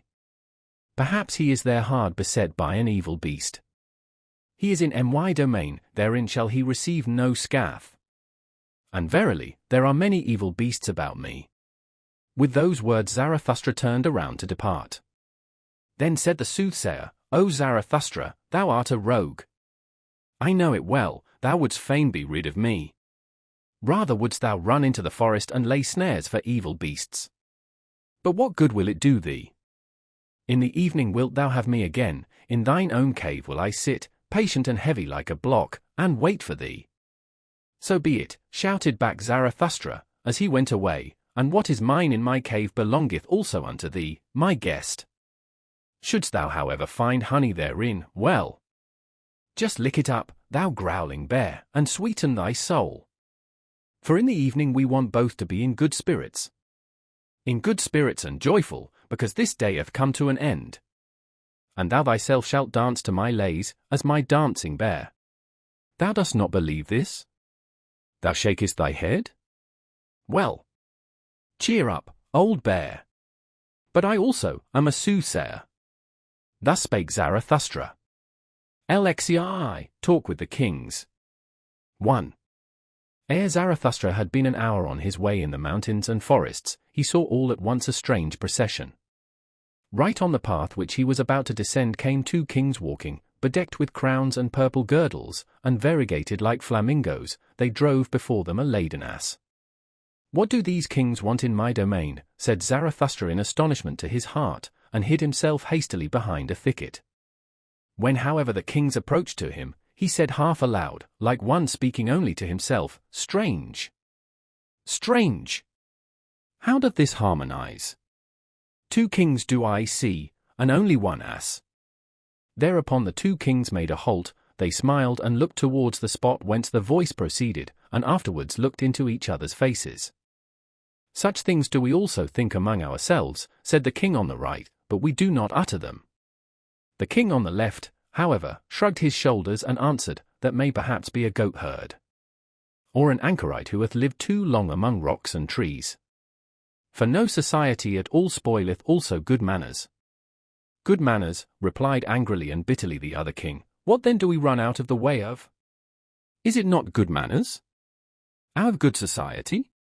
Better, verily, to live among anchorites and goat-herds, than with our gilded, false, over-rouged populace, though it call itself good society. Though it call itself nobility. But there all is false and foul, above all the blood, thanks to old evil diseases and worse curers. The best and dearest to me at present is still a sound peasant, coarse, artful, obstinate and enduring, that is at present the noblest type. The peasant is at present the best, and the peasant type should be master. But it is the kingdom of the populace, I no longer allow anything to be imposed upon me. The populace, however, that meaneth, hodgepodge. Populace hodgepodge, therein is everything mixed with everything, saint and swindler, gentleman and Jew, and every beast out of Noah's ark. Good manners. Everything is false and foul with us. No one knoweth any longer how to reverence, it is that precisely that we run away from. They are fulsome obtrusive dogs, they gild palm leaves. This loathing choketh me, that we kings ourselves have become false, draped and disguised with the old faded pomp of our ancestors, show pieces for the stupidest, the craftiest, and whosoever at present trafficketh for power. We are not the first men, and have nevertheless to stand for them, of this imposture have we at last become weary and disgusted. From the rabble have we gone out of the way, from all those bawlers and scribe blowflies, from the trader stench, the ambition fidgeting, the bad breath, fie, to live among the rabble. Fie, to stand for the first men among the rabble. Ah, loathing! Loathing! Loathing! What doth it now matter about us kings? Thine old sickness seizeth thee, said here the king on the left, thy loathing seizeth thee, my poor brother. Thou knowest, however, that some one heareth us. Immediately thereupon, Zarathustra, who had opened ears and eyes to this talk, rose from his hiding place, advanced towards the kings, and thus began. He who hearkeneth unto you, he who gladly hearkeneth unto you, is called Zarathustra. I am Zarathustra who once said, What doth it now matter about kings? Forgive me, I rejoiced when ye said to each other, What doth it matter about us kings? Here, however, is my domain and jurisdiction. What may ye be seeking in my domain? Perhaps, however, ye have found on your way what I seek, namely, the higher man. When the kings heard this, they beat upon their breasts and said with one voice, We are recognized. With the sword of thine utterance severest thou the thickest darkness of our hearts. Thou hast discovered our distress, for lo, we are on our way to find the higher man. The man that is higher than we, although we are kings. To him do we convey this us. For the highest man shall also be the highest lord on earth. There is no sorer misfortune in all human destiny, than when the mighty of the earth are not also the first men. Then everything becometh false and distorted and monstrous. And when they are even the last men, and more beast than man, then riseth the populace in honour, and at last saith even the populace virtue, Lo, I alone am virtue. What have I just heard? Answered Zarathustra. What wisdom in kings! I am enchanted, and verily, I have already promptings to make a rhyme thereon. Even if it should happen to be a rhyme not suited for every one's ears. I unlearned long ago to have consideration for long ears. Well then. Well now. Here, however, it happened that the ass also found utterance. It said distinctly and with malevolence, Why yea. 'Twas once, methinks year one of our blessed Lord, drunk without wine, the Sibyl thus deplored, how ill things go. Decline! Decline! Ne'er sank the world so low. Rome now hath turned harlot and harlot's Jew, Rome's Caesar a beast, and God hath turned Jew. 2. With those rhymes of Zarathustra the kings were delighted. The king on the right, however, said, O Zarathustra, how well it was that we set out to see thee. For thine enemies showed us thy likeness in their mirror, there looked thou with the grimace of a devil, and sneeringly, so that we were afraid of thee. But what good did it do? Always didst thou prick us anew in heart and ear with thy sayings. Then did we say at last, What doth it matter how he look? We must hear him who teacheth, Ye shall love peace as a means to new wars, and the short peace more than the long. No one ever spake such warlike words. What is good? To be brave is good. It is the good war that halloweth every cause. O Zarathustra, our fathers' blood stirred in our veins at such words, it was like the voice of spring to old wine casks. When the swords ran among one another like red-spotted serpents, then did our fathers become fond of life. The sun of every peace seemed to them languid and lukewarm. The long peace, however, made them ashamed. How they sighed, our fathers, when they saw on the wall brightly furbished, dried-up swords. Like those they thirsted for war. For a sword thirsteth to drink blood, and sparkleth with desire. When the kings thus discoursed and talked eagerly of the happiness of their fathers, there came upon Zarathustra no little desire to mock at their eagerness, for evidently they were very peaceable kings whom he saw before him, kings with old and refined features. But he restrained himself. Well, said he, thither leadeth the way, there lieth the cave of Zarathustra, and this day is to have a long evening. At present, however, a cry of distress calleth me hastily away from you. It will honour my cave if kings want to sit and wait in it, but, to be sure, ye will have to wait long. Well, what of that? Where doth one at present learn better to wait than at courts? And the whole virtue of kings that hath remained unto them, is it not called today, ability to wait? Thus spake Zarathustra. Elexive the leech. And Zarathustra went thoughtfully on, further and lower down, through forests and past moory bottoms, as it happeneth, however, to every one who meditateth upon hard matters, he trod thereby unawares upon a man. And lo, there spurted into his face all at once a cry of pain, and 2 curses and 20 bad invectives, so that in his fright he raised his stick and also struck the trodden one. Immediately afterwards, however, he regained his composure, and his heart laughed at the folly he had just committed. Pardon me, said he to the trodden one, who had got up enraged, and had seated himself, pardon me, and hear first of all a parable. As a wanderer who dreameth of remote things on a lonesome highway, runneth unawares against a sleeping dog, a dog which lieth in the sun. As both of them then start up and snap at each other, like deadly enemies, those two beings mortally frightened, so did it happen unto us. And yet, how little was lacking for them to caress each other, that dog and that lonesome one. Are they not both lonesome ones? Whoever thou art, said the trodden one, still enraged, thou treadest also too nigh me with thy parable, and not only with thy foot. Lo! Am I then a dog? And thereupon the sitting one got up, and pulled his naked arm out of the swamp. For at first he had lain outstretched on the ground, hidden and indiscernible, like those who lie in wait for swamp game. But whatever art thou about, called out Zarathustra in alarm, for he saw a deal of blood streaming over the naked arm. What hath hurt thee? Hath an evil beast bit thee, thou unfortunate one? The bleeding one laughed, still angry. What matter is it to thee, said he, and was about to go on. Here am I at home and in my province. Let him question me whoever will, to a dolt, however, I shall hardly answer. Thou art mistaken, said Zarathustra sympathetically, and held him fast, thou art mistaken. Here thou art not at home, but in my domain, and therein shall no one receive any hurt. Call me however what thou wilt, I am who I must be. I call myself Zarathustra. Well, up thither is the way to Zarathustra's cave, it is not far, wilt thou not attend to thy wounds at my home? It hath gone badly with thee, thou unfortunate one, in this life, first a beast bit thee, and then a man trod upon thee. When however the trodden one had heard the name of Zarathustra he was transformed. What happeneth unto me, he exclaimed, who preoccupieth me so much in this life as this one man, namely Zarathustra, and that one animal that liveth on blood, the leech. For the sake of the leech did I lie here by this swamp, like a fisher, and already had mine outstretched arm been bitten 10 times, when there biteth a still finer leech at my blood, Zarathustra himself. O happiness! O miracle! Praised be this day which enticed me into the swamp. Praised be the best, the livest cupping glass, that at present liveth, praised be the great conscience leech Zarathustra. Thus spake the trodden one, and Zarathustra rejoiced at his words and their refined reverential style.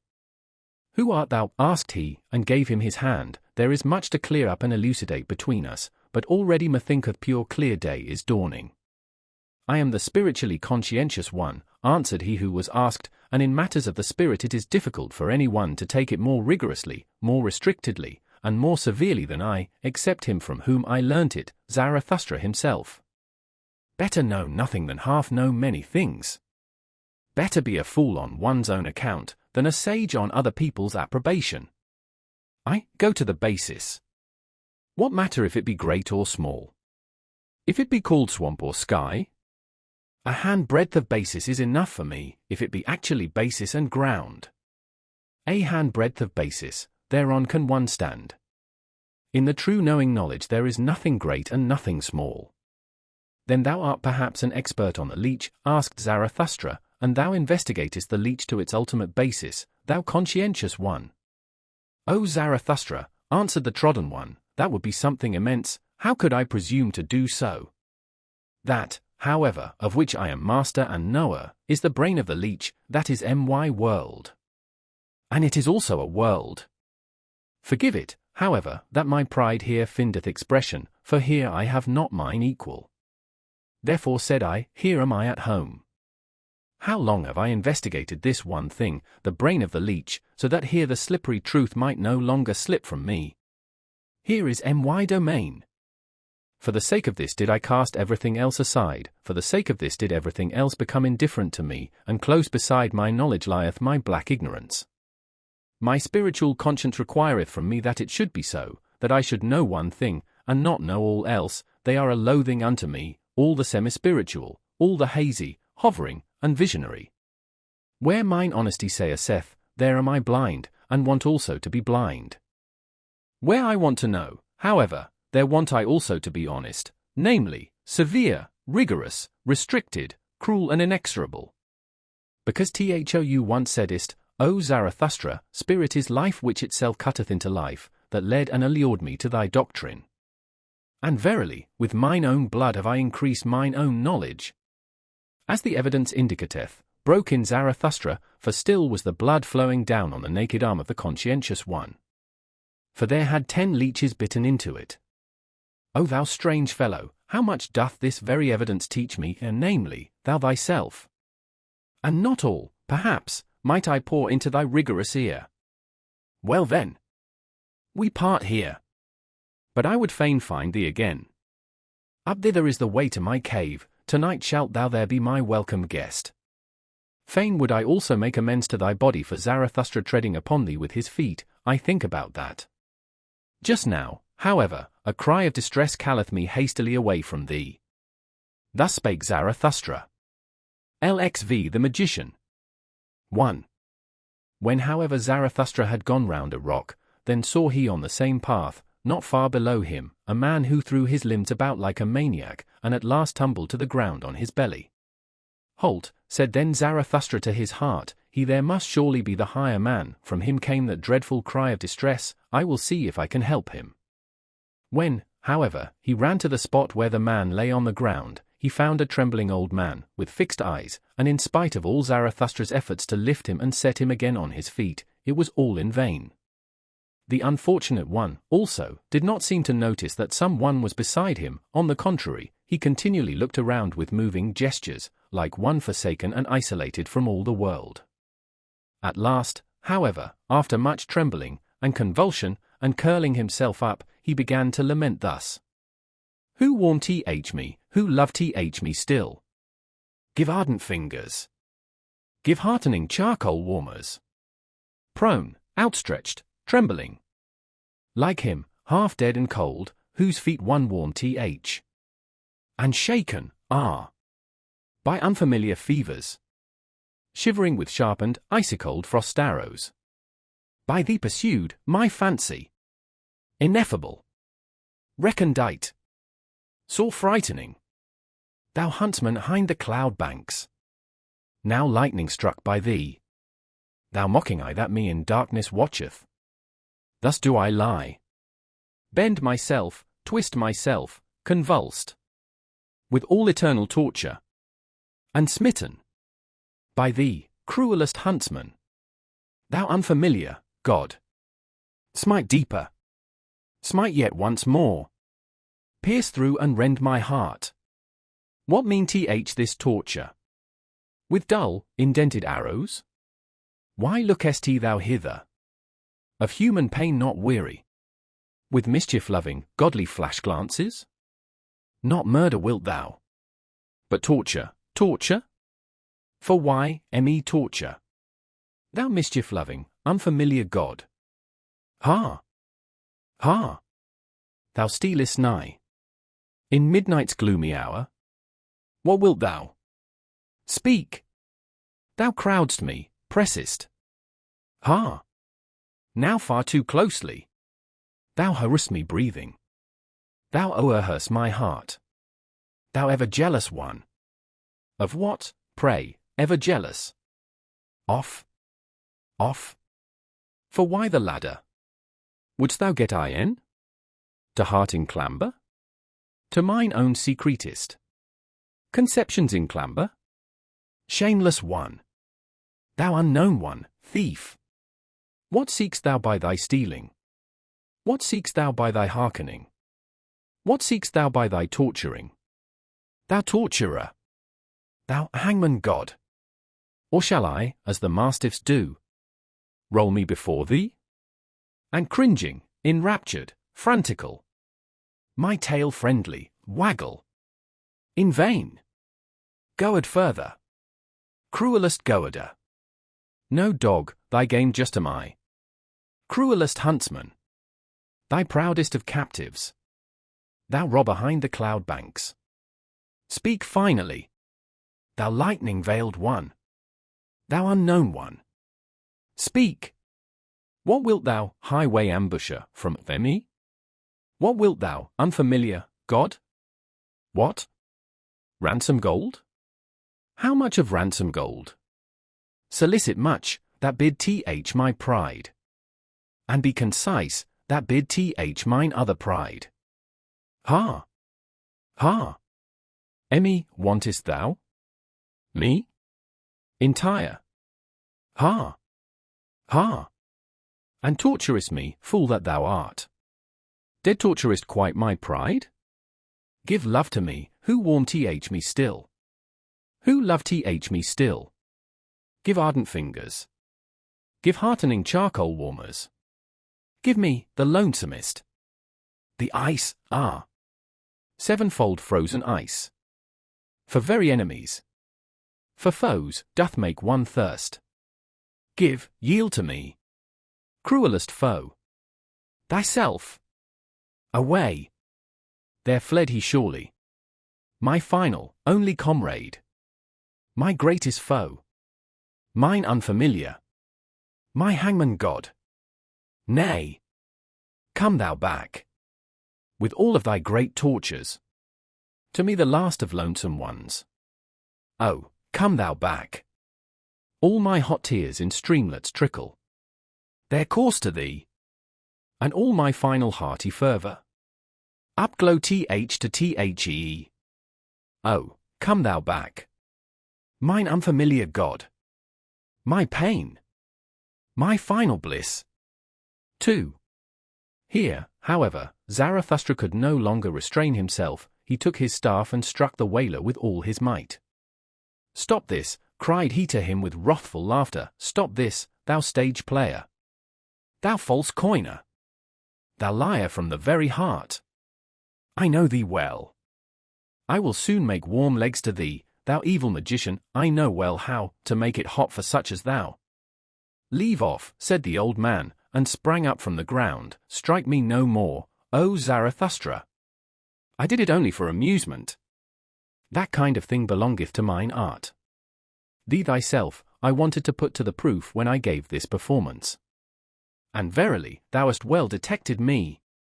But thou thyself hast given me no small proof of thyself. Thou art hard, thou wise Zarathustra.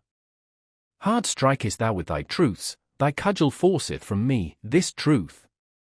Flatter not, answered Zarathustra, still excited and frowning, thou stage player from the heart. Thou art false, why speakest thou of truth? Thou peacock of peacocks, thou sea of vanity, what didst thou represent before me, thou evil magician? Whom was I meant to believe in when thou wailedst in such wise? The penitent in spirit, said the old man, it was him I represented. Thou thyself once devisedst this expression. The poet and magician who at last turneth his spirit against himself, the transformed one who freezeth to death by his bad science and conscience. And just acknowledge it, it was long, O Zarathustra, before thou discoveredst my trick and lie.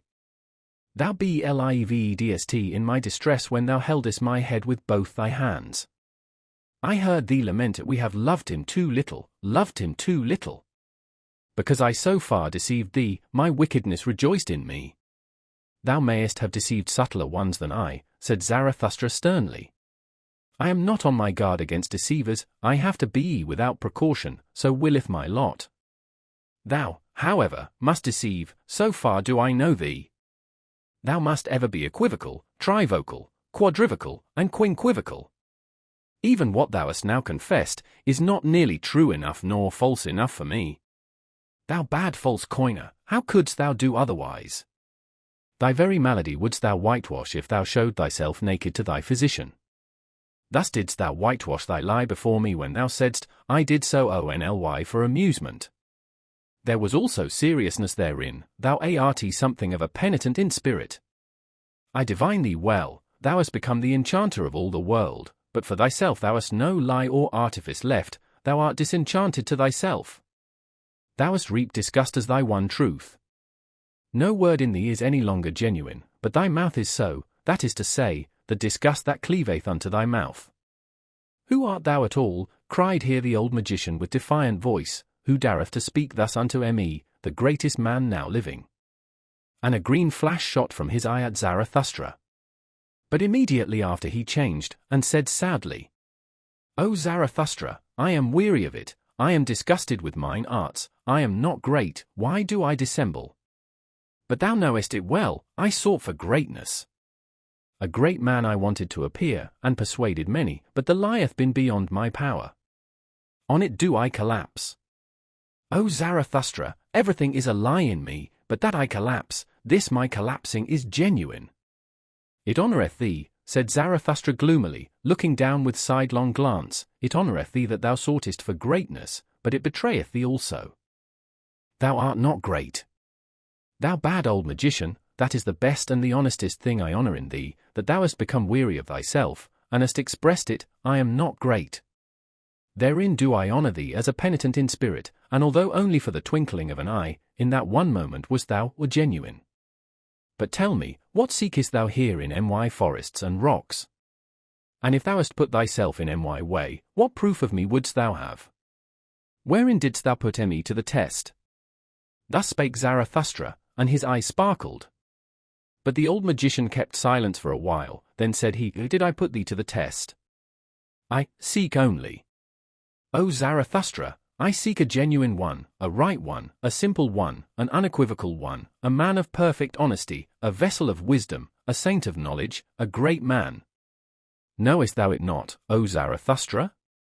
I seek Zarathustra. And here there arose a long silence between them. Zarathustra, however, became profoundly absorbed in thought, so that he shut his eyes. But afterwards coming back to the situation, he grasped the hand of the magician, and said, full of politeness and policy, well, up thither leadeth the way, there is the cave of Zarathustra. In it mayest thou seek him whom thou wouldst fain find.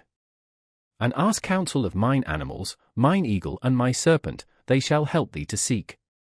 My cave, however, is large. I myself, to be sure, I have as yet seen no great man. That which is great, the acutest eye is at present insensible to it.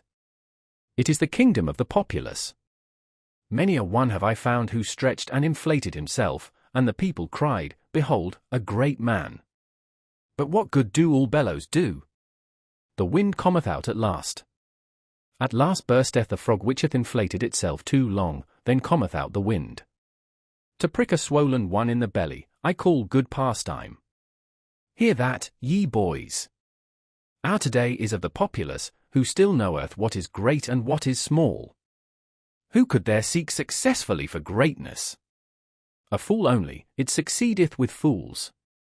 Thou seekest for great men, thou strange fool? Who taught that to thee? Is today the time for it? Oh, thou bad seeker, why dost thou tempt me? Thus spake Zarathustra, comforted in his heart, and went laughing on his way. LXVI out of service.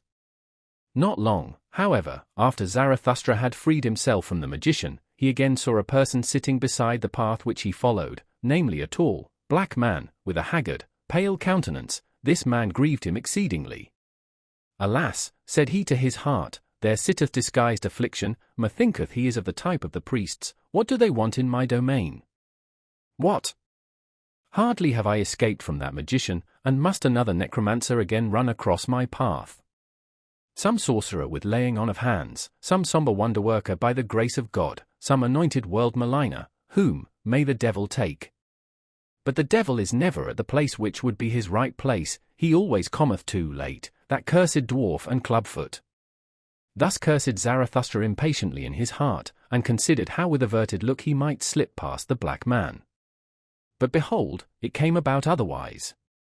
For at the same moment had the sitting one already perceived him, and not unlike one whom an unexpected happiness overtaketh, he sprang to his feet, and went straight towards Zarathustra. Whoever thou art, thou traveller, said he, help a strayed one, a seeker, an old man, who may here easily come to grief. The world here is strange to me, and remote, wild beasts also did I hear howling, and he who could have given me protection, he is himself no more. I was seeking the pious man, a saint and an anchorite, who, alone in his forest, had not yet heard of what all the world knoweth at present. What doth all the world know at present? Asked Zarathustra. Perhaps that the old God no longer liveth, in whom all the world once believed. Thou sayest it, answered the old man sorrowfully. And I served that old God until his last hour. Now, however, am I out of service, without master, and yet not free. Likewise am I no longer merry even for an hour, except it be in recollections. Therefore did I ascend into these mountains, that I might finally have a festival for myself once more, as becometh an old pope and church father, for know it, that I am the last pope, a festival of pious recollections and divine services. Now, however, is he himself dead, the most pious of men, the saint in the forest, who praised his God constantly with singing and mumbling. He himself found I no longer when I found his cot, but 2 wolves found I therein, which howled on account of his death, for all animals loved him. Then did I haste away. Had I thus come in vain into these forests and mountains? Then did my heart determine that I should seek another, the most pious of all those who believe not in God. My heart determined that I should seek Zarathustra. Thus spake the hoary man, and gazed with keen eyes at him who stood before him. Zarathustra, however, seized the hand of the old pope and regarded it a long while with admiration. Lo! Thou venerable one, said he then, what a fine and long hand! That is the hand of one who hath ever dispensed blessings. Now, however, doth it hold fast him whom thou seekest, me, Zarathustra? It is I, the ungodly Zarathustra, who saith, who is ungodlier than I, that I may enjoy his teaching? Thus spake Zarathustra, and penetrated with his glances the thoughts and arrear thoughts of the old pope. At last the latter began. He who most loved and possessed him hath now also lost him most. Lo, I myself am surely the most godless of us at present? But who could rejoice at that? Thou servedst him to the last, asked Zarathustra thoughtfully, after a deep silence. Thou knowest how he died? Is it true what they say, that sympathy choked him? That he saw how man hung on the cross, and could not endure it, that his love to man became his hell, and at last his death? The old pope, however, did not answer, but looked aside timidly, with a painful and gloomy expression. Let him go, said Zarathustra, after prolonged meditation, still looking the old man straight in the eye. Let him go, he is gone. And though it honoureth thee that thou speakest only in praise of this dead one, yet thou knowest as well as I who he was, and that he went curious ways. To speak before 3 eyes, said the old pope cheerfully, he was blind of 1 eye. In divine matters I am more enlightened than Zarathustra himself, and may well be so. My love served him long years, my will followed all his will. A good servant, however, knoweth everything, and many a thing even which a master hideth from himself. He was a hidden god, full of secrecy. Verily, he did not come by his son otherwise than by secret ways. At the door of his faith standeth adultery. Whoever extolleth him as a god of love, doth not think highly enough of love itself. Did not that god want also to be judge? But the loving one loveth irrespective of reward and requital. When he was young, that god out of the Orient, then was he harsh and revengeful, and built himself a hell for the delight of his favourites. At last, however, he became old and soft and mellow and pitiful, more like a grandfather than a father, but most like a tottering old grandmother. There did he sit shrivelled in his chimney corner, fretting on account of his weak legs, world-weary, will-weary, and one day he suffocated of his all-too great pity. Thou old pope, said here Zarathustra interposing, hast thou seen that with thine eyes? It could well have happened in that way, and also otherwise. When gods die they always die many kinds of death. Well, at all events, one way or other, he is gone. He was counter to the taste of mine ears and eyes, worse than that I should not like to say against him. I love everything that looketh bright and speaketh honestly. But he, thou knowest it, forsooth, thou old priest, there was something of thy type in him, the priest type. He was equivocal. He was also indistinct. How he raged at us, this wrath snorter, because we understood him badly. But why did he not speak more clearly? And if the fault lay in our ears, why did he give us ears that heard him badly? If there was dirt in our ears, well, who put it in them? Too much miscarried with him, this potter who had not learned thoroughly. That he took revenge on his pots and creations, however, because they turned out badly, that was a sin against good taste. There is also good taste in piety, this at last said, away with such a god. Better to have no god, better to set up destiny on one's own account, better to be a fool, better to be God oneself. What do I hear, said then the old Pope, with intent ears, O Zarathustra, thou art more pious than thou believest, with such an unbelief. Some god in thee hath converted thee to thine ungodliness. Is it not thy piety itself which no longer letteth thee believe in a god? And thine over-great honesty will yet lead thee even beyond good and evil. Behold, what hath been reserved for thee? Thou hast eyes and hands and mouth, which have been predestined for blessing from eternity. One doth not bless with the hand alone. Nigh unto thee, though thou professest to be the ungodliest one, I feel a hale and holy odour of long benedictions, I feel glad and grieved thereby. Let me be thy guest, O Zarathustra, for a single night. Nowhere on earth shall I now feel better than with thee. Amen. So shall it be, said Zarathustra, with great astonishment. Up thither leadeth the way, there lieth the cave of Zarathustra.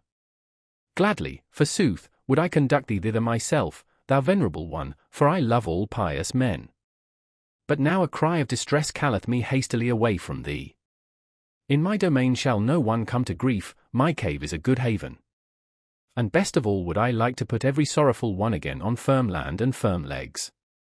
Who, however, could take thy melancholy off thy shoulders? For that I am too weak. Long, verily, should we have to wait until some one re-awoke thy God for thee. For that old God liveth no more, he is indeed dead. Thus spake Zarathustra. Lxvii the ugliest man. And again did Zarathustra's feet run through mountains and forests, and his eye sought and sought, but nowhere was he to be seen whom they wanted to see, the sorely distressed sufferer and crier. On the whole way, however, he rejoiced in his heart and was full of gratitude. What good things, said he, hath this day given me, as amends for its bad beginning? What strange interlocutors have I found? At their words will I now chew a long while as at good corn, small shall my teeth grind and crush them, until they flow like milk into my soul. When, however, the path again curved round a rock, all at once the landscape changed, and Zarathustra entered into a realm of death. Here bristled aloft black and red cliffs, without any grass, tree, or bird's voice. For it was a valley which all animals avoided, even the beasts of prey, except that a species of ugly, thick, green serpent came here to die when they became old. Therefore the shepherds called this valley Serpent Death. Zarathustra, however, became absorbed in dark recollections, for it seemed to him as if he had once before stood in this valley. And much heaviness settled on his mind, so that he walked slowly and always more slowly, and at last stood still. Then, however, when he opened his eyes, he saw something sitting by the wayside shaped like a man, and hardly like a man, something nondescript. And all at once there came over Zarathustra a great shame, because he had gazed on such a thing. Blushing up to the very roots of his white hair, he turned aside his glance, and raised his foot that he might leave this ill-starred place. Then, however, became the dead wilderness vocal, for from the ground a noise welled up, gurgling and rattling, as water gurgleth and rattleth at night through stopped-up water pipes, and at last it turned into human voice and human speech. It sounded thus. Zarathustra! Zarathustra! Read my riddle. Say, what is the revenge on the witness? I entice thee back, here is smooth ice. See to it, that thy pride doth not here break its legs. Thou thinkest thyself wise, thou proud Zarathustra. Read then the riddle, thou hard nutcracker, the riddle that I am. Say then, who am I? When however Zarathustra had heard these words, what think ye then took place in his soul? Pity overcame him, and he sank down all at once, like an oak that hath long withstood many tree fellers, heavily, suddenly, to the terror even of those who meant to fell it. But immediately he got up again from the ground, and his countenance became stern. I know thee well, said he, with a brazen voice, thou art the murderer of God. Let me go. Thou couldst not endure him who beheld thee, who ever beheld thee through and through, thou ugliest man. Thou tookest revenge on this witness. Thus spake Zarathustra and was about to go, but the nondescript grasped at a corner of his garment and began anew to gurgle and seek for words. Stay, said he at last. Stay. Do not pass by. I have divined what axe it was that struck thee to the ground. Hail to thee, O Zarathustra, that thou art again upon thy feet. Thou hast divined, I know it well, how the man feeleth who killed him, the murderer of God. Stay. Sit down here beside me, it is not to no purpose. To whom would I go but unto thee? Stay, sit down. Do not however look at me. Honour thus mine ugliness. They persecute me, now art thou my last refuge. Not with their hatred, not with their bailiffs, oh, such persecution would I mock at, and be proud and cheerful. Hath not all success hitherto been with the well-persecuted ones? And he who persecuteth well learneth readily to be obsequent, when once he is put behind. But it is their pity. Their pity is it from which I flee away and flee to thee. O Zarathustra, protect me, thou, my last refuge, thou sole one who divinedst me. Thou hast divined how the man feeleth who killed him. Stay. And if thou wilt go, thou impatient one, go not the way that I came. That way is bad. Art thou angry with me because I have already racked language too long? Because I have already counselled thee? But know that it is I, the ugliest man, who have also the largest, heaviest feet. Where I have gone, the way is bad. I tread all paths to death and destruction. But that thou passedst me by in silence, that thou blushed, I saw it well, thereby did I know thee as Zarathustra. Every one else would have thrown to me his arms, his pity, in look and speech. But for that, I am not beggar enough, that didst thou divine. For that I am too rich, rich in what is great, frightful, ugliest, most unutterable. Thy shame, O Zarathustra, honoured me. With difficulty did I get out of the crowd of the pitiful, that I might find the only one who at present teacheth that pity is obtrusive, thyself, O Zarathustra. Whether it be the pity of a god, or whether it be human pity, it is offensive to modesty. An unwillingness to help may be nobler than the virtue that rusheth to do so. That, however, namely, pity, is called virtue itself at present by all petty people. They have no reverence for great misfortune, great ugliness, great failure. Beyond all these do I look, as a dog looketh over the backs of thronging flocks of sheep. They are petty, good-willed, grey people. As the heron looketh contemptuously at shallow pools, with backward bent head, so do I look at the throng of grey little waves and wills and souls. Too long have we acknowledged them to be right, those petty people, so we have at last given them power as well, and now do they teach that good is only what petty people call good. And truth is at present what the preacher spake who himself sprang from them, that singular saint and advocate of the petty people, who testified of himself, I am the truth. That immodest one hath long made the petty people greatly puffed up, he who taught no small error when he taught, I am the truth. Hath an immodest one ever been answered more courteously? Thou, however, O Zarathustra, passedst him by, and saidst, Nay. Nay. 3 times nay. Thou warnedst against his error, thou warnedst, the first to do so, against pity, not every one, not none, but thyself and thy type. Thou art ashamed of the shame of the great sufferer, and verily when thou sayest, from pity there cometh a heavy cloud, take heed, ye men. When thou teachest, all creators are hard, all great love is beyond their pity, O Zarathustra, how well versed dost thou seem to me in weather signs. Thou thyself, however, warn thyself also against pity. For many are on their way to thee, many suffering, doubting, despairing, drowning, freezing ones. I warn thee also against myself. Thou hast read my best, my worst riddle, myself, and what I have done. I know the axe that felleth thee. But he had to die, he looked with eyes which beheld everything, he beheld men's depths and dregs, all his hidden ignominy and ugliness. His pity knew no modesty, he crept into my dirtiest corners.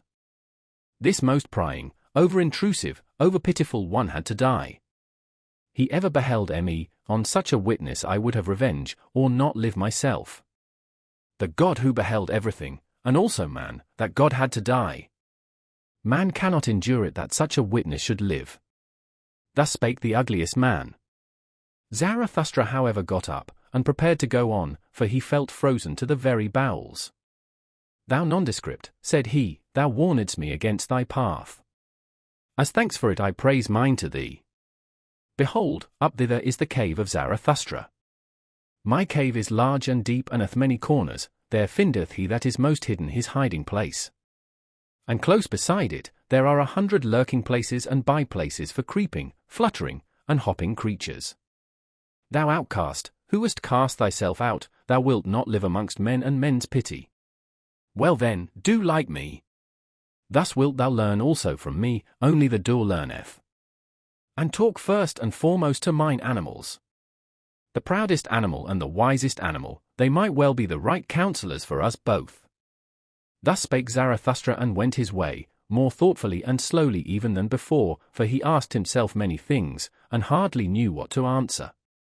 How poor indeed is man, thought he in his heart, how ugly, how wheezy, how full of hidden shame. They tell me that man loveth himself. Ah, how great must that self-love be! How much contempt is opposed to it! Even this man hath loved himself, as he hath despised himself, a great lover methinketh he is, and a great despiser. No one have I yet found who more thoroughly despised himself, even that is elevation. Alas, was this perhaps the higher man whose cry I heard? I love the great despisers. Man is something that hath to be surpassed. LXVI, the voluntary beggar.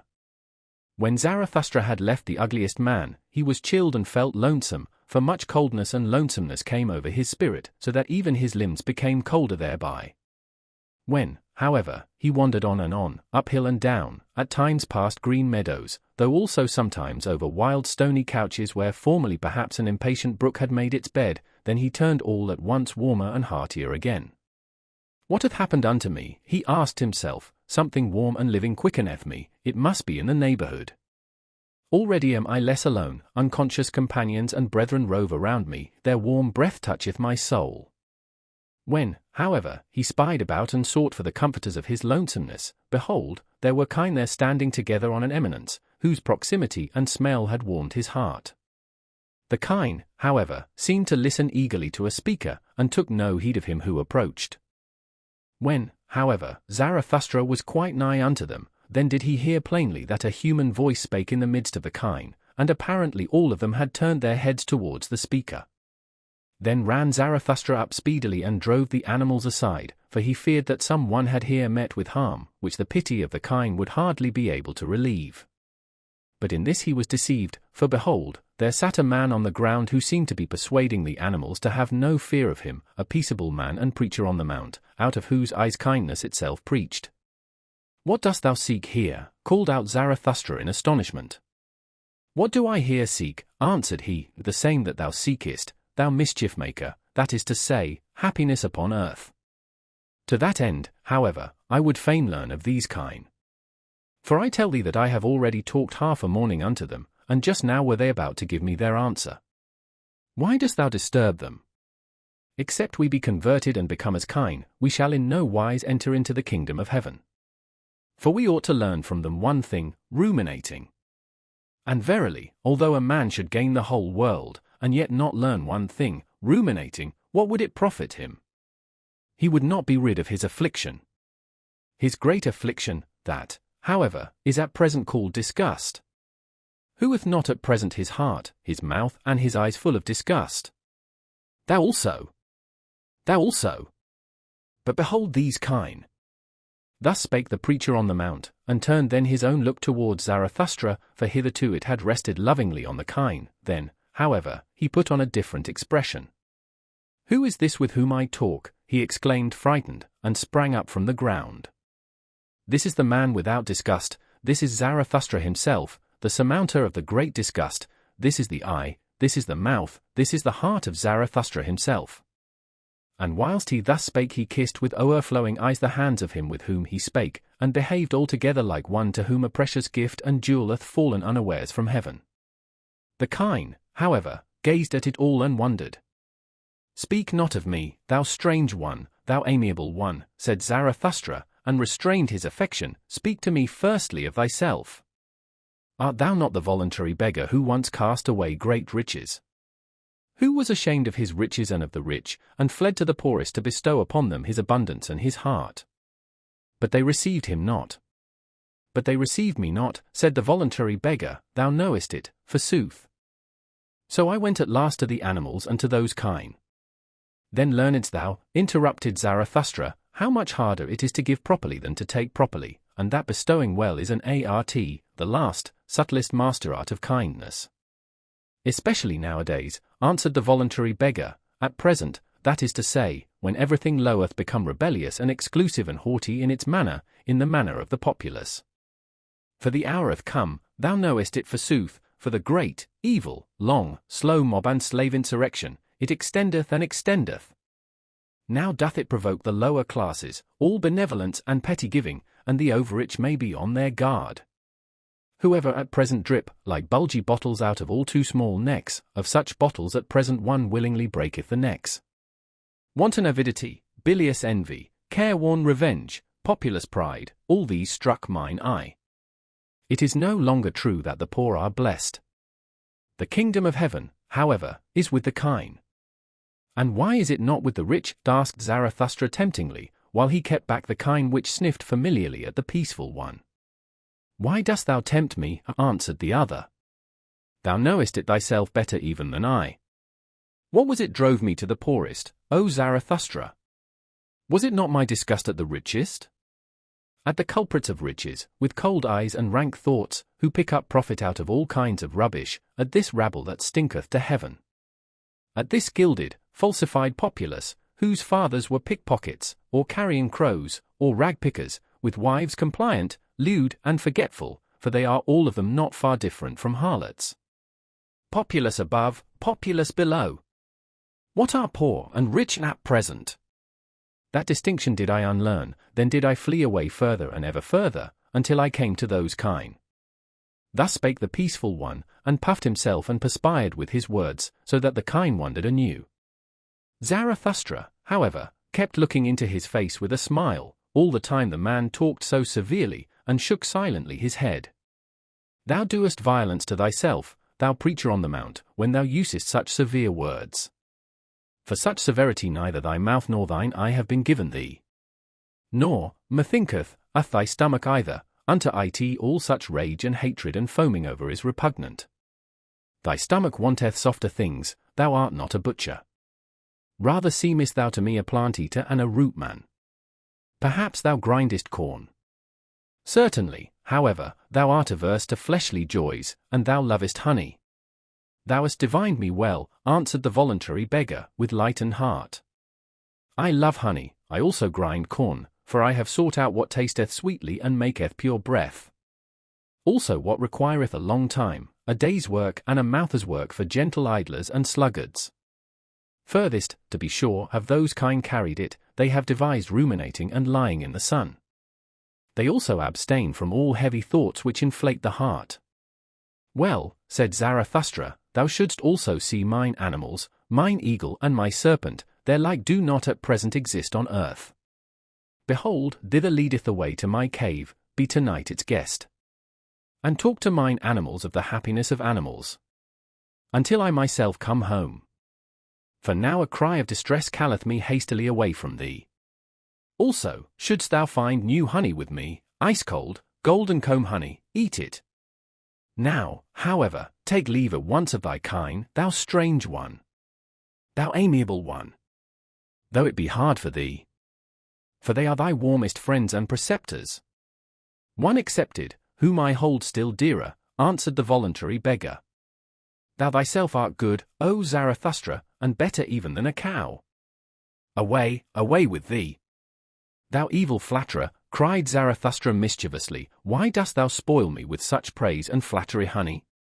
Away, away from me, he cried he once more, and heaved his stick at the fond beggar, who, however, ran nimbly away. Lxic the shadow.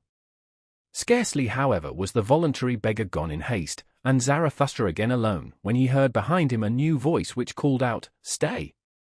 Zarathustra! Do wait!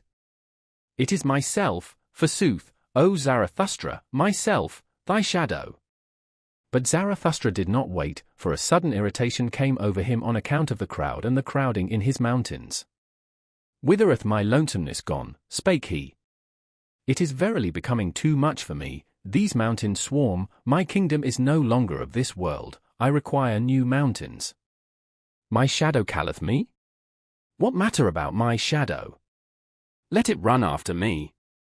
I run away from it. Thus spake Zarathustra to his heart and ran away. But the one behind followed after him, so that immediately there were 3 runners, one after the other, namely, foremost the voluntary beggar, then Zarathustra, and thirdly, and hindmost, his shadow. But not long had they run thus when Zarathustra became conscious of his folly, and shook off with one jerk all his irritation and detestation.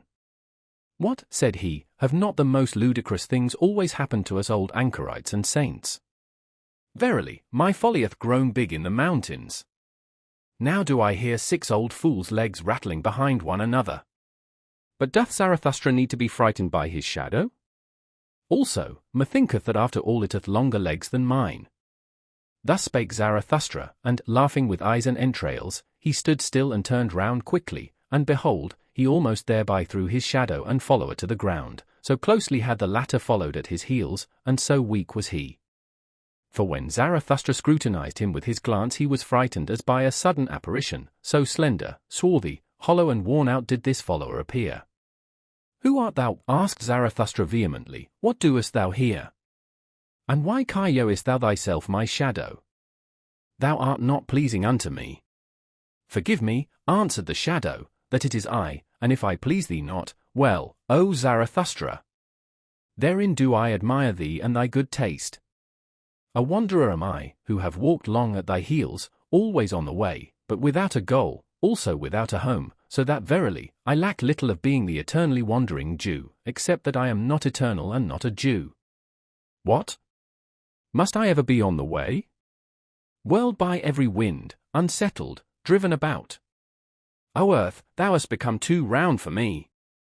On every surface have I already sat, like tired dust have I fallen asleep on mirrors and window panes, everything taketh from me, nothing giveth, I become thin, I am almost equal to a shadow. After thee, however, O Zarathustra, did I fly and high longest, and though I hid myself from thee, I was nevertheless thy best shadow, wherever thou hast sat, there sat I also. With thee have I wandered about in the remotest, coldest worlds, like a phantom that voluntarily haunteth winter roofs and snows. With thee have I pushed into all the forbidden, all the worst and the furthest, and if there be anything of virtue in me, it is that I have had no fear of any prohibition. With thee have I broken up whatever my heart revered, all boundary stones and statues have I o'erthrown, the most dangerous wishes did I pursue, verily, beyond every crime did I once go. With thee did I unlearn the belief in words and worths and in great names. When the devil casteth his skin, doth not his name also fall away? It is also skin. The devil himself is perhaps skin. Nothing is true, all is permitted, so said I to myself. Into the coldest water did I plunge with head and heart. Ah, how oft did I stand there naked on that account, like a red crab. Ah, where have gone all my goodness and all my shame and all my belief in the good? Ah, where is the lying innocence which I once possessed, the innocence of the good and of their noble lies? Too oft, verily, did I follow close to the heels of truth, then did it kick me on the face. Sometimes I meant to lie, and behold, then only did I hit the truth. Too much hath become clear unto me, now it doth not concern me any more. Nothing liveth any longer that I love, how should I still love myself? To live as I incline, or not to live at all, so do I wish, so wisheth also the holiest. But alas! How have I still inclination? Have I still a goal? A haven towards which my sail is set? A good wind? Ah, he only who knoweth whither he saileth, knoweth what wind is good, and a fair wind for him. What still remaineth to me? A heart weary and flippant, an unstable will, fluttering wings, a broken backbone. This seeking for my home, O Zarathustra, dost thou know that this seeking hath been my home sickening, it eateth me up. Where is my home? For it do I ask and seek, and have sought, but have not found it. O eternal everywhere, O eternal nowhere, O eternal, in vain. Thus spake the shadow, and Zarathustra's countenance lengthened at his words. Thou art my shadow, said he at last sadly. Thy danger is not small, thou free spirit and wanderer. Thou hast had a bad day, see that a still worse evening doth not overtake thee. To such unsettled ones as thou, seemeth at last even a prisoner blessed. Didst thou ever see how captured criminals sleep? They sleep quietly, they enjoy their new security. Beware lest in the end a narrow faith capture thee, a hard, rigorous delusion. For now everything that is narrow and fixed seduceth and tempteth thee. Thou hast lost thy goal. Alas, how wilt thou forego and forget that loss? Thereby hast thou also lost thy way. Thou poor rover and rambler, thou tired butterfly. Wilt thou have a rest and a home this evening? Then go up to my cave. Thither leadeth the way to my cave. And now will I run quickly away from thee again. Already lieth as it were a shadow upon me. I will run alone, so that it may again become bright around me. Therefore must I still be a long time merrily upon my legs. In the evening, however, there will be dancing with me. Thus spake Zarathustra. LXX, noontide. And Zarathustra ran and ran, but he found no one else, and was alone and ever found himself again. He enjoyed and quaffed his solitude, and thought of good things, for hours. About the hour of noontide, however, when the sun stood exactly over Zarathustra's head, he passed an old, bent and gnarled tree, which was encircled round by the ardent love of a vine, and hidden from itself. From this there hung yellow grapes in abundance, confronting the wanderer. Then he felt inclined to quench a little thirst, and to break off for himself a cluster of grapes. When, however, he had already his arm outstretched for that purpose, he felt still more inclined for something else, namely, to lie down beside the tree at the hour of perfect noontide and sleep. This Zarathustra did, and no sooner had he laid himself on the ground in the stillness and secrecy of the variegated grass, than he had forgotten his little thirst, and fell asleep.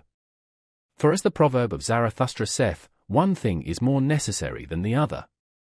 Only that his eyes remained open, for they never grew weary of viewing and admiring the tree and the love of the vine. In falling asleep, however, Zarathustra spake thus to his heart. Hush! Hush! Hath not the world now become perfect? What hath happened unto me? As a delicate wind danceth invisibly upon parqueted seas, light, feather-light, so danceth sleep upon me. No, I doth it close to me, it leveth my soul awake. Light is it, verily, feather-light. It persuadeth me, I know not how, it toucheth me inwardly with a caressing hand, it constraineth me. Yea, it constraineth me, so that my soul stretcheth itself out. How long and weary it becometh, my strange soul. Hath the seventh day evening come to it precisely at noontide? Hath it already wandered too long, blissfully, among good and ripe things? It stretcheth itself out longer. It lieth still, my strange soul. Too many good things hath it already tasted, this golden sadness oppresseth it, it distorteth its mouth. As a ship that putteth into the calmest cove, it now draweth up to the land, weary of long voyages and uncertain seas. Is not the land more faithful? As such a ship tuggeth the shore, then it sufficeth for a spider to spin its thread from the ship to the land. No stronger ropes are required there. As such a weary ship in the calmest cove, so do I also now repose, nigh to the earth, faithful, trusting, waiting, bound to it with the lightest threads. O happiness! O happiness! Wilt thou perhaps sing, O my soul? Thou liest in the grass. But this is the secret, solemn hour, when no shepherd playeth his pipe. Take care! Hot noontide sleepeth on the fields. Do not sing. Hush!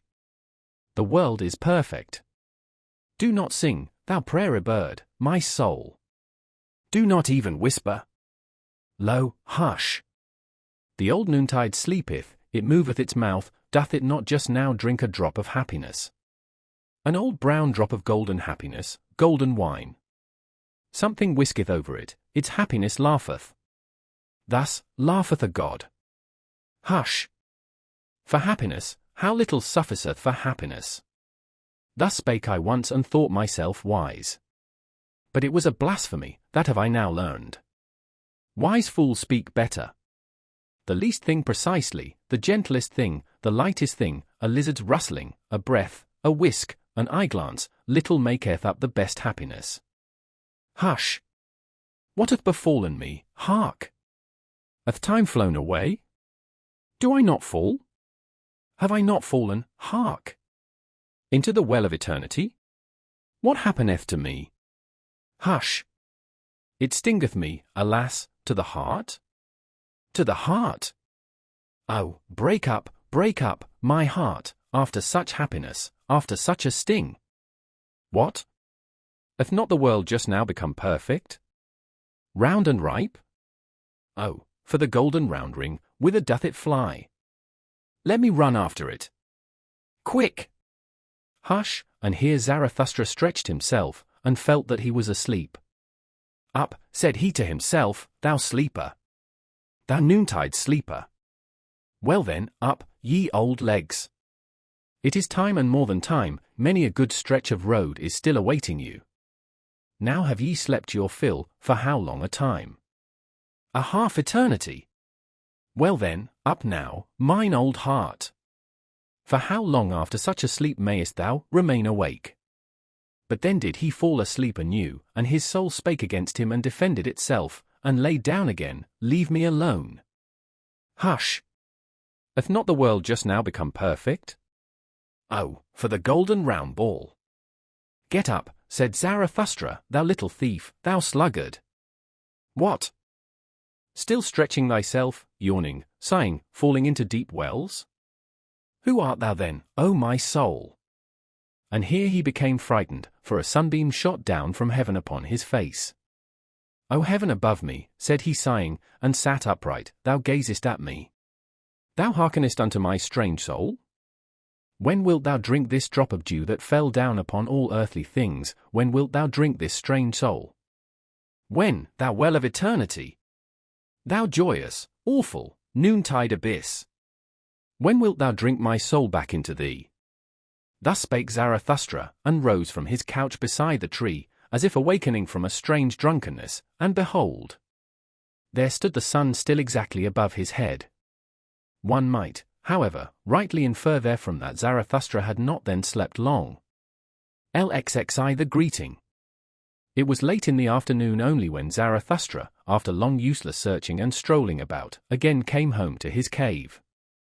When, however, he stood over against it, not more than 20 paces therefrom, the thing happened which he now least of all expected. He heard anew the great cry of distress. An extraordinary! This time the cry came out of his own cave. It was a long, manifold, peculiar cry, and Zarathustra plainly distinguished that it was composed of many voices, although heard at a distance it might sound like the cry out of a single mouth. Thereupon Zarathustra rushed forward to his cave, and behold! What a spectacle awaited him after that concert!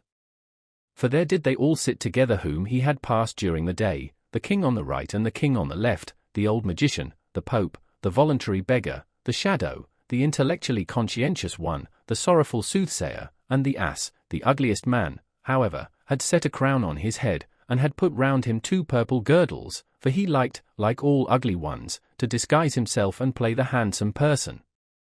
In the midst, however, of that sorrowful company stood Zarathustra's eagle, ruffled and disquieted, for it had been called upon to answer too much for which its pride had not any answer. The wise serpent, however, hung round its neck. All this did Zarathustra behold with great astonishment. Then, however, he scrutinized each individual guest with courteous curiosity, read their souls, and wondered anew. In the meantime the assembled ones had risen from their seats, and waited with reverence for Zarathustra to speak. Zarathustra, however, spake thus: Ye despairing ones! Ye strange ones! So it was your cry of distress that I heard? And now do I know also where he is to be sought, whom I have sought for in vain today, the higher man. In mine own cave sitteth he, the higher man. But why do I wonder? Have not I myself allured him to me by honey offerings and artful law calls of my happiness? But it seemeth to me that ye are badly adapted for company, ye make one another's hearts fretful, ye that cry for help, when ye sit here together. There is one that must first come. One who will make you laugh once more, a good jovial buffoon, a dancer, a wind, a wild romp, some old fool. What think ye? Forgive me, however, ye despairing ones, for speaking such trivial words before you, unworthy, verily, of such guests. But ye do not divine what maketh my heart wanton. Ye yourselves do it, and your aspect, forgive it me. For every one becometh courageous who beholdeth a despairing one. To encourage a despairing one, every one thinketh himself strong enough to do so. To myself have ye given this power, a good gift, mine honourable guests. An excellent guest's present. Well, do not then upbraid when I also offer you something of mine. This is mine empire and my dominion, that which is mine, however, shall this evening and tonight be yours. Mine animals shall serve you, let my cave be your resting place. At house and home with me shall no one despair, in my purlieus do I protect every one from his wild beasts. And that is the first thing which I offer you, security. The second thing, however, is my little finger. And when ye have that, then take the whole hand also, yea, and the heart with it. Welcome here, welcome to you, my guests. Thus spake Zarathustra, and laughed with love and mischief. After this greeting his guests bowed once more and were reverentially silent. The king on the right, however, answered him in their name. O Zarathustra, by the way in which thou hast given us thy hand and thy greeting, we recognize thee as Zarathustra. Thou hast humbled thyself before us, almost as thou hurt our reverence. Who however could have humbled himself as thou hast done, with such pride? That uplifteth us ourselves, to refreshment is it, to our eyes and hearts. To behold this, merely, gladly would we ascend higher mountains than this. For as eager beholders have we come, we wanted to see what brighteneth dim eyes. And lo! Now is it all over with our cries of distress. Now are our minds and hearts open and enraptured. Little is lacking for our spirits to become wanton. There is nothing, O Zarathustra, that groweth more pleasingly on earth than a lofty, strong will, it is the finest growth. An entire landscape refresheth itself at one such tree. To the pine do I compare him, O Zarathustra, which groweth up like thee, tall, silent, hardy, solitary, of the best, supplest wood, stately. In the end, however, grasping out for its dominion with strong, green branches, asking weighty questions of the wind, the storm, and whatever is at home on high places. Answering more weightily, a commander, a victor. Oh! Who should not ascend high mountains to behold such growths? At thy tree, O Zarathustra, the gloomy and ill-constituted also refresh themselves, at thy look even the wavering become steady and heal their hearts. And verily, towards thy mountain and thy tree do many eyes turn today, a great longing hath arisen, and many have learned to ask, Who is Zarathustra? And those into whose ears thou hast at any time dripped thy song and thy honey, all the hidden ones, the lone dwellers and the twain dwellers, have simultaneously said to their hearts, Doth Zarathustra still live? It is no longer worth while to live, everything is indifferent, everything is useless, or else, we must live with Zarathustra. Why doth he not come who hath so long announced himself, thus do many people ask, hath solitude swallowed him up? Or should we perhaps go to him? Now doth it come to pass that solitude itself becometh fragile and breaketh open, like a grave that breaketh open and can no longer hold its dead. Everywhere one seeth resurrected ones. Now do the waves rise and rise around thy mountain, O Zarathustra. And however high be thy height, many of them must rise up to thee, thy boat shall not rest much longer on dry ground. And that we despairing ones have now come into thy cave, and already no longer despair, it is but a prognostic and a presage that better ones are on the way to thee. For they themselves are on the way to thee, the last remnant of God among men, that is to say, all the men of great longing, of great loathing, of great satiety. All who do not want to live unless they learn again to hope, unless they learn from thee, O Zarathustra, the great hope. Thus spake the king on the right, and seized the hand of Zarathustra in order to kiss it, but Zarathustra checked his veneration, and stepped back frightened, fleeing as it were, silently and suddenly into the far distance. After a little while, however, he was again at home with his guests, looked at them with clear scrutinizing eyes, and said, My guests, ye higher men, I will speak plain language and plainly with you.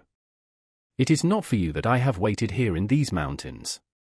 Plain language and plainly. Good God, said here the king on the left to himself, one seeth he doth not know the good Occidentals, this sage out of the Orient. But he meaneth blunt language and bluntly, well. That is not the worst taste in these days. Ye may, verily, all of you be higher men, continued Zarathustra, but for me, ye are neither high enough, nor strong enough. For me, that is to say, for the inexorable which is now silent in me, but will not always be silent. And if ye appertain to me, still it is not as my right arm. For he who himself standeth, like you, on sickly and tender legs, wisheth above all to be treated indulgently, whether he be conscious of it or hide it from himself. My arms and my legs, however, I do not treat indulgently, I do not treat my warriors indulgently, how then could ye be fit for my warfare? With you I should spoil all my victories. And many of you would tumble over if ye but heard the loud beating of my drums. Moreover, ye are not sufficiently beautiful and well-born for me. I require pure, smooth mirrors for my doctrines, on your surface even mine own likeness is distorted. On your shoulders presseth many a burden, many a recollection, many a mischievous dwarf squatteth in your corners. There is concealed populace also in you. And though ye be high and of a higher type, much in you is crooked and misshapen. There is no smith in the world that could hammer you right and straight for me. Ye are only bridges, may higher ones pass over upon you. Ye signify steps, so do not upbraid him who ascendeth beyond you into his height. Out of your seed there may one day arise for me a genuine son and perfect heir, but that time is distant. Ye yourselves are not those unto whom my heritage and name belong. Not for you do I wait here in these mountains, not with you may I descend for the last time. Ye have come unto me only as a presage that higher ones are on the way to me. Not the men of great longing, of great loathing, of great satiety, and that which ye call the remnant of God. Nay. Nay. 3 times nay. For others do I wait here in these mountains, and will not lift my foot from thence without them. For higher ones, stronger ones, triumphanter ones, merrier ones, for such as are built squarely in body and soul, laughing lions must come. O my guests, ye strange ones, have ye yet heard nothing of my children? And that they are on the way to me? Do speak unto me of my gardens, of my happy isles, of my new beautiful race, why do ye not speak unto me thereof? This guest's present do I solicit of your love, that ye speak unto me of my children. For them am I rich, for them I became poor, what have I not surrendered? What would I not surrender that I might have one thing, these children, this living plantation, these life trees of my will and of my highest hope? Thus spake Zarathustra, and stopped suddenly in his discourse, for his longing came over him, and he closed his eyes and his mouth, because of the agitation of his heart. And all his guests also were silent, and stood still and confounded, except only that the old soothsayer made signs with his hands and his gestures. LXXI. The supper. For at this point the soothsayer interrupted the greeting of Zarathustra and his guests. He pressed forward as one who had no time to lose, seized Zarathustra's hand and exclaimed, "But Zarathustra! One thing is more necessary than the other, so sayest thou thyself. Well, one thing is now more necessary unto me than all others. A word at the right time, didst thou not invite me to table? And here are many who have made long journeys. Thou dost not mean to feed us merely with discourses? Besides, all of you have thought too much about freezing, drowning, suffocating, and other bodily dangers. None of you, however, have thought of my danger, namely, perishing of hunger." Thus spake the soothsayer. When Zarathustra's animals, however, heard these words, they ran away in terror. For they saw that all they had brought home during the day would not be enough to fill the one soothsayer. Likewise perishing of thirst, continued the soothsayer. And although I hear water splashing here like words of wisdom, that is to say, plenteously and unweariedly, I want wine. Not every one is a born water drinker like Zarathustra. Neither doth water suit weary and withered ones. We deserve wine. It alone giveth immediate vigor and improvised health. On this occasion, when the soothsayer was longing for wine, it happened that the king on the left, the silent one, also found expression for once. Took care, said he, about wine. I, along with my brother the king on the right, we have enough of wine, a whole assload of it. So there is nothing lacking but bread. Bread, replied Zarathustra, laughing when he spake, it is precisely bread that anchorites have not. But man doth not live by bread alone, but also by the flesh of good lambs, of which I have two. These shall we slaughter quickly, and cook spicily with sage, it is so that I like them. And there is also no lack of roots and fruits, good enough even for the fastidious and dainty, nor of nuts and other riddles for cracking. Thus will we have a good repast in a little while. But whoever wish to eat with us must also give a hand to the work, even the kings. For with Zarathustra even a king may be a cook. This proposal appealed to the hearts of all of them, save that the voluntary beggar objected to the flesh and wine and spices. Just hear this glutton Zarathustra, said he jokingly, doth one go into caves and high mountains to make such repasts? Now indeed do I understand what he once taught us, blessed be moderate poverty. And why he wisheth to do away with beggars.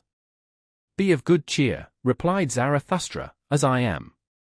Abide by thy customs, thou excellent one, grind thy corn, drink thy water, praise thy cooking, if only it make thee glad. I am a law only for mine own, I am not a law for all. He, however, who belongeth unto me must be strong of bone and light of foot.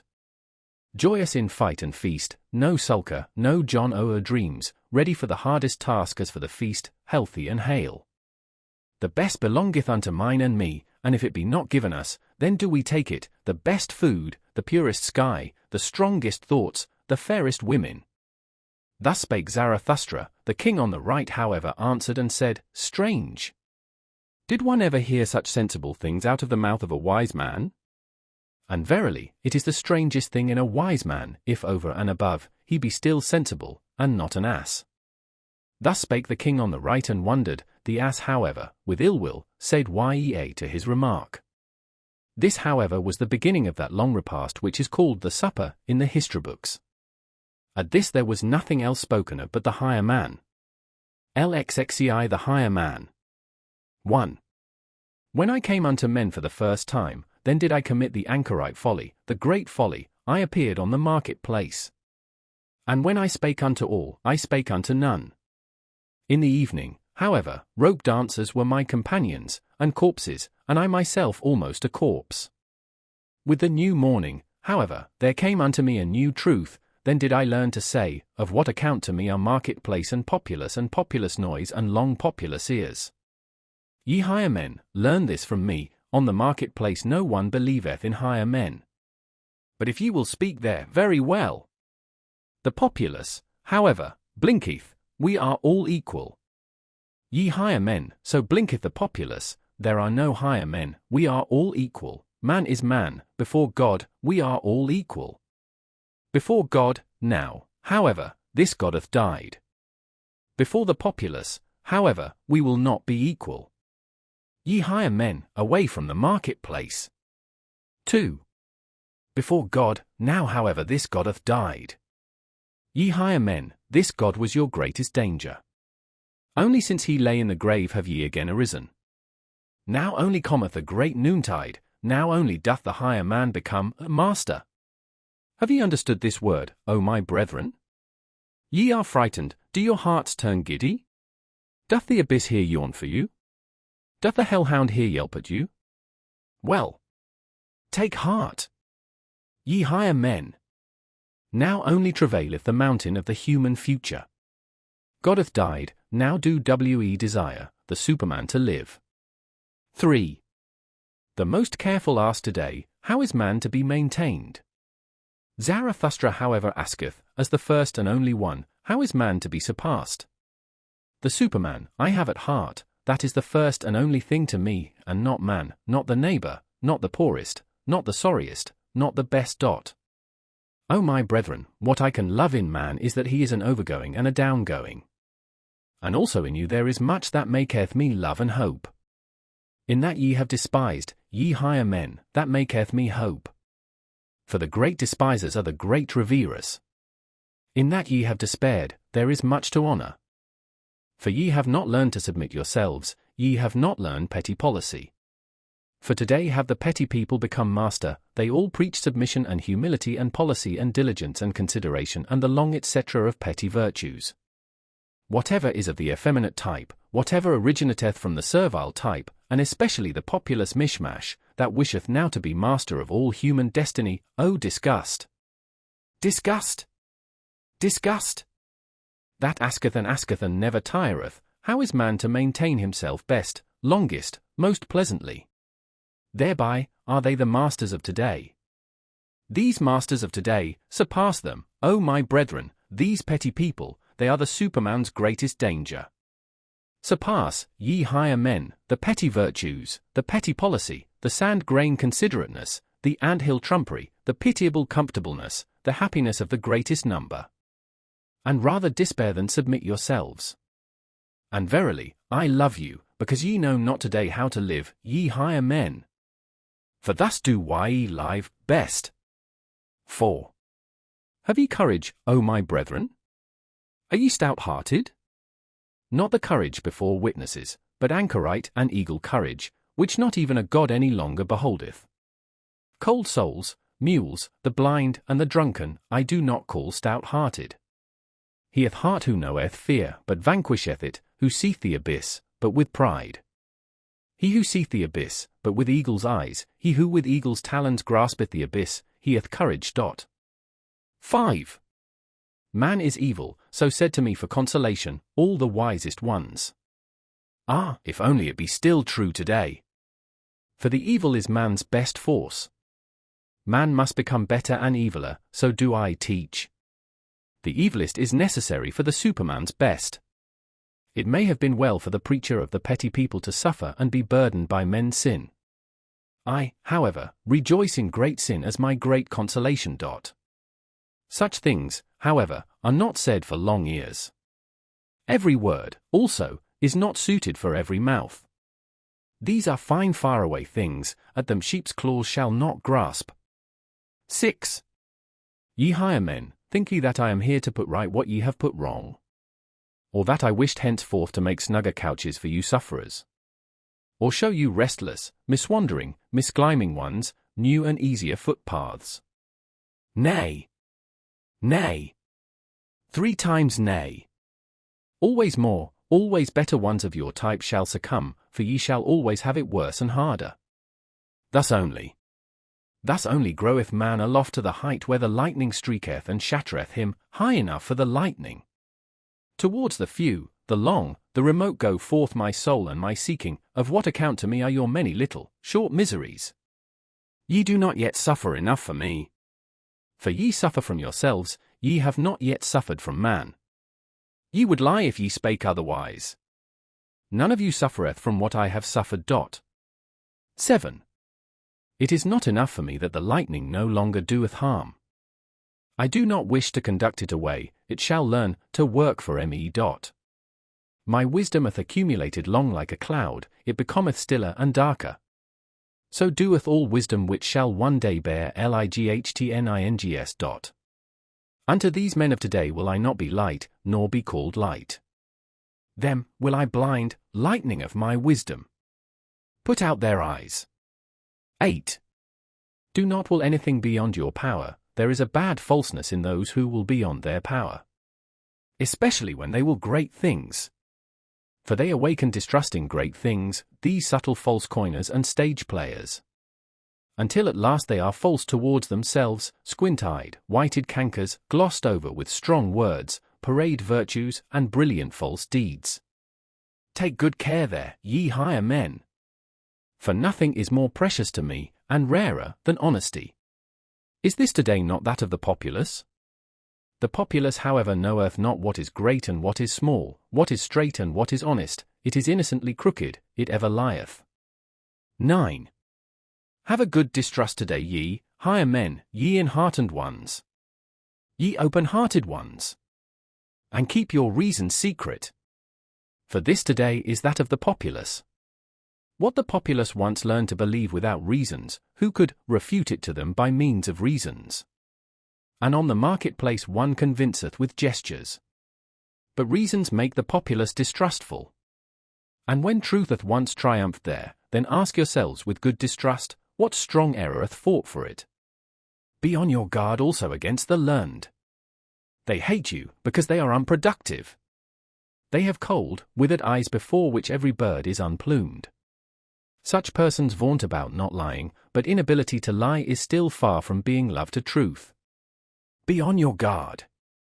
Freedom from fever is still far from being knowledge. Refrigerated spirits I do not believe in. He who cannot lie, doth not know what truth is.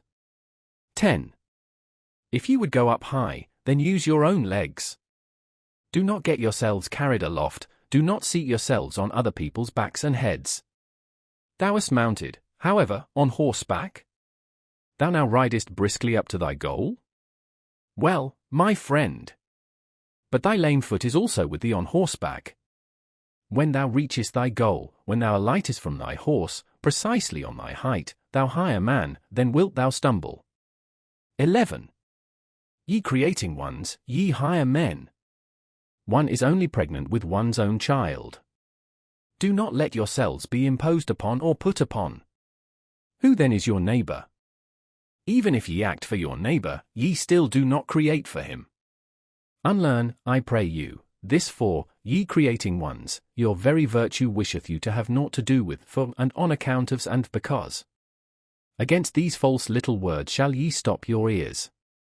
For one's neighbor is the virtue only of the petty people, there it is said like, and hand washeth hand, they have neither the right nor the power for your self-seeking. In your self-seeking, ye creating ones, there is the foresight and foreseeing of the pregnant. What no one's eye hath yet seen, namely, the fruit, this, sheltereth and saveth and nourisheth your entire love. Where your entire love is, namely, with your child, there is also your entire virtue. Your work, your will is your neighbor, let no false values impose upon you. 12. Ye creating ones, ye higher men. Whoever hath to give birth is sick, whoever hath given birth, however, is unclean. Ask women, one giveth birth, not because it giveth pleasure. The pain maketh hens and poets cackle. Ye creating ones, in you there is much uncleanliness. That is because ye have had to be mothers. A new child, oh, how much new filth hath also come into the world. Go apart. He who hath given birth shall wash his soul. 13. Be not virtuous beyond your powers. And seek nothing from yourselves opposed to probability. Walk in the footsteps in which your father's virtue hath already walked. How would ye rise high, if your fathers should not rise with you? He, however, who would be a firstling, let him take care lest he also become a lastling. And where the vices of your fathers are, there should ye not set up as saints. He whose fathers were inclined for women, and for strong wine and flesh of wild boar swine, what would it be if he demanded chastity of himself? A folly would it be. Much, verily, doth it seem to me for such a one, if he should be the husband of one or of two or of three women. And if he founded monasteries, and inscribed over their portals, the way to holiness, I should still say, what good is it? It is a new folly. He hath founded for himself a penance house and refuge house, much good may it do. But I do not believe in it. In solitude there groweth what any one bringeth into it, also the brute in one's nature. Thus is solitude inadvisable unto many. Hath there ever been anything filthier on earth than the saints of the wilderness? Around them was not only the devil loose, but also the swine. 14. Shy, ashamed, awkward, like the tiger whose spring hath failed, thus, ye higher men, have I often seen you slink aside. A cast which ye made had failed. But what doth it matter, ye dice players? Ye had not learned to play and mock, as one must play and mock. Do we not ever sit at a great table of mocking and playing? And if great things have been a failure with you, have ye yourselves therefore been a failure? And if ye yourselves have been a failure, hath man therefore been a failure? If man, however, hath been a failure, well then. Never mind. 15. The higher its type, always the seldomer doth a thing succeed. Ye higher men here, have ye not all been failures? Be of good cheer, what doth it matter? How much is still possible? Learn to laugh at yourselves, as ye ought to laugh. What wonder even that ye have failed and only half succeeded, ye half-shattered ones? Doth not man's future strive and struggle in you?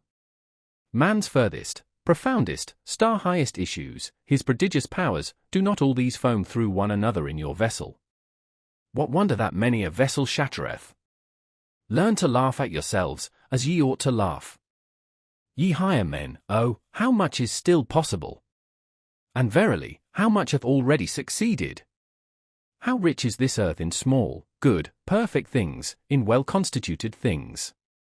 Set around you small, good, perfect things, ye higher men. Their golden maturity healeth the heart. The perfect teacheth one to hope. 16. What hath hitherto been the greatest sin here on earth? Was it not the word of him who said, Woe unto them that laugh now? Did he himself find no cause for laughter on the earth? Then he sought badly. A child even findeth cause for it. He did not love sufficiently, otherwise would he also have loved us, the laughing ones. But he hated and hooted us, wailing and teeth-gnashing did he promise us. Must one then curse immediately, when one doth not love? That seemeth to me bad taste. Thus did he, however, this absolute one. He sprang from the populace. And he himself just did not love sufficiently, otherwise would he have raged less because people did not love him. All great love doth not seek love, but seeketh more. Go out of the way of all such absolute ones. They are a poor sickly type, a populous type, they look at this life with ill will, they have an evil eye for this earth. Go out of the way of all such absolute ones. They have heavy feet and sultry hearts, they do not know how to dance. How could the earth be light to such ones? 17. Tortuously do all good things come nigh to their goal. Like cats they curve their backs, they purr inwardly with their approaching happiness, all good things laugh. His step betrayeth whether a person already walketh on his own path, just see me walk. He, however, who cometh nigh to his goal, danceth. And verily, a statue have I not become, not yet do I stand there stiff, stupid, and stony, like a pillar, I love fast racing. And though there be on earth fens and dense afflictions, he who with light feet runneth even across the mud, and danceth, as upon well-swept ice. Lift up your hearts, my brethren, higher. And do not forget your legs. Lift up also your legs, ye good dancers, and better still, if ye stand upon your heads. 18. This crown of the laughter, this rose-garland crown, I myself have put on this crown, I myself have consecrated my laughter. No one else have I found today potent enough for this. Zarathustra the dancer, Zarathustra the light one, who beckoneth with his pinions, one ready for flight, beckoning unto all birds, ready and prepared, a blissfully light-spirited one. Zarathustra the soothsayer, Zarathustra the sooth-laugher, no impatient one, no absolute one, one who loveth leaps and side-leaps, I myself have put on this crown. 19. Lift up your hearts, my brethren, higher. And do not forget your legs. Lift up also your legs, ye good dancers, and better still if ye stand upon your heads. There are also heavy animals in a state of happiness, there are club-footed ones from the beginning. Curiously do they exert themselves, like an elephant which endeavoureth to stand upon its head. Better, however, to be foolish with happiness than foolish with misfortune, better to dance awkwardly than walk lamely. So learn, I pray you, my wisdom, ye higher men, even the worst thing hath two good reverse sides. Even the worst thing hath good dancing legs, so learn, I pray you, ye higher men, to put yourselves on your proper legs. So unlearn, I pray you, the sorrow sighing, and all the popular sadness. Oh, how sad the buffoons of the populace seem to me today. This today, however, is that of the populace. 20. Do like unto the wind when it rusheth forth from its mountain caves, unto its own piping will it dance, the seas tremble and leap under its footsteps. That which giveth wings to asses, that which milketh the lionesses, praised be that good, unruly spirit, which cometh like a hurricane unto all the present and unto all the populace. Which is hostile to thistle heads and puzzle heads, and to all withered leaves and weeds, praised be this wild, good, free spirit of the storm, which danceth upon fens and afflictions, as upon meadows. Which hateth the consumptive populous dogs, and all the ill-constituted, sullen brood, praised be this spirit of all free spirits, the laughing storm, which bloweth dust into the eyes of all the melanchopic and melancholic. Ye higher men, the worst thing in you is that ye have none of you learned to dance as ye ought to dance beyond yourselves. What doth it matter that ye have failed? How many things are still possible? So learn to laugh beyond yourselves. Lift up your hearts, ye good dancers, higher. And do not forget the good laughter. This crown of the laughter, this rose garland crown, to you my brethren do I cast this crown. Laughing have I consecrated, ye higher men, learn, I pray you, to laugh. Alexiv, the Song of Melancholy. 1. When Zarathustra spake these sayings, he stood nigh to the entrance of his cave, with the last words. However, he slipped away from his guests, and fled for a little while into the open air. O pure odours around me, cried he, O blessed stillness around me. But where are mine animals? Hither, hither, mine eagle and my serpent. Tell me, mine animals, these higher men, all of them, do they perhaps not smell well? O pure odours around me. Now only do I know and feel how I love you, mine animals. And Zarathustra said once more, I love you, mine animals. The eagle, however, and the serpent pressed close to him when he spake these words, and looked up to him. In this attitude were they all three silent together, and sniffed and sipped the good air with one another. For the air here outside was better than with the higher men. 2. Hardly, however, had Zarathustra left the cave when the old magician got up, looked cunningly about him, and said, He is gone. And already, ye higher men, let me tickle you with this complimentary and flattering name, as he himself doeth, already doth mine evil spirit of deceit and magic attack me, my melancholy devil. Which is an adversary to this Zarathustra from the very heart, forgive it for this. Now doth it wish to conjure before you, it hath just its hour, in vain do I struggle with this evil spirit. Unto all of you, whatever honours ye like to assume in your names, whether ye call yourselves the free spirits or the conscientious, or the penitents of the spirit, or the unfettered, or the great longus. Unto all of you, who like me suffer from the great loathing, to whom the old god hath died, and as yet no new god lieth in cradles and swaddling clothes, unto all of you is mine evil spirit and magic devil favourable. I know you, ye higher men, I know him, I know also this fiend whom I love in spite of me, this Zarathustra, he himself often seemeth to me like the beautiful mask of a saint. Like a new strange mummery in which mine evil spirit, the melancholy devil, delighteth, I love Zarathustra, so doth it often seem to me, for the sake of mine evil spirit. But already doth it attack me and constrain me, this spirit of melancholy, this evening twilight devil, and verily, ye higher men, it hath a longing.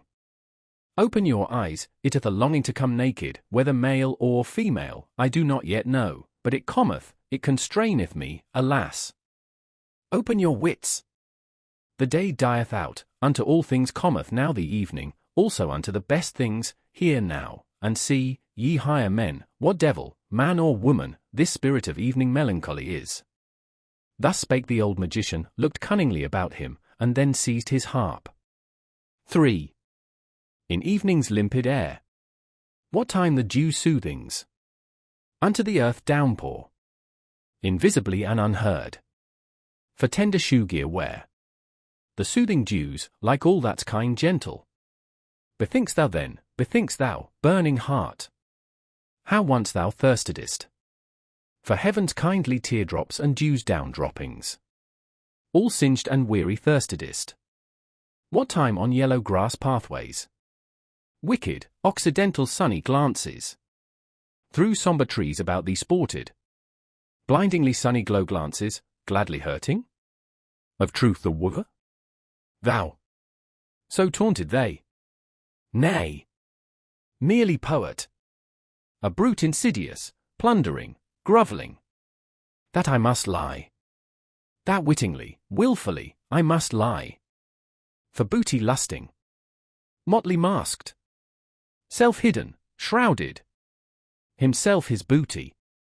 He, of truth the wooer? Nay. Mere fool. Mere poet. Just motley speaking. From mask of fool confusedly shouting. Circumambling on fabricated word bridges. On motley rainbow arches. twixt the spurious heavenly and spurious earthly, round us roving, round us soaring. Mere fool, mere poet, he of truth the wooer? Not still, stiff, smooth and cold. Become an image, a godlike statue, set up in front of temples, as a god's own door guard. Nay, hostile to all such truthfulness statues, in every desert homelier than at temples, with cattish wantonness, through every window leaping, quickly into chances, every wild forest sniffing, greedily longingly, sniffing, that thou, in wild forests, mong the motless speckled fierce creatures, shouldest rove, sinful sound and fine-coloured, with longing lips smacking, blessedly mocking, blessedly hellish, blessedly bloodthirsty, robbing, skulking, lying, roving, or unto eagles like which fixedly, long adown the precipice look, adown their precipice. Oh, how they whirl down now! Thereunder, therein, to ever deeper profoundness whirling. Then, sudden, with aim aright, with quivering flight, on lambkins pouncing, headlong down, sore hungry, for lambkins longing, fierce 'gainst all lamb spirits, furious fierce 'gainst all that look, sheep-like, or lambid, or crisp woolly, grey, with lamb-sheep kindliness. Even thus, eagle-like, panther-like, are the poet's desires, are thine OWN desires 'neath 1,000 guises. Thou fool! Thou poet! Thou who all mankind viewedst, so God, a sheep, the God to rend within mankind, as the sheep in mankind, and in rending laughing. That is thine own blessedness. Of a panther and eagle, blessedness. Of a poet and fool, the blessedness. In evening's limpid air, what time the moon sickle, green, twixt the purple glowings, and jealous, steal forth. Of day the foe, with every step in secret, the rosy garland hammocks, down sickling, till they've sunken. Down nightwards, faded, down sunken. Thus had I sunken one day, from mine own truth insanity, from mine own fervid day longings, of day a-weary, sick of sunshine, sunk downwards, evenwards, shadowwards, by one sole trueness, all scorched and thirsty. Bethinkst thou still, bethinkst thou, burning heart, how then thou thirstedest, that I should banned be from all the trueness? Mere fool, mere poet, LXXV science. Thus sang the magician, and all who were present went like birds unawares into the net of his artful and melancholy voluptuousness. Only the spiritually conscientious one had not been caught. He at once snatched the harp from the magician and called out, "Air! Let in good air! Let in Zarathustra! Thou makest this cave sultry and poisonous, thou bad old magician! Thou seducest, thou false one, thou subtle one, to unknown desires and deserts. And alas, that such as thou should talk and make ado about the truth. Alas, to all free spirits who are not on their guard against such magicians. It is all over with their freedom, thou teachest and temptest back into prisons. Thou old melancholy devil, out of thy lament soundeth allurement, thou resemblest those who with their praise of chastity secretly invite to voluptuousness." Thus spake the conscientious one. The old magician, however, looked about him, enjoying his triumph, and on that account put up with the annoyance which the conscientious one caused him. "Be still," said he with modest voice, "good songs want to re-echo well, after good songs one should be long silent. Thus do all those present, the higher men. Thou, however, hast perhaps understood but little of my song? In thee there is little of the magic spirit." "Thou praisest me," replied the conscientious one, "in that thou separatest me from thyself, very well. But, ye others, what do I see? Ye still sit there, all of you, with lusting eyes. Ye free spirits, whither hath your freedom gone? Ye almost seem to me to resemble those who have long looked at bad girls dancing naked, your souls themselves dance. In you, ye higher men, there must be more of that which the magician calleth his evil spirit of magic and deceit, we must indeed be different. And verily, we spake and thought long enough together ere Zarathustra came home to his cave, for me not to be unaware that we are different. We seek different things even here aloft, ye and I. For I seek more security, on that account have I come to Zarathustra. For he is still the most steadfast tower and will. Today, when everything tottereth, when all the earth quaketh. Ye, however, when I see what eyes ye make, it almost seemeth to me that ye seek more insecurity. More horror, more danger, more earthquake. Ye long, it almost seemeth so to me, forgive my presumption, ye higher men. Ye long for the worst and dangerousest life, which frighteneth me most, for the life of wild beasts, for forests, caves, steep mountains, and labyrinthine gorges. And it is not those who lead out of danger that please you best, but those who lead you away from all paths, the misleaders. But if such longing in you be actual, it seemeth to me nevertheless to be impossible.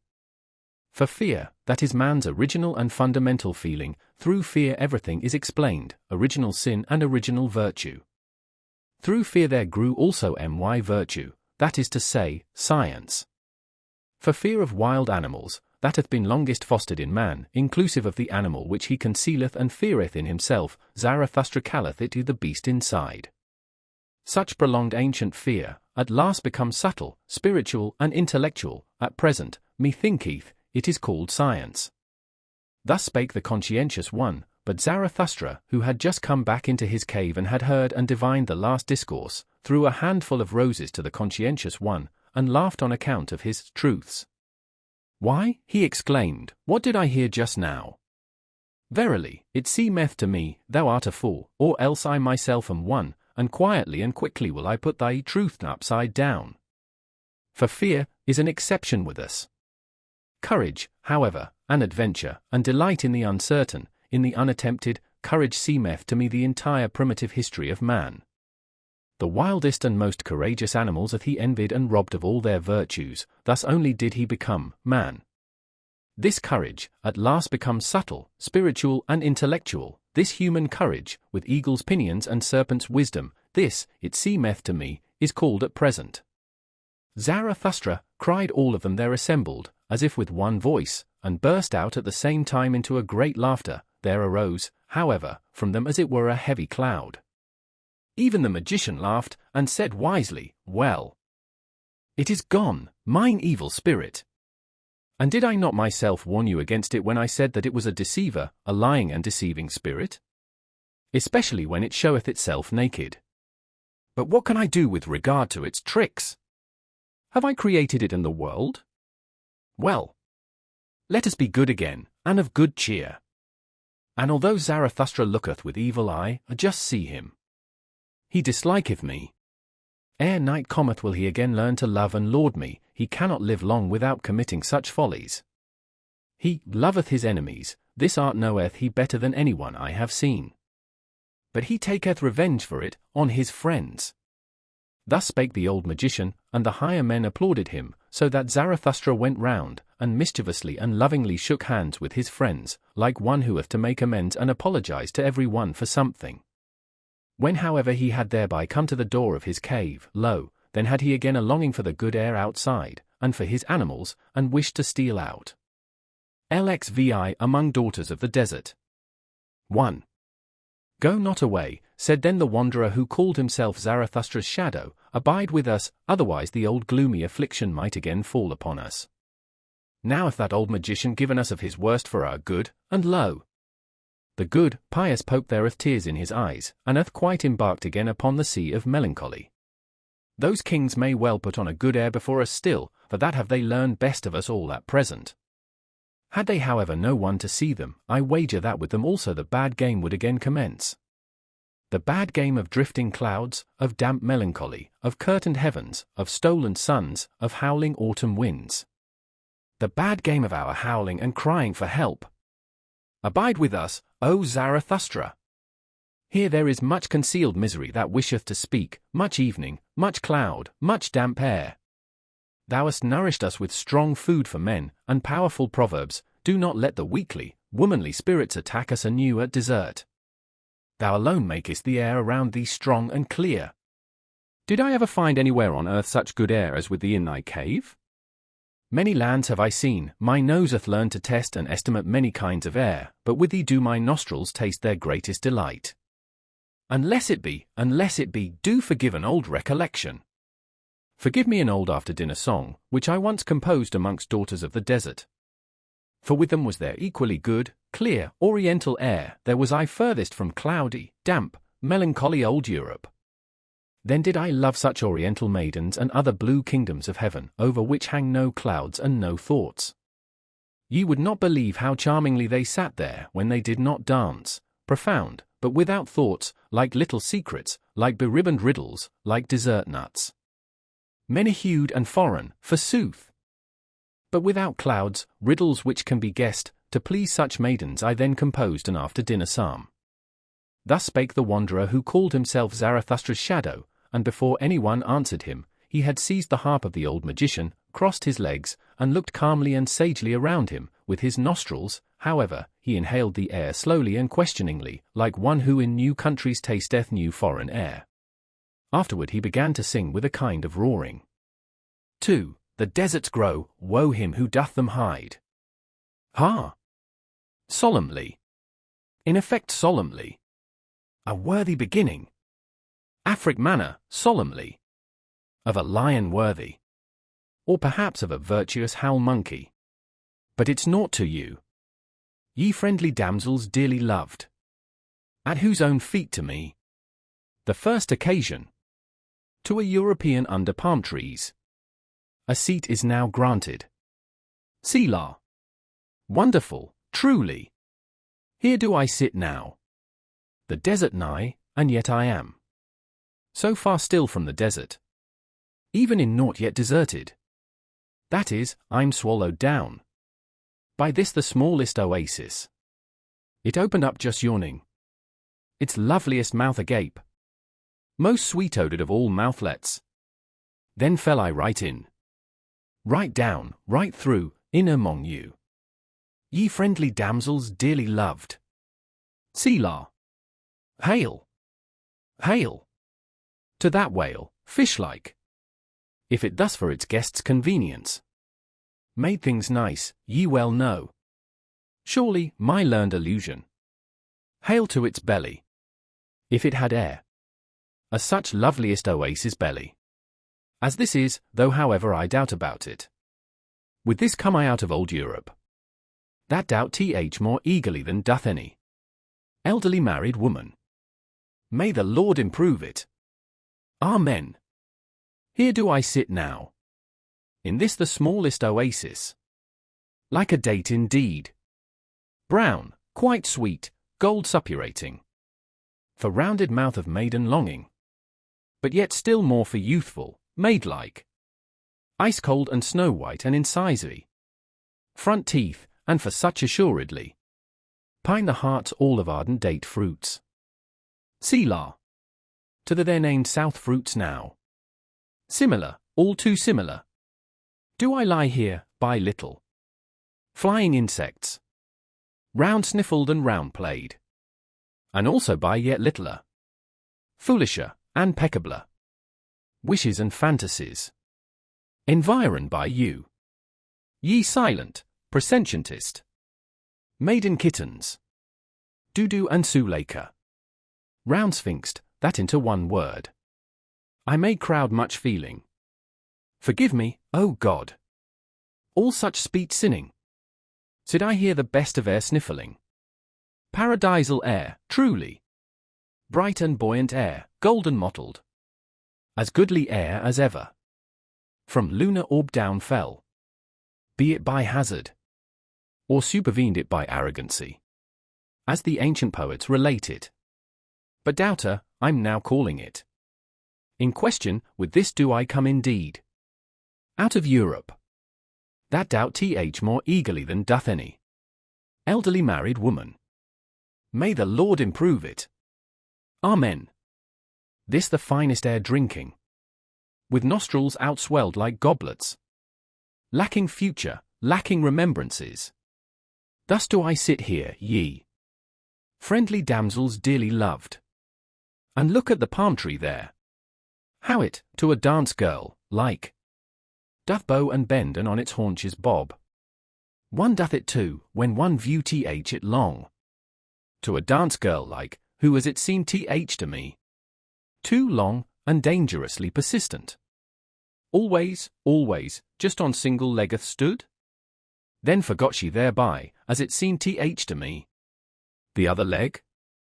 For vainly I, at least, did search for the amissing fellow jewel, namely, the other leg, in the sanctified precincts, nigh her very dearest, very tenderest, flapping and fluttering and flickering skirting. Yea, if ye should, ye beauteous friendly ones, quite take my word, she hath, alas, lost it. Who? Who? Who? Who? Who? It is away. Forever away. The other leg. Oh, pity for that loveliest other leg. Where may it now tarry, all forsaken weeping? The lonesomest leg? In fear perhaps before a furious, yellow, blonde and curled leonine monster? Or perhaps even gnawed away, nibbled badly. Most wretched, woeful. Woeful. Nibbled badly. Selah. Oh, weep ye not. Gentle spirits. Weep ye not, ye date fruit spirits. Milk bosoms. Ye sweetwood heart. Purselets. Weep ye no more. Pallid doo-doo. Be a man, Suleika. Bold. Bold. Or else should there perhaps something strengthening, heart strengthening, here most proper be? Some inspiring text. Some solemn exhortation. Ha! Up now. Honor. Moral honor. European honor. Blow again, continue. Bellows box of virtue. Ha! Once more thy roaring. Thy moral roaring. As a virtuous lion. Neither daughters of deserts roaring. For virtue's out howl. Ye very dearest maidens. Is more than every European fervor, European hot hunger. And now do I stand here. As European. I can't be different, God's help to me. Amen. The deserts grow, woe him who doth them hide. LXVII The Awakening. 1. After the song of the wanderer and shadow, the cave became all at once full of noise and laughter, and since the assembled guests all spake simultaneously, and even the ass, encouraged thereby, no longer remained silent, a little aversion and scorn for his visitors came over Zarathustra, although he rejoiced at their gladness. For it seemed to him a sign of convalescence. So he slipped out into the open air and spake to his animals. Whithereth their distress now gone, said he, and already did he himself feel relieved of his petty disgust. With me, it seemeth that they have unlearned their cries of distress. Though, alas! Not yet their crying. And Zarathustra stopped his ears, for just then did the yea of the ass mix strangely with the noisy jubilation of those higher men. They are merry, he began again, and who knoweth? Perhaps at their host's expense, and if they have learned of me to laugh, still it is not my laughter they have learned. But what matter about that? They are old people, they recover in their own way, they laugh in their own way, mine ears have already endured worse and have not become peevish. This day is a victory, he already yieldeth, he fleeth, the spirit of gravity, mine old archenemy. How well this day is about to end, which began so badly and gloomily. And it is about to end. Already cometh the evening, over the sea readeth it hither, the good rider. How it bobbeth, the blessed one, the home-returning one, in its purple saddles. The sky gazeth brightly thereon, the world lieth deep. Oh, all ye strange ones who have come to me, it is already worth while to have lived with me. Thus spake Zarathustra. And again came the cries and laughter of the higher men out of the cave, then began he anew. They bite at it, my bait taketh, there departeth also from them their enemy, the spirit of gravity. Now do they learn to laugh at themselves, do I hear rightly? My virile food taketh effect, my strong and savoury sayings, and verily, I did not nourish them with flatulent vegetables. But with warrior food, with conqueror food, new desires did I awaken. New hopes are in their arms and legs, their hearts expand. They find new words, soon will their spirits breathe wantonness. Such food may sure enough not be proper for children, nor even for longing girls old and young. One persuadeth their bowels otherwise, I am not their physician and teacher. The disgust departeth from these higher men, well. That is my victory. In my domain they become assured, all stupid shame fleeth away, they empty themselves. They empty their hearts, good times return unto them, they keep holiday and ruminate, they become thankful. That do I take as the best sign, they become thankful. Not long will it be ere they devise festivals, and put up memorials to their old joys. They are convalescents. Thus spake Zarathustra joyfully to his heart and gazed outward, his animals, however, pressed up to him, and honoured his happiness and his silence. 2. All on a sudden, however, Zarathustra's ear was frightened, for the cave which had hitherto been full of noise and laughter, became all at once still as death. His nose, however, smelt a sweet-scented vapour and incense odour, as if from burning pine cones. What happeneth? What are they about? He asked himself, and stole up to the entrance, that he might be able unobserved to see his guests. But wonder upon wonder! What was he then obliged to behold with his own eyes?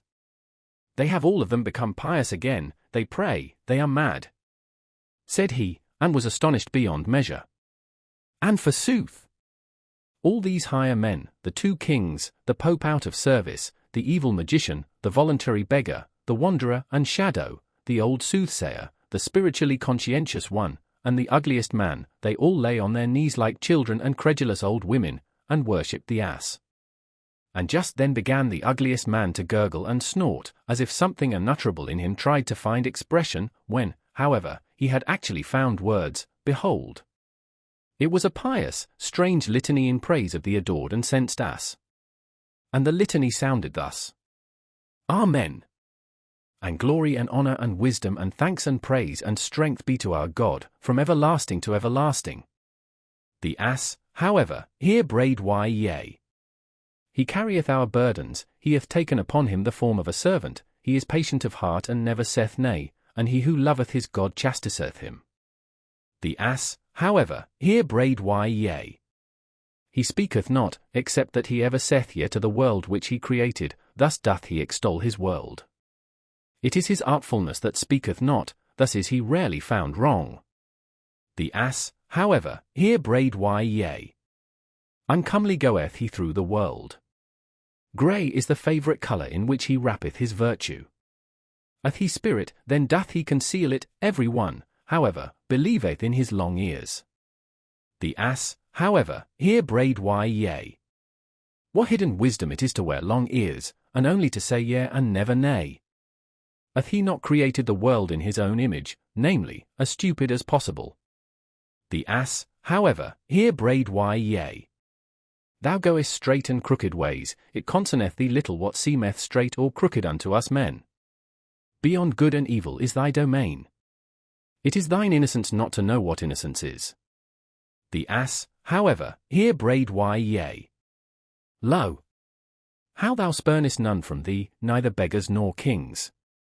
Thou sufferest little children to come unto thee, and when the bad boys decoy thee, then sayest thou simply, why yea. The ass, however, here brayed why yea. Thou lovest she-asses and fresh figs, thou art no food despiser. A thistle tickleth thy heart when thou chancest to be hungry. There is the wisdom of a God therein. The ass, however, here brayed why yea. LXVI the ASS Festival. 1. At this place in the litany, however, Zarathustra could no longer control himself, he himself cried out why yea, louder even than the ass, and sprang into the midst of his maddened guests. Whatever are you about, ye grown-up children? He exclaimed, pulling up the praying ones from the ground. Alas, if anyone else, except Zarathustra, had seen you, every one would think you the worst blasphemers, or the very foolishest old women, with your new belief. And thou thyself, thou old Pope, how is it in accordance with thee, to adore an ass in such a manner as God? O Zarathustra, answered the Pope, forgive me, but in divine matters I am more enlightened even than thou. And it is right that it should be so. Better to adore God so, in this form, than in no form at all. Think over this saying, mine exalted friend, thou wilt readily divine that in such a saying there is wisdom. He who said God is a spirit, made the greatest stride and slide hitherto made on earth towards unbelief. Such a dictum is not easily amended again on earth. Mine old heart leapeth and boundeth because there is still something to adore on earth. Forgive it, O Zarathustra, to an old, pious pontiff heart. And thou, said Zarathustra to the wanderer and shadow, thou kiloest and thinkest thyself a free spirit? And thou here practisest such idolatry and hierolatry? Worse verily, doest thou here than with thy bad brown girls, thou bad, new believer. It is sad enough, answered the wanderer and shadow, thou art right, but how can I help it? The old God liveth again, O Zarathustra, thou mayst say what thou wilt. The ugliest man is to blame for it all, he hath reawakened him. And if he say that he once killed him, with God's death is always just a prejudice. And thou, said Zarathustra, thou bad old magician, what didst thou do? Who ought to believe any longer in thee in this free age, when thou believest in such divine donkeyism? It was a stupid thing that thou didst. How couldst thou, a shrewd man, do such a stupid thing? O Zarathustra, answered the shrewd magician, thou art right, it was a stupid thing, it was also repugnant to me. And now even, said Zarathustra to the spiritually conscientious one, consider, and put thy finger to thy nose. Doth nothing go against thy conscience here? Is thy spirit not too cleanly for this praying and the fumes of those devotees? There is something therein, said the spiritually conscientious one, and put his finger to his nose, there is something in this spectacle which even doeth good to my conscience. Perhaps I dare not believe in God, certain it is however, that God seemeth to me most worthy of belief in this form. God is said to be eternal, according to the testimony of the most pious, he who with so much time taketh his time. As slow and as stupid as possible, thereby can such a one nevertheless go very far. And he who with too much spirit might well become infatuated with stupidity and folly. Think of thyself, O Zarathustra. Thou thyself, verily. Even thou couldst well become an ass through superabundance of wisdom. Doth not the true sage willingly walk on the crookedest paths? The evidence teacheth it, O Zarathustra, thine own evidence. And thou thyself, finally, said Zarathustra, and turned towards the ugliest man, who still lay on the ground stretching up his arm to the ass, for he gave it wine to drink. Say, thou nondescript, what hast thou been about? Thou seemest to me transformed, thine eyes glow, the mantle of the sublime covereth thine ugliness, what didst thou do?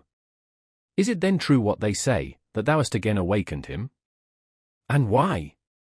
Was he not for good reasons killed and made away with? Thou thyself seemest to me awakened, what didst thou do? Why didst thou turn round? Why didst thou get converted? Speak, thou nondescript. O Zarathustra, answered the ugliest man, thou art a rogue.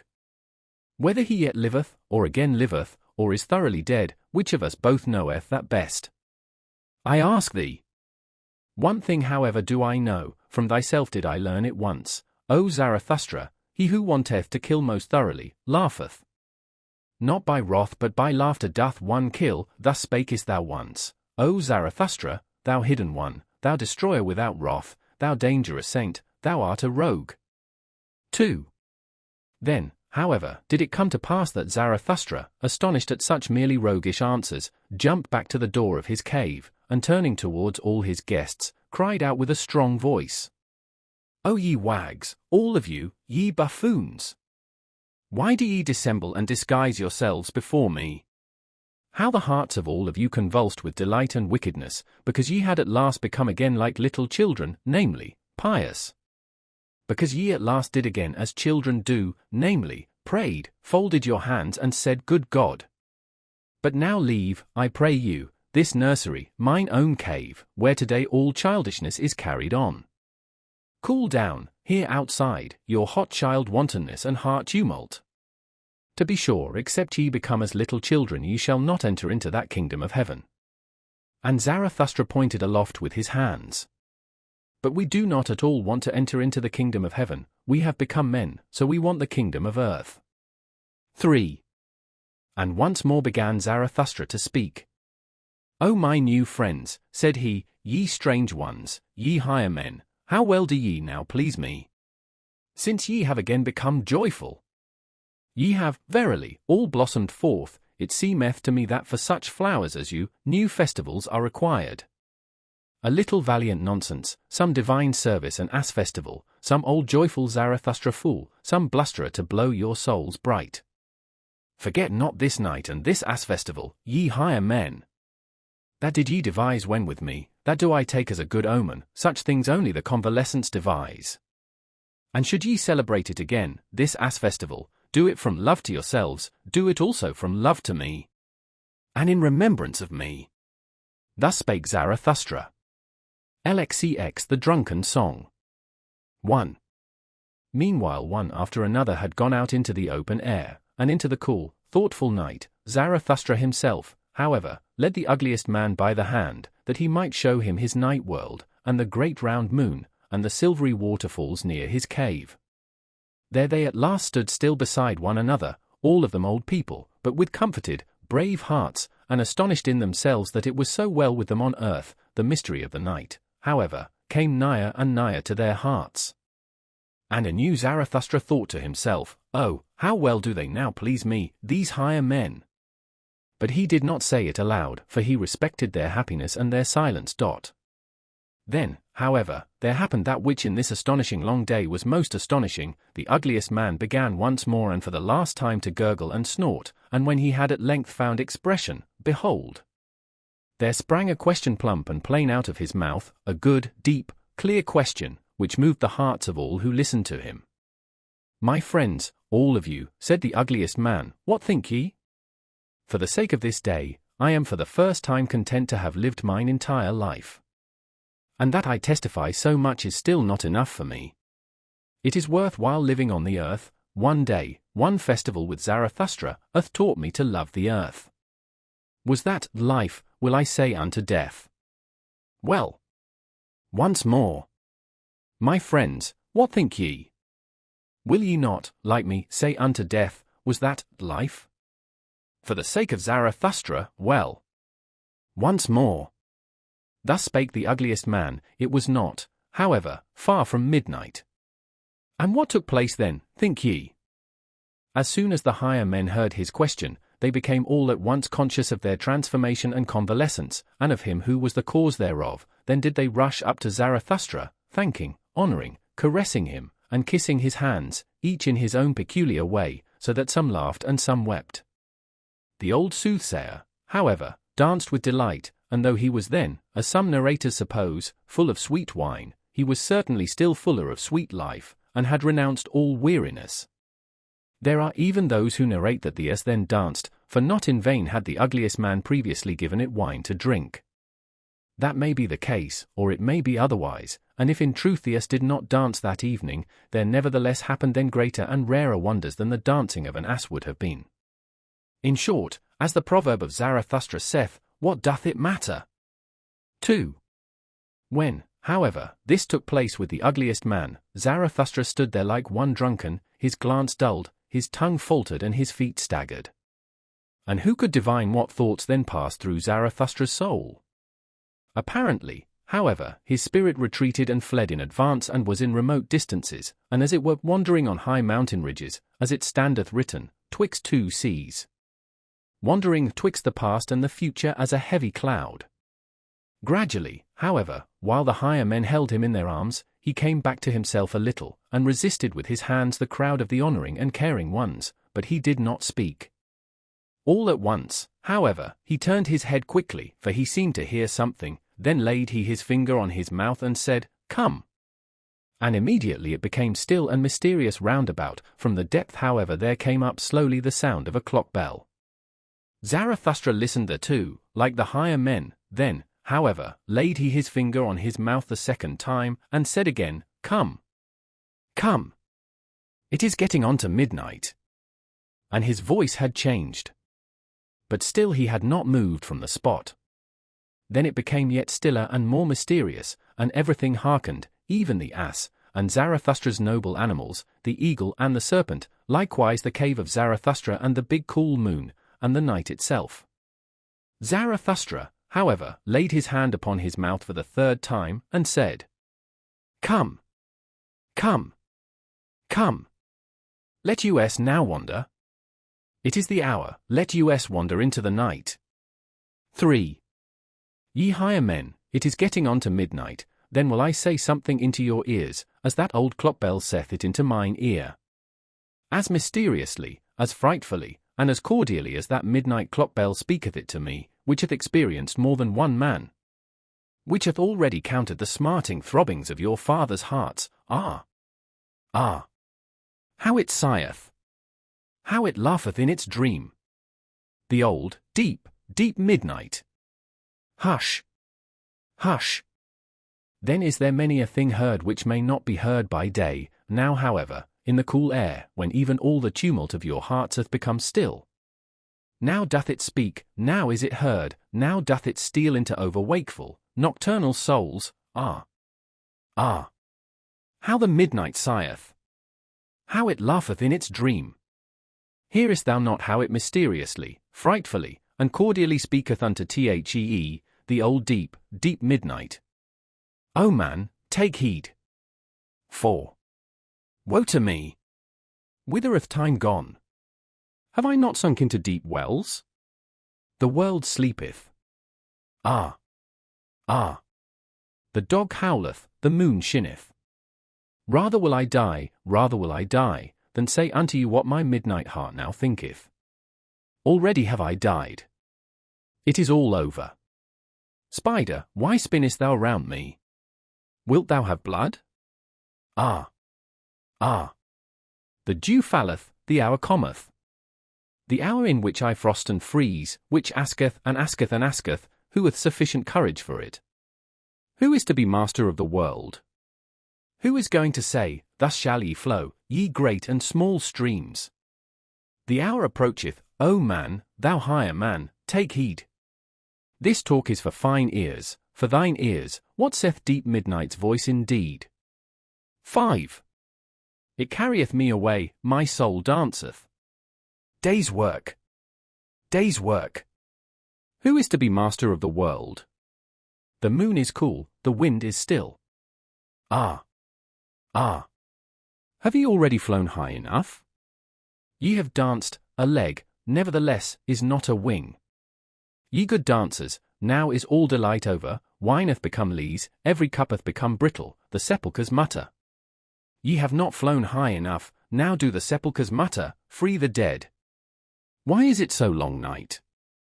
Doth not the moon make us drunken? Ye higher men, free the sepulchres, awaken the corpses. Ah, why doth the worm still burrow? There approacheth, the hour. There boometh the clock bell, there thrilleth still the heart, there burroweth still the woodworm, the heartworm. Ah! Ah! The world is deep.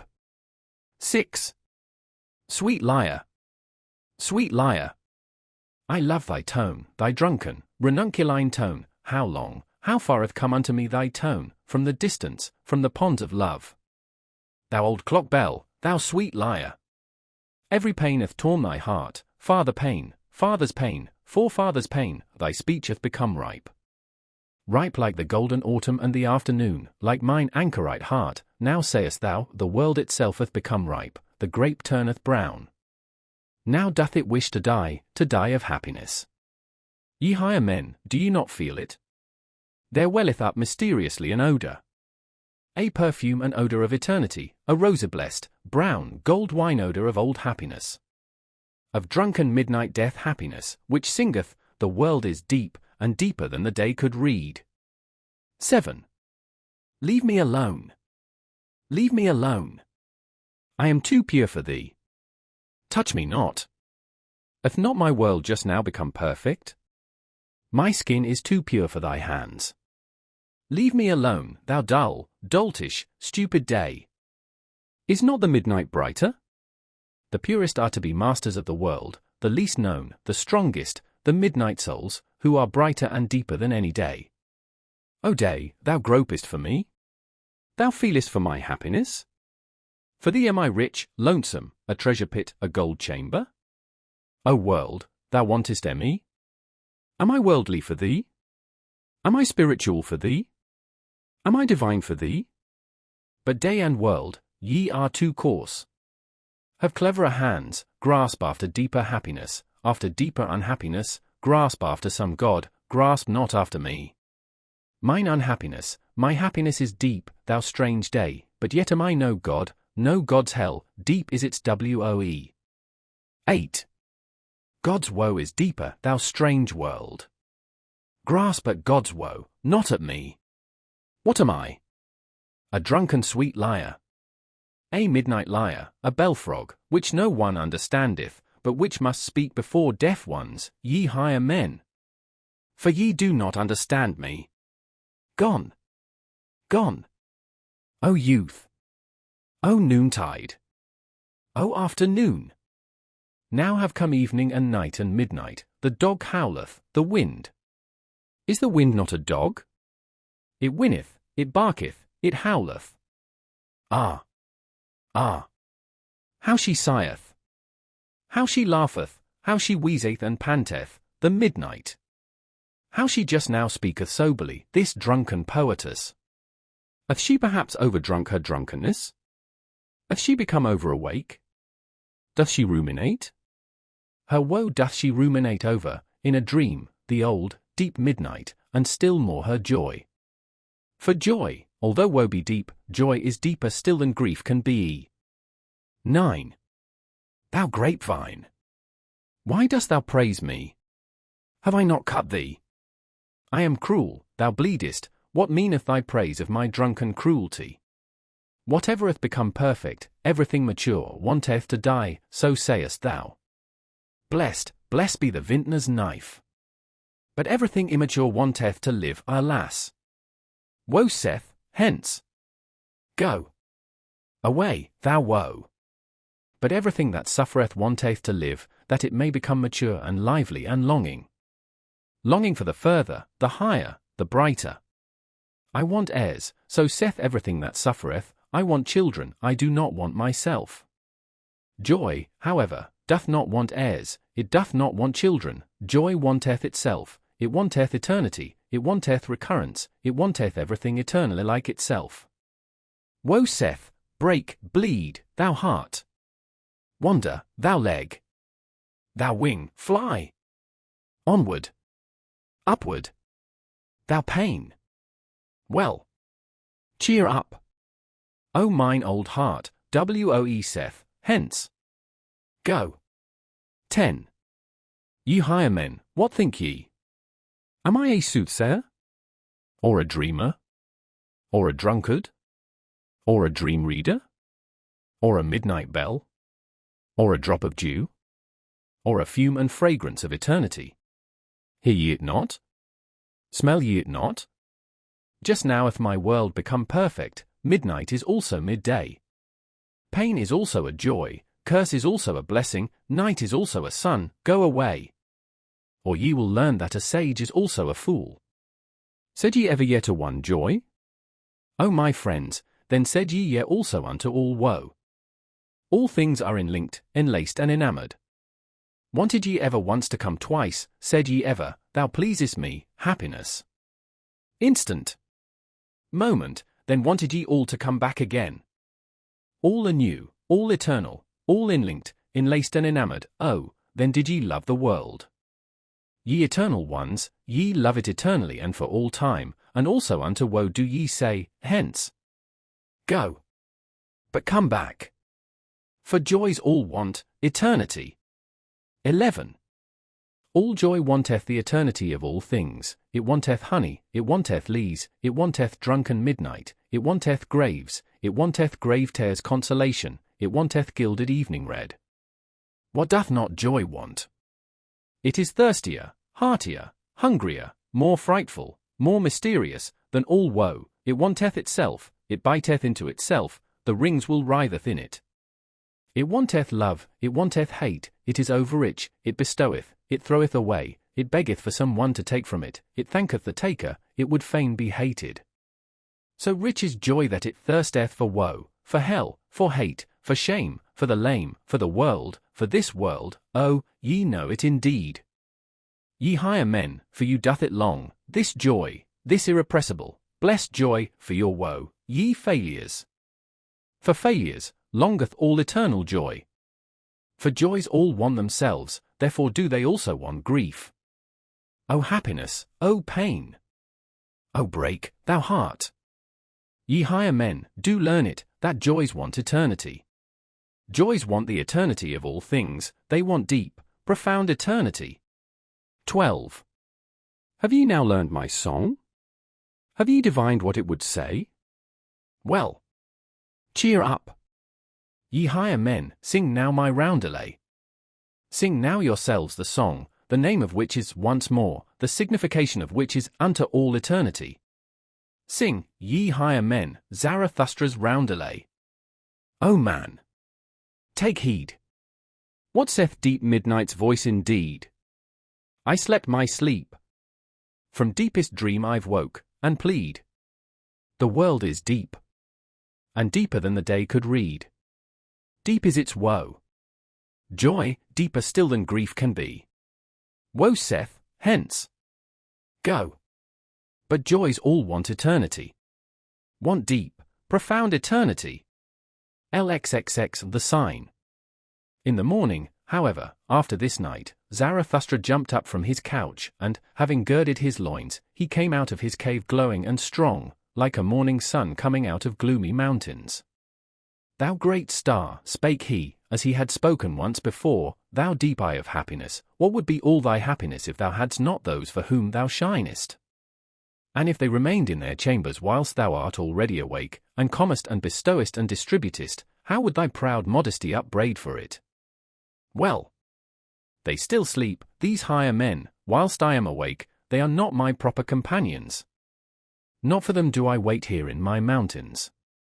At my work I want to be, at my day, but they understand not what are the signs of my morning, my step is not for them the awakening call. They still sleep in my cave, their dream still drinketh at my drunken songs. The audient ear for me, the obedient ear, is yet lacking in their limbs. This had Zarathustra spoken to his heart when the sun arose, then looked he inquiringly aloft, for he heard above him the sharp call of his eagle. Well, called he upwards, thus is it pleasing and proper to me. Mine animals are awake, for I am awake. Mine eagle is awake, and like me honoureth the sun. With eagle talons doth it grasp at the new light. Ye are my proper animals, I love you. But still do I lack my proper men. Thus spake Zarathustra. Then, however, it happened that all on a sudden he became aware that he was flocked around and fluttered around, as if by innumerable birds, the whizzing of so many wings, however, and the crowding around his head was so great that he shut his eyes. And verily, there came down upon him as it were a cloud, like a cloud of arrows which poureth upon a new enemy.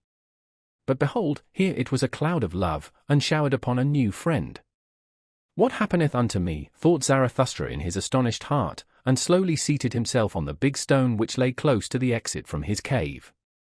But while he grasped about with his hands, around him, above him and below him, and repelled the tender birds, behold, there then happened to him something still stranger, for he grasped thereby unawares into a mass of thick, warm, shaggy hair. At the same time, however, there sounded before him a roar, a long, soft lion roar.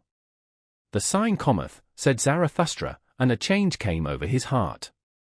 And in truth, when it turned clear before him, there lay a yellow, powerful animal at his feet, resting its head on his knee, unwilling to leave him out of love, and doing like a dog which again findeth its old master. The doves, however, were no less eager with their love than the lion, and whenever a dove whisked over its nose, the lion shook its head and wondered and laughed. When all this went on, Zarathustra spake only a word, "My children are nigh, my children," then he became quite mute. His heart, however, was loosed, and from his eyes there dropped down tears and fell upon his hands. And he took no further notice of anything, but sat there motionless, without repelling the animals further. Then flew the doves to and fro, and perched on his shoulder, and caressed his white hair, and did not tire of their tenderness and joyousness. The strong lion, however, licked always the tears that fell on Zarathustra's hands, and roared and growled shyly. Thus did these animals do. All this went on for a long time, or a short time, for properly speaking, there is no time on earth for such things. Meanwhile, however, the higher men had awakened in Zarathustra's cave, and marshalled themselves for a procession to go to meet Zarathustra, and give him their morning greeting, for they had found when they awakened that he no longer tarried with them. When, however, they reached the door of the cave and the noise of their steps had preceded them, the lion started violently, it turned away all at once from Zarathustra, and roaring wildly, sprang towards the cave. The higher men, however, when they heard the lion roaring, cried all aloud as with one voice, fled back and vanished in an instant. Zarathustra himself, however, stunned and strange, rose from his seat, looked around him, stood there astonished, inquired of his heart, bethought himself, and remained alone. "What did I hear?" said he at last, slowly. "What happened unto me just now?" But soon there came to him his recollection, and he took in at a glance all that had taken place between yesterday and today. "Here is indeed the stone," said he, and stroked his beard. "On it sat I yestermorn, and here came the soothsayer unto me, and here heard I first the cry which I heard just now, the great cry of distress. O ye higher men, your distress was it that the old soothsayer foretold to me yestermorn. Unto your distress did he want to seduce and tempt me, O Zarathustra, said he to me, I come to seduce thee to thy last sin." "To my last sin," cried Zarathustra, and laughed angrily at his own words. "What hath been reserved for me as my last sin?" And once more Zarathustra became absorbed in himself, and sat down again on the big stone and meditated. Suddenly he sprang up. "Fellow suffering! Fellow suffering with the higher men," he cried out, and his countenance changed into brass. "Well, that hath had its time. My suffering and my fellow suffering, what matter about them? Do I then strive after happiness? I strive after my work. Well, the lion hath come, my children are nigh, Zarathustra hath grown ripe, mine hour hath come. This is my morning, my day beginneth, arise now, arise, thou great noontide." Thus spake Zarathustra and left his cave, glowing and strong, like a morning sun coming out of gloomy mountains. Appendix. Notes on Thus Spake Zarathustra by Anthony M. Ludovici. I have had some opportunities of studying the conditions under which Nietzsche is read in Germany, France, and England, and I have found that, in each of these countries, students of his philosophy, as if actuated by precisely similar motives and desires, and misled by the same mistaken tactics on the part of most publishers, all proceed in the same happy-go-lucky style when taking him up. They have had it said to them that he wrote without any system, and they very naturally conclude that it does not matter in the least whether they begin with his first, third, or last book, provided they can obtain a few vague ideas as to what his leading and most sensational principles were. Now, it is clear that the book with the most mysterious, startling, or suggestive title will always stand the best chance of being purchased by those who have no other criteria to guide them in their choice than the aspect of a title page, and this explains why Thus Spake Zarathustra is almost always the first and often the only one of Nietzsche's books that falls into the hands of the uninitiated. The title suggests all kinds of mysteries, a glance at the chapter headings quickly confirms the suspicions already aroused, and the subtitle, A Book for All and None, generally succeeds in dissipating the last doubts the prospective purchaser may entertain concerning his fitness for the book or its fitness for him. And what happens? Thus Spake Zarathustra is taken home. The reader, who perchance may know no more concerning Nietzsche than a magazine article has told him, tries to read it and, understanding less than half he reads, probably never gets further than the second or third part, and then only to feel convinced that Nietzsche himself was rather hazy as to what he was talking about. Such chapters as The Child with the Mirror, In the Happy Isles, The Grave Song, Immaculate Perception, The Stillest Hour, The Seven Seals, and many others, are almost utterly devoid of meaning to all those who do not know something of Nietzsche's life, his aims, and his friendships. As a matter of fact, Thus Spake Zarathustra, though it is unquestionably Nietzsche's opus magnum, is by no means the first of Nietzsche's works that the beginner ought to undertake to read. The author himself refers to it as the deepest work ever offered to the German public, and elsewhere speaks of his other writings as being necessary for the understanding of it. But when it is remembered that in Zarathustra we not only have the history of his most intimate experiences, friendships, feuds, disappointments, triumphs and the like, but that the very form in which they are narrated is one which tends rather to obscure than to throw light upon them, the difficulties which meet the reader who starts quite unprepared will be seen to be really formidable. Zarathustra, then, this shadowy, allegorical personality, speaking in allegories and parables, and at times not even refraining from relating his own dreams, is a figure we can understand but very imperfectly if we have no knowledge of his creator and counterpart, Friedrich Nietzsche, and it were therefore well, previous to our study of the more abstruse parts of this book, if we were to turn to some authoritative book on Nietzsche's life and works and to read all that is there said on the subject. Those who can read German will find an excellent guide, in this respect, in Frau Foster Nietzsche's exhaustive and highly interesting biography of her brother, Das Leben Friedrich Nietzsche, published by Naumann, while the works of Dusen, Raoul Richter, and Baroness Isabel von Ungersternberg will be found to throw useful and necessary light upon many questions which it would be difficult for a sister to touch upon. In regard to the actual philosophical views expounded in this work, there is an excellent way of clearing up any difficulties they may present, and that is by an appeal to Nietzsche's other works. Again and again, of course, he will be found to express himself so clearly that all reference to his other writings may be dispensed with, but where this is not the case, the advice he himself gives is after all the best to be followed here, viz., to regard such works as Joyful Science, Beyond Good and Evil, The Genealogy of Morals, The Twilight of the Idols, The Antichrist, The Will to Power, etc., etc., as the necessary preparation for the Thus Spake Zarathustra. These directions, though they are by no means simple to carry out, seem at least to possess the quality of definiteness and straightforwardness. Follow them and all will be clear, I seem to imply. But I regret to say that this is not really the case. For my experience tells me that even after the above directions have been followed with the greatest possible zeal, the student will still halt in perplexity before certain passages in the book before us, and wonder what they mean. Now, it is with the view of giving a little additional help to all those who find themselves in this position that I proceed to put forth my own personal interpretation of the more abstruse passages in this work. In offering this little commentary to the Nietzsche student, I should like it to be understood that I make no claim as to its infallibility or indispensability. It represents but an attempt on my part, a very feeble one perhaps, to give the reader what little help I can in surmounting difficulties which a long study of Nietzsche's life and works has enabled me, partially I hope, to overcome. Perhaps it would be as well to start out with a broad and rapid sketch of Nietzsche as a writer on morals, evolution, and sociology, so that the reader may be prepared to pick out for himself, so to speak, all passages in this work bearing in any way upon Nietzsche's views in those three important branches of knowledge. A. Nietzsche and morality. In morality, Nietzsche starts out by adopting the position of the relativist. He says there are no absolute values good and evil, these are mere means adopted by all in order to acquire power to maintain their place in the world, or to become supreme. It is the lion's good to devour an antelope. It is the dead-leaf butterfly's good to tell a foe a falsehood.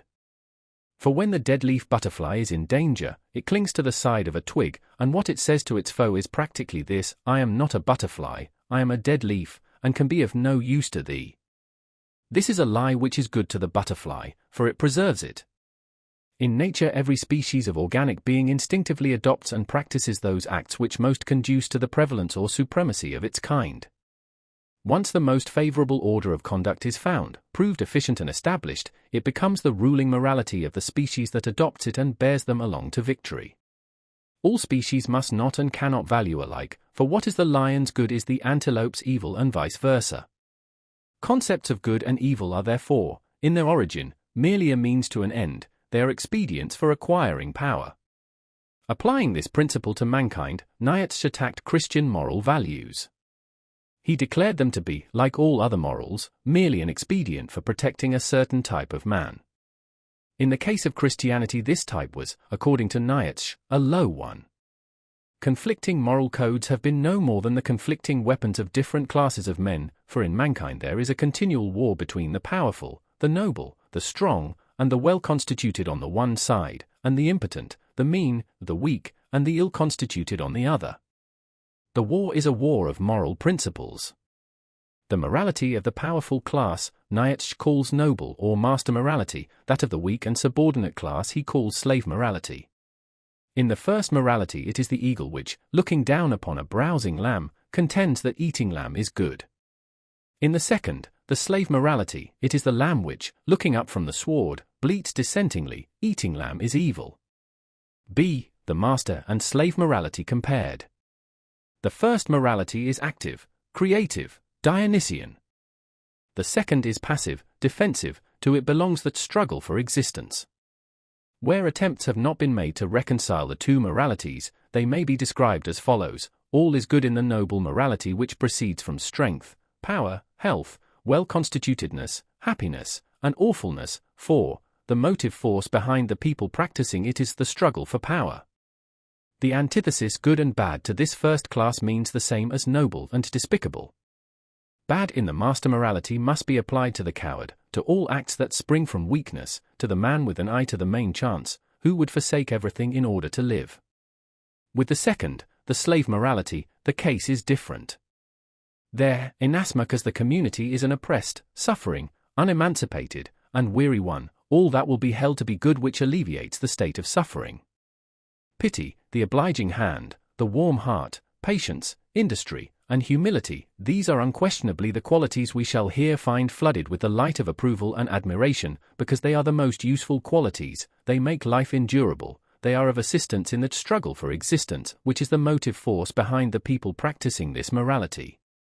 To this class, all that is awful is bad, in fact it is the evil par excellence. Strength, health, superabundance of animal spirits and power, are regarded with hate, suspicion, and fear by the subordinate class. Now Nietzsche believed that the first or the noble morality conduced to an ascent in the line of life, because it was creative and active. On the other hand, he believed that the second or slave morality, where it became paramount, led to degeneration, because it was passive and defensive, wanting merely to keep those who practiced it alive. Hence his earnest advocacy of noble morality. See Nietzsche and evolution. Nietzsche as an evolutionist I shall have occasion to define and discuss in the course of these notes. See notes on chapter 56, point 10, and on chapter 57. For the present let it suffice for us to know that he accepted that development hypothesis as an explanation of the origin of species, but he did not halt where most naturalists have halted. He by no means regarded man as the highest possible being which evolution could arrive at, for though his physical development may have reached its limit, this is not the case with his mental or spiritual attributes. If the process be a fact, if things have become what they are, then, he contends, we may describe no limit to man's aspirations. If he struggled up from barbarism, and still more remotely from the lower primates, his ideal should be to surpass man himself and reach Superman. See especially the prologue. D. Nietzsche and sociology. Nietzsche as a sociologist aims at an aristocratic arrangement of society. He would have us rear an ideal race. Honest and truthful in intellectual matters, he could not even think that men are equal. With these preachers of equality will I not be mixed up and confounded. For thus speaketh justice unto me, men are not equal. He sees precisely in this inequality a purpose to be served, a condition to be exploited. Every elevation of the type human, he writes in Beyond Good and Evil, has hitherto been the work of an aristocratic society, and so will it always be, a society believing in a long scale of gradations of rank and differences of worth among human beings. Those who are sufficiently interested to desire to read his own detailed account of the society he would fain establish, will find an excellent passage in Aphorism 57 of the Antichrist. Part 1. The Prologue. In Part 1, including the prologue, no very great difficulties will appear. Zarathustra's habit of designating a whole class of men or a whole school of thought by a single fitting nickname may perhaps lead to a little confusion at first, but, as a rule, when the general drift of his arguments is grasped, it requires but a slight effort of the imagination to discover whom he is referring to. In the 9th paragraph of the prologue, for instance, it is quite obvious that herdsman, in the verse herdsman, I say, etc., etc., stands for all those today who are the advocates of gregariousness, of the ant hill. And when our author says, "A robber shall Zarathustra be called by the herdsman," it is clear that these words may be taken almost literally from one whose ideal was the rearing of a higher aristocracy.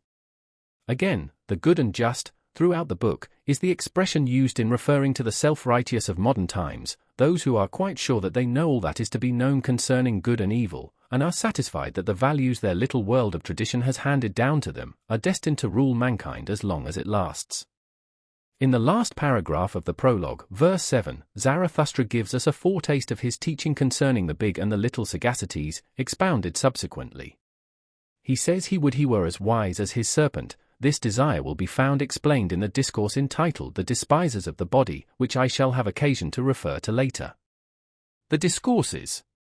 Chapter 1. The Three Metamorphoses.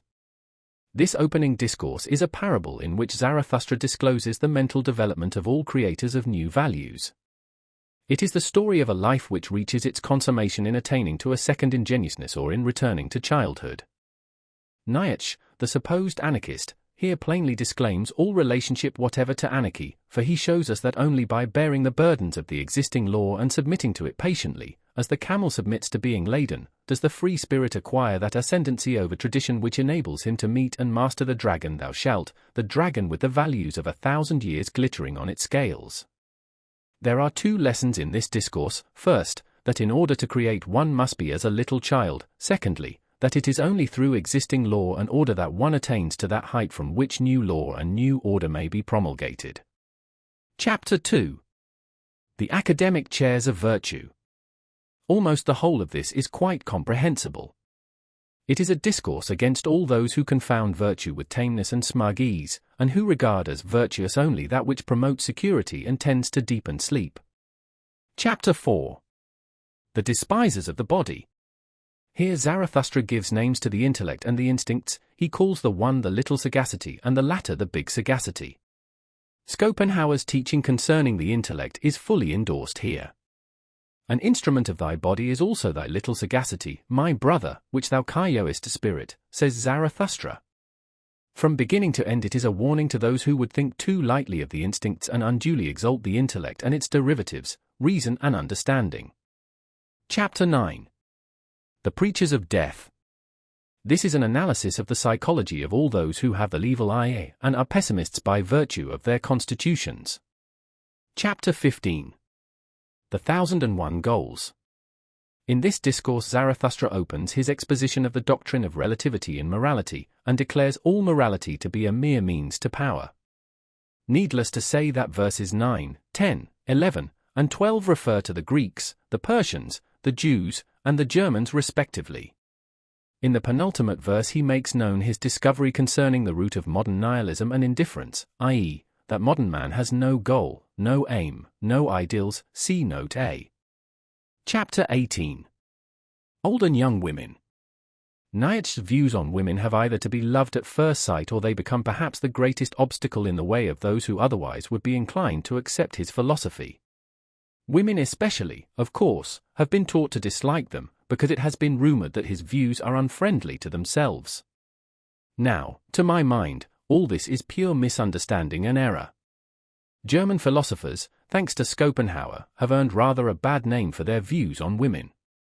It is almost impossible for one of them to write a line on the subject, however kindly he may do so, without being suspected of wishing to open a crusade against the fair sex.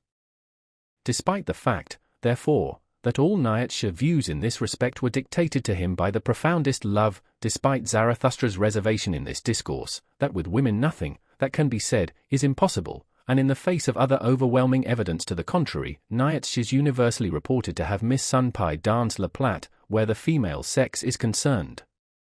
And what is the fundamental doctrine which has given rise to so much bitterness and aversion? Merely this, that the sexes are at bottom antagonistic, that is to say, as different as blue is from yellow, and that the best possible means of rearing anything approaching a desirable race is to preserve and to foster this profound hostility.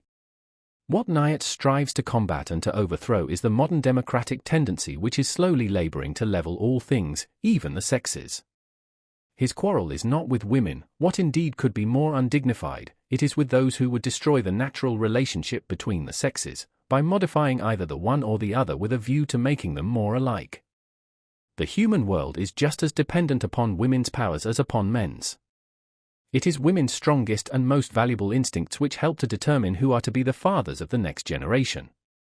By destroying these particular instincts, that is to say by attempting to masculinize woman and to feminize men, we jeopardize the future of our people.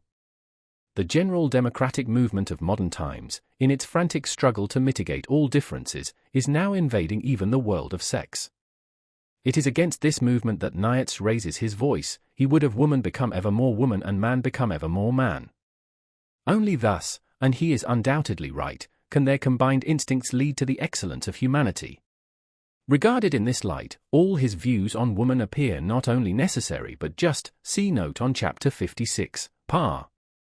21. It is interesting to observe that the last line of the discourse, which has so frequently been used by women as a weapon against Nietzsche's views concerning them, was suggested to Nietzsche by a woman. See Das Leben für Nietzsche. Chapter 21. Voluntary death. In regard to this discourse, I should only like to point out that Nietzsche had a particular aversion to the word suicide, self-murder. He disliked the evil it suggested, and in rechristening the act voluntary death, i.e., the death that comes from no other hand than one's own, he was desirous of elevating it to the position it held in classical antiquity. See aphorism 36 in The Twilight of the Idols. Chapter 22. The bestowing virtue. An important aspect of Nietzsche's philosophy is brought to light in this discourse. His teaching, as is well known, places the Aristotelian man of spirit above all others in the natural divisions of man. The man with overflowing strength, both of mind and body, who must discharge this strength or perish, is the Nietzschean ideal. To such a man, giving from his overflow becomes a necessity, bestowing develops into a means of existence, and this is the only giving, the only charity, that Nietzsche recognizes. In paragraph 3 of the discourse, we read Zarathustra's healthy exhortation to his disciples to become independent thinkers and to find themselves before they learn any more from him. See notes on chapters 56, par. 5, and LXXII, pars. 10, 11. Part 2. Chapter 23. The Child with the Mirror. Nietzsche tells us here, in a poetical form, how deeply grieved he was by the manifold misinterpretations and misunderstandings which were becoming rife concerning his publications.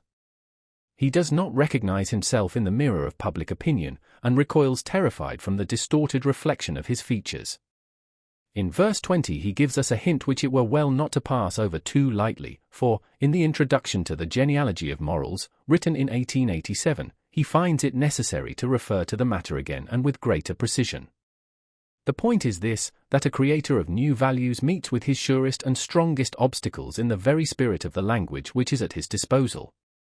Words, like all other manifestations of an evolving race, are stamped with the values that have long been paramount in that race.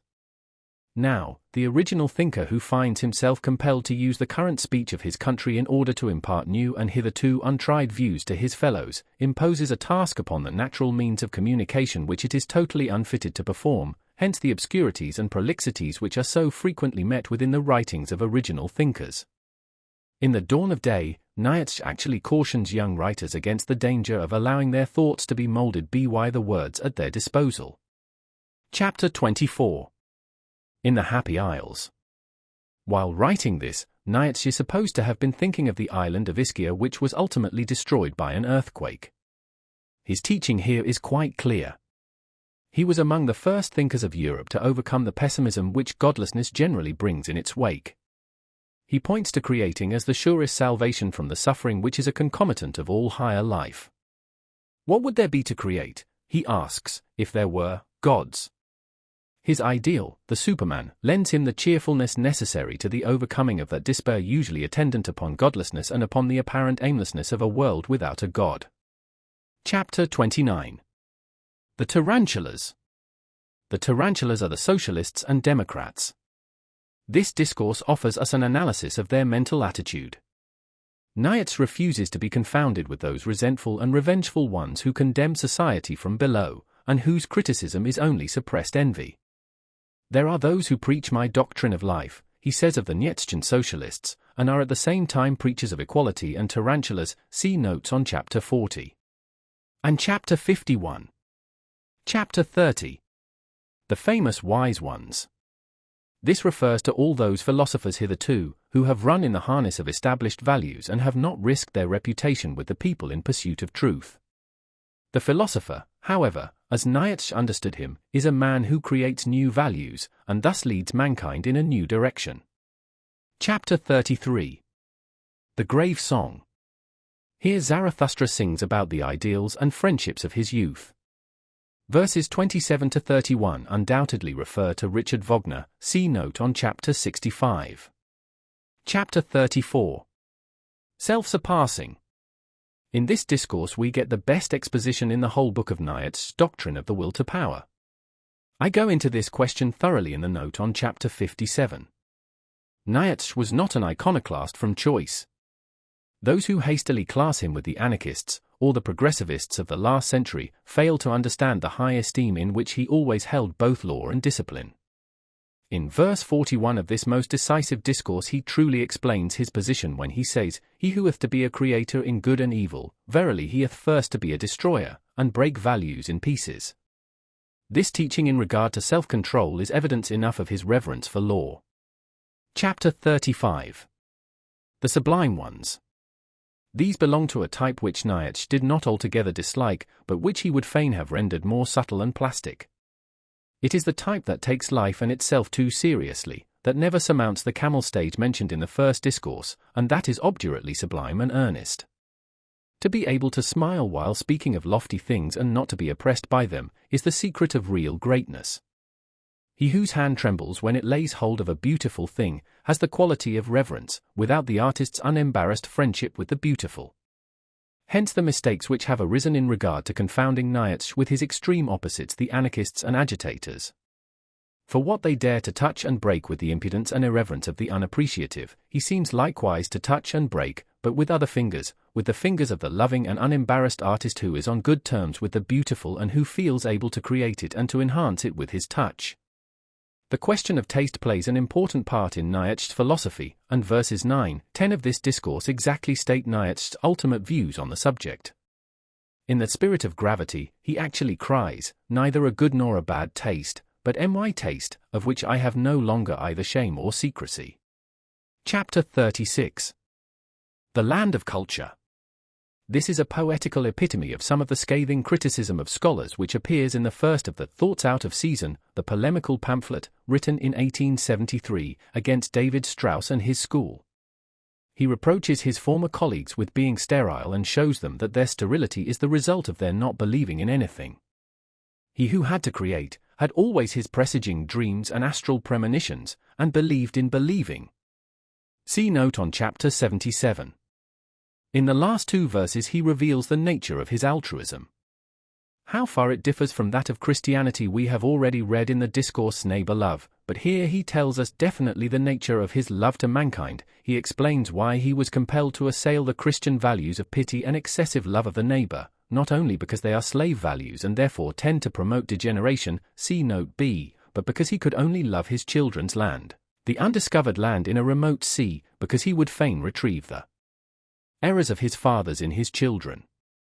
Chapter 37. Immaculate Perception. An important feature of Nietzsche's interpretation of life is disclosed in this discourse. As Buckle suggests in his Influence of Women on the Progress of Knowledge, the scientific spirit of the investigator is both helped and supplemented by the latter's emotions and personality, and the divorce of all emotionalism and individual temperament from science is a fatal step towards sterility. Zarathustra abjures all those who would fain turn an impersonal eye upon nature and contemplate her phenomena with that pure objectivity to which the scientific idealists of today would so much like to attain. He accuses such idealists of hypocrisy and guile. He says they lack innocence in their desires and therefore slander all desiring. Chapter 38. Scholars. This is a record of Nietzsche's final breach with his former colleagues, the scholars of Germany. Already after the publication of The Birth of Tragedy, numbers of German philologists and professional philosophers had denounced him as one who had strayed too far from their flock, and his lectures at the University of Bâle were deserted in consequence, but it was not until 1879, when he finally severed all connection with university work, that he may be said to have attained to the freedom and independence which stamp this discourse. Chapter 39. Poets. People have sometimes said that Nietzsche had no sense of humor. I have no intention of defending him here against such foolish critics. I should only like to point out to the reader that we have him here at his best, poking fun at himself, and at his fellow poets. See note on chapter 63, Pars 16, 17, 18, 19, 20. Chapter 40. Great Events. Here we seem to have a puzzle. Zarathustra himself, while relating his experience with the fire dog to his disciples, fails to get them interested in his narrative, and we also may be only too ready to turn over these pages under the impression that they are little more than a mere fantasy or poetical flight. Zarathustra's interview with the fire dog is, however, of great importance. In it we find Nietzsche face to face with the creature he most sincerely loathes, the spirit of revolution, and we obtain fresh hints concerning his hatred of the anarchist and rebel. Freedom ye all roar most eagerly, he says to the fire dog, but I have unlearned the belief in great events when there is much roaring and smoke about them. Not around the inventors of new noise, but around the inventors of new values, doth the world revolve, inaudibly it revolveth. Chapter 41. The Soothsayer. This refers, of course, to Schopenhauer. Nietzsche, as is well known, was at one time an ardent follower of Schopenhauer. He overcame pessimism by discovering an object in existence. He saw the possibility of raising society to a higher level and preached the profoundest optimism in consequence. Chapter 42. Redemption. Zarathustra here addresses cripples. He tells them of other cripples, the great men in this world who have one organ or faculty inordinately developed at the cost of their other faculties. This is doubtless a reference to a fact which is too often noticeable in the case of so many of the world's giants in art, science, or religion. In verse 19 we are told what Nietzsche called redemption, that is to say, the ability to say of all that is past, thus would I have it. The inability to say this, and the resentment which results therefrom, he regards as the source of all our feelings of revenge, and all our desires to punish, punishment meaning to him merely a euphemism for the word revenge, invented in order to still our consciences. He who can be proud of his enemies, who can be grateful to them for the obstacles they have put in his way, he who can regard his worst calamity as but the extra strain on the bow of his life, which is to send the arrow of his longing even further than he could have hoped, this man knows no revenge, neither does he know despair. He truly has found redemption and can turn on the worst in his life and even in himself, and call it his best. See notes on chapter 57. Chapter 43.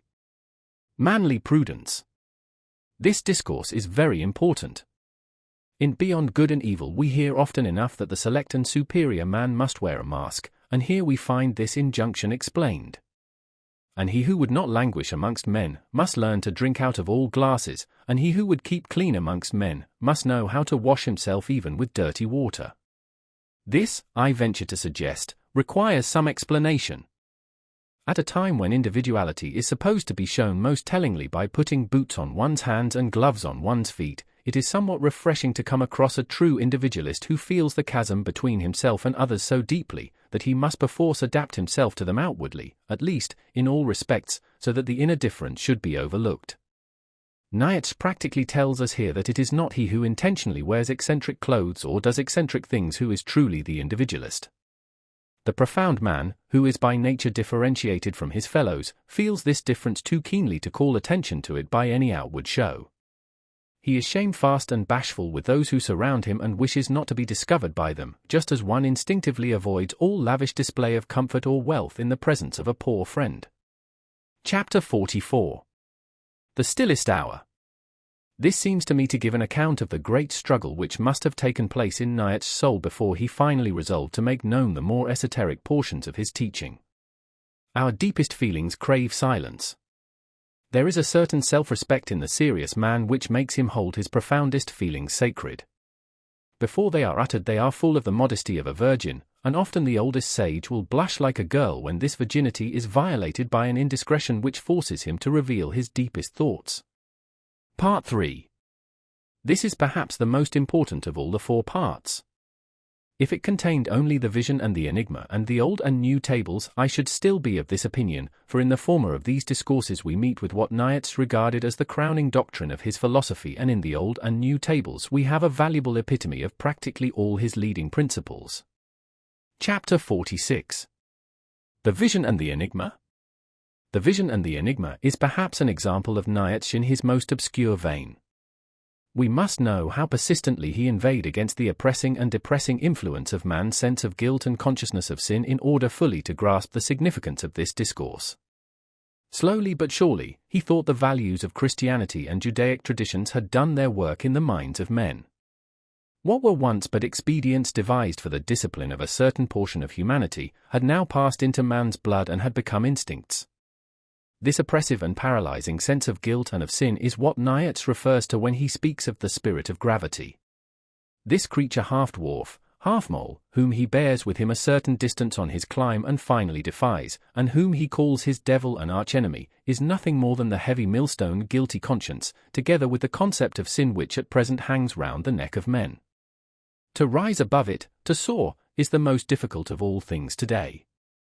Nietzsche is able to think cheerfully and optimistically of the possibility of life in this world recurring again and again, when he has once cast the dwarf from his shoulders, and he announces his doctrine of the eternal recurrence of all things great and small to his archenemy and in defiance of him. That there is much to be said for Nietzsche's hypothesis of the eternal recurrence of all things great and small, nobody who has read the literature on the subject will doubt for an instant, but it remains a very daring conjecture notwithstanding, and even in its ultimate effect, as a dogma, on the minds of men, I venture to doubt whether Nietzsche ever properly estimated its worth. See note on chapter 57. What follows is clear enough. Zarathustra sees a young shepherd struggling on the ground with a snake holding fast to the back of his throat. The sage, assuming that the snake must have crawled into the young man's mouth while he lay sleeping, runs to his help and pulls at the loathsome reptile with all his might, but in vain. At last, in despair, Zarathustra appeals to the young man's will. Knowing full well what a ghastly operation he is recommending, he nevertheless cries, "Bite! Bite! Its head off! Bite," as the only possible solution of the difficulty. The young shepherd bites, and far away he spits the snake's head, whereupon he rises, no longer shepherd, no longer man, a transfigured being, a light-surrounded being, that laughed. Never on earth laughed a man as he laughed. In this parable the young shepherd is obviously the man of today, the snake that chokes him represents the stultifying and paralyzing social values that threaten to shatter humanity, and the advice, "Bite! Bite," is but Nietzsche's exasperated cry to mankind to alter their values before it is too late. Chapter 47. Involuntary Bliss. This, like The Wanderer, is one of the many introspective passages in the work, and is full of innuendos and hints as to the Nietzschean outlook on life. Chapter 48. Before Sunrise. Here we have a record of Zarathustra's avowal of optimism, as also the important statement concerning chance or accident, verse 27. Those who are familiar with Nietzsche's philosophy will not require to be told what an important role his doctrine of chance plays in his teaching. The giant chance has hitherto played with the puppet man, this is the fact he cannot contemplate with equanimity. Man shall now exploit chance, he says again and again, and make it fall on its knees before him. See verse 33 in On the Olive Mount, and verses 9 to 10 in The Bedwarfing Virtue. Chapter 49. The Bedwarfing Virtue. This requires scarcely any comment. It is a satire on modern man and his belittling virtues. In verses 23 and 24 of the second part of the discourse we are reminded of Nietzsche's powerful indictment of the great of today. In the Antichrist, aphorism 43, at present nobody has any longer the courage for separate rights, for rights of domination, for a feeling of reverence for himself and his equals, for pathos of distance. Our politics are morbid from this want of courage, the aristocracy of character has been undermined most craftily by the lie of the equality of souls, and if the belief in the privilege of the many makes revolutions and will continue to make them, it is Christianity, let us not doubt it, it is Christian valuations, which translate every revolution merely into blood and crime. See also Beyond Good and Evil, pages 120, 121. Nietzsche thought it was a bad sign of the times that even rulers have lost the courage of their positions, and that a man of Frederick the Great's power and distinguished gifts should have been able to say, Ich bin der erste Diener des Staats, I am the first servant of the state. To this utterance of the great sovereign, verse 24 undoubtedly refers. Cowardice and mediocrity are the names with which he labels modern notions of virtue and moderation. In Part 3, we get the sentiments of the discourse in the Happy Isles, but perhaps in stronger terms. Once again we find Nietzsche thoroughly at ease, if not cheerful, as an atheist, and speaking with vertiginous daring of making chance go on its knees to him. In verse 20, Zarathustra makes yet another attempt at defining his entirely anti-anarchical attitude, and unless such passages have been completely overlooked or deliberately ignored hitherto by those who will persist in laying anarchy at his door, it is impossible to understand how he ever became associated with that foul political party. The last verse introduces the expression, the great noontide. In the poem to be found at the end of Beyond Good and Evil, we meet with the expression again, and we shall find it occurring time and again in Nietzsche's works. It will be found fully elucidated in the fifth part of The Twilight of the Idols, but for those who cannot refer to this book, it were well to point out that Nietzsche called the present period, our period, the noon of man's history. Dawn is behind us. The childhood of mankind is over. Now we know, there is now no longer any excuse for mistakes which will tend to botch and disfigure the type man. With respect to what is past, he says, I have, like all discerning ones, great toleration, that is to say, generous self-control. But my feeling changes suddenly, and breaks out as soon as I enter the modern period, our period. Our age knows, see note on chapter 70. Chapter 51. On passing by. Here we find Nietzsche confronted with his extreme opposite, with him therefore for whom he is most frequently mistaken by the unwary. Zarathustra's ape he is called in the discourse. He is one of those at whose hands Nietzsche had to suffer most during his lifetime, and at whose hands his philosophy has suffered most since his death. In this respect it may seem a little trivial to speak of extremes meeting, but it is wonderfully apparent. Many have adopted Nietzsche's mannerisms and word coinages, who had nothing in common with him beyond the ideas and business they plagiarized, but the superficial observer and a large portion of the public, not knowing of these things, not knowing perhaps that there are iconoclasts who destroy out of love and are therefore creators, and that there are others who destroy out of resentment and revengefulness and who are therefore revolutionists and anarchists, are prone to confound the two, to the detriment of the nobler type. If we now read what the fool says to Zarathustra, and note the tricks of speech he has borrowed from him, if we carefully follow the attitude he assumes, we shall understand why Zarathustra finally interrupts him. Stop this at once, Zarathustra cries, long have thy speech and thy species disgusted me.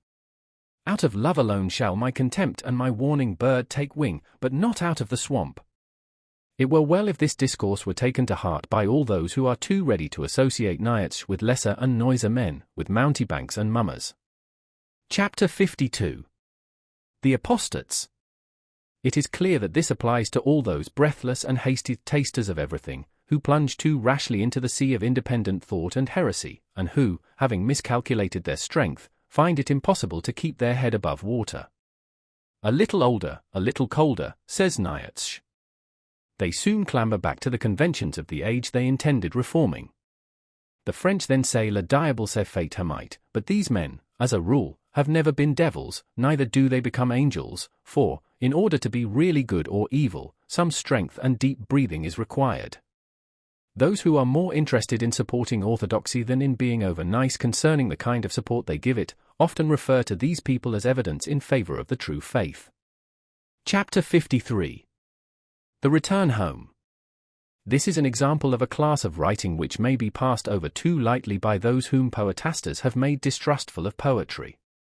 From first to last it is extremely valuable as an autobiographical note. The inevitable superficiality of the rabble is contrasted with the peaceful and profound depths of the anchorite. Here we first get a direct hint concerning Nietzsche's fundamental passion, the main force behind all his new values and scathing criticism of existing values. In verse 30 we are told that pity was his greatest danger.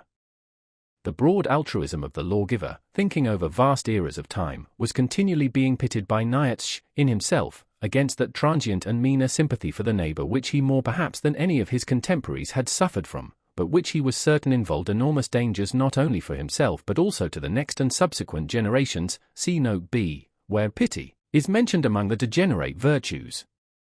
Later in the book we shall see how his profound compassion leads him into temptation, and how frantically he struggles against it. In verses 31 and 32, he tells us to what extent he had to modify himself in order to be endured by his fellows whom he loved. See also verse 12 in Manly Prudence. Nietzsche's great love for his fellows, which he confesses in the prologue, and which is at the root of all his teaching, seems rather to elude the discerning powers of the average philanthropist and modern man. He cannot see the wood for the trees. A philanthropy that sacrifices the minority of the present day for the majority constituting posterity completely evades his mental grasp, and Nietzsche's philosophy, because it declares Christian values to be a danger to the future of our kind, is therefore shelved as brutal, cold, and hard. See note on chapter 36.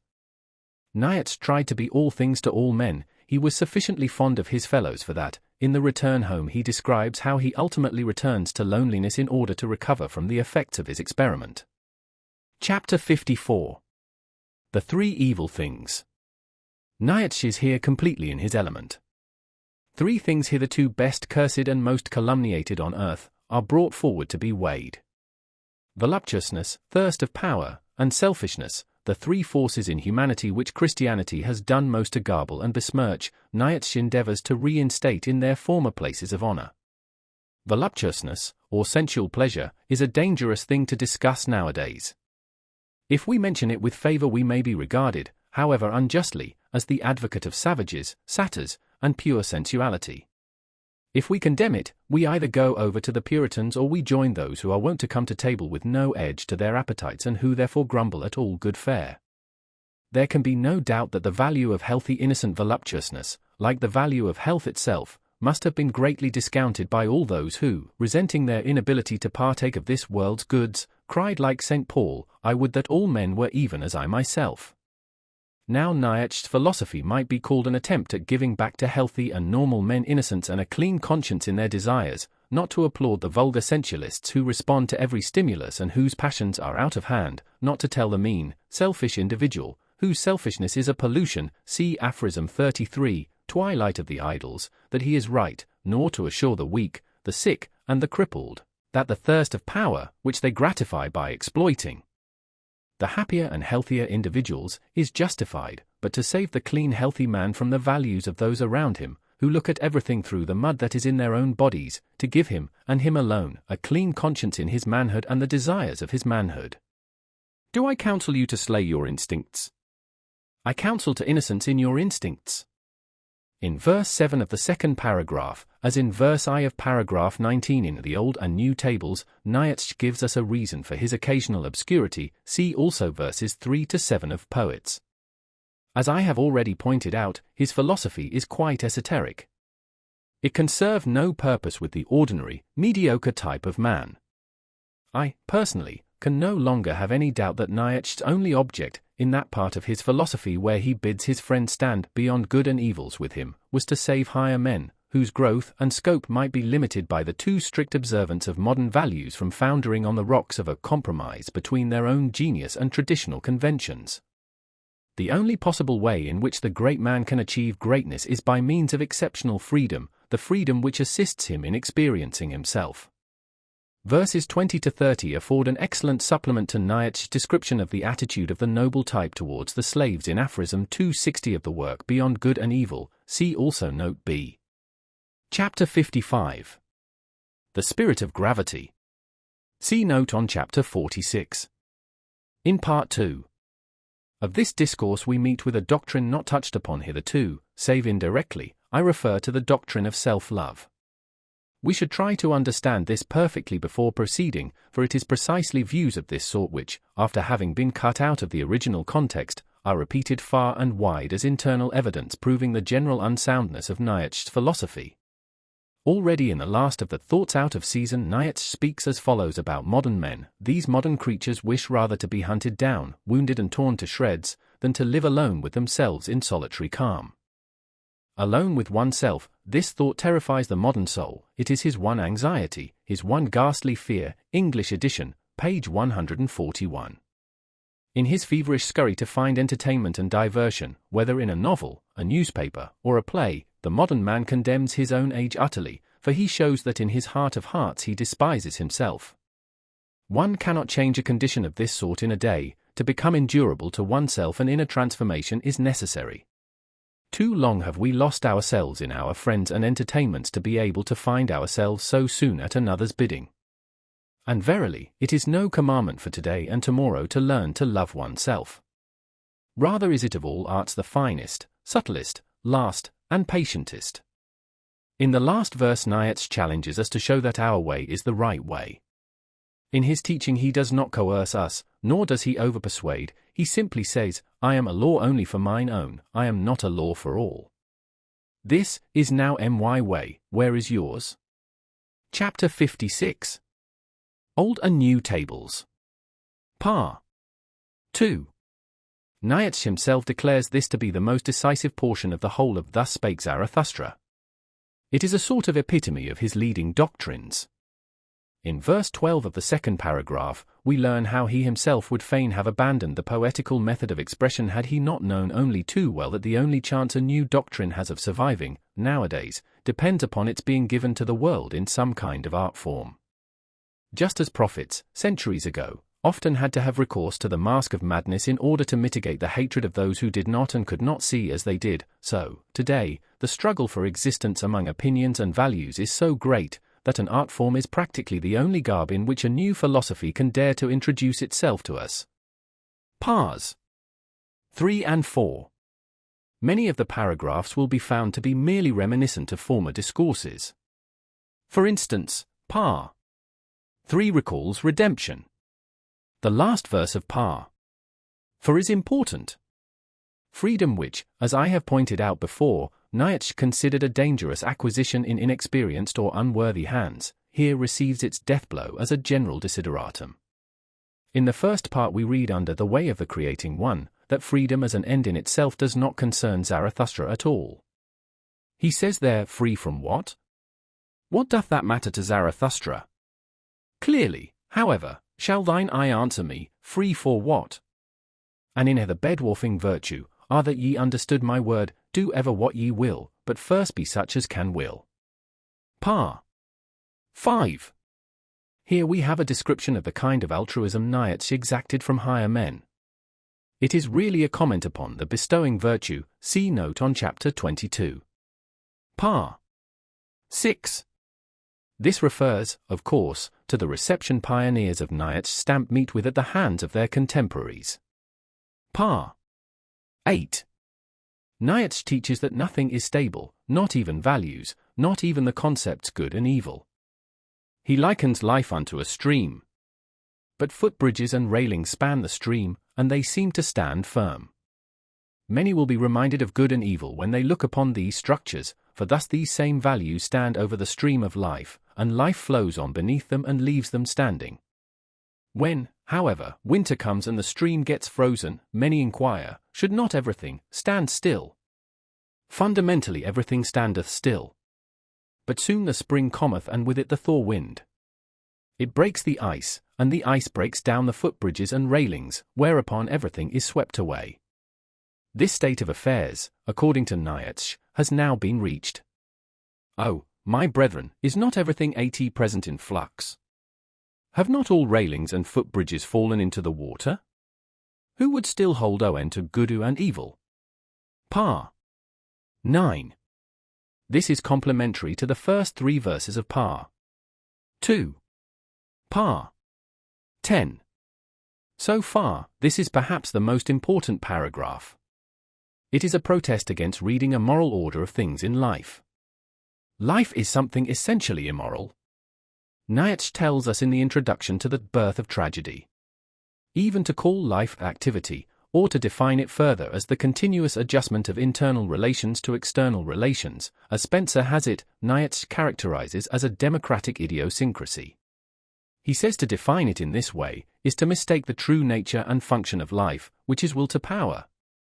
Life is essentially appropriation, injury, conquest of the strange and weak, suppression, severity, obtrusion of its own forms, incorporation and at least, putting it mildest, exploitation. Adaptation is merely a secondary activity, a mere reactivity, see note on chapter 57. Pars 11, 12. These deal with Nietzsche's principle of the desirability of rearing a select race. The biological and historical grounds for his insistence upon this principle are, of course, manifold. Gobineau in his great work, L'Inégalité des races humaines, lays strong emphasis upon the evils which arise from promiscuous and intersocial marriages.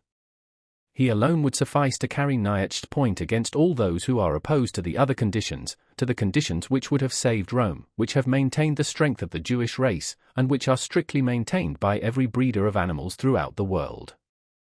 Darwin in his remarks relative to the degeneration of cultivated types of animals through the action of promiscuous breeding, brings Gobineau support from the realm of biology. The last two verses of Par 12 were discussed in the notes on chapters 36 and Li. Par 13. This, like the first part of the Soothsayer, is obviously a reference to the Schopenhauerian pessimism. Pars 14, 15, 16, 17. These are supplementary to the discourse Backworld's Men. Par 18.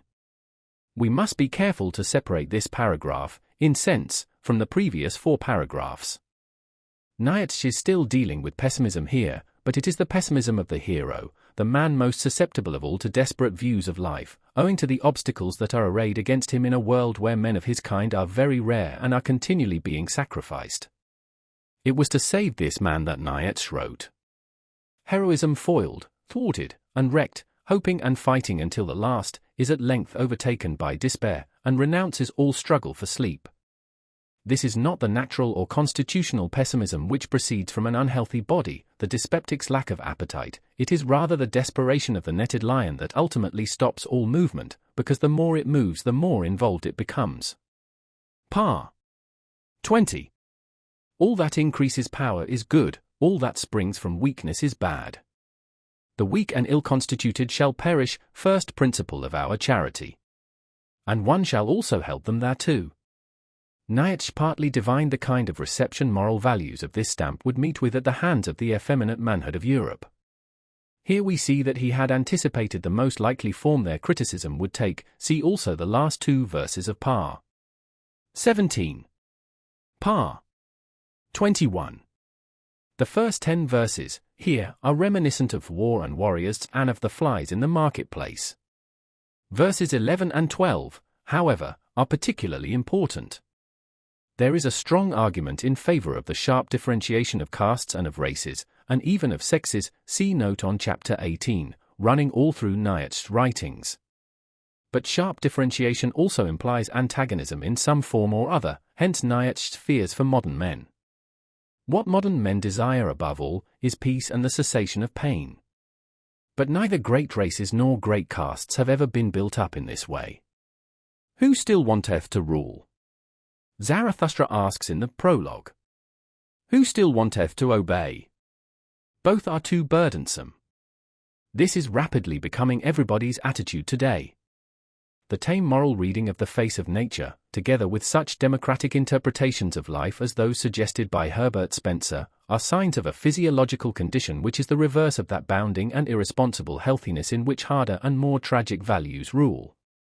Par 24. This should be read in conjunction with child and marriage. In the 5th verse we shall recognize our old friend marriage on the 10-year system, which George Meredith suggested some years ago. This, however, must not be taken too literally. I do not think Nietzsche's profoundest views on marriage were ever intended to be given over to the public at all, at least not for the present. They appear in the biography by his sister, and although their wisdom is unquestionable, the nature of the reforms he suggests render it impossible for them to become popular just now. Pars 26, 27. See note on the prologue. Par 28. Nietzsche was not an iconoclast from predilection. no bitterness or empty hate dictated his vituperations against existing values and against the dogmas of his parents and forefathers. He knew too well what these things meant to the millions who professed them, to approach the task of uprooting them with levity or even with haste. He saw what modern anarchists and revolutionists do not see, namely, that man is in danger of actual destruction when his customs and values are broken. I need hardly point out, therefore, how deeply he was conscious of the responsibility he threw upon our shoulders when he invited us to reconsider our position. The lines in this paragraph are evidence enough of his earnestness. Chapter 57. The Convalescent. We meet with several puzzles here. Zarathustra calls himself the advocate of the circle, the eternal recurrence of all things, and he calls this doctrine his abysmal thought.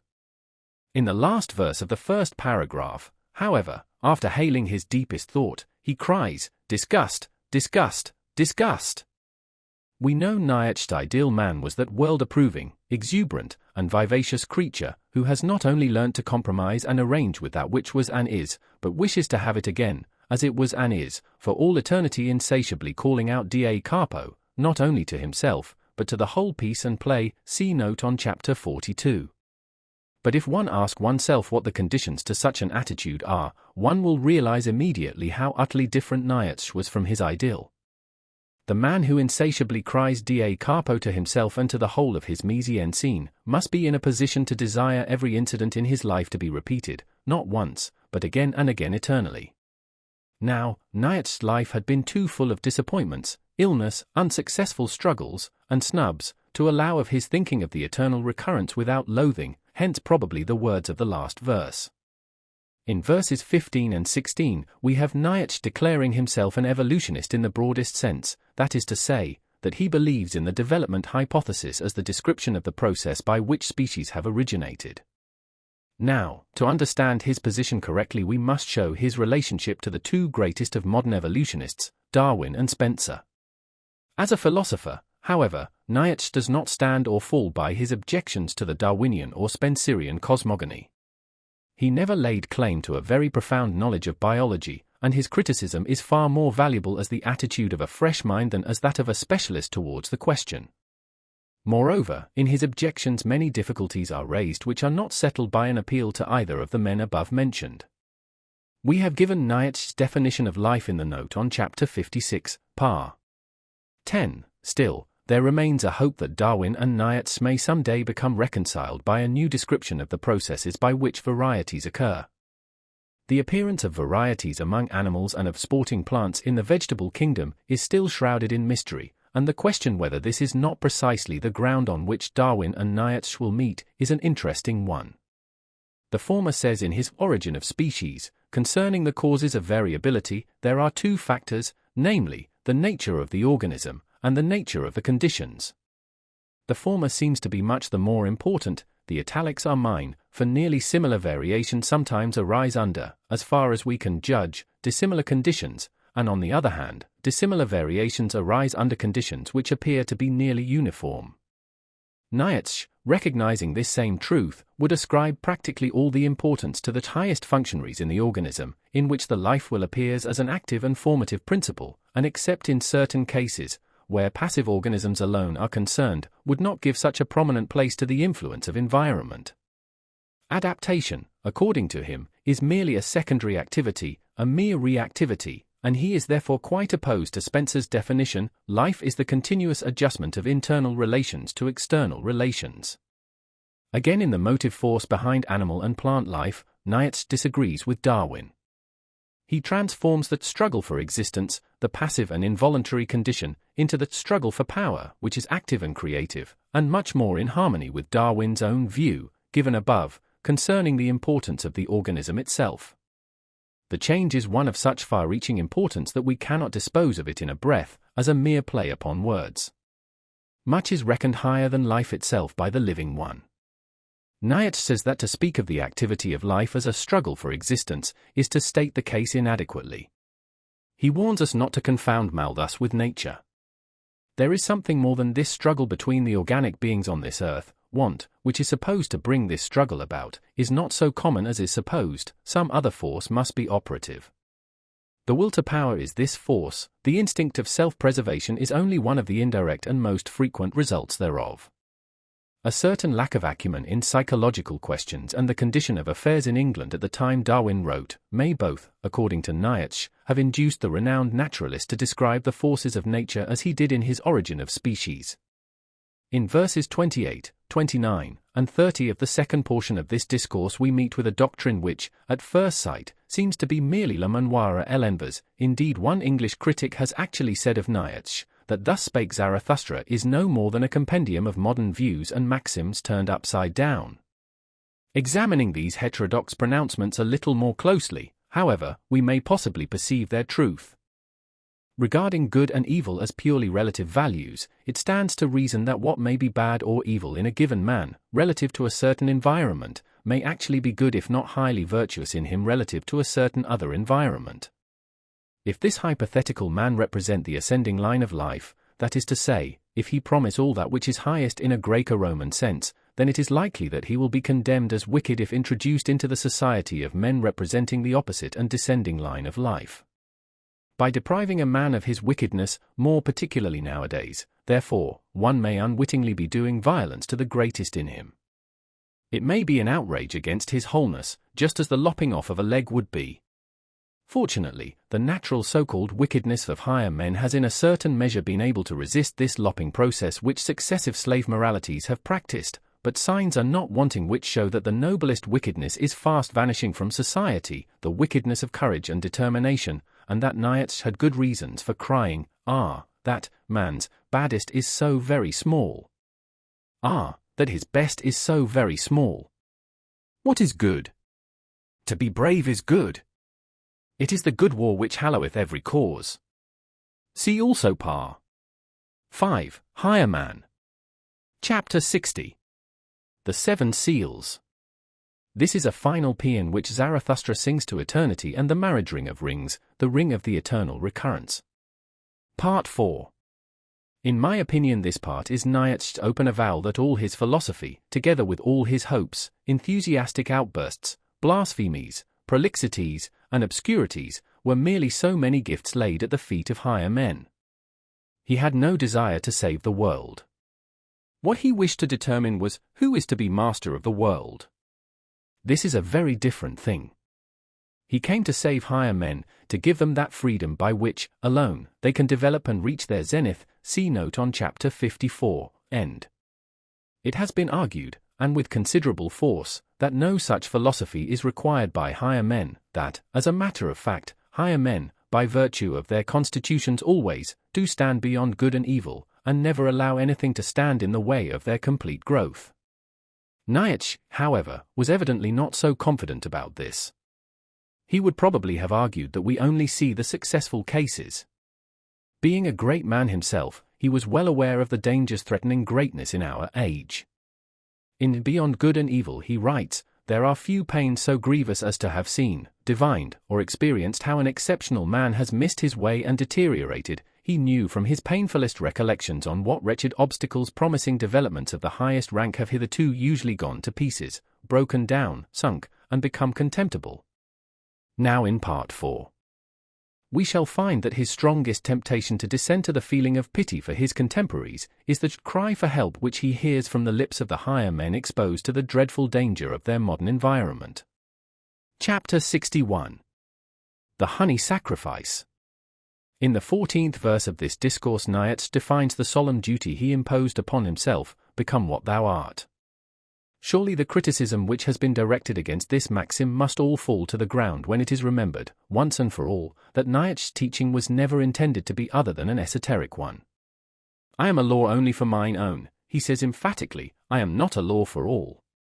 It is of the greatest importance to humanity that its highest individuals should be allowed to attain to their full development, for only by means of its heroes can the human race be led forward step by step to higher and yet higher levels.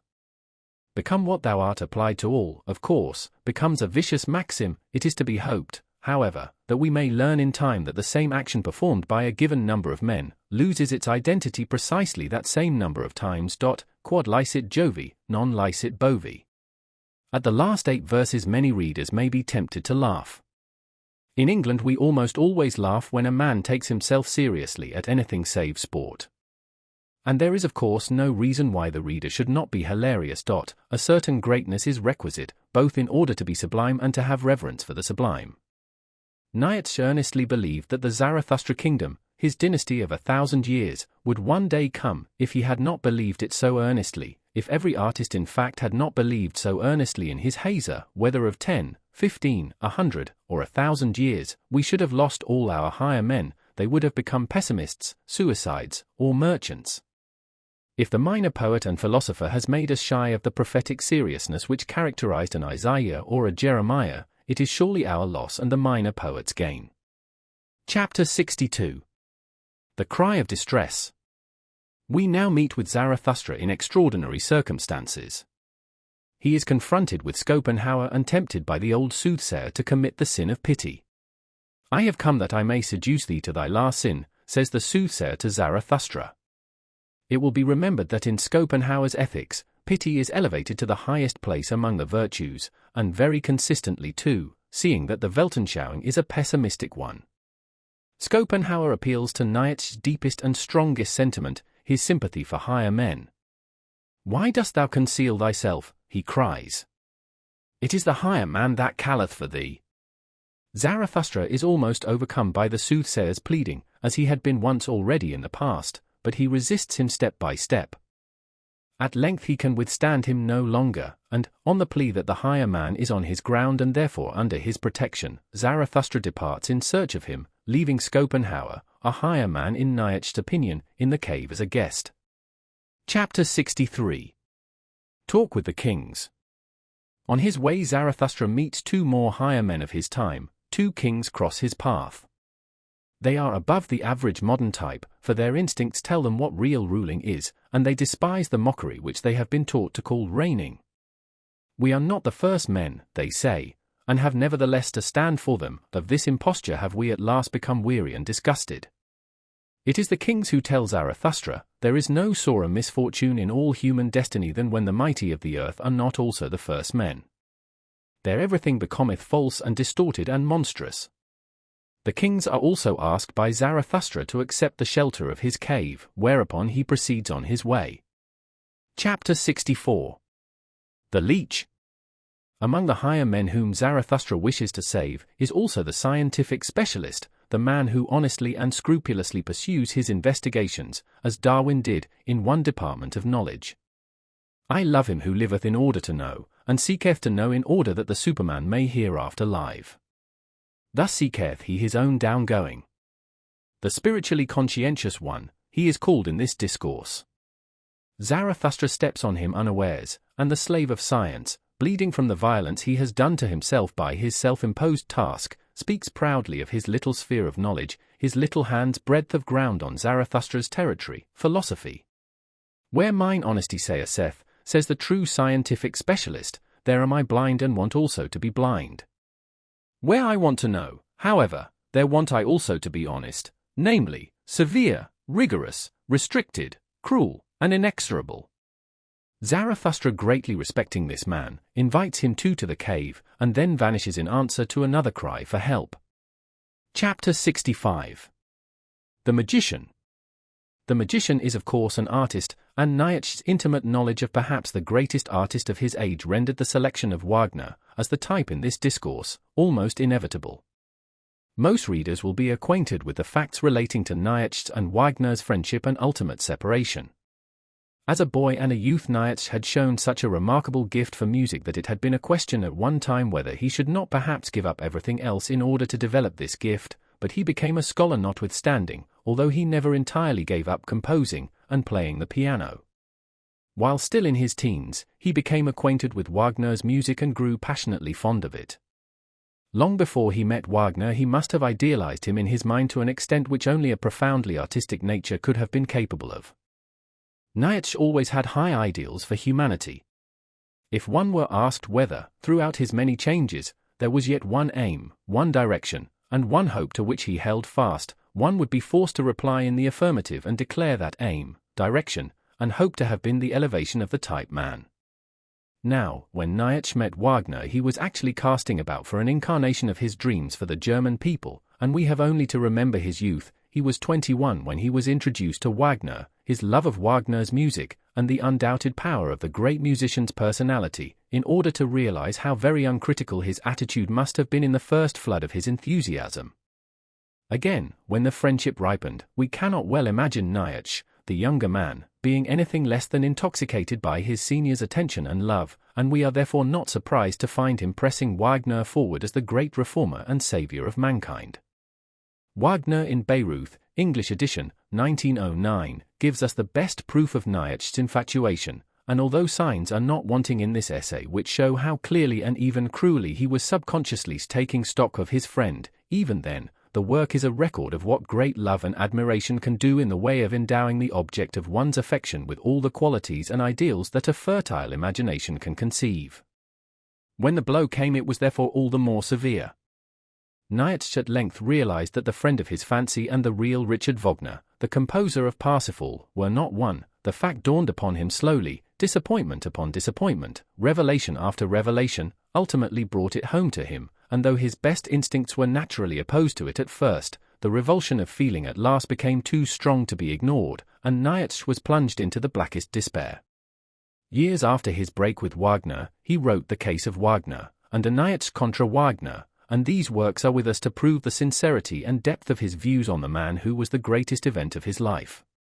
The poem in this discourse is, of course, reminiscent of Wagner's own poetical manner, and it must be remembered that the whole was written subsequent to Nietzsche's final break with his friend. The dialogue between Zarathustra and the magician reveals pretty fully what it was that Nietzsche grew to loathe so intensely in Wagner, viz., his pronounced histrionic tendencies, his dissembling powers, his inordinate vanity, his equivocalness, his falseness. It honoureth thee, says Zarathustra, that thou soughtest for greatness, but it betrayeth thee also. Thou art not great. The magician is nevertheless sent as a guest to Zarathustra's cave, for, in his heart, Zarathustra believed until the end that the magician was a higher man broken by modern values. Chapter 66. Out of service. Zarathustra now meets the last pope, and, in a poetical form, we get Nietzsche's description of the course Judaism and Christianity pursued before they reached their final breakup in atheism, agnosticism, and the like. The God of a strong, warlike race, the God of Israel, is a jealous, revengeful God. He is a power that can be pictured and endured only by a hardy and courageous race, a race rich enough to sacrifice and to lose in sacrifice. The image of this God degenerates with the people that appropriate it, and gradually he becomes a God of love, soft and mellow, a lower middle-class deity, who is pitiful. He can no longer be a God who requires sacrifice, for we ourselves are no longer rich enough for that. The tables are therefore turned upon him, he must sacrifice to us. His pity becomes so great that he actually does sacrifice something to us, his only begotten Son. Such a process carried to its logical conclusions must ultimately end in his own destruction, and thus we find the Pope declaring that God was one day suffocated by his all-too-great pity. What follows is clear enough. Zarathustra recognizes another higher man in the ex-pope and sends him too as a guest to the cave. Chapter 67. The Ugliest Man. This discourse contains perhaps the boldest of Nietzsche's suggestions concerning atheism, as well as some extremely penetrating remarks upon the sentiment of pity. Zarathustra comes across the repulsive creature sitting on the wayside, and what does he do? He manifests the only correct feelings that can be manifested in the presence of any great misery, that is to say, shame, reverence, embarrassment. Nietzsche detested the obtrusive and gushing pity that goes up to misery without a blush either on its cheek or in its heart, the pity which is only another form of self-glorification. Thank God that I am not like thee.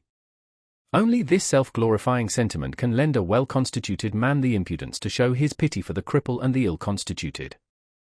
In the presence of the ugliest man Nietzsche blushes, he blushes for his race, his own particular kind of altruism, the altruism that might have prevented the existence of this man, strikes him with all its force.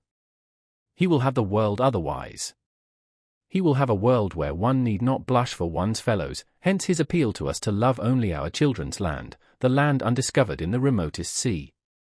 Zarathustra calls the ugliest man the murderer of God.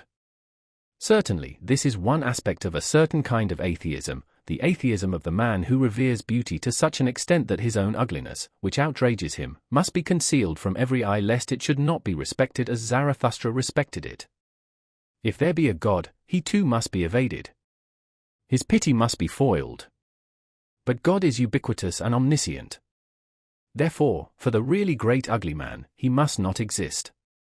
Their pity is it from which I flee away, he says, that is to say, it is from their want of reverence and lack of shame in presence of my great misery. The ugliest man despises himself, but Zarathustra said in his prologue, I love the great despisers because they are the great adorers, and arrows of longing for the other shore. He therefore honors the ugliest man, sees height in his self-contempt, and invites him to join the other higher men in the cave. Chapter 68. The Voluntary Beggar. In this discourse, we undoubtedly have the ideal Buddhist, if not Gautama Buddha himself. Nietzsche had the greatest respect for Buddhism, and almost wherever he refers to it in his works, it is in terms of praise. He recognized that though Buddhism is undoubtedly a religion for decadence, its decadent values emanate from the higher and not, as in Christianity, from the lower grades of society. In Aphorism 20 of the Antichrist, he compares it exhaustively with Christianity, and the result of his investigation is very much in favor of the older religion. Still, he recognized a most decided Buddhistic influence in Christ's teaching, and the words in verses 29, 30, and 31 are very reminiscent of his views in regard to the Christian Savior. The figure of Christ has been introduced often enough into fiction, and many scholars have undertaken to write his life according to their own lights, but few perhaps have ever attempted to present him to us bereft of all those characteristics which a lack of the sense of harmony has attached to his person through the ages in which his doctrines have been taught. Now Nietzsche disagreed entirely with Renaud's view, that Christ was le grand maître en irony. In Aphorism 31 of the Antichrist, he says that he, in Nietzsche, always purged his picture of the humble Nazarene of all those bitter and spiteful outbursts which, in view of the struggle the first Christians went through, may very well have been added to the original character by apologists and sectarians who, at that time, could ill afford to consider nice psychological points, seeing that what they needed, above all, was a wrangling and abusive deity. These two conflicting halves in the character of the Christ of the Gospels, which no sound psychology can ever reconcile, Nietzsche always kept distinct in his own mind. He could not credit the same man with sentiment sometimes so noble and at other times so vulgar, and in presenting us with this new portrait of the Saviour, purged of all impurities, Nietzsche rendered military honors to a foe, which far exceed in worth all that his most ardent disciples have ever claimed for him. In verse 26 we are vividly reminded of Herbert Spencer's words, Le mariage de convenience is legalized prostitution. Chapter 69. The Shadow. Here we have a description of that courageous and wayward spirit that literally haunts the footsteps of every great thinker and every great leader, sometimes with the result that it loses all aims, all hopes, and all trust in a definite goal. It is the case of the bravest and most broad-minded men of today. These literally shadow the most daring movements in the science and art of their generation. They completely lose their bearings and actually find themselves, in the end, without a way, a goal, or a home. On every surface have I already sat, I become thin, I am almost equal to a shadow. At last, in despair, such men do indeed cry out, nothing is true, all is permitted, and then they become mere wreckage. Too much hath become clear unto me, now nothing mattereth to me any more. Nothing liveth any longer that I love, how should I still love myself? Have I still a goal? Where is my home? Zarathustra realizes the danger threatening such a man. Thy danger is not small, thou free spirit and wanderer, he says. Thou hast had a bad day. See that a still worse evening doth not overtake thee. The danger Zarathustra refers to is precisely this, that even a prison may seem a blessing to such a man. At least the bars keep him in a place of rest, a place of confinement, at its worst, is real. Beware lest in the end a narrow faith capture thee, says Zarathustra, for now everything that is narrow and fixed seduceth and tempteth thee. Chapter 70. Noontide. At the noon of life Nietzsche said he entered the world, with him man came of age. We are now held responsible for our actions, our old guardians, the gods and demigods of our youth, the superstitions and fears of our childhood, withdraw, the field lies open before us, we lived through our morning with but one master, chance, let us see to it that we make our afternoon our own, see note XLIX, Part 3. Chapter 71. The Greeting. Here I think I may claim that my contention in regard to the purpose and aim of the whole of Nietzsche's philosophy, as stated at the beginning of my notes on Part 4, is completely upheld. He fought for all who do not want to live, unless they learn again to hope, unless they learn, from him, the great hope. Zarathustra's address to his guests shows clearly enough how he wished to help them. I do not treat my warriors indulgently, he says, how then could ye be fit for my warfare? He rebukes and spurns them, no word of love comes from his lips. Elsewhere he says a man should be a hard bed to his friend, thus alone can he be of use to him. Nietzsche would be a hard bed to higher men. He would make them harder, for, in order to be a law unto himself, man must possess the requisite hardness. I wait for higher ones, stronger ones, more triumphant ones, merrier ones, for such as are built squarely in body and soul. He says in Par. 6 of Higher Man. Ye higher men, think ye that I am here to put right what ye have put wrong? Or that I wished henceforth to make snugger couches for you sufferers? Or show you restless, miswandering, misclimbing one's new and easier footpaths? Nay. Nay. 3 times nay. Always more, always better ones of your type shall succumb, for ye shall always have it worse and harder. Chapter 72. The Supper. In the first 7 verses of this discourse, I cannot help seeing a gentle allusion to Schopenhauer's habits as a bon vivant. For a pessimist, be it remembered, Schopenhauer led quite an extraordinary life. He ate well, loved well, played the flute well, and I believe he smoked the best cigars. What follows is clear enough. Chapter 73. The Higher Man Par.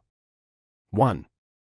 Nietzsche admits, here, that at one time he had thought of appealing to the people, to the crowd in the marketplace, but that he had ultimately to abandon the task. He bids higher men depart from the marketplace. Par. 3. Here we are told quite plainly what class of men actually owe all their impulses and desires to the instinct of self-preservation. The struggle for existence is indeed the only spur in the case of such people. To them it matters not in what shape or condition man be preserved, provided only he survive. The transcendental maxim that life per se is precious is the ruling maxim here. Par. 4. In the note on chapter 57. I speak of Nietzsche's elevation of the virtue, courage, to the highest place among the virtues. Here he tells higher men the class of courage he expects from them. Pars. 5, 6. These have already been referred to in the notes on chapters 57. And LXXI. Par. 7. I suggest that the last verse in this paragraph strongly confirms the view that Nietzsche's teaching was always meant by him to be esoteric and for higher man alone. Par. 9. In the last verse, here, another shaft of light is thrown upon the immaculate perception or so-called pure objectivity of the scientific mind. Freedom from fever is still far from being knowledge. Where a man's emotions cease to accompany him in his investigations, he is not necessarily nearer the truth.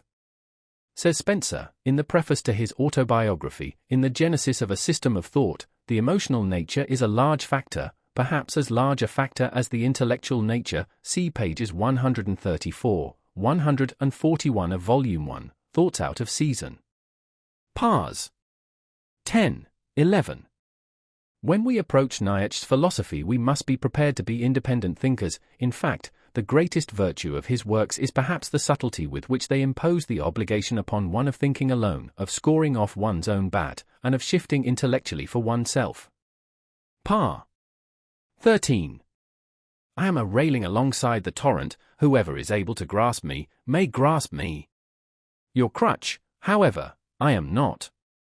These 2 paragraphs are an exhortation to higher men to become independent. Par. 15. Here Nietzsche perhaps exaggerates the importance of heredity. As, however, the question is by no means one on which we are all agreed, what he says is not without value. A very important principle in Nietzsche's philosophy is enunciated in the first verse of this paragraph. The higher its type, always the seldomer doth a thing succeed, see page 82 of Beyond Good and Evil.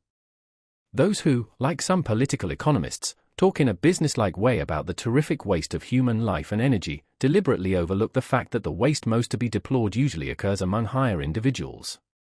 Economy was never precisely one of nature's leading principles. All this sentimental wailing over the larger proportion of failures than successes in human life does not seem to take into account the fact that it is the rarest thing on earth for a highly organized being to attain to the fullest development and activity of all its functions, simply because it is so highly organized. The blind will to power in nature therefore stands in urgent need of direction by man. Pars. 16, 17, 18, 19, 20. These paragraphs deal with Nietzsche's protest against the democratic seriousness, Pobelernst, of modern times. All good things laugh, he says, and his final command to the higher men is, learn, I pray you, to laugh. All that is good, in Nietzsche's sense, is cheerful. To be able to crack a joke about one's deepest feelings is the greatest test of their value. The man who does not laugh, like the man who does not make faces, is already a buffoon at heart. What hath hitherto been the greatest sin here on earth? Was it not the word of him who said, Woe unto them that laugh now? Did he himself find no cause for laughter on the earth? Then he sought badly. A child even findeth cause for it. Chapter 74. The Song of Melancholy. After his address to the higher men, Zarathustra goes out into the open to recover himself. Meanwhile the magician, Wagner, seizing the opportunity in order to draw them all into his net once more, sings the Song of Melancholy. Chapter 75. Science. The only one to resist the melancholy voluptuousness of his art is the spiritually conscientious one, the scientific specialist of whom we read in the discourse entitled The Leech. He takes the harp from the magician and cries for air, while reproving the musician in the style of the case of Wagner. When the magician retaliates by saying that the spiritually conscientious one could have understood little of his song, the latter replies, Thou praisest me in that thou separatest me from thyself. The speech of the scientific man to his fellow higher men is well worth studying. By means of it, Nietzsche pays a high tribute to the honesty of the true specialist, while, in representing him as the only one who can resist the demoniacal influence of the magician's music, he elevates him at a stroke, above all those present. Zarathustra and the spiritually conscientious one join issue at the end on the question of the proper place of fear in man's history, and Nietzsche avails himself of the opportunity in order to restate his views concerning the relation of courage to humanity. It is precisely because courage has played the most important part in our development that he would not see it vanish from among our virtues today. Courage seemeth to me the entire primitive history of man. Chapter 76. Among the Daughters of the Desert. This tells its own tale. Chapter 77. The Awakening. In this discourse, Nietzsche wishes to give his followers a warning. He thinks he has so far helped them that they have become convalescent, that new desires are awakened in them and that new hopes are in their arms and legs. But he mistakes the nature of the change. True, he has helped them, he has given them back what they most need, i.e., belief in believing, the confidence in having confidence in something, but how do they use it? This belief in faith, if one can so express it without seeming tautological, has certainly been restored to them, and in the first flood of their enthusiasm they use it by bowing down and worshipping an ass. When writing this passage, Nietzsche was obviously thinking of the accusations which were leveled at the early Christians by their pagan contemporaries. It is well known that they were supposed not only to be eaters of human flesh but also ass-worshippers, and among the Roman graffiti, the most famous is the one found on the Palatino, showing a man worshipping a cross on which is suspended a figure with the head of an ass, see Minucius Felix, Octavius 9, Tacitus, Historia v. 3, Tertullian, Apologia, etc. Nietzsche's obvious moral, however, is that great scientists and thinkers, once they have reached the wall encircling skepticism and have thereby learned to recover their confidence in the act of believing, as such, usually manifest the change in their outlook by falling victims to the narrowest and most superstitious of creeds. So much for the introduction of the ass as an object of worship. Now, with regard to the actual service and Ass Festival, no reader who happens to be acquainted with the religious history of the Middle Ages will fail to see the allusion here to the Asinaria festa, which were by no means uncommon in France, Germany, and elsewhere in Europe during the 13th, 14th, and 15th centuries. Chapter 78. The Ass Festival. At length, in the middle of their feast, Zarathustra bursts in upon them and rebukes them soundly. But he does not do so long. In the Ass Festival, it suddenly occurs to him that he is concerned with a ceremony that may not be without its purpose, as something foolish but necessary, a recreation for wise men. He is therefore highly pleased that the higher men have all blossomed forth. They therefore require new festivals, a little valiant nonsense, some divine service and Ass Festival, some old joyful Zarathustra fool, some blusterer to blow their souls bright. He tells them not to forget that night and the Ass Festival, for such things only the convalescent devise. And should ye celebrate it again, he concludes, do it from love to yourselves, do it also from love to me, and in remembrance of me. Chapter 79. The Drunken Song. It were the height of presumption to attempt to fix any particular interpretation of my own to the words of this song. With what has gone before, the reader, while reading it as poetry, should be able to seek and find his own meaning in it. The doctrine of the eternal recurrence appears for the last time here, in an art form. Nietzsche lays stress upon the fact that all happiness, all delight, longs for repetitions, and just as a child cries for again, to the adult who happens to be amusing him, so the man who sees a meaning, and a joyful meaning, in existence must also cry again, and yet again, to all his life. Chapter 80. The Sign. In this discourse, Nietzsche disassociates himself finally from the higher men, and by the symbol of the lion, wishes to convey to us that he has won over and mastered the best and the most terrible in nature. That great power and tenderness are kin was already his belief in 1875, 8 years before he wrote this speech, and when the birds and the lion come to him, it is because he is the embodiment of the two qualities. All that is terrible and great in nature, the higher men are not yet prepared for they retreat horror-stricken into the cave when the lion springs at them, but Zarathustra makes not a move towards them. He was tempted to them on the previous day, he says, but that hath had its time. My suffering and my fellow-suffering, what matter about them? Do I then strive after happiness? I strive after my work. Well, the lion hath come, my children are nigh. Zarathustra hath grown ripe.